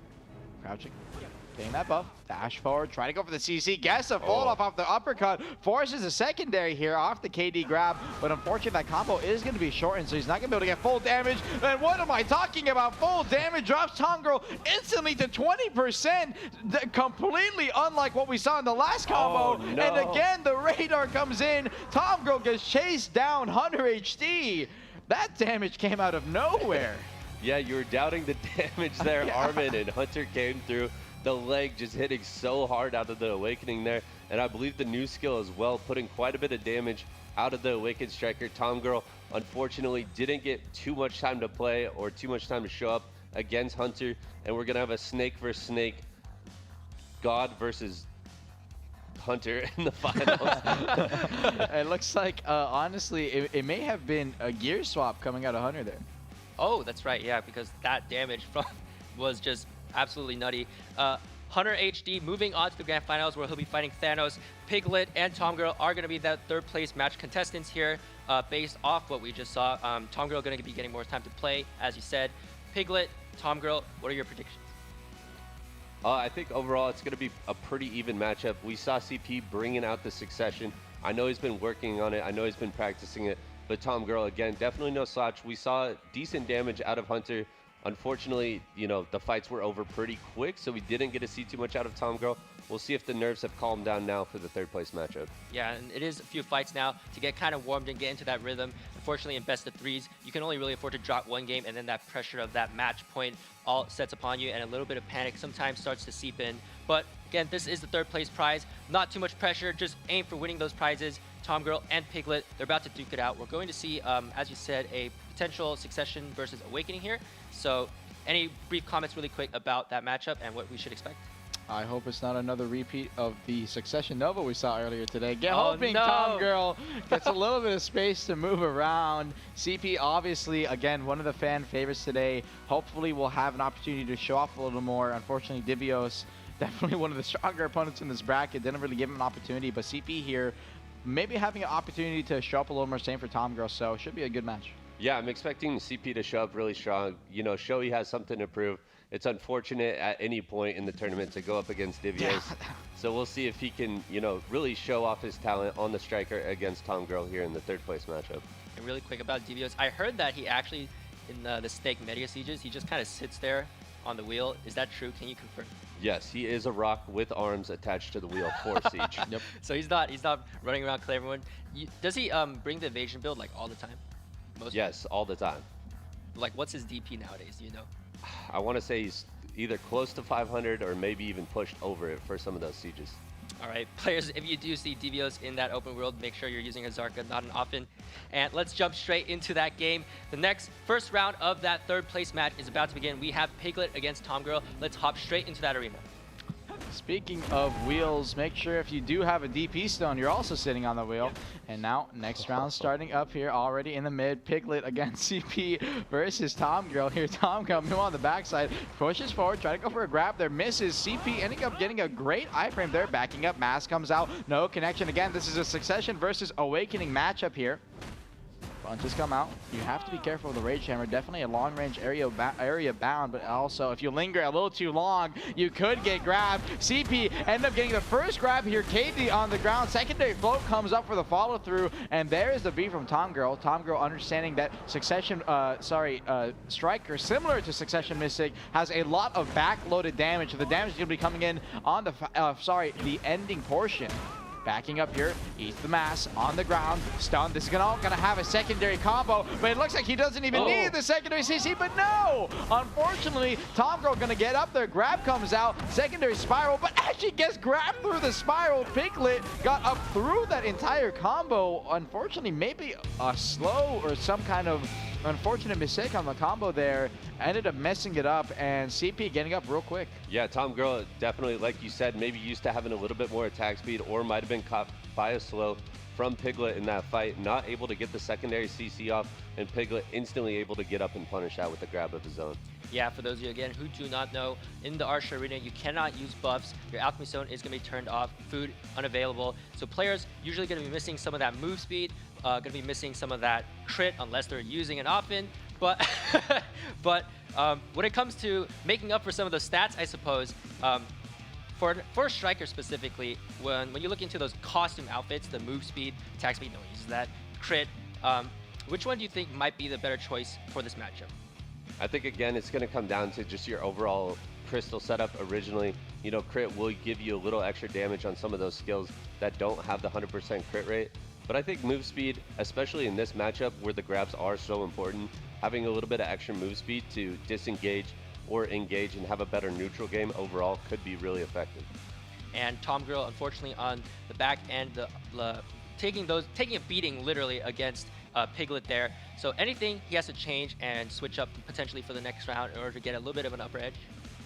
I mean, something we saw just at the end of the fight there, he needs to clean up his combo a little bit, speed it up, maybe not use one of the abilities that he did in that previous combo to make sure he gets that secondary CC and really gives him a chance here in the third place matchup. So the secondary CC is key for landing multiple combos for this fight. Let's jump straight into the next round for this NA third place Striker matchup. Piglet against Tom Girl. Let's head back in. Alrighty, CP, Tom Girl. Whoever wins this, at least for CP's side, you'll be moving on and potentially already taking that third place finish. Tom Girl, meanwhile, needs to try and win this to get it turned back and actually gets the Awakening grab off. Something you're not going to see very often, but again, CP standing up so quick. Tom Girl not having a chance to get the secondary. Tries to go for the refloat right there. Unfortunately, no CC connection, and now waiting on the backside again. 30 seconds down the clock. Both players do have their E-buffs available if they want to go for the damage. Tom Girl getting KB'd back. A quick push up by Piglet. Secondary follow-up is going to be looking for it here. Crouching, no one wants to back up there actually. Waiting, gonna look for that CC res time. I guess the downbound Tom Girl maybe going a little aggressive there. Not sure what he got caught through. Unfortunately, again, CP shortening his combos here. Waiting, goes for the mass, no CC connection on that part. Gets the bound again, ground comes in. Leg drop on the backside, secondary follow-up, gets a kick. That is gonna be the flow, and he's gonna look for the final ending portion of the damage, down to 20%. Trying to burn here, leg drop in the mid again. He's gonna wait for his grab opportunity. Tom Girl goes in, unfortunately missed the grab there, so he is not gonna have his grab for the next 5 seconds here. Both players trading those kicks, gets the bound off again, is gonna look for the secondary, but again, Piglet, potentially because he's not as experienced on the Succession matchup, is not end up getting the secondary. Tom Girl got up, got the combo off, obviously. Actually forced to V here. CP earlier did not have to whatsoever. Pushing forward, got the mass CC off onto Tom, and now has the E-buff, down low up damage. Unfortunately, not going to be enough there. Mass comes through again on the secondary, waiting, pushing forward, dashes, gets rest on the grab. Actually, iframe by Tom Girl there, now trading. Needs to be careful. Forward, WC, look for the damage. No CC connection though. Pushing back, trying to get behind the frontal guard there with the float. Goes for the grab. Unfortunately, he got res. Secondary range hammer, no connection. Tom grabs through it. Now on the ground, pushing down. The spiral comes in. CCing and KDing Piglet, so he's going to be taking a lot of damage from the clones here on the get-up animation. Secondary grab. The CC was so long on the initial leg drop on the secondary, and CC ends up losing the second round. Tom, off of a great secondary combo extension there, ends up getting the kill. And the score is going to be 1-1. Yeah, Tom in that fight able to get a lot of KDs for the secondary. I talked about it a little bit earlier that he needs to clean up his combo, and that's exactly what he did coming into the second match here. Unfortunately, we talked earlier about the comfort versus meta in the Awakening versus Succession. We all know CP, aka Piglet, as this great Awakened striker, and you can kind of see maybe a little bit of nerves or, you know, inexperience on the Succession, unfortunately dropping a lot of combos in that fight. I think he dropped almost like 5 combos there. Yeah. Obviously, you know, talking about cleaning up combos, Tom picked up his, but CP dropped. Yeah, like, but regardless, that fight was just chaos. Both strikers grabbing each other, like, I think at least maybe 3 times. Like, I saw maybe 6-7 grabs, again, go out that fight. And just seeing all these grab, I just want to ask real quick, is Manos Ruby Necklace, again, anything to consider for these strikers? You know, like, they are sometimes getting 1 combo, but we are seeing that they are surviving after 1 CC chain. So is just that extra resistance maybe a little bit something to consider? It's definitely something I could see coming out. I don't know where all these Manos Ruby necks are coming from that you keep bringing up. I don't know who's creating them or who's enhancing them, but let me know when you find out. Yeah, I remember back in the day, there used to be a ton of those in the market before the adventure log came out. And now let's go back to the next round. It's going to be the final round. Both players are tied at 1 win apiece. Piglet versus Tomgill. Whoever wins this is going to take home that 3rd place prize. And alrighty, 1-1 tied up here. Tom from Opdog actually already goes forward TP, try to go for the CC, no hard connection. Both players playing passive on the backside here, going forward. CP try to go for the aggressive play. Tom went for the grab there, a little too far away. Is going to be on CD now here. Pushing forward, CP, understanding that, try to go for the grab, a little too aggressive, got pushed back, and Tom immediately capitalizes. Secondary KD here, forces a V out of CP. CP does not want to take a risk this time. And the first V coming out of CP here, gonna pop his E-buff. Tom is gonna understand and notice he's gonna pop his own E-buff, and now both players trading E-buffs here. The next CC is definitely gonna be fatal, at least within these next 30 seconds. Already goes back, misses the grab, unfortunately. Tom gets his, no V available on CP, needs to be careful. Secondary down, Torpedo comes out on the ground, and he's gonna be dying and down and dead. Tom Girl is gonna be taking 3rd place. CP, someone that a lot of people were favoriting to be either at least in the finals or in the 3rd place position, ends up taking 4th. Yeah, Tom Girl, I mean, just playing really, really well. I don't believe they missed a single grab. We saw the quick little iframe to avoid CP's grab and respond with the grab of his own. And then, you know, talked about it in the first round, cleaning up the combos. I don't think Tom Girl dropped a single combo after I mentioned that, and just really well played. Congrats to Tom Girl for taking 3rd. Let's pull up a replay to check out that final moment where Tom Girl managed to take home that 3rd place prize and upset Piglet CP. As you can see here, went for the uppercut, downbound, no connection. Tom tried to go for the float there. Mask cancels out and hits the grab. Wow! Through the dash there, magnet hands, gets on the ground. Spiral cannon comes out, leg drop for the follow-up. The final fist, the clones coming in, and actually got the down smash. That's why CP ended up dying. A great extension on the end there. Ends up winning the combo and cleaning them up, as you said.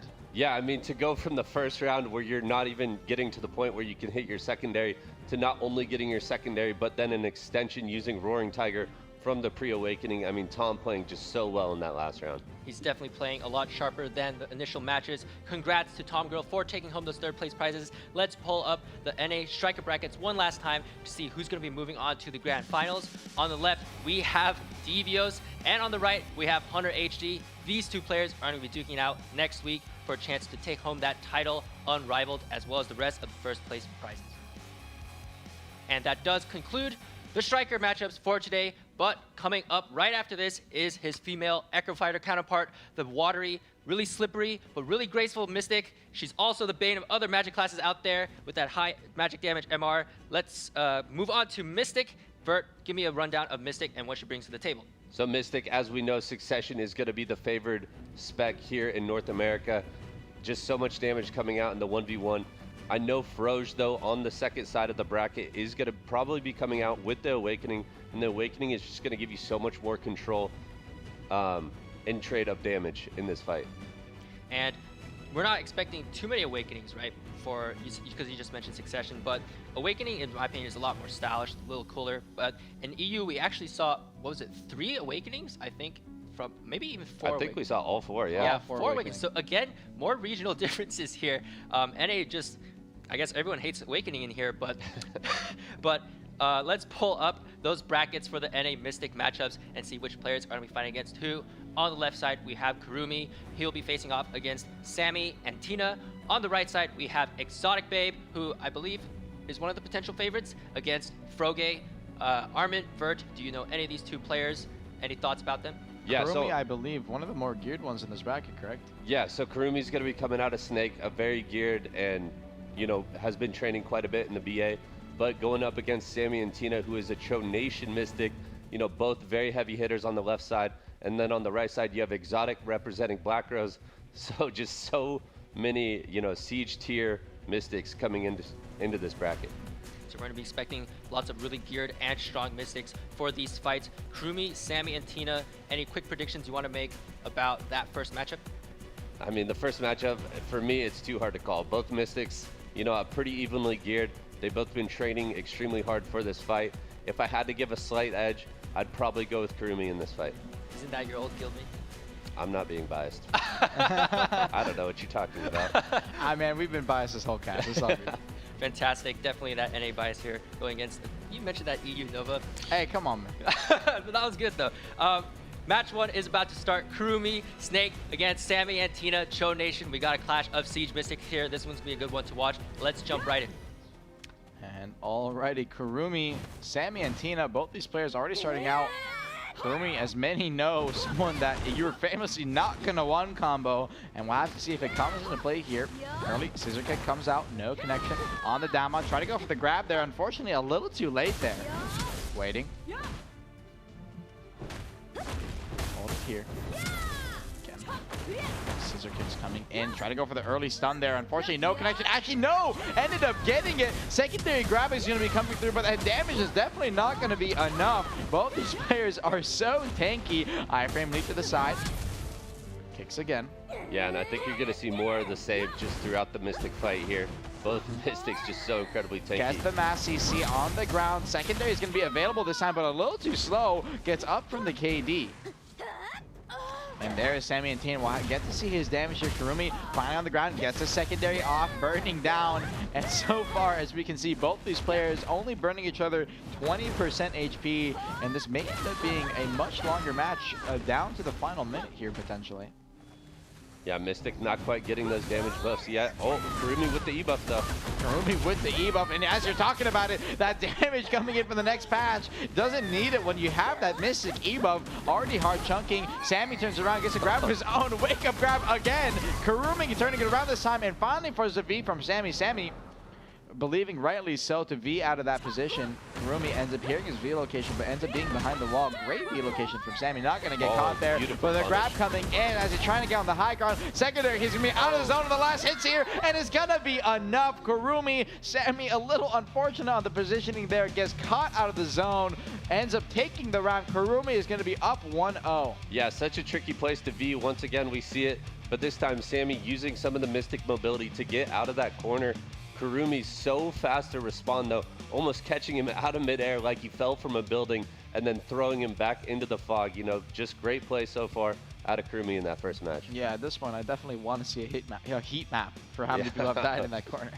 You mentioned earlier, Vert, that it's going to be more of the same between Striker and Mystic, but of course, we do know that between these two classes, there are going to be some differences besides the Awakening. The Pre-Awakening kit, however, when you look at it, almost skill for skill, it looks kind of the same, but can you walk me through some of those differences between Striker and Mystic? I think one of the most noticeable things for me is going to be the combo extension coming out of Succession. You know, Striker has that kick option, and I feel like just so much more damage in their Succession kit. Mystic, a little bit more control, a little bit more tankiness, and I believe the faster grab in this matchup. And it looks like also if you're playing the Awakening Mystic, you do get access to a lot of those debuffs, AoE controls with those vacuums, and Mystic maybe more a bit of like this control class, and Striker leaning more towards that big AoE damage type of class in his Awakening. Really cool stylistic differences there between the two classes. And based off the fight we just saw, Kurumi and Sammy and Tina, these two players really on point up until Sammy and Tina was kind of in that unfortunate position. Just really quick, anything Sammy needs to do in order to clean things up?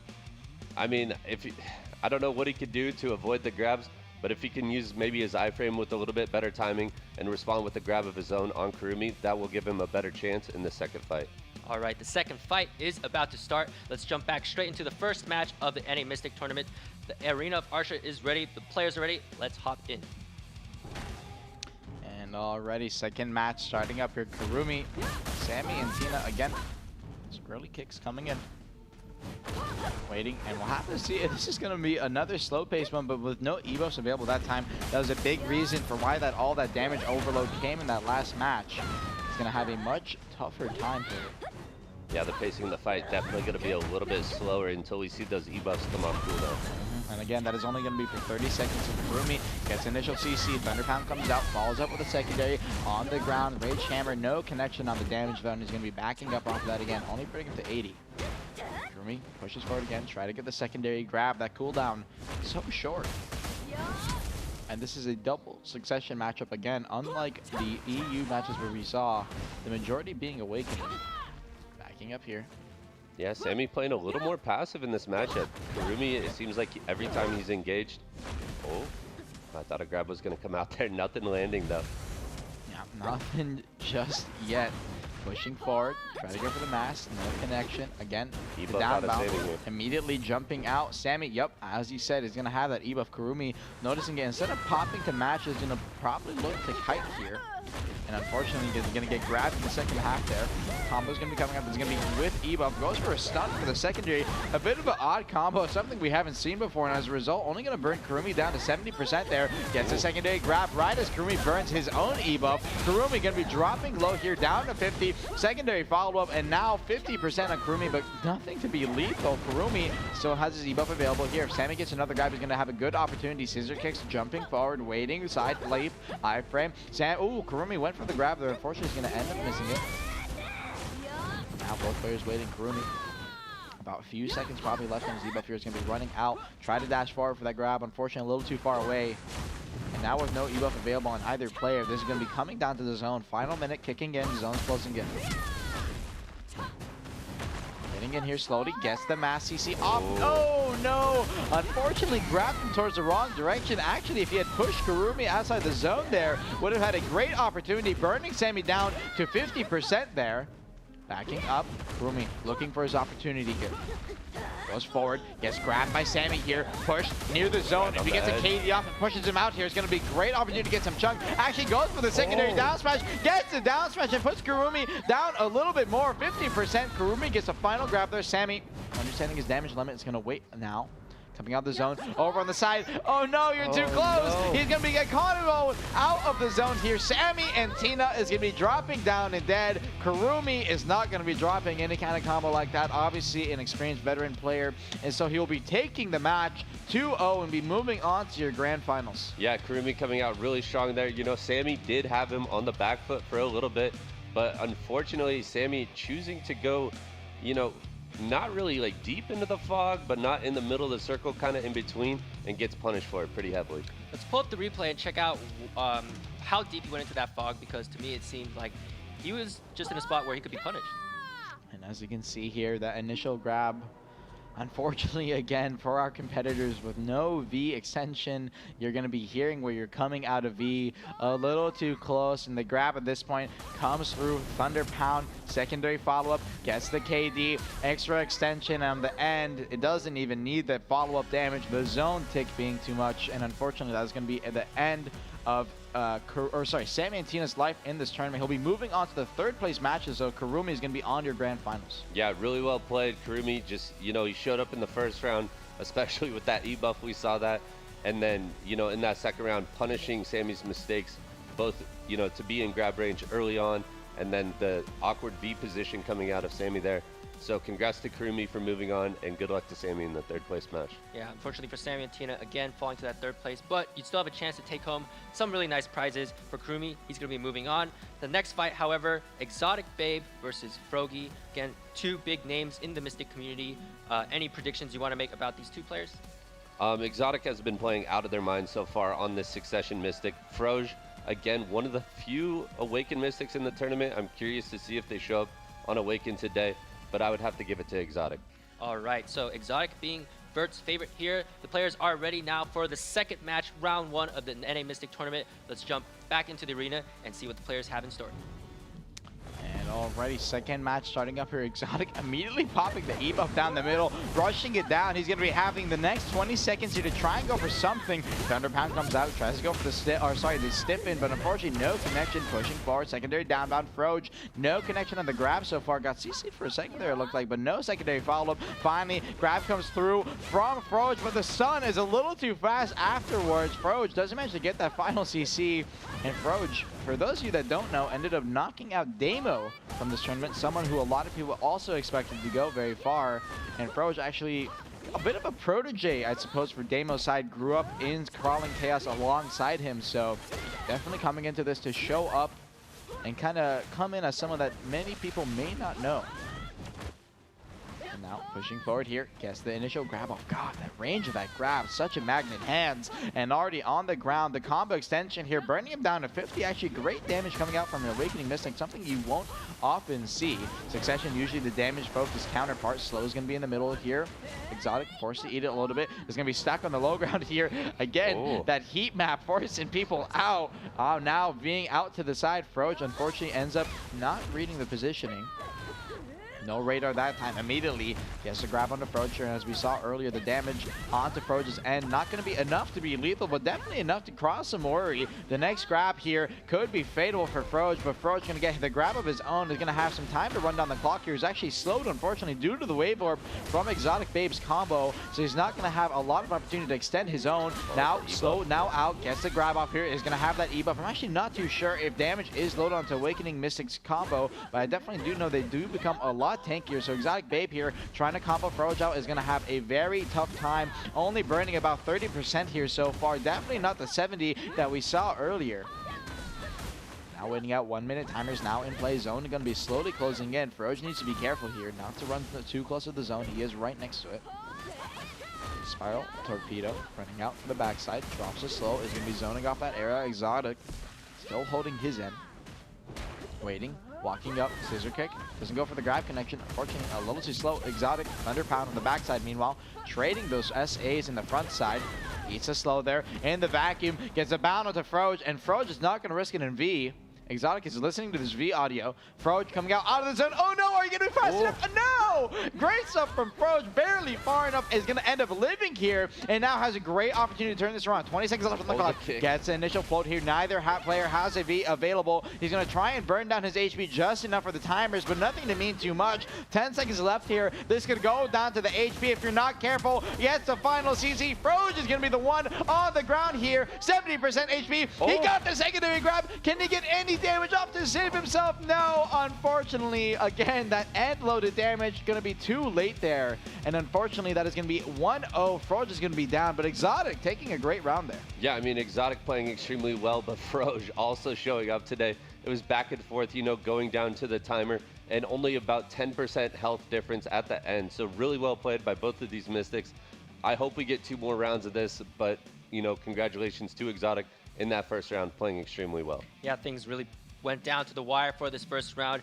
Frogy with that heads up Reezy's V play there, also at the end, very impressive from him. Exotic Babe, however, catching him out just right at the end and doing a little bit more damage. Frogy tried to catch him back, but the Awakening Mystic doesn't seem to have quite that amount of damage. Of course, Exotic Babe could also just be very tanky, but when it comes to the best case scenario for an Awakening Mystic, what kind of damage can we expect? I think we saw it there out of Froj. I mean, he got a great grab and a great combo. I think he did about 60% to Exotic in one combo.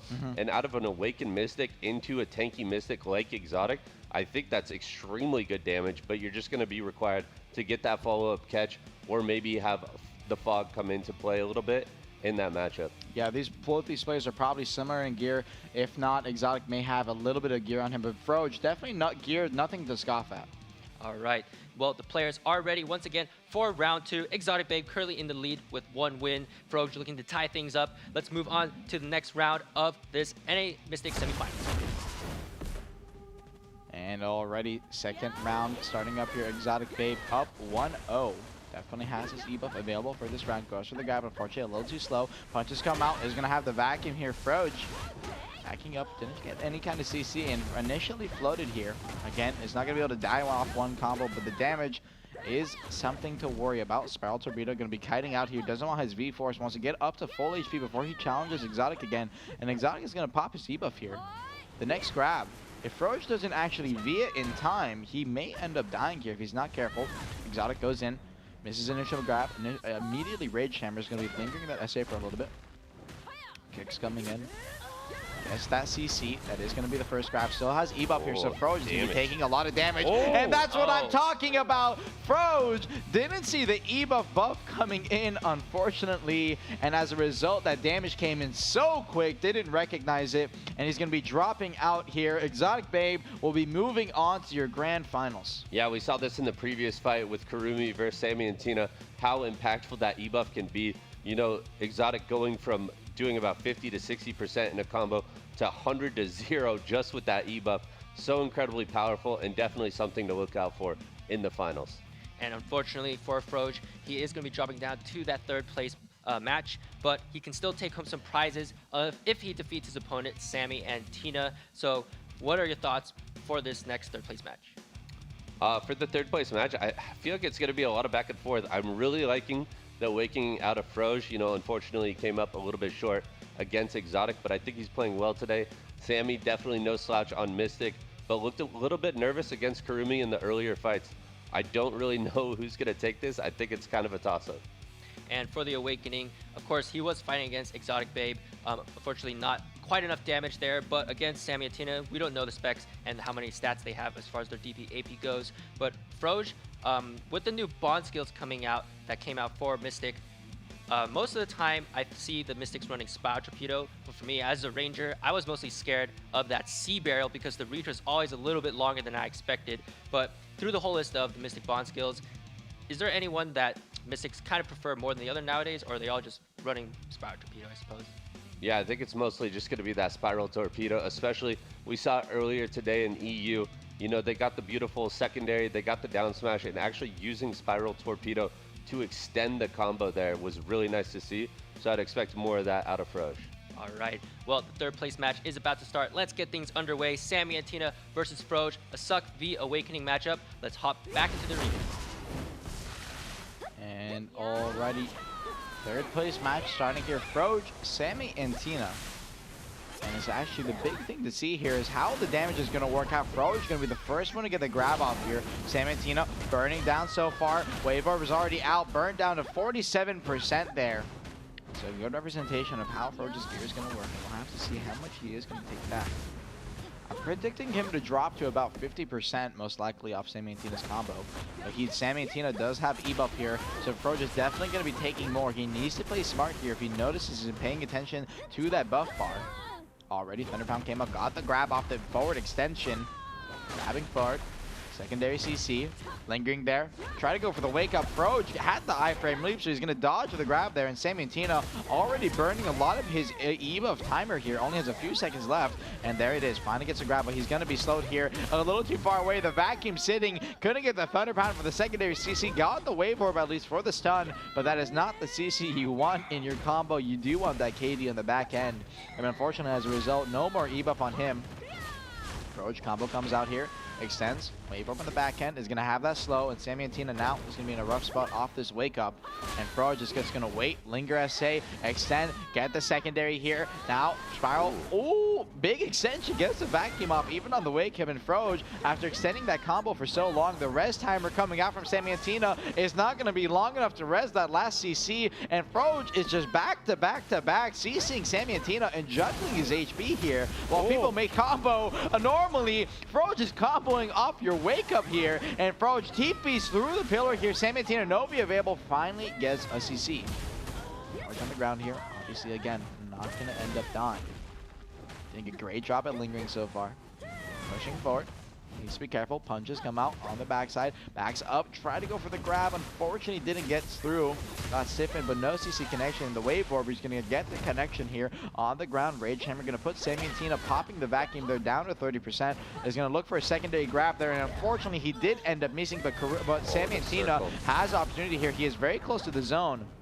And forced to be. I'm actually very surprised to be there. I feel like he would have lived. I think he was worried about the circle. Yeah, worried about the circle, but now you put yourself in a bit of a worse position. Eating the zone damage here off the back of that, but Froge is going to end up living here. 30 seconds left on the clock. Trying to run to the zone. The sun came out. Secondary grab. No V available, and Froge is going to end up dying. Again, unfortunately, I feel like that V there was a little too nervousness maybe coming in there. Yeah, again, that's maybe lack of practice with the new V. We've seen a lot of competitors, you know, they're headed a certain way. Maybe they change direction, and without the V extension and the new V change, you can't really get to where you want to be. So right there, you know, Froge coming out kind of in the middle of the road, Sammy punishing him a little bit, taking him low, and then chasing him into the circle to finish him. So Froge kind of showed control over the first half of that match, but then got a little bit sloppy. Sammy punished it, and then punish it again in the fog for the win. Yeah, definitely, and especially that one mistake, just popping your V in that scenario. Like, he was about to get pushed out of the zone there by the KD, but still at full HP, just opted to do it, and again, with no V extension, just put himself in a bad spot. Yeah, so a bit of a miscalculation with the V. Turns out to be the final mistake for him, but he was playing exceptionally well for the most part, getting maybe 2-3 grab chains and CC combos off of Sammy and Tina, bringing him down to about as low as 30%, I think, at one point. So he definitely does have the gear and the AP required to take out Sammy and Tina. Maybe he'll have to pop an E-buff to make things, make sure things are smooth for that one combo, but still looking really even for the most part for this fight. Just one fluke is all it was. And let's jump back in for the next round of this third place match. Sammy, Tina, Froge, really even fight so far, and let's hop back into that arena.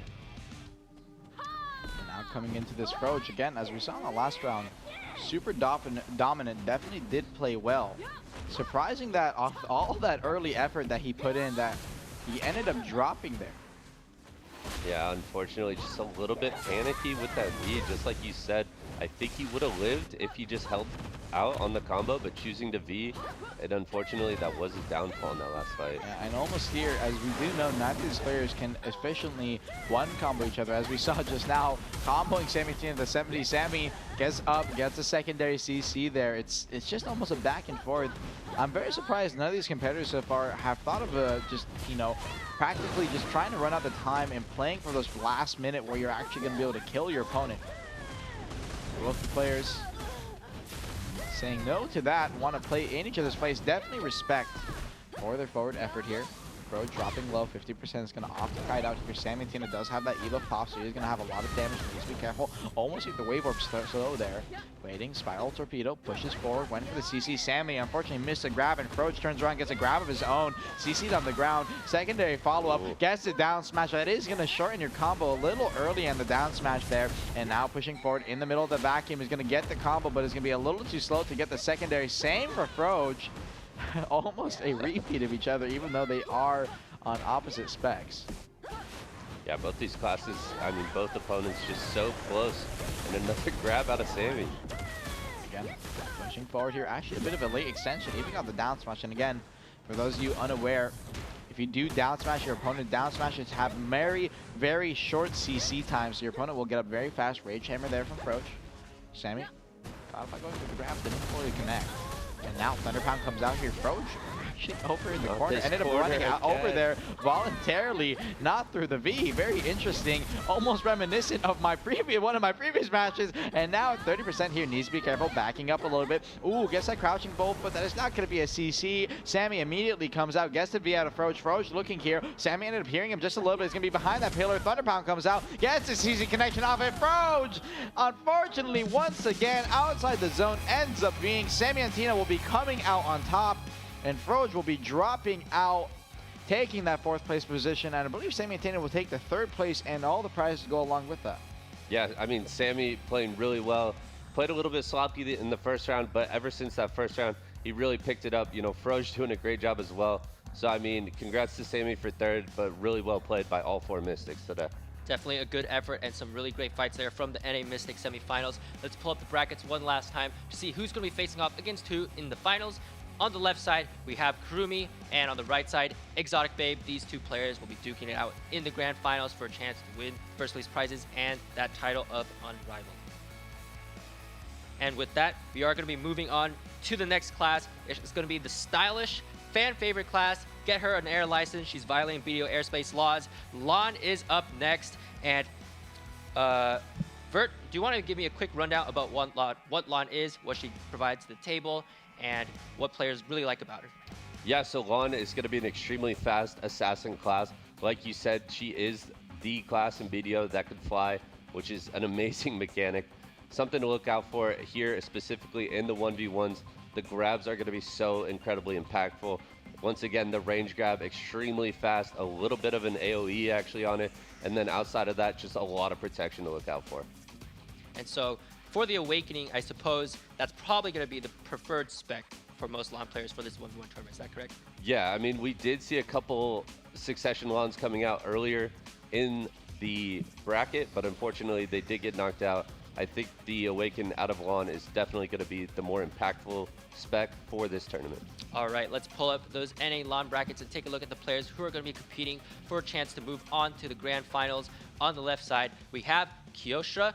He'll be facing off against Malemi. On the right side, we have Meef versus Elidia. So Vert, Armin, not too familiar with these players. Any predictions you can make, or do you know any of these players personally? Yeah, so in the first side of the bracket, Kyosha versus Malemi. Malemi actually had an upset against Renz earlier in the bracket. Renz was actually one of the favorites to win this tournament. So Malemi is definitely someone that I think we should keep our eye on. Definitely a dark horse. On the other side with Meef versus Elida, those are both going to be Vertex Lahns, and they are very close. They spar together all the time. They ride around on Arsha on the same Doom horse, ganking people. So I don't know. I feel like that match is a little more of a toss-up. I'm going to have to give it to Meef on that side.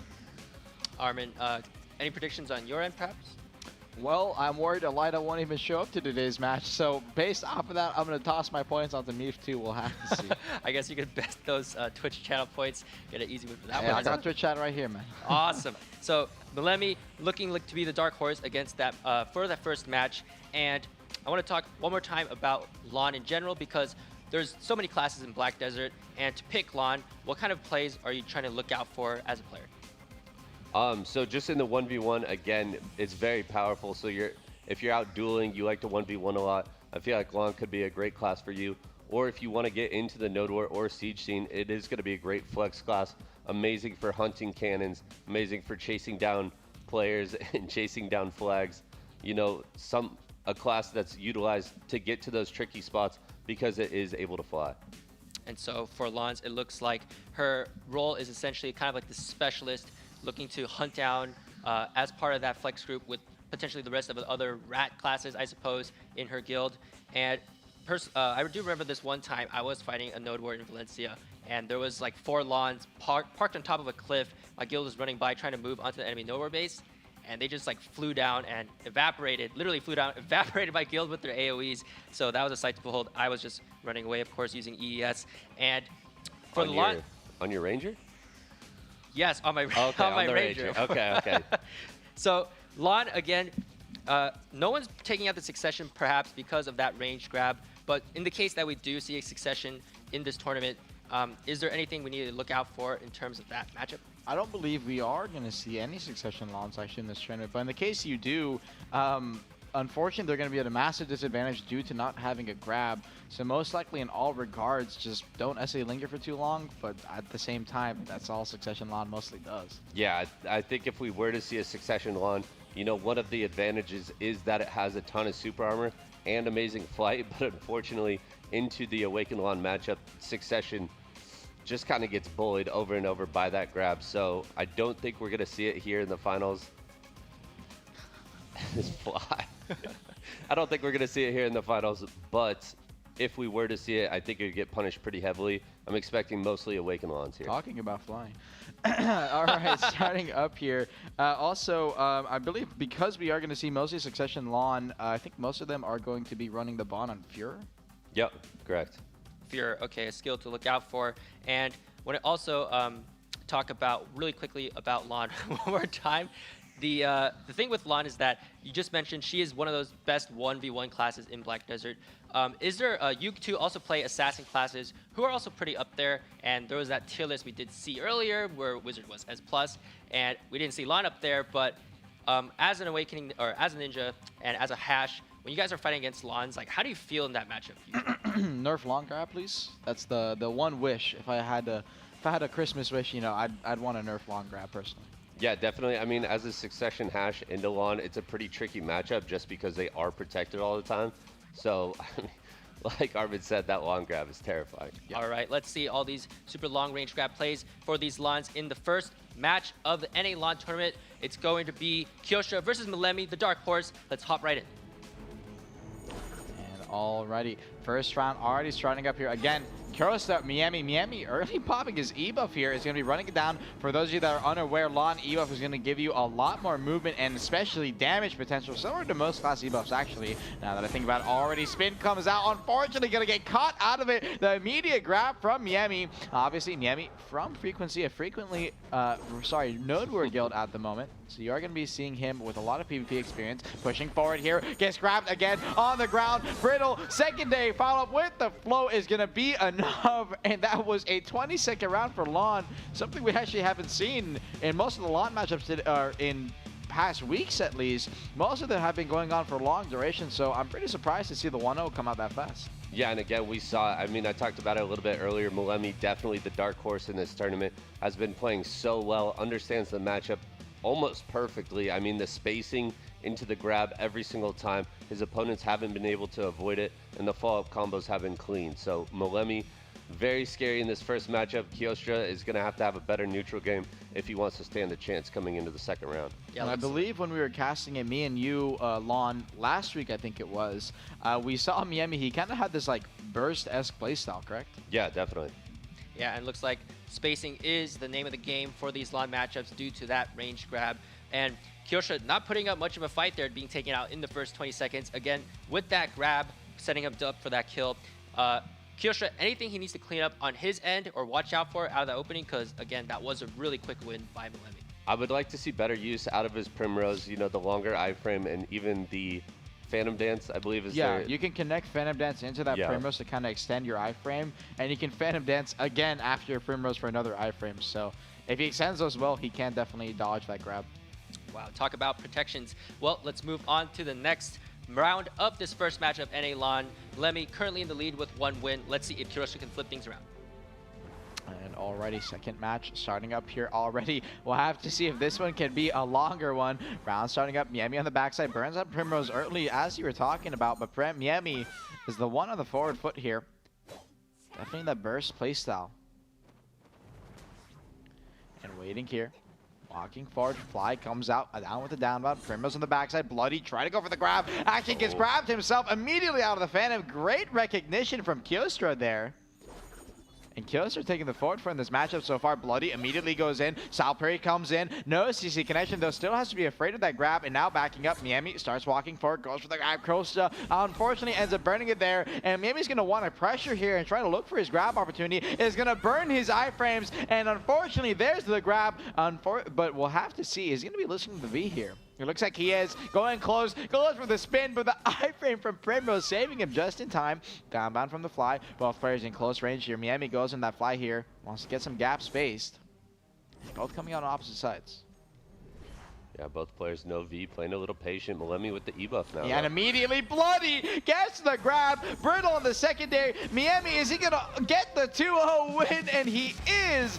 Milemi immediately off the back of that quick forward grab. Kyosha did much better that round. Definitely got that early CC, but it's not going to be off. Milemi is going to be your grand finalist. Yeah, Kyosha, like you said, able to get 1 CC off there. Unfortunately, it's not going to be enough. Milemi just playing so clean. You know, maybe a little bit nervous to get caught by that first grab, but got it together, came back with the grab of his own, forced the V, and then another follow-up grab to secure the victory. Really great punish there by Milemi. Really good combo at the end as well to push him all the way to the grand finals. Unfortunately for Kyosha, he is going to be dropping down to that 3rd place match, but fret not because there are still some really nice prizes in that match. Up next, we do have the second match, which is going to be Meef versus Elidia. Elida. Elida, right. So you said, is the player a potential no-show? Potentially. Today is Mother's Day. If you guys haven't already, Right. make sure you guys send your mom a text. I made sure I did. As a result, I do think he is spending time outside, but he may be trying to get here. We'll still have to see. Was talking to him on Discord, so not 100% sure. All right, well, I suppose we'll just keep chatting about Lahn for a bit more. And when it comes to the matchup that we just saw, Elida, if he's on his way home right now, watching this stream on his phone, hopefully he saw the previous fight. Is there anything that he could maybe take away, or both players rather, for the next matchup, anything that they can take away from the match that they just watched, perhaps? I mean, I feel like Meef and Elida are both very experienced Lahn, both very practiced. I think a lot of what we just saw is what we're going to expect out of this next matchup. All right, fantastic. Looks like Lydia has shown up. We're going to jump straight into match 2 of the NA Lahn tournament. So let's get things underway and jump back into that arena of Arsha. And already for Elida versus Meef here. Elida actually managing to show up. Now, starting up in the round here. Early spin comes out. Lingering. Needs to be careful. Primrose on the backside. Phantom Dance on the backside. It's going to be lingering here. Waiting here. Obviously, most people running that extra extension on it with that new bond. Let's have the frontal guard. Elida pushing forward. Spin. Goes aggressive. Bloody tries to go for the grab. Primrose actually baits it back. Primrose into the grab. Gets the CC on the Meef here. Now on the ground. Oh, but Meef is a tanky, man. Elida trying to get the damage up, but not going to be enough. Coming out the fly. Almost had the downbound. Meef now putting aggressive pressure. Went for the grab, but unfortunately the Phantom Dance iframe is going to be coming on the last second there. Saving his life. Pushing forward, lingering in the SA. Neither player having a grab just for a little bit. Bloody Strike comes out, gets the grab on the end there. Burning Meef's iframe one more time. Brittle for the secondary, but unfortunately a little too slow. And now backing up here, comes out of the fly here. Meef does have his grab available. South Hurry is going to try and burn Elidas here. Unfortunately, got grabbed out of the SA there. A little too much. Now coming out over on the side, baited Meef over to the corner. Meef going to be popping his E-buff here, so he's going to have a lot of damage. Elida already did burn his. Now pushing forward, came out of the fight, tried to go for it. Phantom, unfortunately, no connections out. Hurry, ooh, trading those Furious. Have to be careful. Drop the Brittle. Was that Brittle? Actually, that might have been a grab or a Brittle. I wasn't 100% sure. Brittle. That was Brittle? Okay. Yeah. Now backing up here, Fly came out. Pushing forward, waiting. Spin. Canceling, goes forward, try to go for the bloody into the grab, and unfortunately a little too slow. Now, Elida has a grab advantage here, trading Furious over on the front side, but Elida coming out on bottom, gets CC'd through. Katie for the secondary, doesn't even have a V available, and Meef will be taking that first round 1-0. Big damage, actually. Yeah, I'm not sure what he caught him with. I think it might have been a Fury there, and then he led into the Deadly Dance. Just really well played out of both these Lahns. You could see the slower pacing that started off, and some beautiful baits with the Primrose in that fight, baiting out the grab and then engaging with their own grab. Really well played out of Meef there. It looks like grabbing is one of the only ways you can catch a Lahn potentially because, again, protections everywhere as far as I can see with those new defense indicators. And I mean, if you guys were fighting against the Lahn, like what kind of openings are you looking to capitalize on? Because for me, I don't see that many. And let's say you're a non-grab class too, like a Mayhwa or something, perhaps Dark Knight. Like, what can you do to get rid of, to find an opening in these classes? Yeah, one thing that Lahn does struggle with, if you can manage to extend the fight long enough, is they do burn quite a bit of stamina with their movement. So if you're able to burn the stamina, force them to S-block, that is when they'll have only a frontal available for them, and that is what you're going to look to punish. So punishing frontal guards, pretty fundamental sound strategy, but she does have plenty of super armors and iframes to react to, so that is probably why she's up there for one of the 1v1 classes. And also one more time about Lahn bond skills, because you just mentioned the first skill. Any reason why they're taking that one or favoring that one more than the others, perhaps? I think the other one that they have that some run is on Deadly Dance. Deadly Dance, correct? yeah. It's going to give you a frontal. It's very good because Fury is a knockdown. So it's going to give you a frontal knockdown into a super armor, which is just overall a very solid combo. Looks like a very desirable choice for the Lahns. Next round, however, is ready. We're going to jump straight in for round 2 of this fight. Let's move on and move back into the arena. And now, next round, starting up here, Meef, Elida. If Meef wins this again, Elida, unfortunately, will not have the chance to go on to the grand finals. Waiting here. Both players playing passive. And Elida, BM RP walking in the mid. Meef is going to match it, actually. Big respect coming out from both players, actually. So great stuff. Definitely up that with two friends. They're not going to be cheating each other out there. And now taking out their weapons. Great stuff to see. Good sportsmanship. And already E-buffs are going to be coming out. There's going to be some big damage coming out from both players. Elida in the last session didn't have the damage to get a full combo off. And this time around, still not going to have enough damage even through that E-buff. Meep, a tanky man. Backing up here, spamming that Fentonance. Obviously, with that E-buff, you're going to have so much spam available. Gets the secondary grab on the ground. Deadly Dance comes through for the spin, trying to burn some damage, but unfortunately, again, not going to be enough. And Meef still at 100% HP here. Meef burns that grab there. Unfortunately, a little off the mark. Elida going to be putting some more pressure here if he can. Trading the spheres in the mid field. No connection. He's waiting here. So much patience out of both these Lahns, showing so much respect for the other. Yep, and Elida, unfortunately, talking about patience, burned his grab a little early there. Goes into the Primrose, backing up, going to come out of the fly, waiting to the round, trying to buy some time and burn while he has no grab CD, and Meef has his. Holding. Goes for his goals with the South Hurry immediately out of it, cancels out, gets the grab onto Meef, and Meef again, this man is so tanky, only takes him down to 20% HP and seemingly outpotting Elida's damage. Elida, if he wants to get the kill here, may have to push him out of the zone, and finally gets a grab off, gets a good combo this time, burning him down to at least 50, but that is not a deadly threat zone. Still has his life to stay in this game, drops a Primrose, actually dodges Meef's grab there. Elida in a great position. Pushing forward, lingering essays. Phantom to the side here, waiting. Going forward, has that grab available. Meef ends up burning his, unfortunately. Now going to that Fuhrer, gets caught in the back end, outside the zone. Secondary KD, and it's gonna be enough. Elida, after so many catches, playing so patient, played so well, ends up tying the score 1-1. Yeah, and a couple of combos, you could see Elida doing quite a bit more damage than the previous, and I think that just shows that Meef is evasion, doing a great job of keeping the evasion buff from Primrose up during that fight to be a little bit tankier, but Elida catching him without that evasion buff up, also in the fog, and getting the KD. I mean, he had to align the stars, but he got the kill. Really well played by Elida. So it looks like kind of needed the help from the fog in order to finish off player with that really tanky evasion build. And you mentioned, what skill was it again that gives the evasion buff for Lahns? It's Primrose, the iframe that sends them backwards. Wow, so they actually can run evasion builds. Great. Another one I have to deal with. But for Lahns, it looks like the best chance for Meef there was to try to, or Elida rather, was to try to wait for the ring to kind of close in, and that way it was easier for him to push his opponent into that dark fog. But spending that time RP walking in the middle maybe kind of cost Meef a little bit, because having more of that open space, that dark fog would have maybe been a play for Elida rather. So anything you want to see changing out of Meef or Elida from the final round here? I mean, I feel like Elida did a great job. You know, finally one of the KDs did connect from Mangler and was able to extend the combo. It's not something you see often, especially in this adamantine meta. Awesome. The final round is about to start. Both players are ready to see who's going to move on to the grand finals and who's going to drop down to third place. Let's jump back into that arena and get things underway. And alrighty, next round starting up here. Meef, Elida 1-1. And again, Elida off the back here. Hey, if you do this a little too much, you never know. Meef might get a little impatient, but no.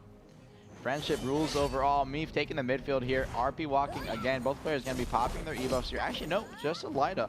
And there's Meef following it up immediately. Last time you saw this, Elida played patient. Abused his Phantom Dance iframe just enough and managed to get Meef's grab off, or sorry, V out very early. Pushing forward slowly. Here again in the mid. Secondary follow-up. Doesn't get grabbed there. Meef actually playing almost a little passive. Yeah, both players just kind of showboating with their e-buff, not doing much else with it. Understanding that the opponent definitely can slip away at any moment. Primrose comes out, Bloody pushes forward, went for the grab. Ooh, trying to do the bait he's been doing a couple times, but Meef recognizing that time. Deadly Dance pushes forward, Bloody goes for the grab, cancels out in the last second, but unfortunately he's going to burn that CD. Elida's going to have his grab up first, and already 1 minute down the clock, 2 minutes left here. First zone closing in. Light up, Francis grab in the middle there. Meef taking notice, popping the fear, dashes forward. Primrose back, dashes again. Try to go for the bloody grab there. Unfortunately, didn't manage to get it, but here it is.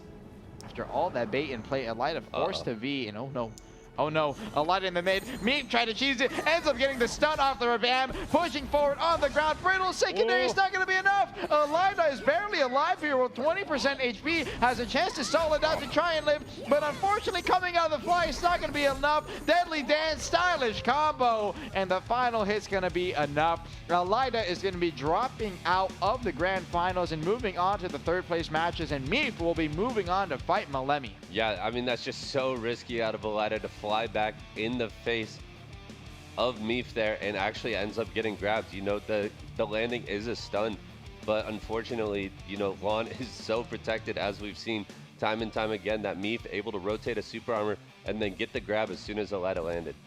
And it looks like with this win, Meef is going to be moving on to the grand finals. Unfortunately for Lydia, they are going to be dropping down to the third place bracket where they're going to be facing Kyosha for that third place prize. Any lessons that Lydia can take from these losses here to see that if he can apply them to the next match for third place? I think Elida overall actually played really well. Unfortunately, Meef just a very, very strong Lahn. So I think if Elida continues their same play style going into this third match against Kyosha, you know, I feel like they're going to do really well. And Lydia, just not too much to clean up, I suppose. Just already playing really well against Meef. And Kyosha, on the other hand, what do you think he has to possibly do to clean up to maybe affect his chances for the next round? I mean, unfortunately, we didn't get to see too much out of Kyosha in that first match against Malemi. I guess if I could say one thing, just clean up the neutral game, you know, work on baiting out the grabs similar to what we saw out of Meef and Elida in that last fight.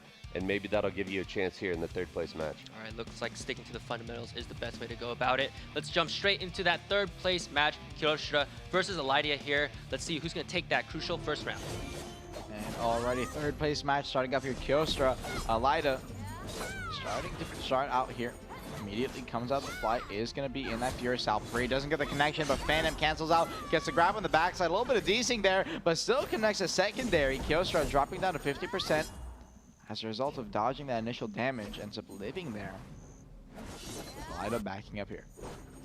Waiting in the midfield, Kyosha slowly walking up. Bloody immediately went for the grab, didn't even care about the bait. Pops the Salpri in the end there, Primrose backside. Elida now with the grab advantage here, pops the Salpri in the middle. Not afraid to linger just for a little bit, but immediately enters that fly, comes down on the backside. The last time we saw Elida enter that fly, unfortunately did grabbed at the end. Definitely needs to be careful this time. Ooh, Kyosha coming in. Lingered a little too long there, and Elida definitely having a full combo here is going to pop and force Kyosha's V. Tried to follow his V there, but unfortunately end up staying in the mid. Kyosha backing up here. Ooh, immediately bloody. Try to go for the grab. Elida backing up. Managed to get the iframe off. And now looking forward. Trading those Furies. No connection. Brittle coming out from Elida is going to have his E-buff out here. So he's going to have a lot of side movement. You can see him spamming that Phantom already. Going forward. Lingering the SA in front of him. Gets the grab off on the second half. Great bait coming out. Went for the Brittle. Oh no. Unfortunately ended up resing the KD coming out from Elida. So no hard connection. Salpri coming out from Kyosha. Trying to walk forward again. Doing the same play, similar to Elida, how he ran it out. Waiting here. Just looking for his opportunity to pop that Primrose iframe. Phantom Dance, Primrose, Phantom Dance again. Gets the secondary grab. Secondary KD float actually comes through Deadly Dance, brings him to 10%. And 10% is not enough to live in this close circle. Needs to be careful. Elida putting that forward pressure. Elida, any small chip could end up winning it for him here. Gets that Primrose off again. Dodges a grab from Kyosha there. Waiting back, holding. Phantom Dance. Primrose gets on the backside, try to drop the Fury, almost got the chunk off, but gets the grab on the ending tick. And finally, Elida off the back of that clean bait and slow, methodical play was going to end up winning that first round. Yeah, Elida playing that really, really well. Like you said, slow and methodical, very patient with their grabs. However, on the other side, Kyosha almost spamming the grab off cooldown in a very simple kind of dash grab playstyle. And against these higher tier Lahns, you're gonna have to do a lot more than that. Maybe bait it out, you know, throw in a couple other skills into the rotation before you go for that grab if you want it to connect. Yeah, we basically saw Kyosha getting grabbed up to maybe about 4 times that fight. So really got to work on timing your iframes and predicting when that grab might come out. And again, as you mentioned before, the spacing here is key in the Lahn matchup. You got to understand the range of that grab and time when to use your iframe. Of course, the player might not use it, but just using it kind of preemptively is probably a little better than just getting grabbed. And for Kyosha, unfortunately, things aren't looking too good for him here. Lydia seems to be just in complete control. Anything Kyosha, again, needs to try to watch out for or clean up? Again, I think it comes down to that neutral game. Elida just showing that he kind of is the superior Lahn in this third place matchup. And Kyosha definitely has an uphill battle coming into this next round. And looks like, let's try to figure out why he's getting grabbed in specifically. And I want to ask about Lahn, of course, has plenty of protections here.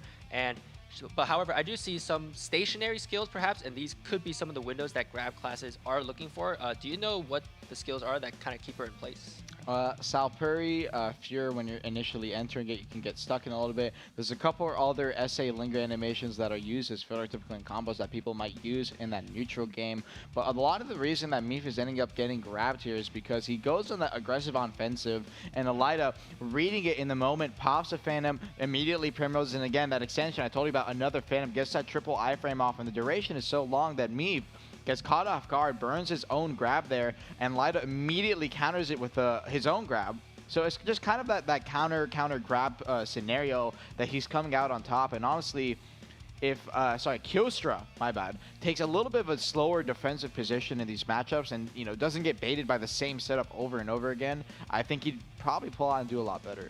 All right, the next round is about to start. The players are ready to head back into that arena. Is Elidia going to just run over this and take that third place prize, or is Kyosha going to put up a bit of a fight? Let's jump in and find out. And alrighty, next match starting up here again. Elida up 1-0. Kyostra trying to do his best here to stay in the match, and there it is. The early burst catches Elida off guard that time. Elida, understanding his opponent does have damage, immediately V's straight out. Ooh, try to go for the deadly, but unfortunately a little too far away. No connection.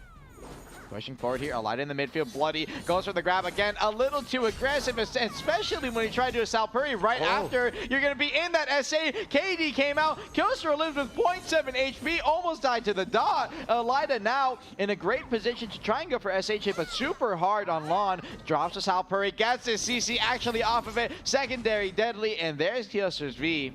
No KD that time, Elida. Great stuff so far. No E-buff available. Oh, nope, there it is. Elida immediately E-buffs, gets a grab over the high ground. Didn't even know that was possible. And he's going to be winning that out 2-0, and he'll be taking that third place position. Rightly deserved, if I have to say. Great stuff from him. Yeah, Elida playing that really, really smart. Actually, the grab right off the start. Kyostra doing the same dash grab. Catches Elida off at the beginning, but right there at the end, you saw Elida grabbing Kyostra just by the ponytail as they were down in that corner once again and able to finish it off and take third place. Yeah, almost had, from that opening, Kyostra getting that first grab was a good look for him, but unfortunately, Elida just keeping up that pressure, and that final grab on the over the top of that ledge, I didn't think that was possible either. I didn't even know you could grab over the ledge, actually, no. Yeah, just another benefit of playing Lahn, I suppose. But with this, that's right, Elidia is going to take home that third place prize, and unfortunately for Kyostra, he's going to be he's dropping down to that fourth place position. Let's pull up the brackets one more time for the NA Lahn semifinals, because that does conclude the Lahns for today. On the left side of the bracket, we have Malemi making his way to the finals. On the right side, we have Meef. He's going to be facing Malemi. These two players are going to duke it out for the grand prize in first place, and to find out who's going to be crowned the title of Unrivaled. All right. And that does conclude it for Lahn and the first half of the NA segment. We just gone over the Wizard, Witch, Striker, Mystic, Dark Knight, and now Lahn classes. Those are the first 6 classes. The next 5 classes that are going to be coming up are going to be Archer, Shai, Vert Armin, get ready for that one, Guardian, Hashashin, and we're going to be ending the day with Nova, the second newest class, who just came out. So, Armin, Vert, any quick things you want to say before we head out for the break? No, I'm really looking forward to these Shai matches coming up. Awesome. Well, we'll be right back after this. Please tune in for the next 5 classes, and we'll see you all really soon.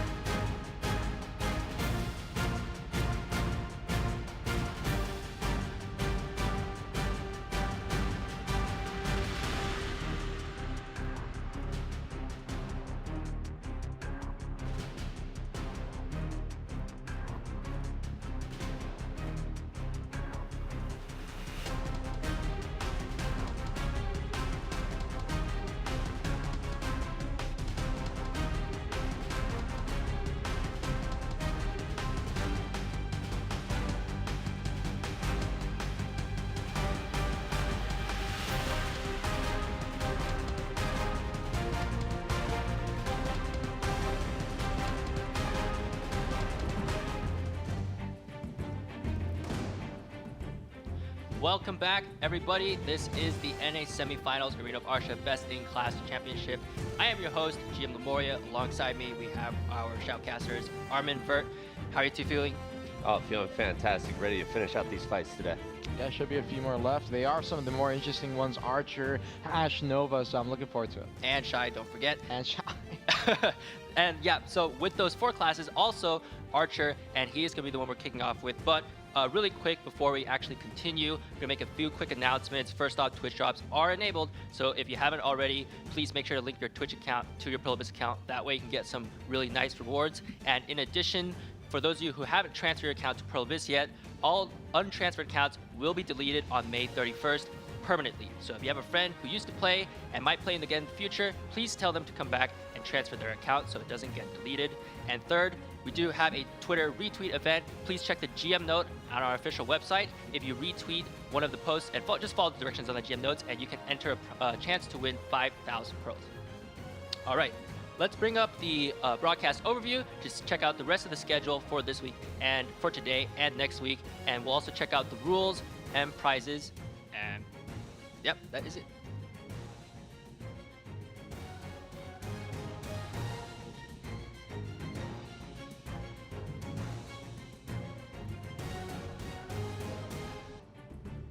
From hundreds to just 21 champions, who will be the ones to claim the title of Unrivaled?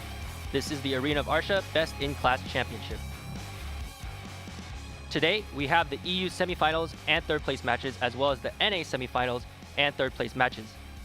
The EU finals and NA finals will take place next week on May 15th and May 16th, starting at 19 Central Time and 15 Pacific Time for EU and NA respectively.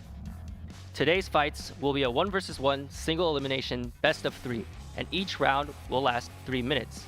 The dark fog will appear in today's fights. The arena area will shrink over time, and leaving this area will cause your HP to decrease by 500 HP per second.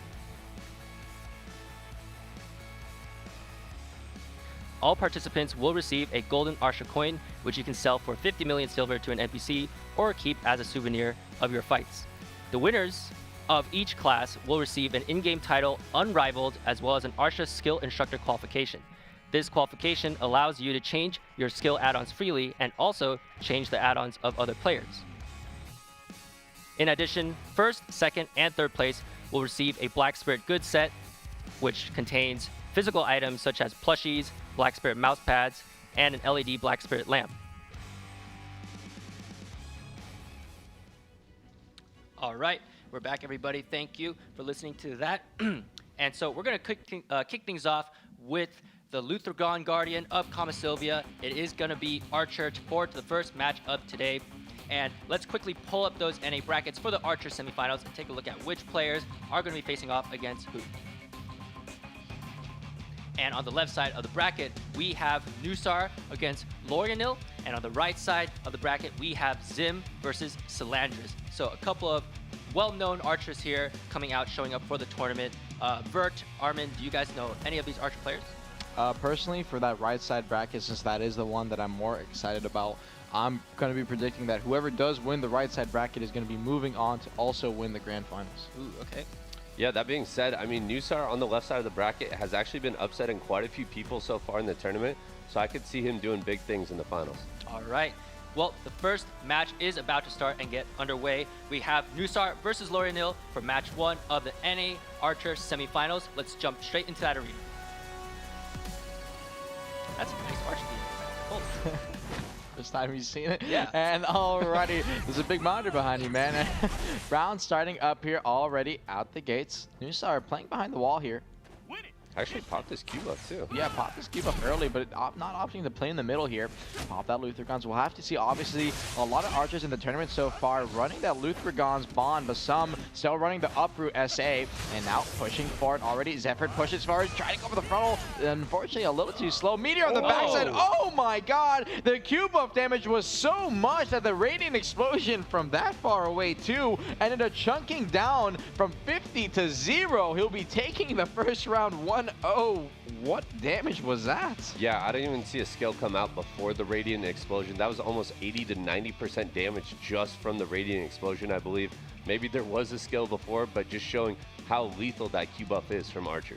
And yeah, we did see earlier today during the EU Archer semifinals that some of these Archer fights can drag on for quite a while because the class is armed with quite a bit of protections when it comes to the mobility skills. But for this fight, it just kind of ended in an instant here. So sometimes the matchup can be a little bit volatile if a player makes just one mistake. One mispositioning is all it takes. But for Lorianil there, like, what does he have to do to kind of just come back into this fight? I think he honestly just wasn't expecting the damage. Yeah, I think Nusar did a great job of coming out there. He popped his Q buff and then he hid. You know, we saw that tactic come out in the EU a little bit, and then you really surprise your opponent once he hits midfield, doesn't have anywhere to kite to, and Nusar just punishing Lorianil so hard with that Q buff. All right, so round 2 is about to start. Nusar with a really easy first quick win. Lorianil got to turn things around. Let's jump back into the arena and take things away.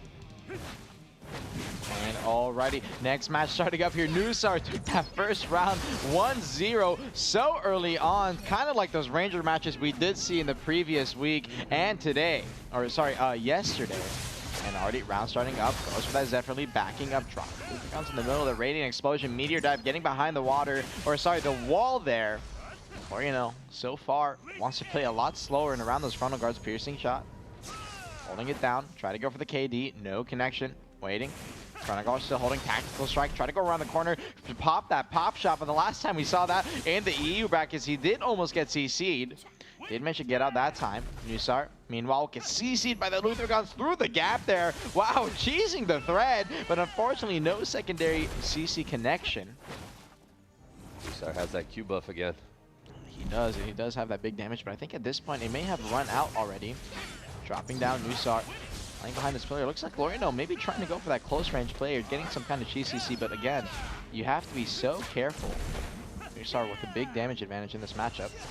Hopping off the wall, focus with a secondary shot, no connection. Spear Seal immediately cancels out, gets behind the wall there. Luthragon's tried to pop it in the corner, but no connection. Now Glacate comes out, again, another tactical strike. CC's trading the Meteor Dive into that, Zephyr lead back. Luthragon's doing so much damage. Lorianil on the back foot here in HP so far. That SA trades, eats a Luthragon's KB, but doesn't get KD'd by the final shots. And Nusar tried to connect it, eats a Luthragon's there, pops up frontal guard, the uppercut comes out, gets KD'd on the ground. No, you just need to pop the blooming here, trying to go for it a little too slow. Lorianil late on the reaction times, and now in the mid here, trades that piercing shot, doesn't manage to get any kind of connection. Still has his Q up available, still has to pop the Meteor Dive on the backside, gets caught coming out of tactical strike, and again, a little too slow. Rain Explosion not running the bound bond on it. Luthragon's comes out. There's the bond coming out. And now she's shots coming out.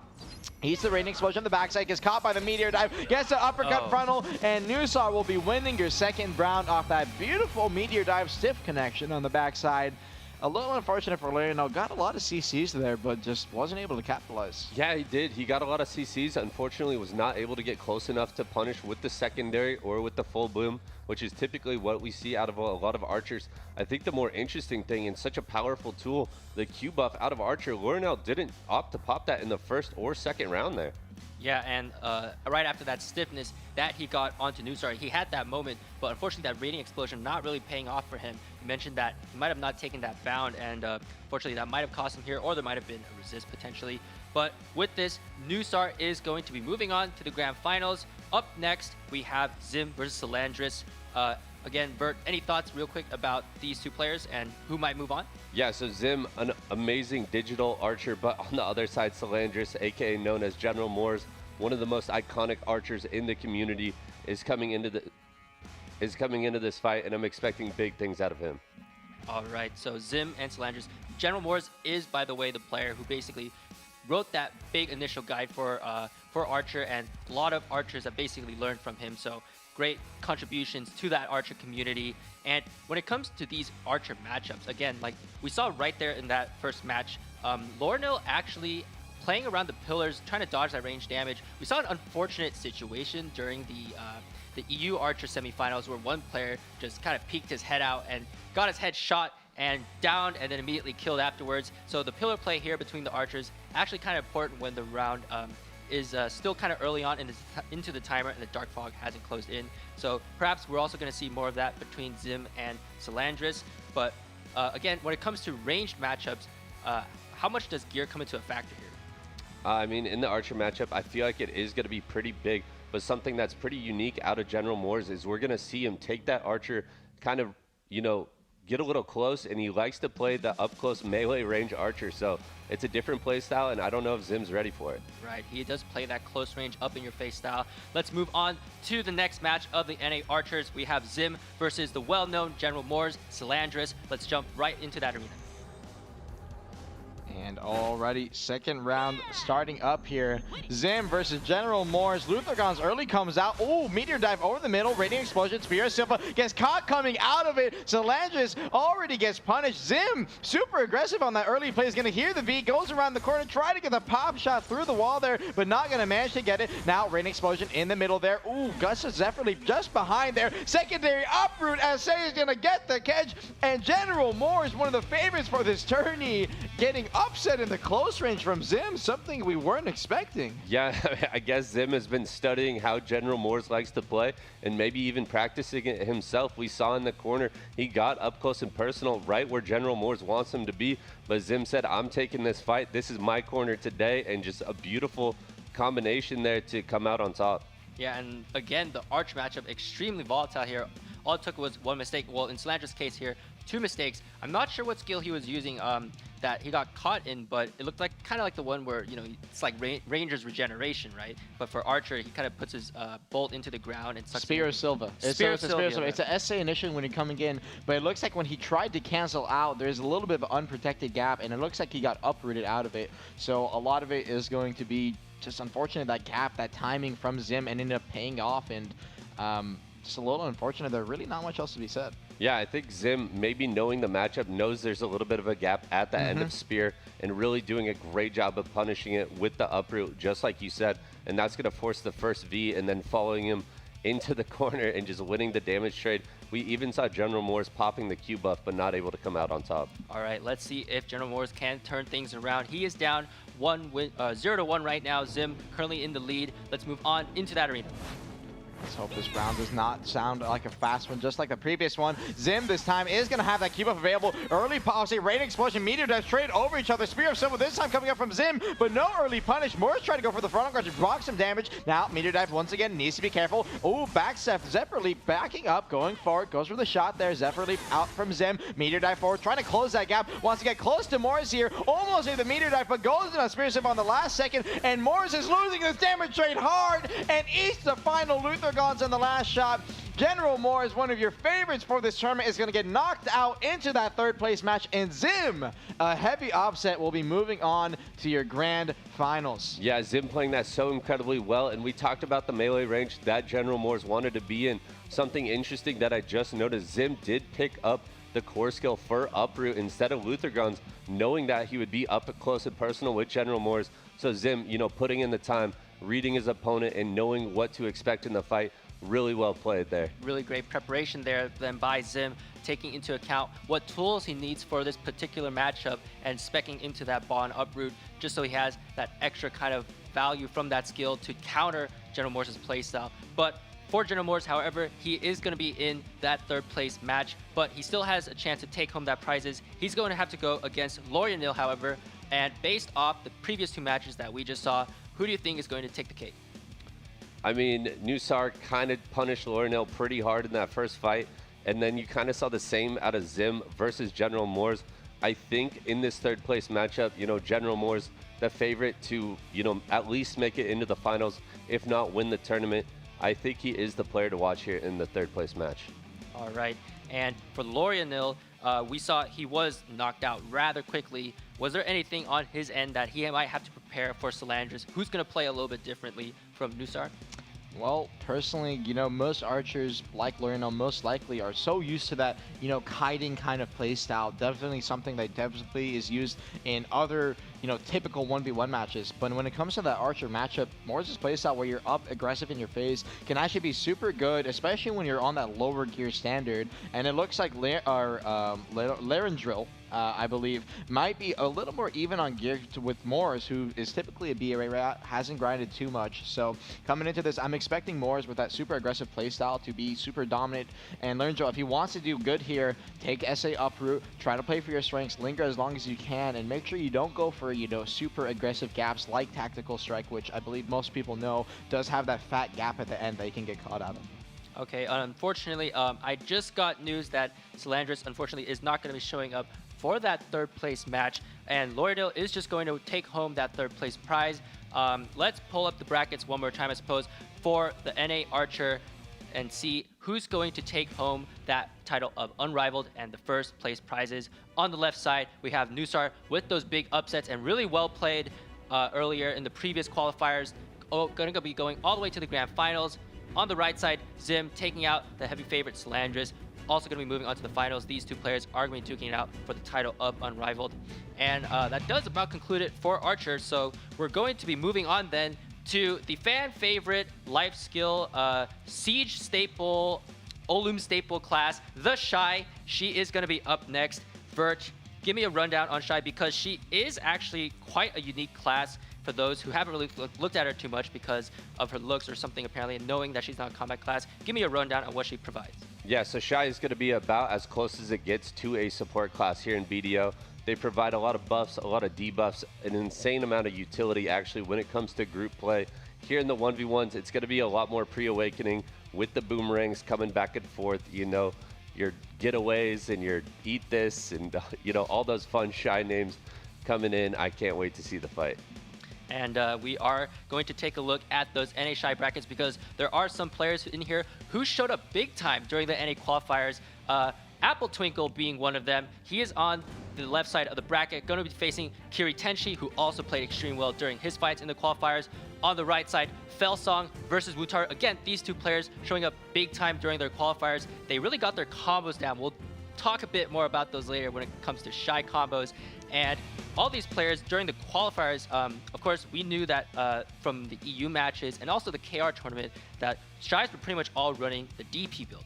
But for the NA Shais, it seems like we like things a bit more dangerous. We like things a bit more spicy. A lot of these Shais are running AP and hybrid builds, but maybe they're going to prove me wrong here, and we're going to be in for a bit of a ride. But again, AP Shais, how are things going to pan out potentially for these NA Shai matchups? Man, I really hope they can hear us and they're paying attention. And please, Shais, do run AP for the casters, for the viewers. We want to see the burst coming out of these boomerangs. Please, let's see some damage. That big burst damage from those floorings, that's right. And for the first fight, Apple Twinkle versus Kira Tenshi. Apple Twinkle, he is, I believe, a Shai from Vertex. Is that right? Yeah. And earlier in his qualifiers, he was just nailing these crazy combos. And when it comes to Shais, there's actually a bit more strategy involved. We're going to jump right in and talk about that. And let's move on to match one of the NA Shais. Apple Twinkle against Kiri Tenshi. Let's get into that arena. And alrighty. I believe you said the AP Shai that was going to be in the semifinals, his name is... A lot of these Shais actually were running AP. Wait, look at that burst damage. The damage. Oh, and you can already see the burst damage. Something we didn't see in the EU bracket. Apple Twinkle burns Kiri Tenshi down to 60%. Combo comes out. Boomerang gets a kick on the ground. Down attacks, obviously not available on Shai. Down to 32. Says, eat this to Apple Twinkle. Gets a step in from behind. Secondary, 1, 2, 3. Didn't get the third float there, unfortunately. Another now really good eat gets this. a heal off for a second there. That's another eat this on the ground. Needs to be careful. That might be a KD kick. I'm actually not too sure. It might be a float. It is a float. Yeah, it is a float. So he is going to have the option to be out here. And now Kiri Tenshi needs to be careful. 30%. That third boomerang came in. Almost burned him out. And as you said, I think in the EU bracket, you have to make sure you're placing your boomerangs correctly so you can actually live. And on the ground, spinning around, kind of like how I grind my underwater. Waiting here. I believe that is a grinding combo a little bit coming out from the Shai there. It actually ends up killing him. Wait, he ended up dying. Thank you. Thank you, North American Shais. Ended up dying in the NA bracket. After coming from the EU one where every single match went for 3 minutes, I'm honestly pretty happy. We love to see that, you know, NA showing up always with the AP monkey meta over here in North America. We love to see it out of these Shais.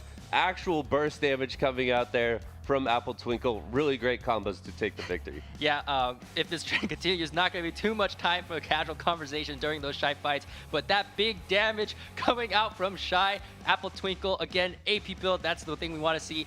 I'm going to talk real quick about the combos that Shai has. I'm going to take out my notes. Which one is it? All right, this one. For Shai, she actually has a very unique skill. Well, you saw them using it a lot. It's a 10-second cooldown. It's a range stun. It's called Eat This. And she literally two-hand throws that boomerang into your face, and it has a stun. And the unique thing about this skill is that if you go check that description, that stun CC, it says PvP only. And I think that's the only skill in the game potentially where it's PvP only, because other skills we see are PvE and stuff. So starting with that, am I going like, let's talk about Shai here? It's a ranger thing. It's kind of like your ranger. We get it. You want to reroll Shai. Oh, no, that's not happening. But again, she'll lead off with that stun, and then she'll chain into the stiffness and maybe get that float. So that is kind of like the ideal Shai combo. But let's see if there's going to be more of that to come in that Shai matchup. Let's jump straight into round 2. See if Apple Twinkle is going to take things home, or if his opponent is going to make things hard for him. And already next round starting up here, Apple Twinkle already up 1-0. Please be another fast match. And already starting up, SA comes out, Boomerang needs to be careful. I wish I knew some of these ability names a little more. Hop, I believe, is one of their iframes. That's right. Iframe back, yep. Now, pushing forward, Eat This, tossed out. Unfortunately, no connection on the CC there. I'm going to SA the side roll, kind of like the evasion. Gets the initial CC, and the damage here a little lackluster compared to last round. Probably the combo.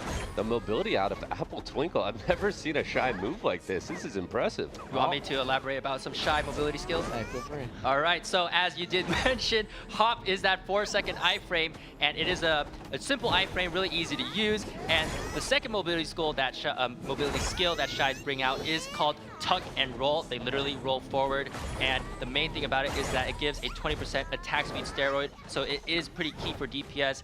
It is a 3-second cooldown, I believe lasts 10 seconds, so they can keep it permanently up. So we got to kind of watch out for that to see if players are managing their tuck and roll properly. Oh, and we seem to have a bit of a that may be. All right, starting to look a little more like the EU matches there towards the end. Looks like, unfortunately, we did have a crash there. Technical difficulties for a little bit. But in the meantime, while we're talking about that, F definitely did come out. I'm very surprised that they were opting for the AP shot. You know, how much AP are they running that they can actually kill a full DP Shai? Because if I remember correctly, you know, if I'm a ninja and I have, we'll say, 301 AP and I try combo Shai and she has even something over 400, at most I'm taking her down to 70%. Yeah, I think the Shais are just, it's going to be your typical build, you know, maybe something similar to what you're rocking right now on your Ninja. It's actually pretty good damage out of the boomerangs. And again, I just love to see it. It really showcases, you know, not so much the gear in the matchup, but more their technical ability. Because when it comes down to it, and Lemoria talked about this a little bit earlier, there is actually proper combos, and some of these Shais have been practicing in the battle arena. And again, I was talking earlier about Eat This being that stun. If they were going to lead to a stiffness, they will use a skill sometimes called 1, 2, 3, and the Shai will just throw out her floor rank 3 times, 1 in front of her, 2 in front of her, 3 kind of around here like this. And that stiffness usually could be followed up by a float, which is called Get Away. And that skill, again, Shai doesn't have actually down attack modifiers on her floor rank.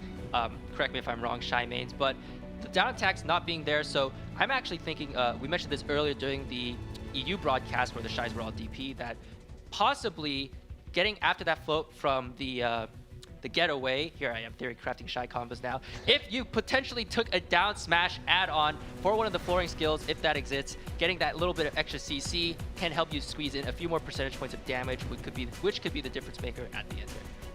Yeah, I'm excited. On the other side of the bracket, we do have Wutaru, which is that snake Shai. I was talking about him a little bit earlier during the EU matches. He is one of the Shais that's been experimenting with even the down smash add-ons, and I would love to see that come out here in the semifinals.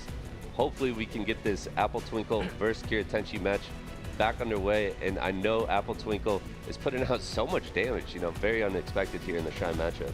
Yeah, and the thing is that Shai, these matchups, since they're not like insta-kills, players can actually build up a lot of Black Spirit Rage. And because, as you know, if you take hits you will be building up percentage points. And Shai, her Z buff absorb, I believe, is 50% crit, and nothing amazing like Ranger's, you know, AP attack speed, but 50% crit, nothing to scoff at.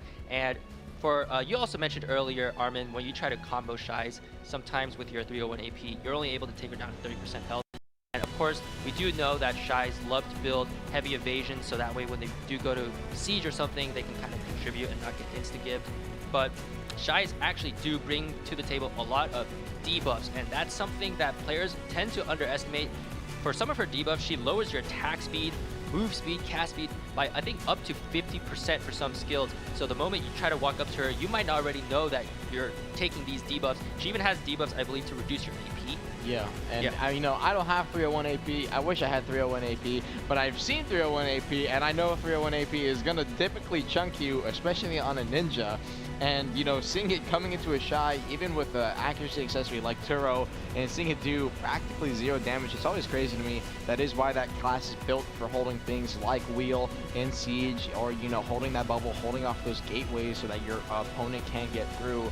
So, you know, coming into this, those DP builds, while they may be meta, these AP builds definitely are more interesting to fun, and they show off those skills a little more, so I'm pretty hyped to see them. Yeah, definitely. And some of those tankier builds, not only is it high evasion or high DR, but something that's crazy and not a lot of people know, but Shai, with its HP buff, can get close to 10k HP in these sieges and in the Node War. So that's, you know, where most of the tankiness comes from, just raw HP. It's something that's unique to Shai with its own HP buffs and just the crazy HP scaling. How many Shais was Snake typically bringing per siege, would you say? In a lot of the sieges before Nova came out, it was about 4 to 5 Shais that we would bring to a siege. Now that Nova's out and the wall is so impactful, you know, similar to the bubble, we're starting to see less Shais, more Novas. I would say about 1 to 2 Shais at this point for a siege guild. So, little girl with big responsibilities, holding those gates of Media Castle. When it comes to Shai, once again, we were mentioning those big debuffs. Shai, you might tend to underestimate her damage because, again, she does have those big PvP reductions, but so that way we can preserve Armin's voice and Vert's and mine as well, and that is what I would like to see. But let's actually talk again about the strategies when it comes to these Shai fights, because if we are to see a DP Shai fight, because the players might switch out some gear, the EU semifinals for Shai actually gave us a taste of what it's like when DP Shais are fighting. Actually, not a taste, just a full-on drink. And the so the DP Shais, there was actually a bit of strategy towards the end of the fight. Do you remember exactly what those plays the Shais were looking for? Yeah, so one of the songs, just right when they come out the gate, they're both popping that BSR buff, which is going to increase the rate that you actually collect BSR. And then on top of that, as you know, each boomerang hitting up to 36 times is just going to pump that meter up. And then saving both the buffs and your big debuffs, as well as maybe even your debuff for the last 20-30 seconds, is going to give you the victory there. Yeah, and just to win by 0.10%. Some great big margins there on the damage. All right, we're going to be moving back into match 1. Let's go back to the fights for Shai. Hope we've hyped you guys up for this amazing micro PvP action. Let's jump back into that arena. And alrighty, next match starting up here again. Apple Twinkle, Kirei Tenshi. Next match starting up. We do know the damage is available there, and I don't. Again, do we know exactly what the Shai ebuff does? I believe Lemoria looked it up earlier, and it gives 30 AP. Her ebuff, right? Yeah. Yeah, that is called, I have the notes right here. Do It Better is her ebuff. It does give 30 AP and 5% special attack damage, but not just to herself, but obviously to her allies as well.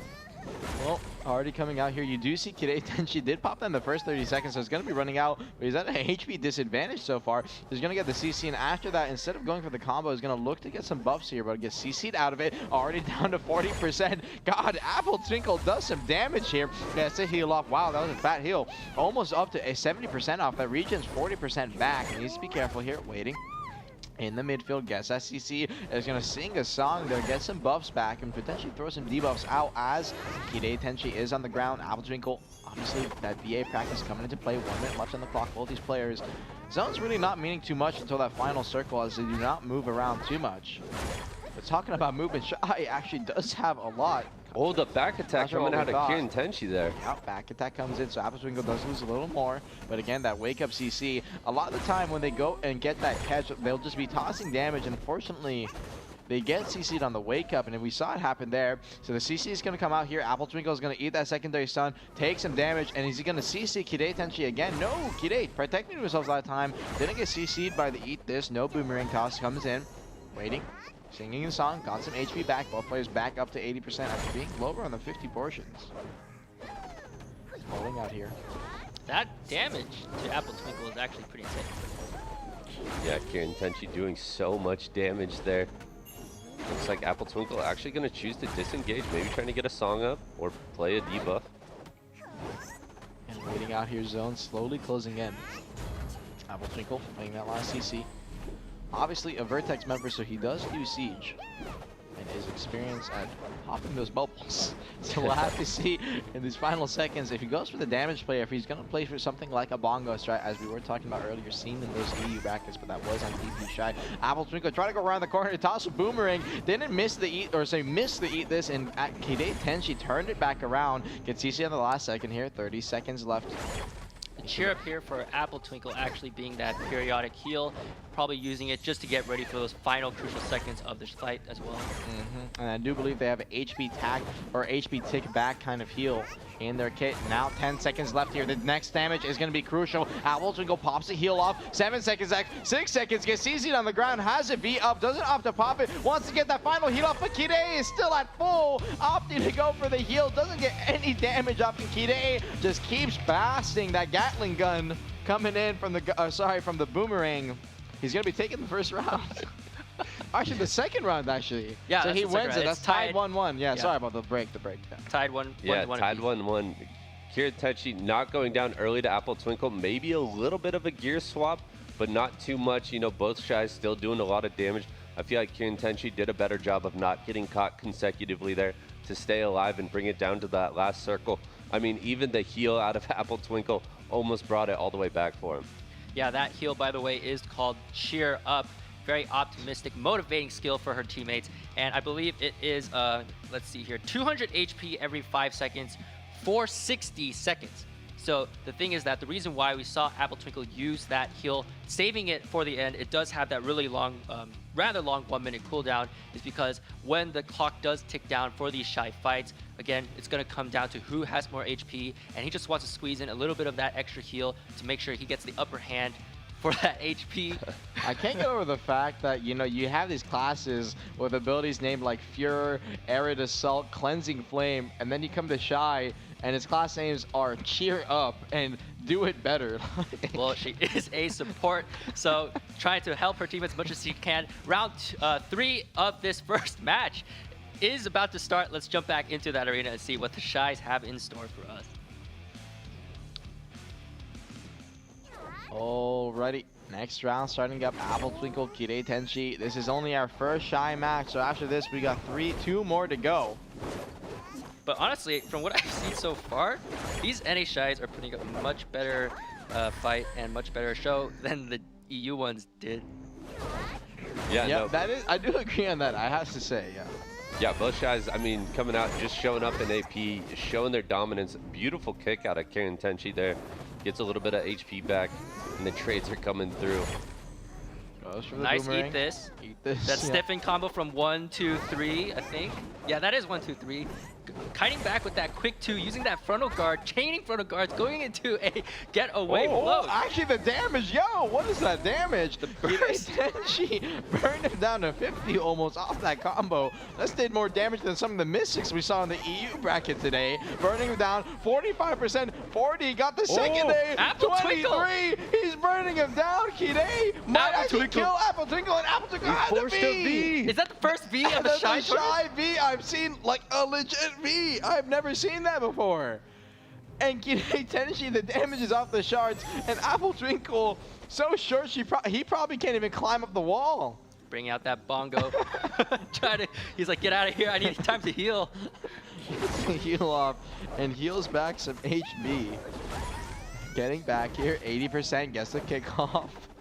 And we'll have to see the damage. Dude, this damage burn is crazy. Apple Twinkle maybe not wearing his DP set as we assumed before. 16%. Gide Tenchi put on some more gear, and he's dunking him down here. And now Apple Twinkle gets that CC off, but he's going to take that time to pop the heal. Oh no, Eat this. the CC. No be available. He's actually going to die. What? And the Stephen came in. Gide Tenchi's going to go to your grand finals, and Apple Twinkle is going to be in your third place match. Kieran Tenchi sharpening that boomerang during the break, coming out with actual burst damage. I memed about it earlier, but so much damage coming out of the boomerang there. Let's pull up the replay to see exactly what Shai combo that was that did that huge damage. Oh man, all right, let me see if I can break this down. Not a Shai player, of course, I play something else. But here, looks like he got stunned at first by the Eat This, but there's no damage coming out here from Apple Twinkle. He tries to win rate, he should use a quick 2 here for the photo guard, doesn't get it, gets hit by that Eat This with the stun, and there it is, the 1, 2, 3 stiffens. I think maybe even getting back attacks there. Perfect, just really well done. Yeah, Kieran Tenchi, great positioning, actually on the wake up, caught Apple Twinkle with the Eat This while Apple Twinkle was trying to pop their heal. So a great play to get that range CC there.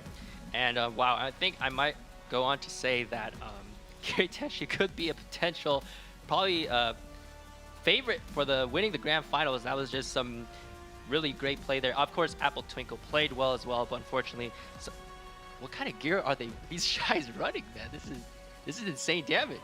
Yeah, I'm not really sure, but anytime you're going to run AP in the Shai tournament, you're already a favorite in my heart, that is for sure.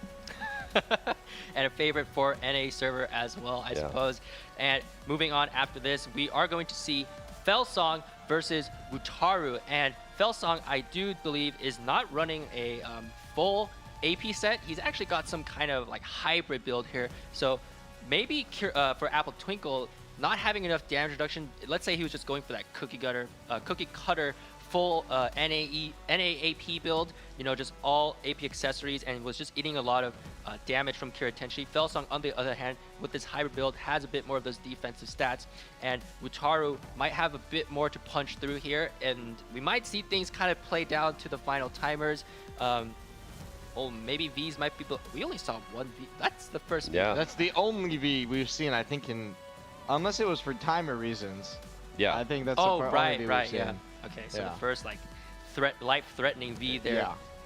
Yeah. Again, Felsong, obviously one of the big contributors to the Shai Discord, has given a lot of his insight to that community. When it comes to music, or no, music? No. I don't know. Maybe plays an instrument. But Felsong and Wutaru are ready. Let's jump into that match 2 and take a look at who's going to take that crucial first round win. When I hear Shai, I hear music creator. Shout out to Fake Uni. And now, round starting up here already. Oh, I hate the CC off the start here. I'm curious to see the damage, actually. Felsong actually guildless here. Oh, he's going to be losing a lot of buffs. We did see a guildless Shai in the EU bracket, and I do remember he actually did take a little more damage. Wow, the range on that boomerang. Jesus, ended up CCing him across the arena.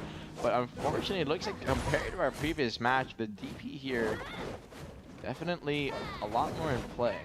Yeah, the range there kind of reminding me of another class, you know, that Focus, Meteor, and Eat This, quite similar. Well, unfortunately, alongside Meteor, we're going to have to also nerf the boomerang toss. Shai just that OP. That cheer up ticking for Felsong there. The thing to note about cheer up is that the duration of that heal, it's the gradual heal, is 60 seconds, and it has a 1-minute cooldown. So Shai actually can kind of keep this pretty much permanently up, which I don't see Wutaru doing. You better use your cheer up pretty soon. I don't even play Shai, but I think that's something that would sound smart to do. Fortunately for Felsong, he does have that ticking. Almost came out of that dark arena there. Oh, that Eat This, pretty big here. Nice float. Getting the, wait, is that a down smash? Did I just see a down smash? Yeah, Wutaru is the Shai that had that down smash tech added to his 1-2-3, so that's something to, you know, kind of look for in this matchup. And I do. Okay, let's see if he gets it off here again. Okay, didn't get it that oh time. no down smash. Yeah, you can definitely see Wutaru opting for that, you know, float to take his opponent to the ground rather than the straight up stun into the 1-2-3 stiff. definitely a different tactic coming out here from Wutaro. Felsong eating a lot of CC chains here, but that hybrid build paying off for him, not getting instantly killed like, well, not instantly killed, but Apple Twinkle was taking big damage. Felsong pretty much hasn't dropped below 95% HP here. Wutaro, I don't think has, is he running? He can't be running a DP build, but we haven't seen him lose any HP. Yeah, I think, you know, earlier you were talking about Felsong possibly bringing more of a hybrid build, and I think that's what we have out of Wutaro here. You know, they're kind of mimicking each other in that sense. The damage coming out, you can't see it there. Oh, the Misty Haze was actually used there by Wutaro. Again, if you have a really strong Artina Soul actually increases the strength of those debuffs in the Shai kit, and to do it, Misty Haze there when you have a pen Artina Soul, which I'm just going to assume Wutaro has, does reduce that 25% DP and evasion, and that's how Felsong might have dropped to about 82% HP there, so really well played. Players are also really doing a good job keeping up that tuck and roll attack speed, 20% steroid. Ooh, Z-buff came out. 15 seconds left on the clock here. You definitely have to be careful. Oh no, that is the bubble actually. Oh, that's clutch. He can't get it at all. Oh, cancel on the last second there. Oh, got the boomerang stun though on the ground. Looks like he wants to extend. 2 seconds left, and off the back of that, Wutaro is gonna end up winning. Great extension for the combo there, and actually a little bit of a bait.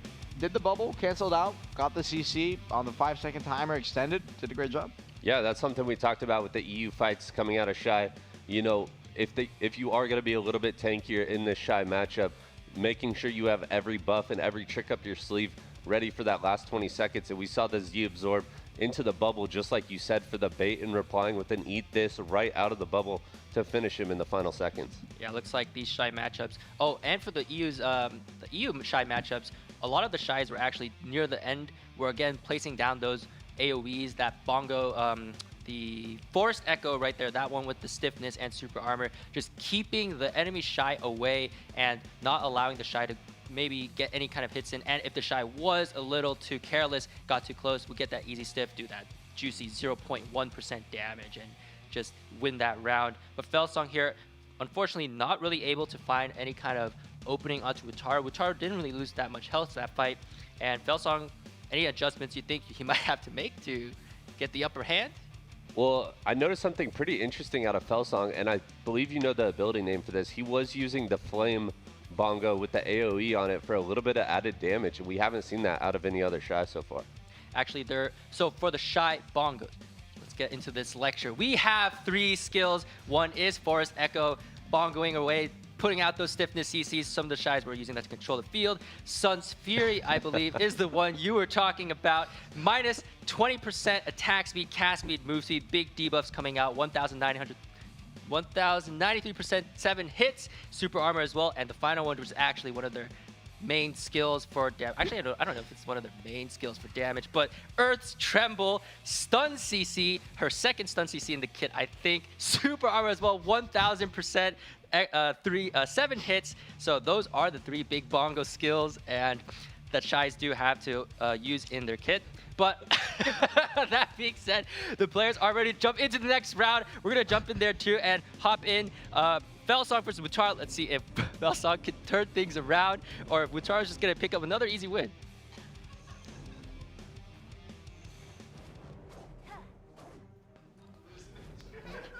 All right, hopping into this match, we're going to see Wutaro popping his E-buff right off the bat, getting aggressive, but going to kite back to the center of the arena. And we did see that Flame Bongo once again coming out, Lemoria. Yeah, the Flame Bongo, Sun's Fury, just applying those easy debuffs there, kind of cut off some of that tuck and roll 20% DPS. You know, if you're putting out that debuff, it helps a lot in controlling other Shais. Yeah, definitely, and Wutaro taking the center.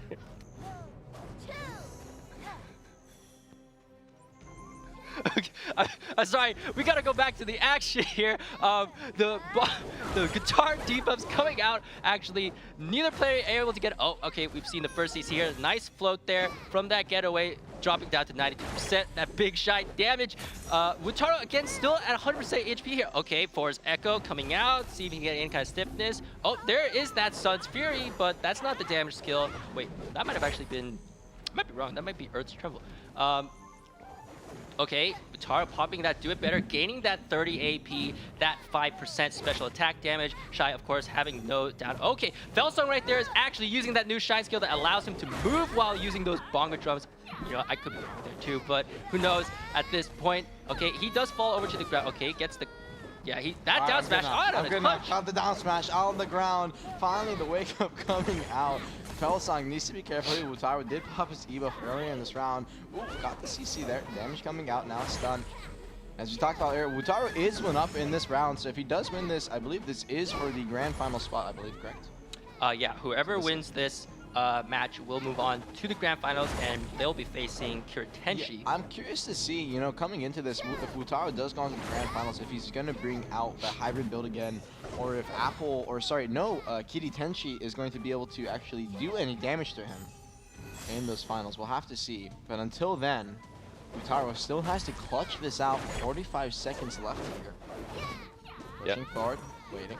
Definitely anyone's fight here. 40 seconds left. I think we're going to see something similar to the first round. The last 30 seconds here, we should see the major buffs coming out. Now, 30 seconds left here. Tries to go for the CC. No damage connection. Waiting.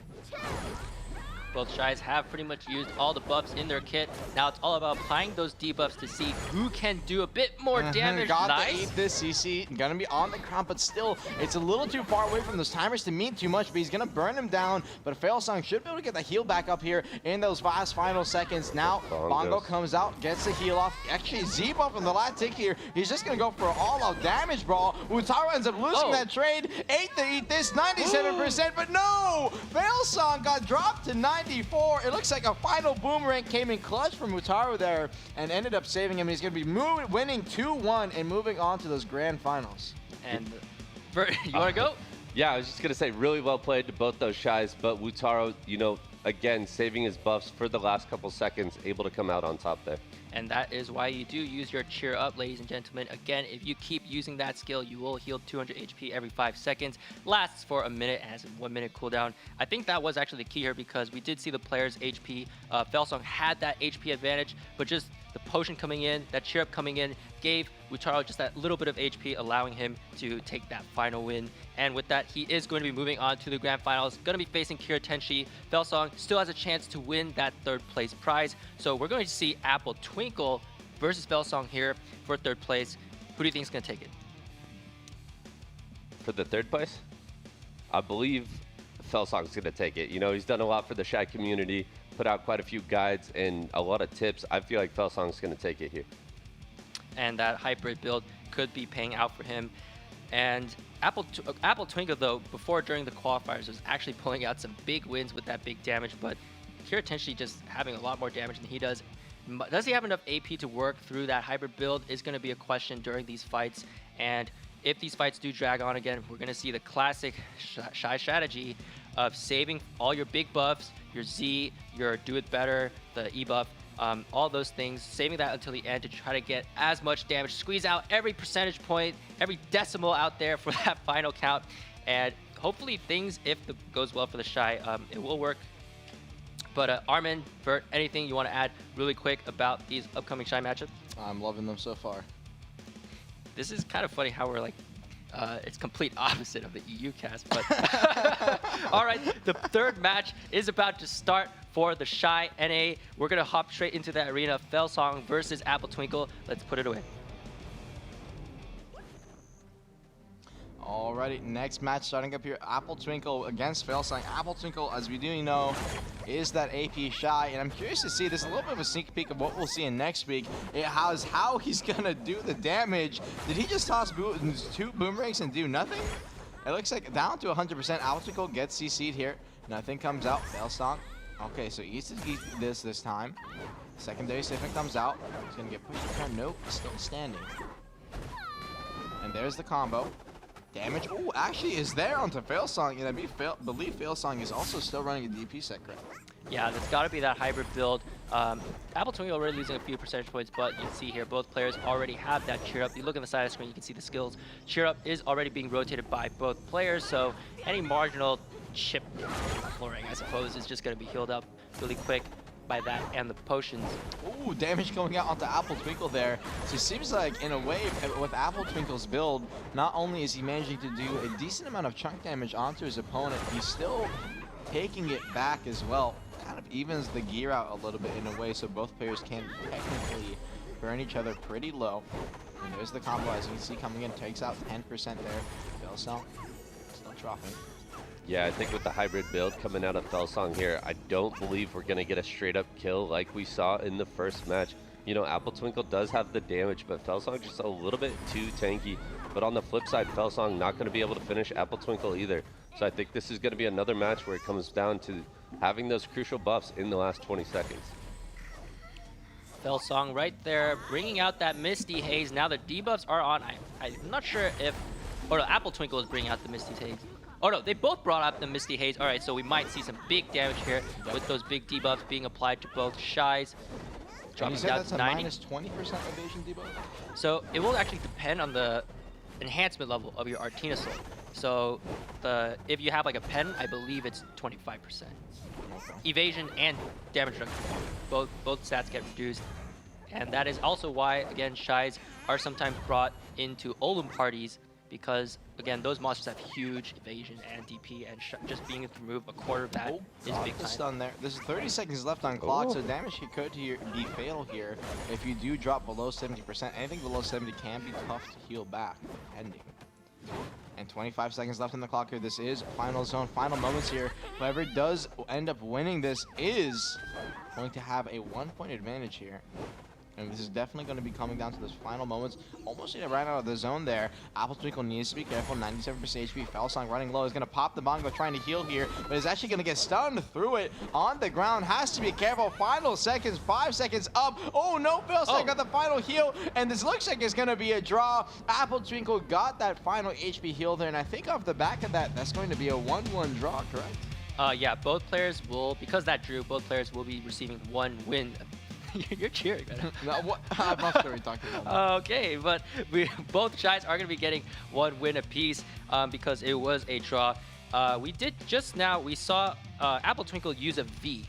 And that way, because things were coming down to the wire, it is kind of hard to calculate like how much percent. I mean, it's impossible to calculate. Who knows Shai damage at this point? The amount of damage you're going to take, you just want to avoid that damage with that V. And that is why he used that V there, just to not lose the timer. But this does mean that the next match round is going to be the match point for both of these players. So Vert, anything that these players should look out for, I guess? Any adjustments to make? I mean, I think that V play, Apple Twinkle did have the HP advantage going into the V, and we've seen that with a couple other classes where you're able to V as long as you have the HP advantage in the last couple seconds and take the win.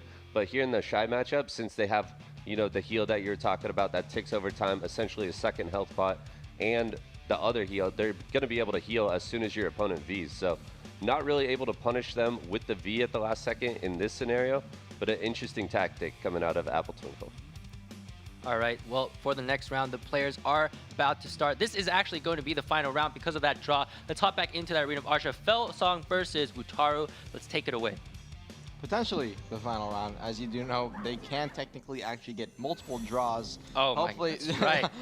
Sorry to remind you. Hopefully that doesn't end up happening. Unfortunately, you know, typically it's only if a scenario happens where that V play comes into play, you know, that iframe. So technically, on those last few seconds, we'll say at the 5-second mark, both players could end up being. Yeah, I'm going to be honest, Armin. I think you might have just jinxed it. We're going to see about 4 more Shai draws in a row here coming out of these Shais. Well, let's hope that doesn't happen. 2 minutes, 30 seconds left on the clock here. Ace the boomerang in. Kick comes out.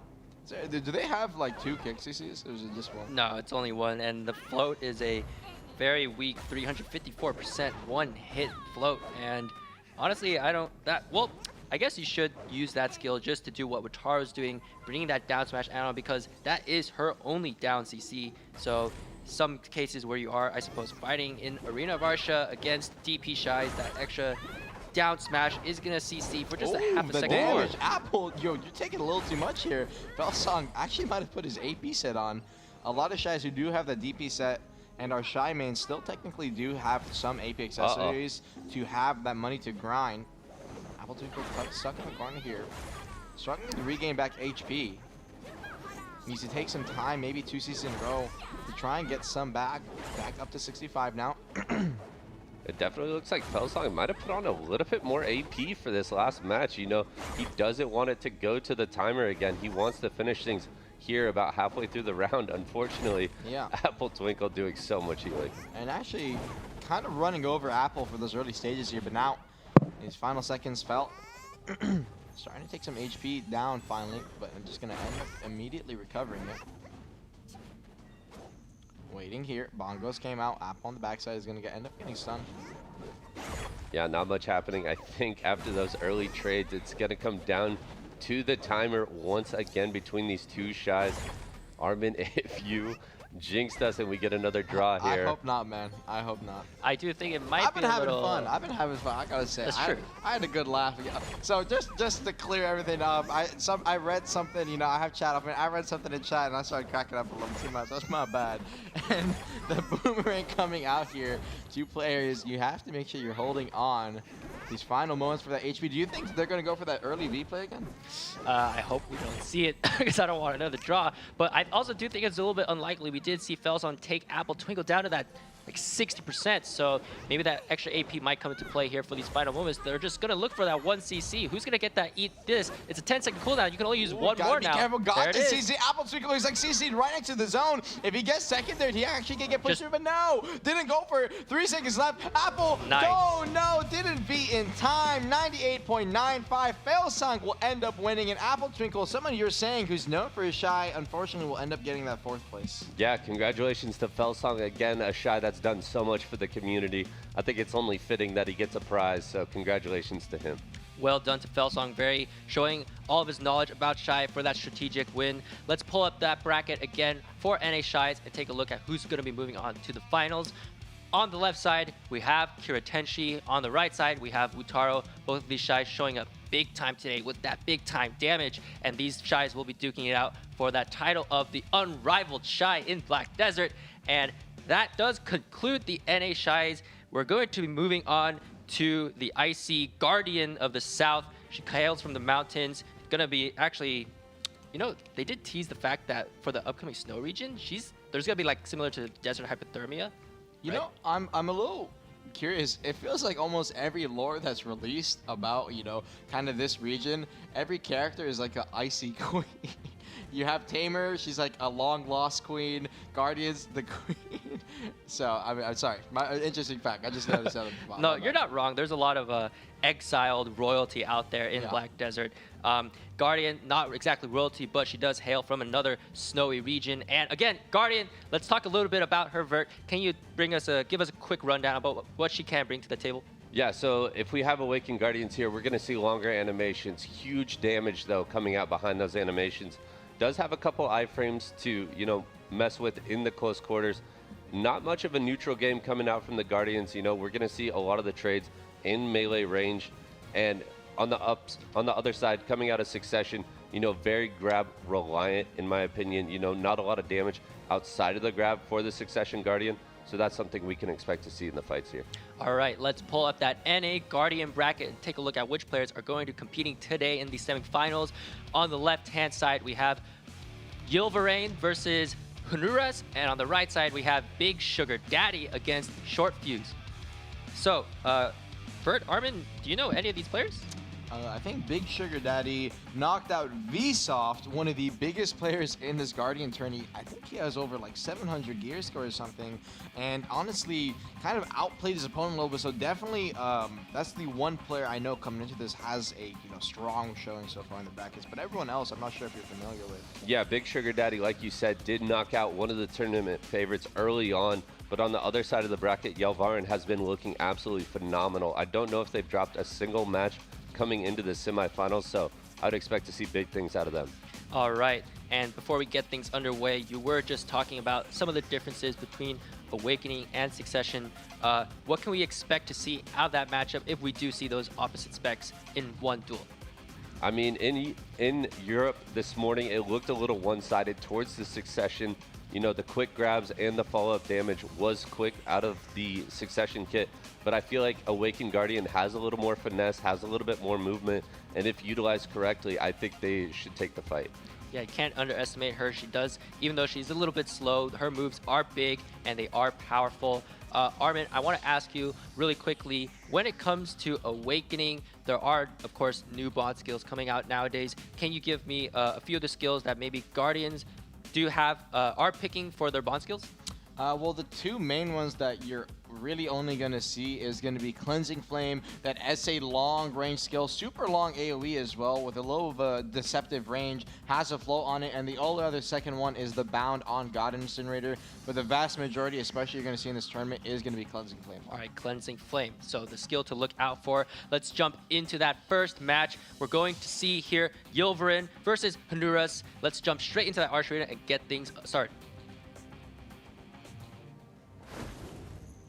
And already match already starting up. As we did see in the EU bracket, the Succession Guardian definitely having a larger favor in a lot of these matchups, but so far both players seeming to be on that Awaken. Actually, no.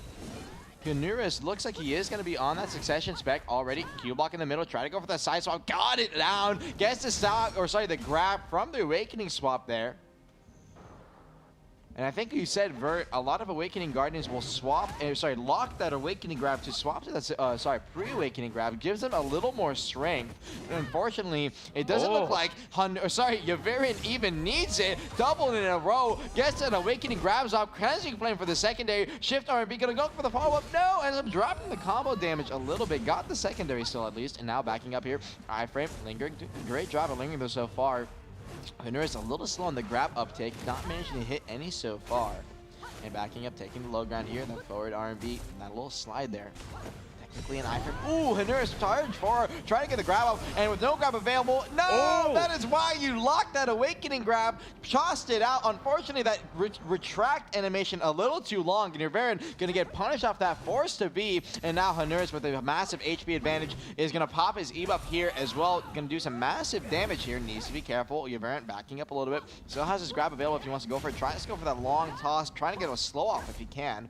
Hanuras obviously on Succession. Ooh, dash forward, went for the grab, unfortunately ends up missing. No punish coming out from Yilverin there. A little too slow on the upkeep. Now, side again. Oh, frontal guard, you need to be careful. Hanuras just slamming around. Axe toss after axe toss. You have to be careful. Now, axe toss comes in again once more time. That is going to be a slow. Gets a catch on the stiffen. The shield swap. No connection, shift Q, that is going to be a heal. Hanuras going to have a little bit of a DP buff off the back of that for a few seconds, and now waiting here. Forward charge, didn't go for the CC, a little too slow again, missing that grab. Hanuras, even though he's not getting these connections, Yilverin is actually not healing up as fast as we would expect. Pushing forward here again, shield charge is going to have the grab available here. Forward slide, try to get the grab on the backside, but Yilverin is just waiting for it. Unfortunately, it's a little too slow, and it's going to give him time to react.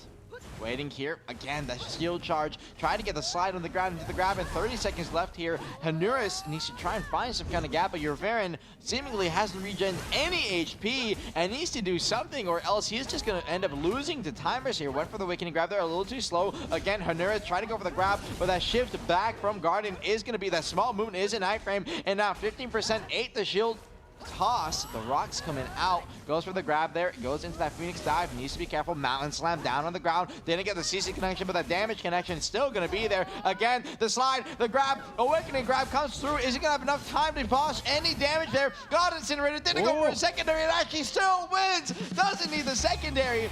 Yilverin, after being on 20% HP that whole time, ended up clutching it out on the last seconds. Yeah, and coming out of the Awakening there from Yilverin, we saw it in EU. A lot of Awakened Guardians went for the God Incinerator and then the Cleansing Flame. You're not going to be able to do that with the pre-Awakened grab as it's a float, but the Awakened grab is a KD. It gives you a little bit more time for that combo, and it also heals. We saw right there the shift Q, the God Incinerator, doing so much damage to Hanuras, but also healing Yilverin to get that last-minute clutch. I'm almost wondering if he's running the recovery HP per hit on it. I know a lot of Guardians do run that for large scale, so. Let's take a look then and pull up the replay really quick, because I also too was kind of surprised about that HP regen. It looked like it just came out of nowhere. And let's take a look really quick. See right here, Mountain Slam came through, chunked your Vert. Actually, no, barely got the iframe off there. Again, the shield swap. Pushes forward, gets the grab off here. Neck Impaler, what a grab name. On the ground here, shift R&B. God Incinerator comes out on the last hit, and that heal that came off on the last take there from the God Incin, I thought it was the wrong choice, but actually ended up being the correct choice. Great stuff from him, man. Yeah, if anything, out of Hanuris, maybe a little greedy to engage with only, I think it was 8 seconds left. You're at 100% health. Your opponent's only sitting at 25. You know, play patient, make your opponent come to you. But I think Hanuris, you know, wanted to get the kill. He was definitely bloodthirsty at the end, and it cost him the first round. Yeah, sometimes when you are seeing that opponent at super low HP, you're just thinking automatically, if I pressure them a little bit more here, they're probably panicking on their end because they're so low. I can probably just sneak like a really easy CC on them and they're going to be caught off guard. So really tough choice there for Hanuris, and it actually ended up biting him a little bit there. But we're going to jump straight into round 2 of this first match. Let's see if Yulvarin can close things out or if Hanuris is going to turn things around. Already second match starting up here again. Yulvarin versus Hanuris. Pushing forward. Try to go for the bait grab there. Didn't actually end up popping it. Slide. Dash forward again. Then comes out. Choke slam. Trying to get the grab off. No connection. Mutilation gets grabbed in it. Neck impaler once again. And that Searing Fang. V's before it comes out.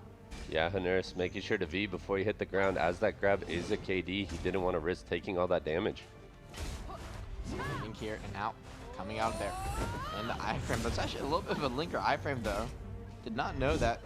The side dash into the Infernal Nemesis. Now comes out. Try to go slow there from the pre-wake. No connection. Needs to be careful. Back dash. Slide forward. Once again. Sealed swap. Oh, got caught on the back end of it and didn't get CC'd. Mouse Slam coming in is going to get the slow Yulvarin there and a ton of damage. You have to be careful. Axe throw.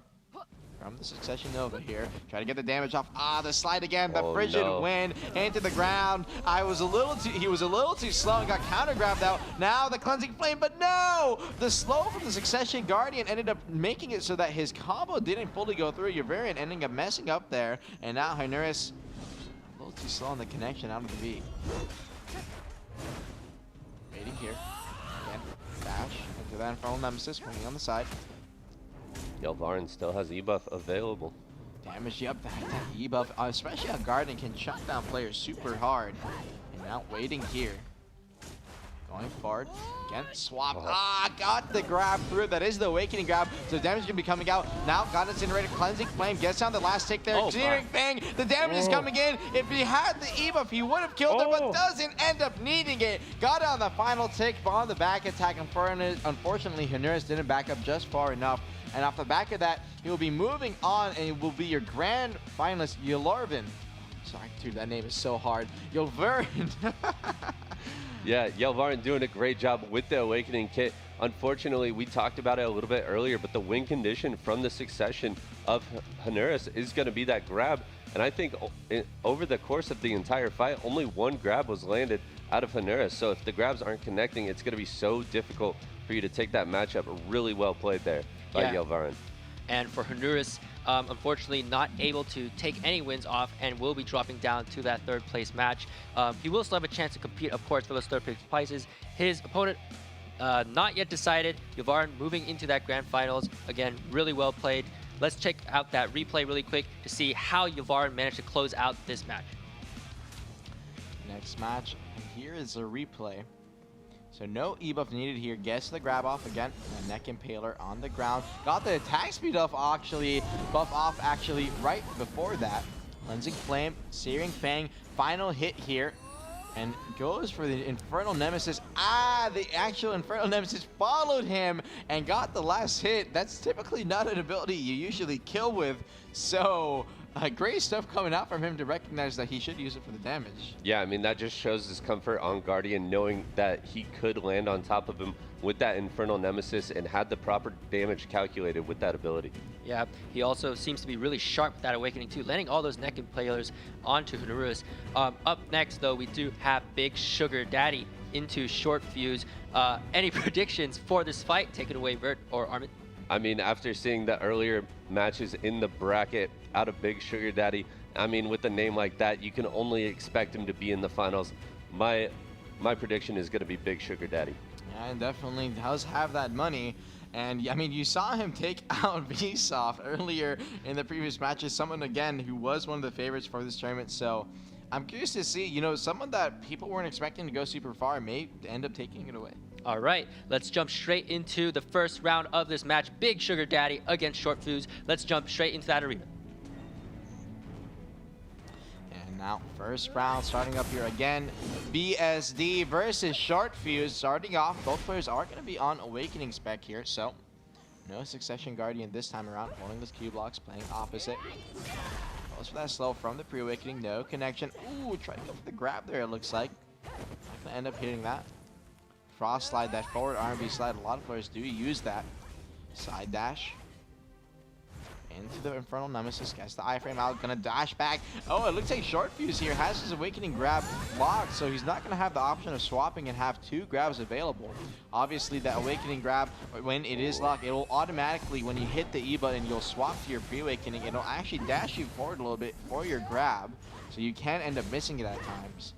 PSD not running the Awakening grab, or sorry, not having the Awakening grab locked, is going to have the option to swap here. And you can see it right there. Unfortunately, trying to swap for the pre-Awakening, gets grabbed by Short Fuse on the ground here. Searing Fang, final hit. Didn't kind of down smash your final CC though. It's going to be at 50%. Looks like Short Fuse definitely favors that pre-Awaken grab here. Oh, unfortunately, it's going to fail him though. Yeah, it's going to end up failing him there. Not pushing for the last time we did see BSD again. He did run over Zsoft and gets the CC here, and so far is actually getting run over a little bit by Short Fuse. Short Fuse doing a great job so far, catching almost every CC attempt, or sorry, every CC attempt at least in this matchup so far. BSD hasn't managed to catch anything just yet. Backing up Goddiver just in the last second there, managed to dodge the grab. Cleansing Flame again, traded back and forth. Both players are going to be heavily slowed every time. Oh, God, Incinerator.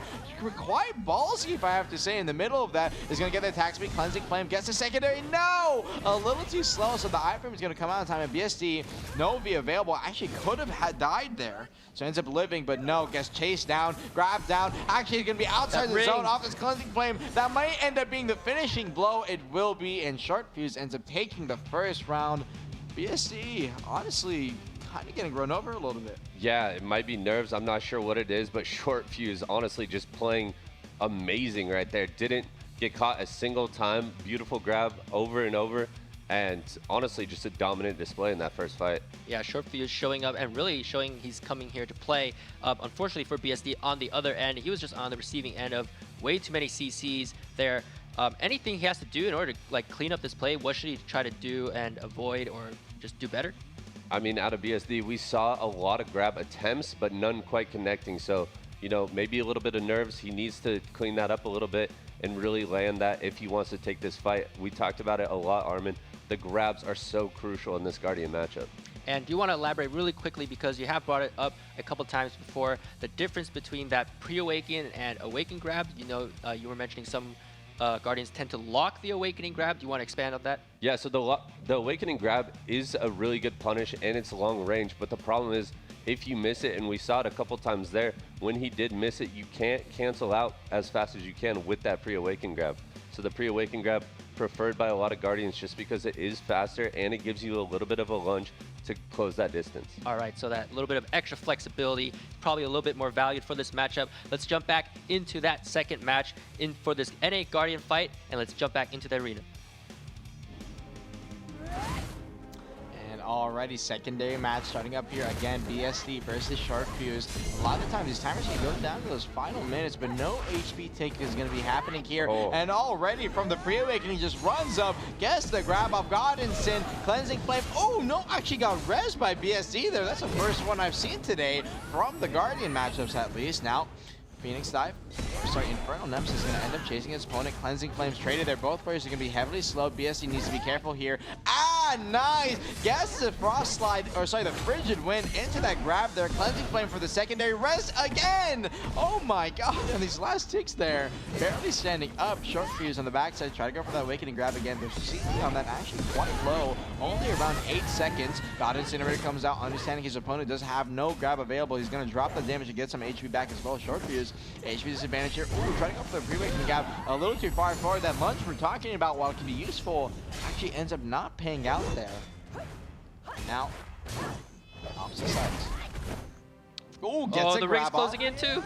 Yeah, and the ring's closing again. He might get pushed out of the ring here, but he does have the V available. Is going to finally opt to pop it. Yeah, Big Sugar Daddy on the ropes here, down 1-0. And that's going to be the debuff actually from Short Fuse. Short Fuse immediately coming in, Cleansing Flame out, tries to go for the slow from the pre-awakening, and that's what I'm talking about. The awakening grab a little too long. Goddess is going to come out unless he ends up iframing this, which he barely will. He's going to get the siphon on the last hit. BSC has a chance to turn this around, might be able to pop the V here. Now Cleansing Flame for the secondary is going to get that final damage here. Goddess in get the extra down smash, and Short Fuse barely gets back up. BSD is going to pop his E-buff here. If Short Fuse is not careful, one tick of damage could easily burn him out. That is going to be the Howling Light coming out there. Needs to be careful, pushing forward. Extra damage, trying to get it. Cleansing Flame again. And it looks like Short Fuse is going to play with that Q-Box for now. Ooh, got that first hit of damage there. Short Fuse now down 11. Got the grab off though. This is not only going to be a great opportunity for damage, but a great opportunity to get some HP. Cleansing Flame, Searing Frame, final hit there. Only going to burn BSC down to 50%. Now Short Fuse with actually the HP advantage somehow. A complete 180.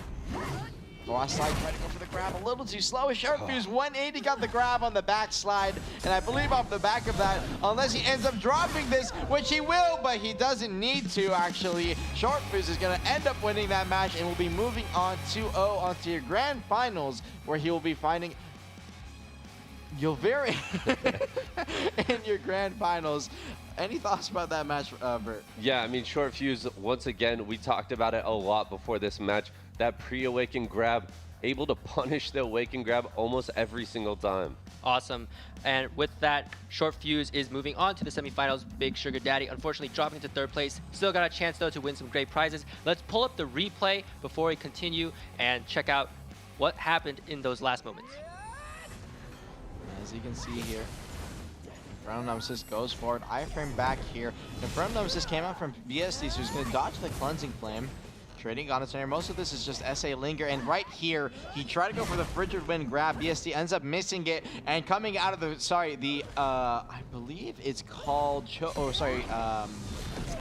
Oruns, there it is, from the pre-awakening. He came out, got the pre-awakening grab onto BSD, and got the CC. Actually, a quick 180 there. You don't really expect that kind of movement from Guardian too often. No, and yeah, that's what we were talking about a little bit earlier, is that Guardian Awakening, while it seems pretty stationary, if you combo the skills correctly, you can get moving on that, you know, semi-truck of a class. Yeah, and we kind of saw it a little bit, and I think in the Awakening, in the EU matches, at times, you know, playing a little slower pace, but a lot of the NA Guardians seemed a little more aggressive and use those iframes that you were talking about. Yeah, really great stuff there by Short Fuse. Let's move on to that 3rd place match. We have Honduras versus Big Sugar Daddy. Let's see who's going to take that first crucial win. Don't worry, we're all making mistakes in this stream. It has been a long stream, and we're getting down to the final moments. Guardian is going to be the last match for our Guardian today. Honduras versus BSD. Already sliding forward here. Grab just yet. Honduras Succession. Oh, try to get in there. Is this going to be an Awakening for Succession match? On the ground, BSD obviously is going to be running the double grab here. Oh, sorry. That was like super slow. I don't know if you noticed that. Yeah. Came out a little slow there, got hit behind on the ground. We'll have to see how the damage stacks up. Malin Slam now coming out. Final smash, Black Blood Splatter. And chunking him down to 40%. BSD forced to V. He needs to be careful. BSD played a little bit sloppy today, and he's getting punished for it. Yeah, he is. I mean, he definitely did really good against Vsauce, and I'm not sure, maybe, you know, the nerfs can come into play. Not the best day. Obviously, it is, you know, Sunday. Most people are not fully prepped here. Waiting it out, backing up a little bit. Needs to be careful. Does not want to eat that slow. It looks like went with the grab. Canceled out actually very fast. Her Cleansing Flame trades it in. Ends up losing the trade. Honduras went a little too far forward. That mutilation at times, since it is a frontal guard, but it moves you a little bit on the cast. It is possible to go past your opponent, and then it looks like that's what happened there. CC goes to the side. Wow! Just to the side, slide, grab, but no! Oh. Got him so fast off of that grab. BSD a little slow on the connection. Infernal Nessus dropping out in the mid. Try to go forward. This is going to be a long lingered iframe here. He's going to be holding cancels out there. He's going to pop his E-buff. Herners trading it back earlier. Got the CC, step in, but no secondary just in time. Slides forward, went for the secondary there, the grab, but a little too late already. Nemesis is gone. No iframe extension just this time. That is a flow typically you're going to be seeing coming out. Slide again, missed the grab. That is the flow that, or the combo, I guess, that BSD has been going for the majority of these times. And understanding that Herners has no grab available is going to linger that Godinson. Got the float there, and oh no, that flow. Once you're locked in that animation, you have to go through the whole thing. Lingers that iframe. Such a long lingered iframe. Something that a lot of people do not know. Guardian does have the availability for that. Unfortunately, though, it does have a little bit of a gas when you're entering it, so most people do not end up using it. Dodges the grab from Herners there. One hit of Searing Fang behind the block, actually takes away 25% and got the grab through the shift queue there. BlackDesert, you did not want to put that in front of another Guardian with the grab. Cleansing Flame for the final hit. Godinson, and this should be it. BSD ends up winning the first round and is looking closer and closer to taking that third place spot. Yeah, BSD definitely cleaning up there. You know, we saw his kind of signature move, the slide into the grab. We saw it a lot in his earlier matches in the bracket, and finally able to land it here in the third place matchup against Herners. So really well played by Big Sugar Daddy. If he's able to continue that gameplay, I think he'll take third place here. And with Bigger Sugar Daddy taking that first win, Herners, on the other hand, had to V during that second round of the second Dark Fog close in there and was put in a little bit of a bad position. For him, what do you think he has to do in order to clean up some of his play? I mean, overall, I feel like Herners was doing pretty good early on, and then it seemed like as the match went on, Big Sugar Daddy just had the read on him. So Herners, if he wants to take it with that succession, is going to need to start landing those grabs. And the V was even blown just off of one of his frontals, so he needs to be careful with that in these fights.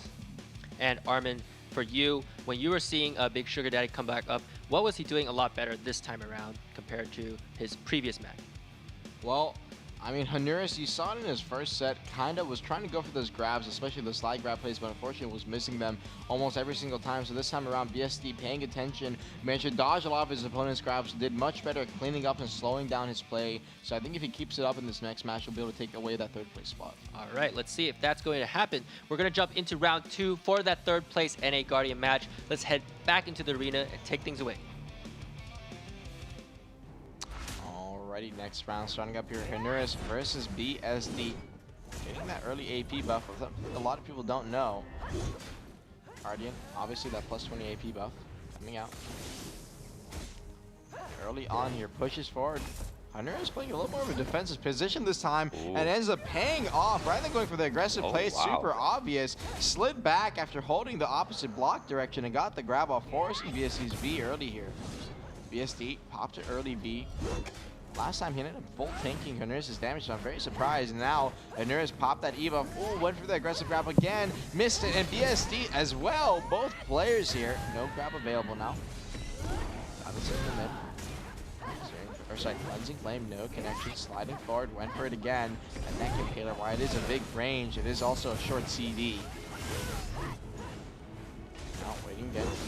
Swapping again, try to go for the CC there, no connection. Is going to be in that long lingered iframe here, holding. Ooh, went for the guard swap. That does have a siphon on the end of it if you do hit it, but no connection that time. Cleansing Flame blocks Mountain Slam just in time, so now Herners is going to have a slow on him.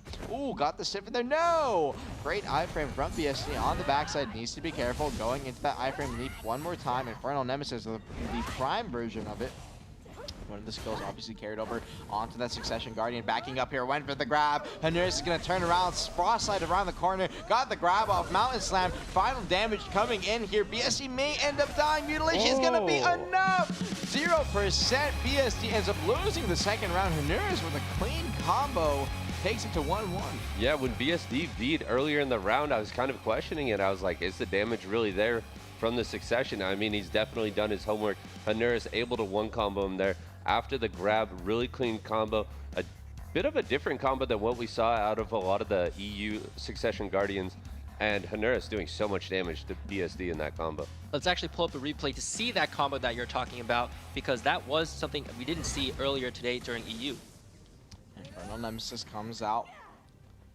And BSD right here trades it back, so he's going to be running forward. Shield charge is going to look for a CC opportunity. Unfortunately, ends up missing the C-swap, and that frost slide. Ooh, the clean movements. Just turns the camera. Mountain Slam comes in. Final damage, mutilation right here before the Claw Reveal. Claw Reveal obviously does give that crit buff.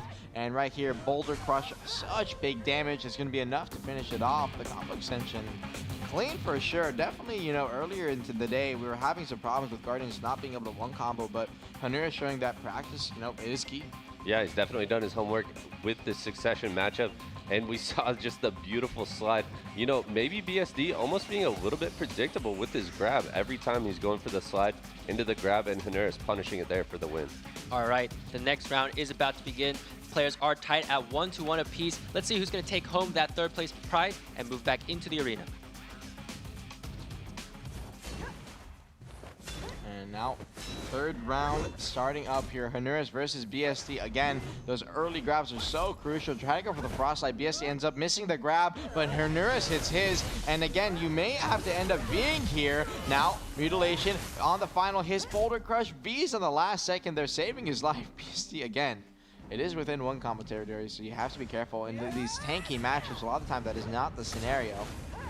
Pushing forward here, try to go up the iframe. C-swap didn't manage to hit, but real quick into that Awakened Guardian. Caught the neck impaler. And he's going to force the V. Neither player now has no V available. Both players popping their E-buffs here. BSD, I think he's going to have his for the next few seconds, but he's going to play on the backside here.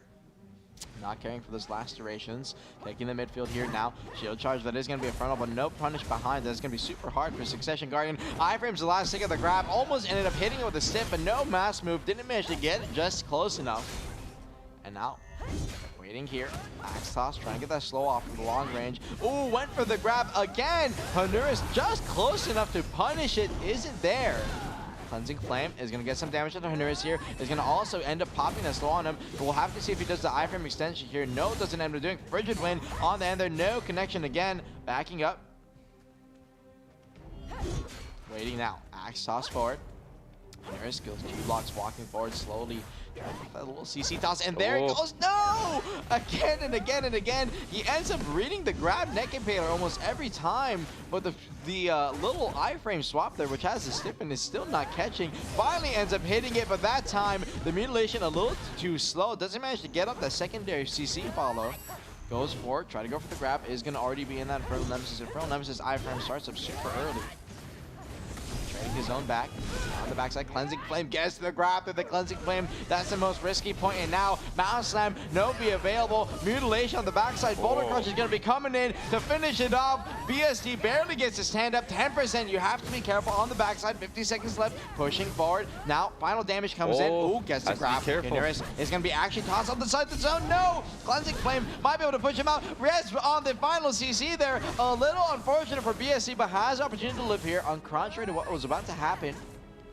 Now, waiting. Infernal Nemesis on the last tick there. No iframe just yet. Frost, Frigid Wind gets CC'd on the last hit. That's what I'm talking about. Almost out there, but still survives. Tried to go for the grab. Doesn't manage to get the catch. Waiting here. BSC, 20% HP. Goes for it. Oh my god. What was that? Actually gets the grab through. BSD on the ground. Final Boulder Crash will be enough. And he'll be winning the round 2-1. BSD unfortunately out, but his opponent will be taking that third place victory. Yeah, congratulations to Hanura, sticking with it through the end. Almost a bit of a turnaround, but unfortunately the grab did not throw him out into the fog. It dropped him right behind his back. Hanura's able to get up and punish BSD with a grab of his own. Really well played, and congratulations on third place. And with that, the NA Guardians matches are concluded. Let's pull up those brackets one last time to see who's going to be moving on to the finals. On the left side, Yulverin. On the right side, Short Fuse. These two players are going to be duking out for that title of Unrivaled. Please tune in next week for that. Those were some great fights today, and we're looking to hope for more of the same. All right, Vert Armin, up next, we do have one of your favorite classes, Hashashin. I don't know if I'd say my favorite. But Vert, you were planning to actually enter the tournament as a Hashashin here, so I've got a lot of things to ask you about this. First off, give me a quick rundown about Hash and what he brings to the table. I mean, Hash, especially here in North America, all four names we're going to see here in the semifinals are going to be running Succession. Something to look out for with Succession. It's going to be a lot of super armor, has that quick block jump, you know, borderline render distance. So that's something to look out for. It's going to be a lot of trading, and I think it's going to come down to, you know, who can stay protected the most, you know, no slip-ups. And if there is a gap, you know, being able to punish it extremely fast, you know, you will take this matchup. And we did see during the EU semifinals today, a lot of the succession hashes actually were dragging things out to the very end. So this class is very slippery, just like the Sorks and the Kunos, and things might get down to the wire, and whoever like just loses that one bad trade or that one bit of trip damage is going to end up costing them the round. So let's actually pull up the NA hash bracket and take a look at which players are going to be facing off against who. On the left side, TG Fool facing off against X Actual 01. On the right side, Fearomatic, he's going to be facing off against Chase. So these four players rather, do you happen to know any of these hash players from the community? Yeah, I actually know all four. They're all very, very good players, all extremely geared as well. TG Fool is going to be rocking that Black Rose tag today, going up against Zastral. That should be a very good match. And then Fear is actually my favorite to take this entire tournament. Awesome. Let's move on to that first match of the NA Hash Tournament semifinals. Let's back into that arena and get things underway. Alrighty, first round starting up here. TG Fool against Zas. TG, actually someone I'm very familiar with, have done several AOAs on. Definitely a very fast and strong succession hash player here. And unlike as we saw in the EU brackets, damage is going to be very prevalent here. Already starting up. Nados are going to be early out. He is going to be in that tornado here. Waiting. Zaz has already popped his Eve up. And looks like TG Fool, recognizing as going to play on the back foot. Quicksand comes out. Needs to be careful of the slope. Applying on both sides. Owl's Breath lingering. Already Descent comes down the mid. Block jump. No CC connection. Waiting again. Now both players connecting. Owl's Breath again here. Again, it looks like they are walking around, but they are in those tornadoes. Waiting here is going to look for a block jump opportunity. TG, after playing an AoE with him a lot, he does typically play slowly for this Owl's Breath into where Descent plays. Now, Anna comes out, pushing forward, waiting for it. Both hashes here just playing extremely patient. TG actually popping his E-buff there. Now with that E-buff available, TG is going to be doing some hard chunking.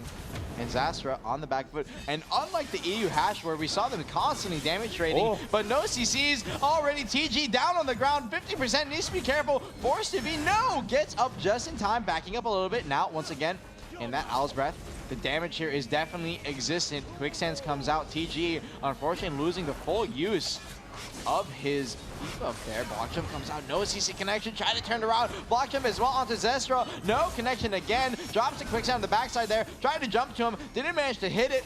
TG trying to go for that long range there, drops Descent on the backside, Zestro dodging the damage, Descent from him as well. TG getting the iframe off just in time there, these NATOs everywhere around the arena, and now Zestro going forward, waiting. Counter comes out, pushing forward, Quicksands traded, both players right on top of each other. Quicksands, a little funny, they are going to be slowed here, and TG already taking massive damage, trying to go in the sand, got block jump on the final ticks there as he looks like he's coming out, forced to be, going to be coming out in the mid here, unfortunately going to eat that purge, and it now is going to be down on the ground. Final hits coming in, and Zastra is going to take that first round win. Really well played by Zastral there. TG actually looking for the air to assault the block jump onto Zastral. Zastral did a nice little backdash into Purge, catching him as he was falling from the sky. And then as we saw, they're able to punish the V because they were in that last circle. And when it comes to these hashes, I'm seeing them just evade practically everything, and the fight is going to move on to that final ring there. But at the end, you mentioned that TG did get caught by something, and do you want to elaborate on some of these openings that hash players are looking out for? Yeah, so a great play out of Zastral there. TG was looking for the air assault, which is the block jump. It is going to be extremely fast, but it's unprotected. Zastral was able to read it. He actually dashed backwards and then threw out Purge, which is a long-range float, you know, catching him as he was falling out of the sky. And then a beautiful combo, you know, forcing TG to V, and was able to finish up there in the last seconds. And for these so-called rat classes, or any classes that rely on crazy mobility, whenever you do get slowed by something, it just makes your life a lot more miserable, and you basically can't do your job. So for these hashes, you were mentioning during the fight that they're trying to also land some slows on each other. Some is working, some aren't. But can you elaborate and tell us what some of these slows are that the hashes are looking to land? Yeah, I mean, the biggest one is going to be Quicksand. It's the big AoE that you saw them throw off, almost off cooldown, and it's going to be so oppressive as a hash. if you get hit by that, you're not going to be able to do much for about 10 seconds. All right, 10 seconds is a long time for these assassins. Let's jump into the next round. TG Full on the back foot here, and let's see if he can take things back and turn things around for him back into the arena. Yeah, Quicksand's definitely a strong slow. I will have to say that, especially with that long-range AoE and the damage, especially on Succession. So something to watch out for, but you're going to be seeing them trade it off in here. Zastra, again, popping that early E-buff. I'm not sure why he opts to pop it so early here. TG taking recognition again. It's going to play on the back foot in that Owl's Breath. Going to look for the block jump here, but he does play a mirror class, so he's going to TG. None the wiser, very aware of that Owl's Breath into block jump strength. Gonna enter his own. Nados are gonna be into the descent there, taking some damage. PG backs up, is gonna pop his E buff. That is gonna be SA on the cast, and no CC is gonna connect there. Quicksands again, holding on the backside, a little too far away. That was that long range stiffen connection that a lot of Hashes toss out, but doesn't manage to get any kind of CC there. Waiting, counter, pushing forward a little bit. It's on the backside, gonna look for a block jump there. Ooh, tried to hit it, but unfortunately a little too slow. Air to Assault, obviously such a fast skill. But again, Succession Hash, so many lingers. Try to go for it again. Is going to end up eating a little bit of the descent there, but not too much damage. Only ate the second half. Waiting here. Now in the mid, both players in at Owl's Breath again. Both Hashes just playing so patient. Once again, TG actually burning his E-buff here. Let's see if he can do anything with it. And now with that E-buffed out, yeah, but he is going to be doing way more damage than Astra. 70% HP pushing for TG, dropping down to 60. It looks like he ate a little bit of the set there. Going to drop the quicksand to try and get some HP regen back. Now iframing over on the side. Q-block does not want to linger that for very long. Zastra obviously with that insta block jump. Now in that Owl's Breath is going to take some damage while from that descent. And now the E-buff from TG running out just a little bit. Oh, trying to block jump again, but that is not going to be a frontal guard. That is going to be an SA. Quicksand dropping the backside. Didn't mouse move just in time. So Zastra not going to be slowed here at all. TG, though, looks like he ate a little bit of his trying to go for the long range tip, and a little risky, if I must say, especially in that close range. Has to be careful. Descent comes out, because it eats some damage onto Zastra there. Zastra dropping down to 70%, and we're on the final circle, and both these players are going to be doing some huge chunking, so I'm very surprised already. Nado's going to be out. Quicksand on the backside. TG try to go for the block jump, a little too far away. Descent now. Purge trying to go for the CC connection. Second hit of Descent is going to end up hitting TG down to 70. 30 seconds left on the clock. Block jump a little too far away. No CC connection. Backing up here. Purge again. Oh, was that a rest actually from the block jump potentially? And now taking advantage of that, Zastra trying to push forward, but still taking too much damage. The Quicksand finishing him off down to 30 here. Has to be careful. 20 seconds left. 20% left on his life. Going forward, Descent on the backside, ended up eating a little bit of it from the block jump. The final hits at the counter, 10%. Zastra has nowhere to go, still has V available, but he's not going to end up winning off of HP here. 8, 7, 6, 5. Descent comes out. Zastra needs to do something. No CC connection, a desperate block jump, but it's not going to be enough. TG ends up winning that round off of a 82% life lead, tying it up 1-1. Yeah, I mean, TG doing a great job with the super armor trades, especially when that circle got low. We saw it a couple times. Zastra was going for the block jump, but unfortunately the disengage after the block jump put him outside of the circle a couple times, so just taking a little bit of chip damage from the fog itself, and then the damage coming into the circle from TG. So, you know, Zastra needs to clean up his movement, especially in that last circle, if he wants to take this victory. But, I mean, both Hashes playing extremely well. Man, for like that rest of that, for the whole entirety of the fight, actually, it looked like both Hashes were being really, really patient, but then the moment things kind of shrunk down to that final circle, all of a sudden it looked like TG Full just kind of put his like pedal on the gas and was just running over Astral here. So, well, could you explain and run down really quick, like what exactly like he shifted or adjusted to make that kind of play? Yeah, so TG, he just did a great job of popping his super armors almost secondary. You know, Zastra was the first to pop Quicksand. TG would readjust, you know, get a better position, and then use his Quicksand. You know, he was just doing a great job of punishing over and over and over, and that led to the victory. Looks like he just got into full rhythm mode in there for that end of that fight. Let's jump into the final round for this Hash matchup. TG Full versus X Astral. Let's get back into that arena. Next round starting up here, TG Full against X Astra. TG gonna play behind the pillar here. Again, the biggest threat in this matchup is that Arid Assault. Thank God, getting nerfed on the next patch. And Now waiting here, counter on the backside. TG waiting. Whoa, weird linker there. Descent not afraid. A little bit of a challenge there. Yeah. Stared him down for sure. Maybe trying to bait something out, actually. Potentially, yeah, you definitely can't. No, I'm not. No, never mind. You definitely cannot bait air to salt. So I'm not sure what TG is doing there. Playing with fire a little bit. Dashes forward. Goes for the purge. It's going to be in the middle of that quicksand. No punish. Obviously, quicksand. This still does take a second at least to cancel out of. A second though. Quicksand. I'm just trashing on succession hash. And waiting here, quicksand in the middle is going to be the slow. Has to be careful. I'm playing on the backside. That little backflip there, actually, I don't know what ability that is. That's going to be Sand Divider, and it's going to give you that 9% accuracy, which is going to be huge in the hash matchup. Okay, Sand Divider alrighty. It is technically unprotected, so he can get CC'd through it, so he has to be careful that TG isn't close enough, and you saw him popping it when he was in that far gap distance. Now waiting here. Oh! Air Assault finally came through. The first CC from that we have seen out here. Actually, the second one. Zasser got one in the earlier round, and he follows the B. TG might actually end up winning it here. No HP timers for you, Zasser. TG finishes it out. A great V read. Wow, the gap close was so fast there after being on the other side of the other pillar. GG Fool is going to end up winning that and going on to your grand finals. Yeah, and you just talked about how fast Air Assault is. TG reading that beautifully. You know, Zastral just for half a second there was S-blocking, and against another hash, that's going to be an instant punish. But even more impressive, the double dash into the purge to catch him from the V. You know, he didn't have the V read right at the beginning, but he adjusted perfectly to catch him and take the victory there. Looks like that S-block was probably something that he was getting a little bit too comfortable with, got punished for it. Let's pull up the replay to see exactly what happened and how TG Fool was able to take that final win.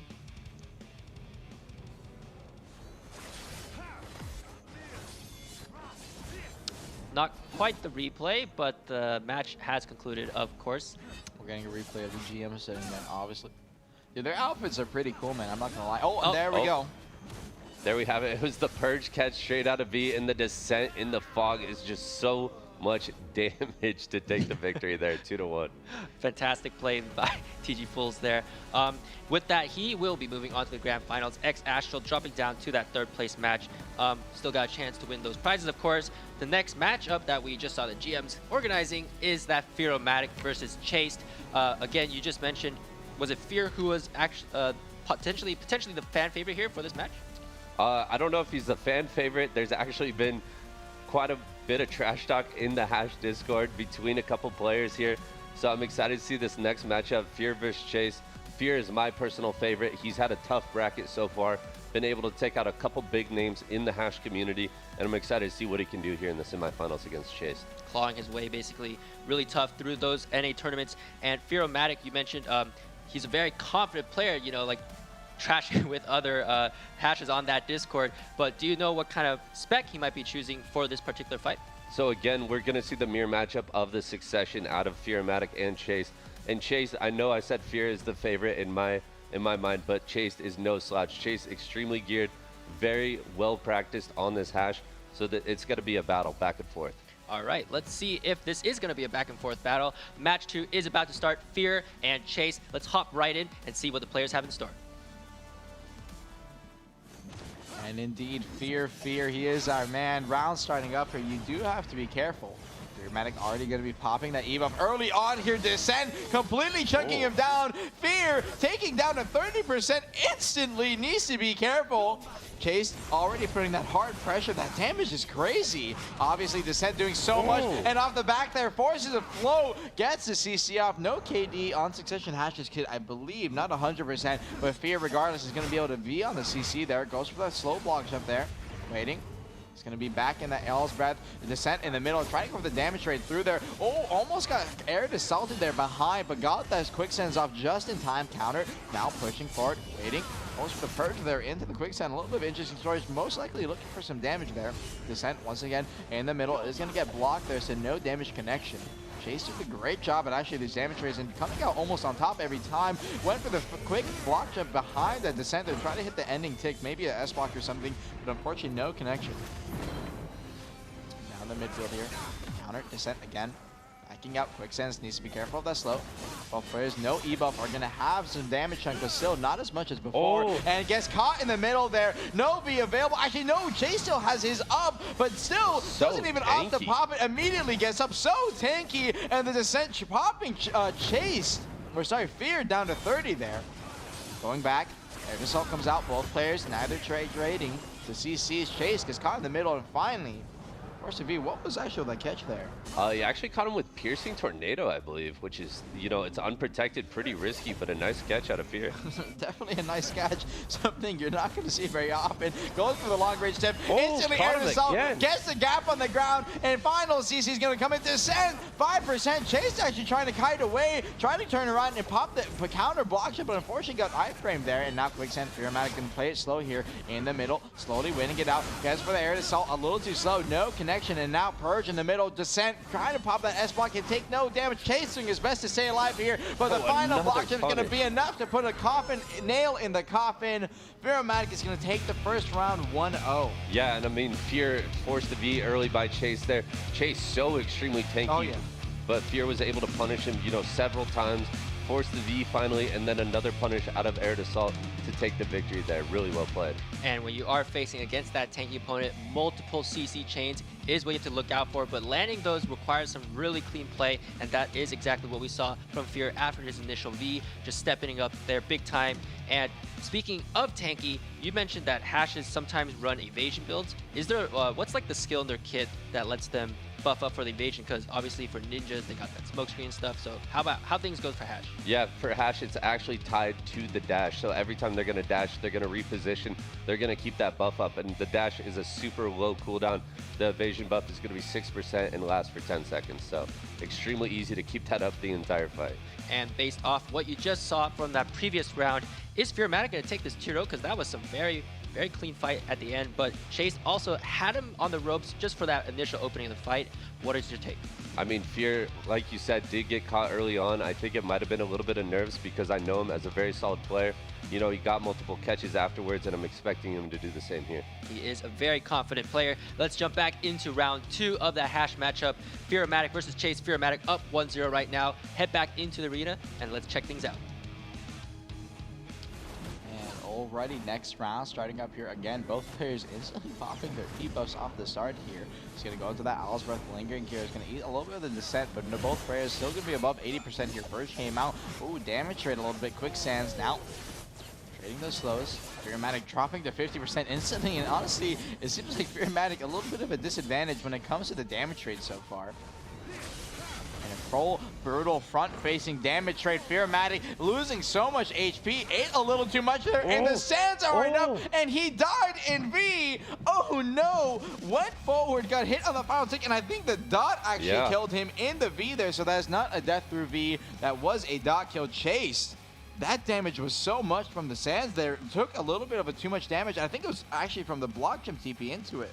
Yeah, and he did. He block jumped into the Descent, you know, taking more damage than he needed to. And we saw that in the first round. Chase winning those super armor trades with the E-buff. So I'm surprised Fear was trying to push so hard to take those trades. And unfortunately, you know, he does go down for it. And like you said,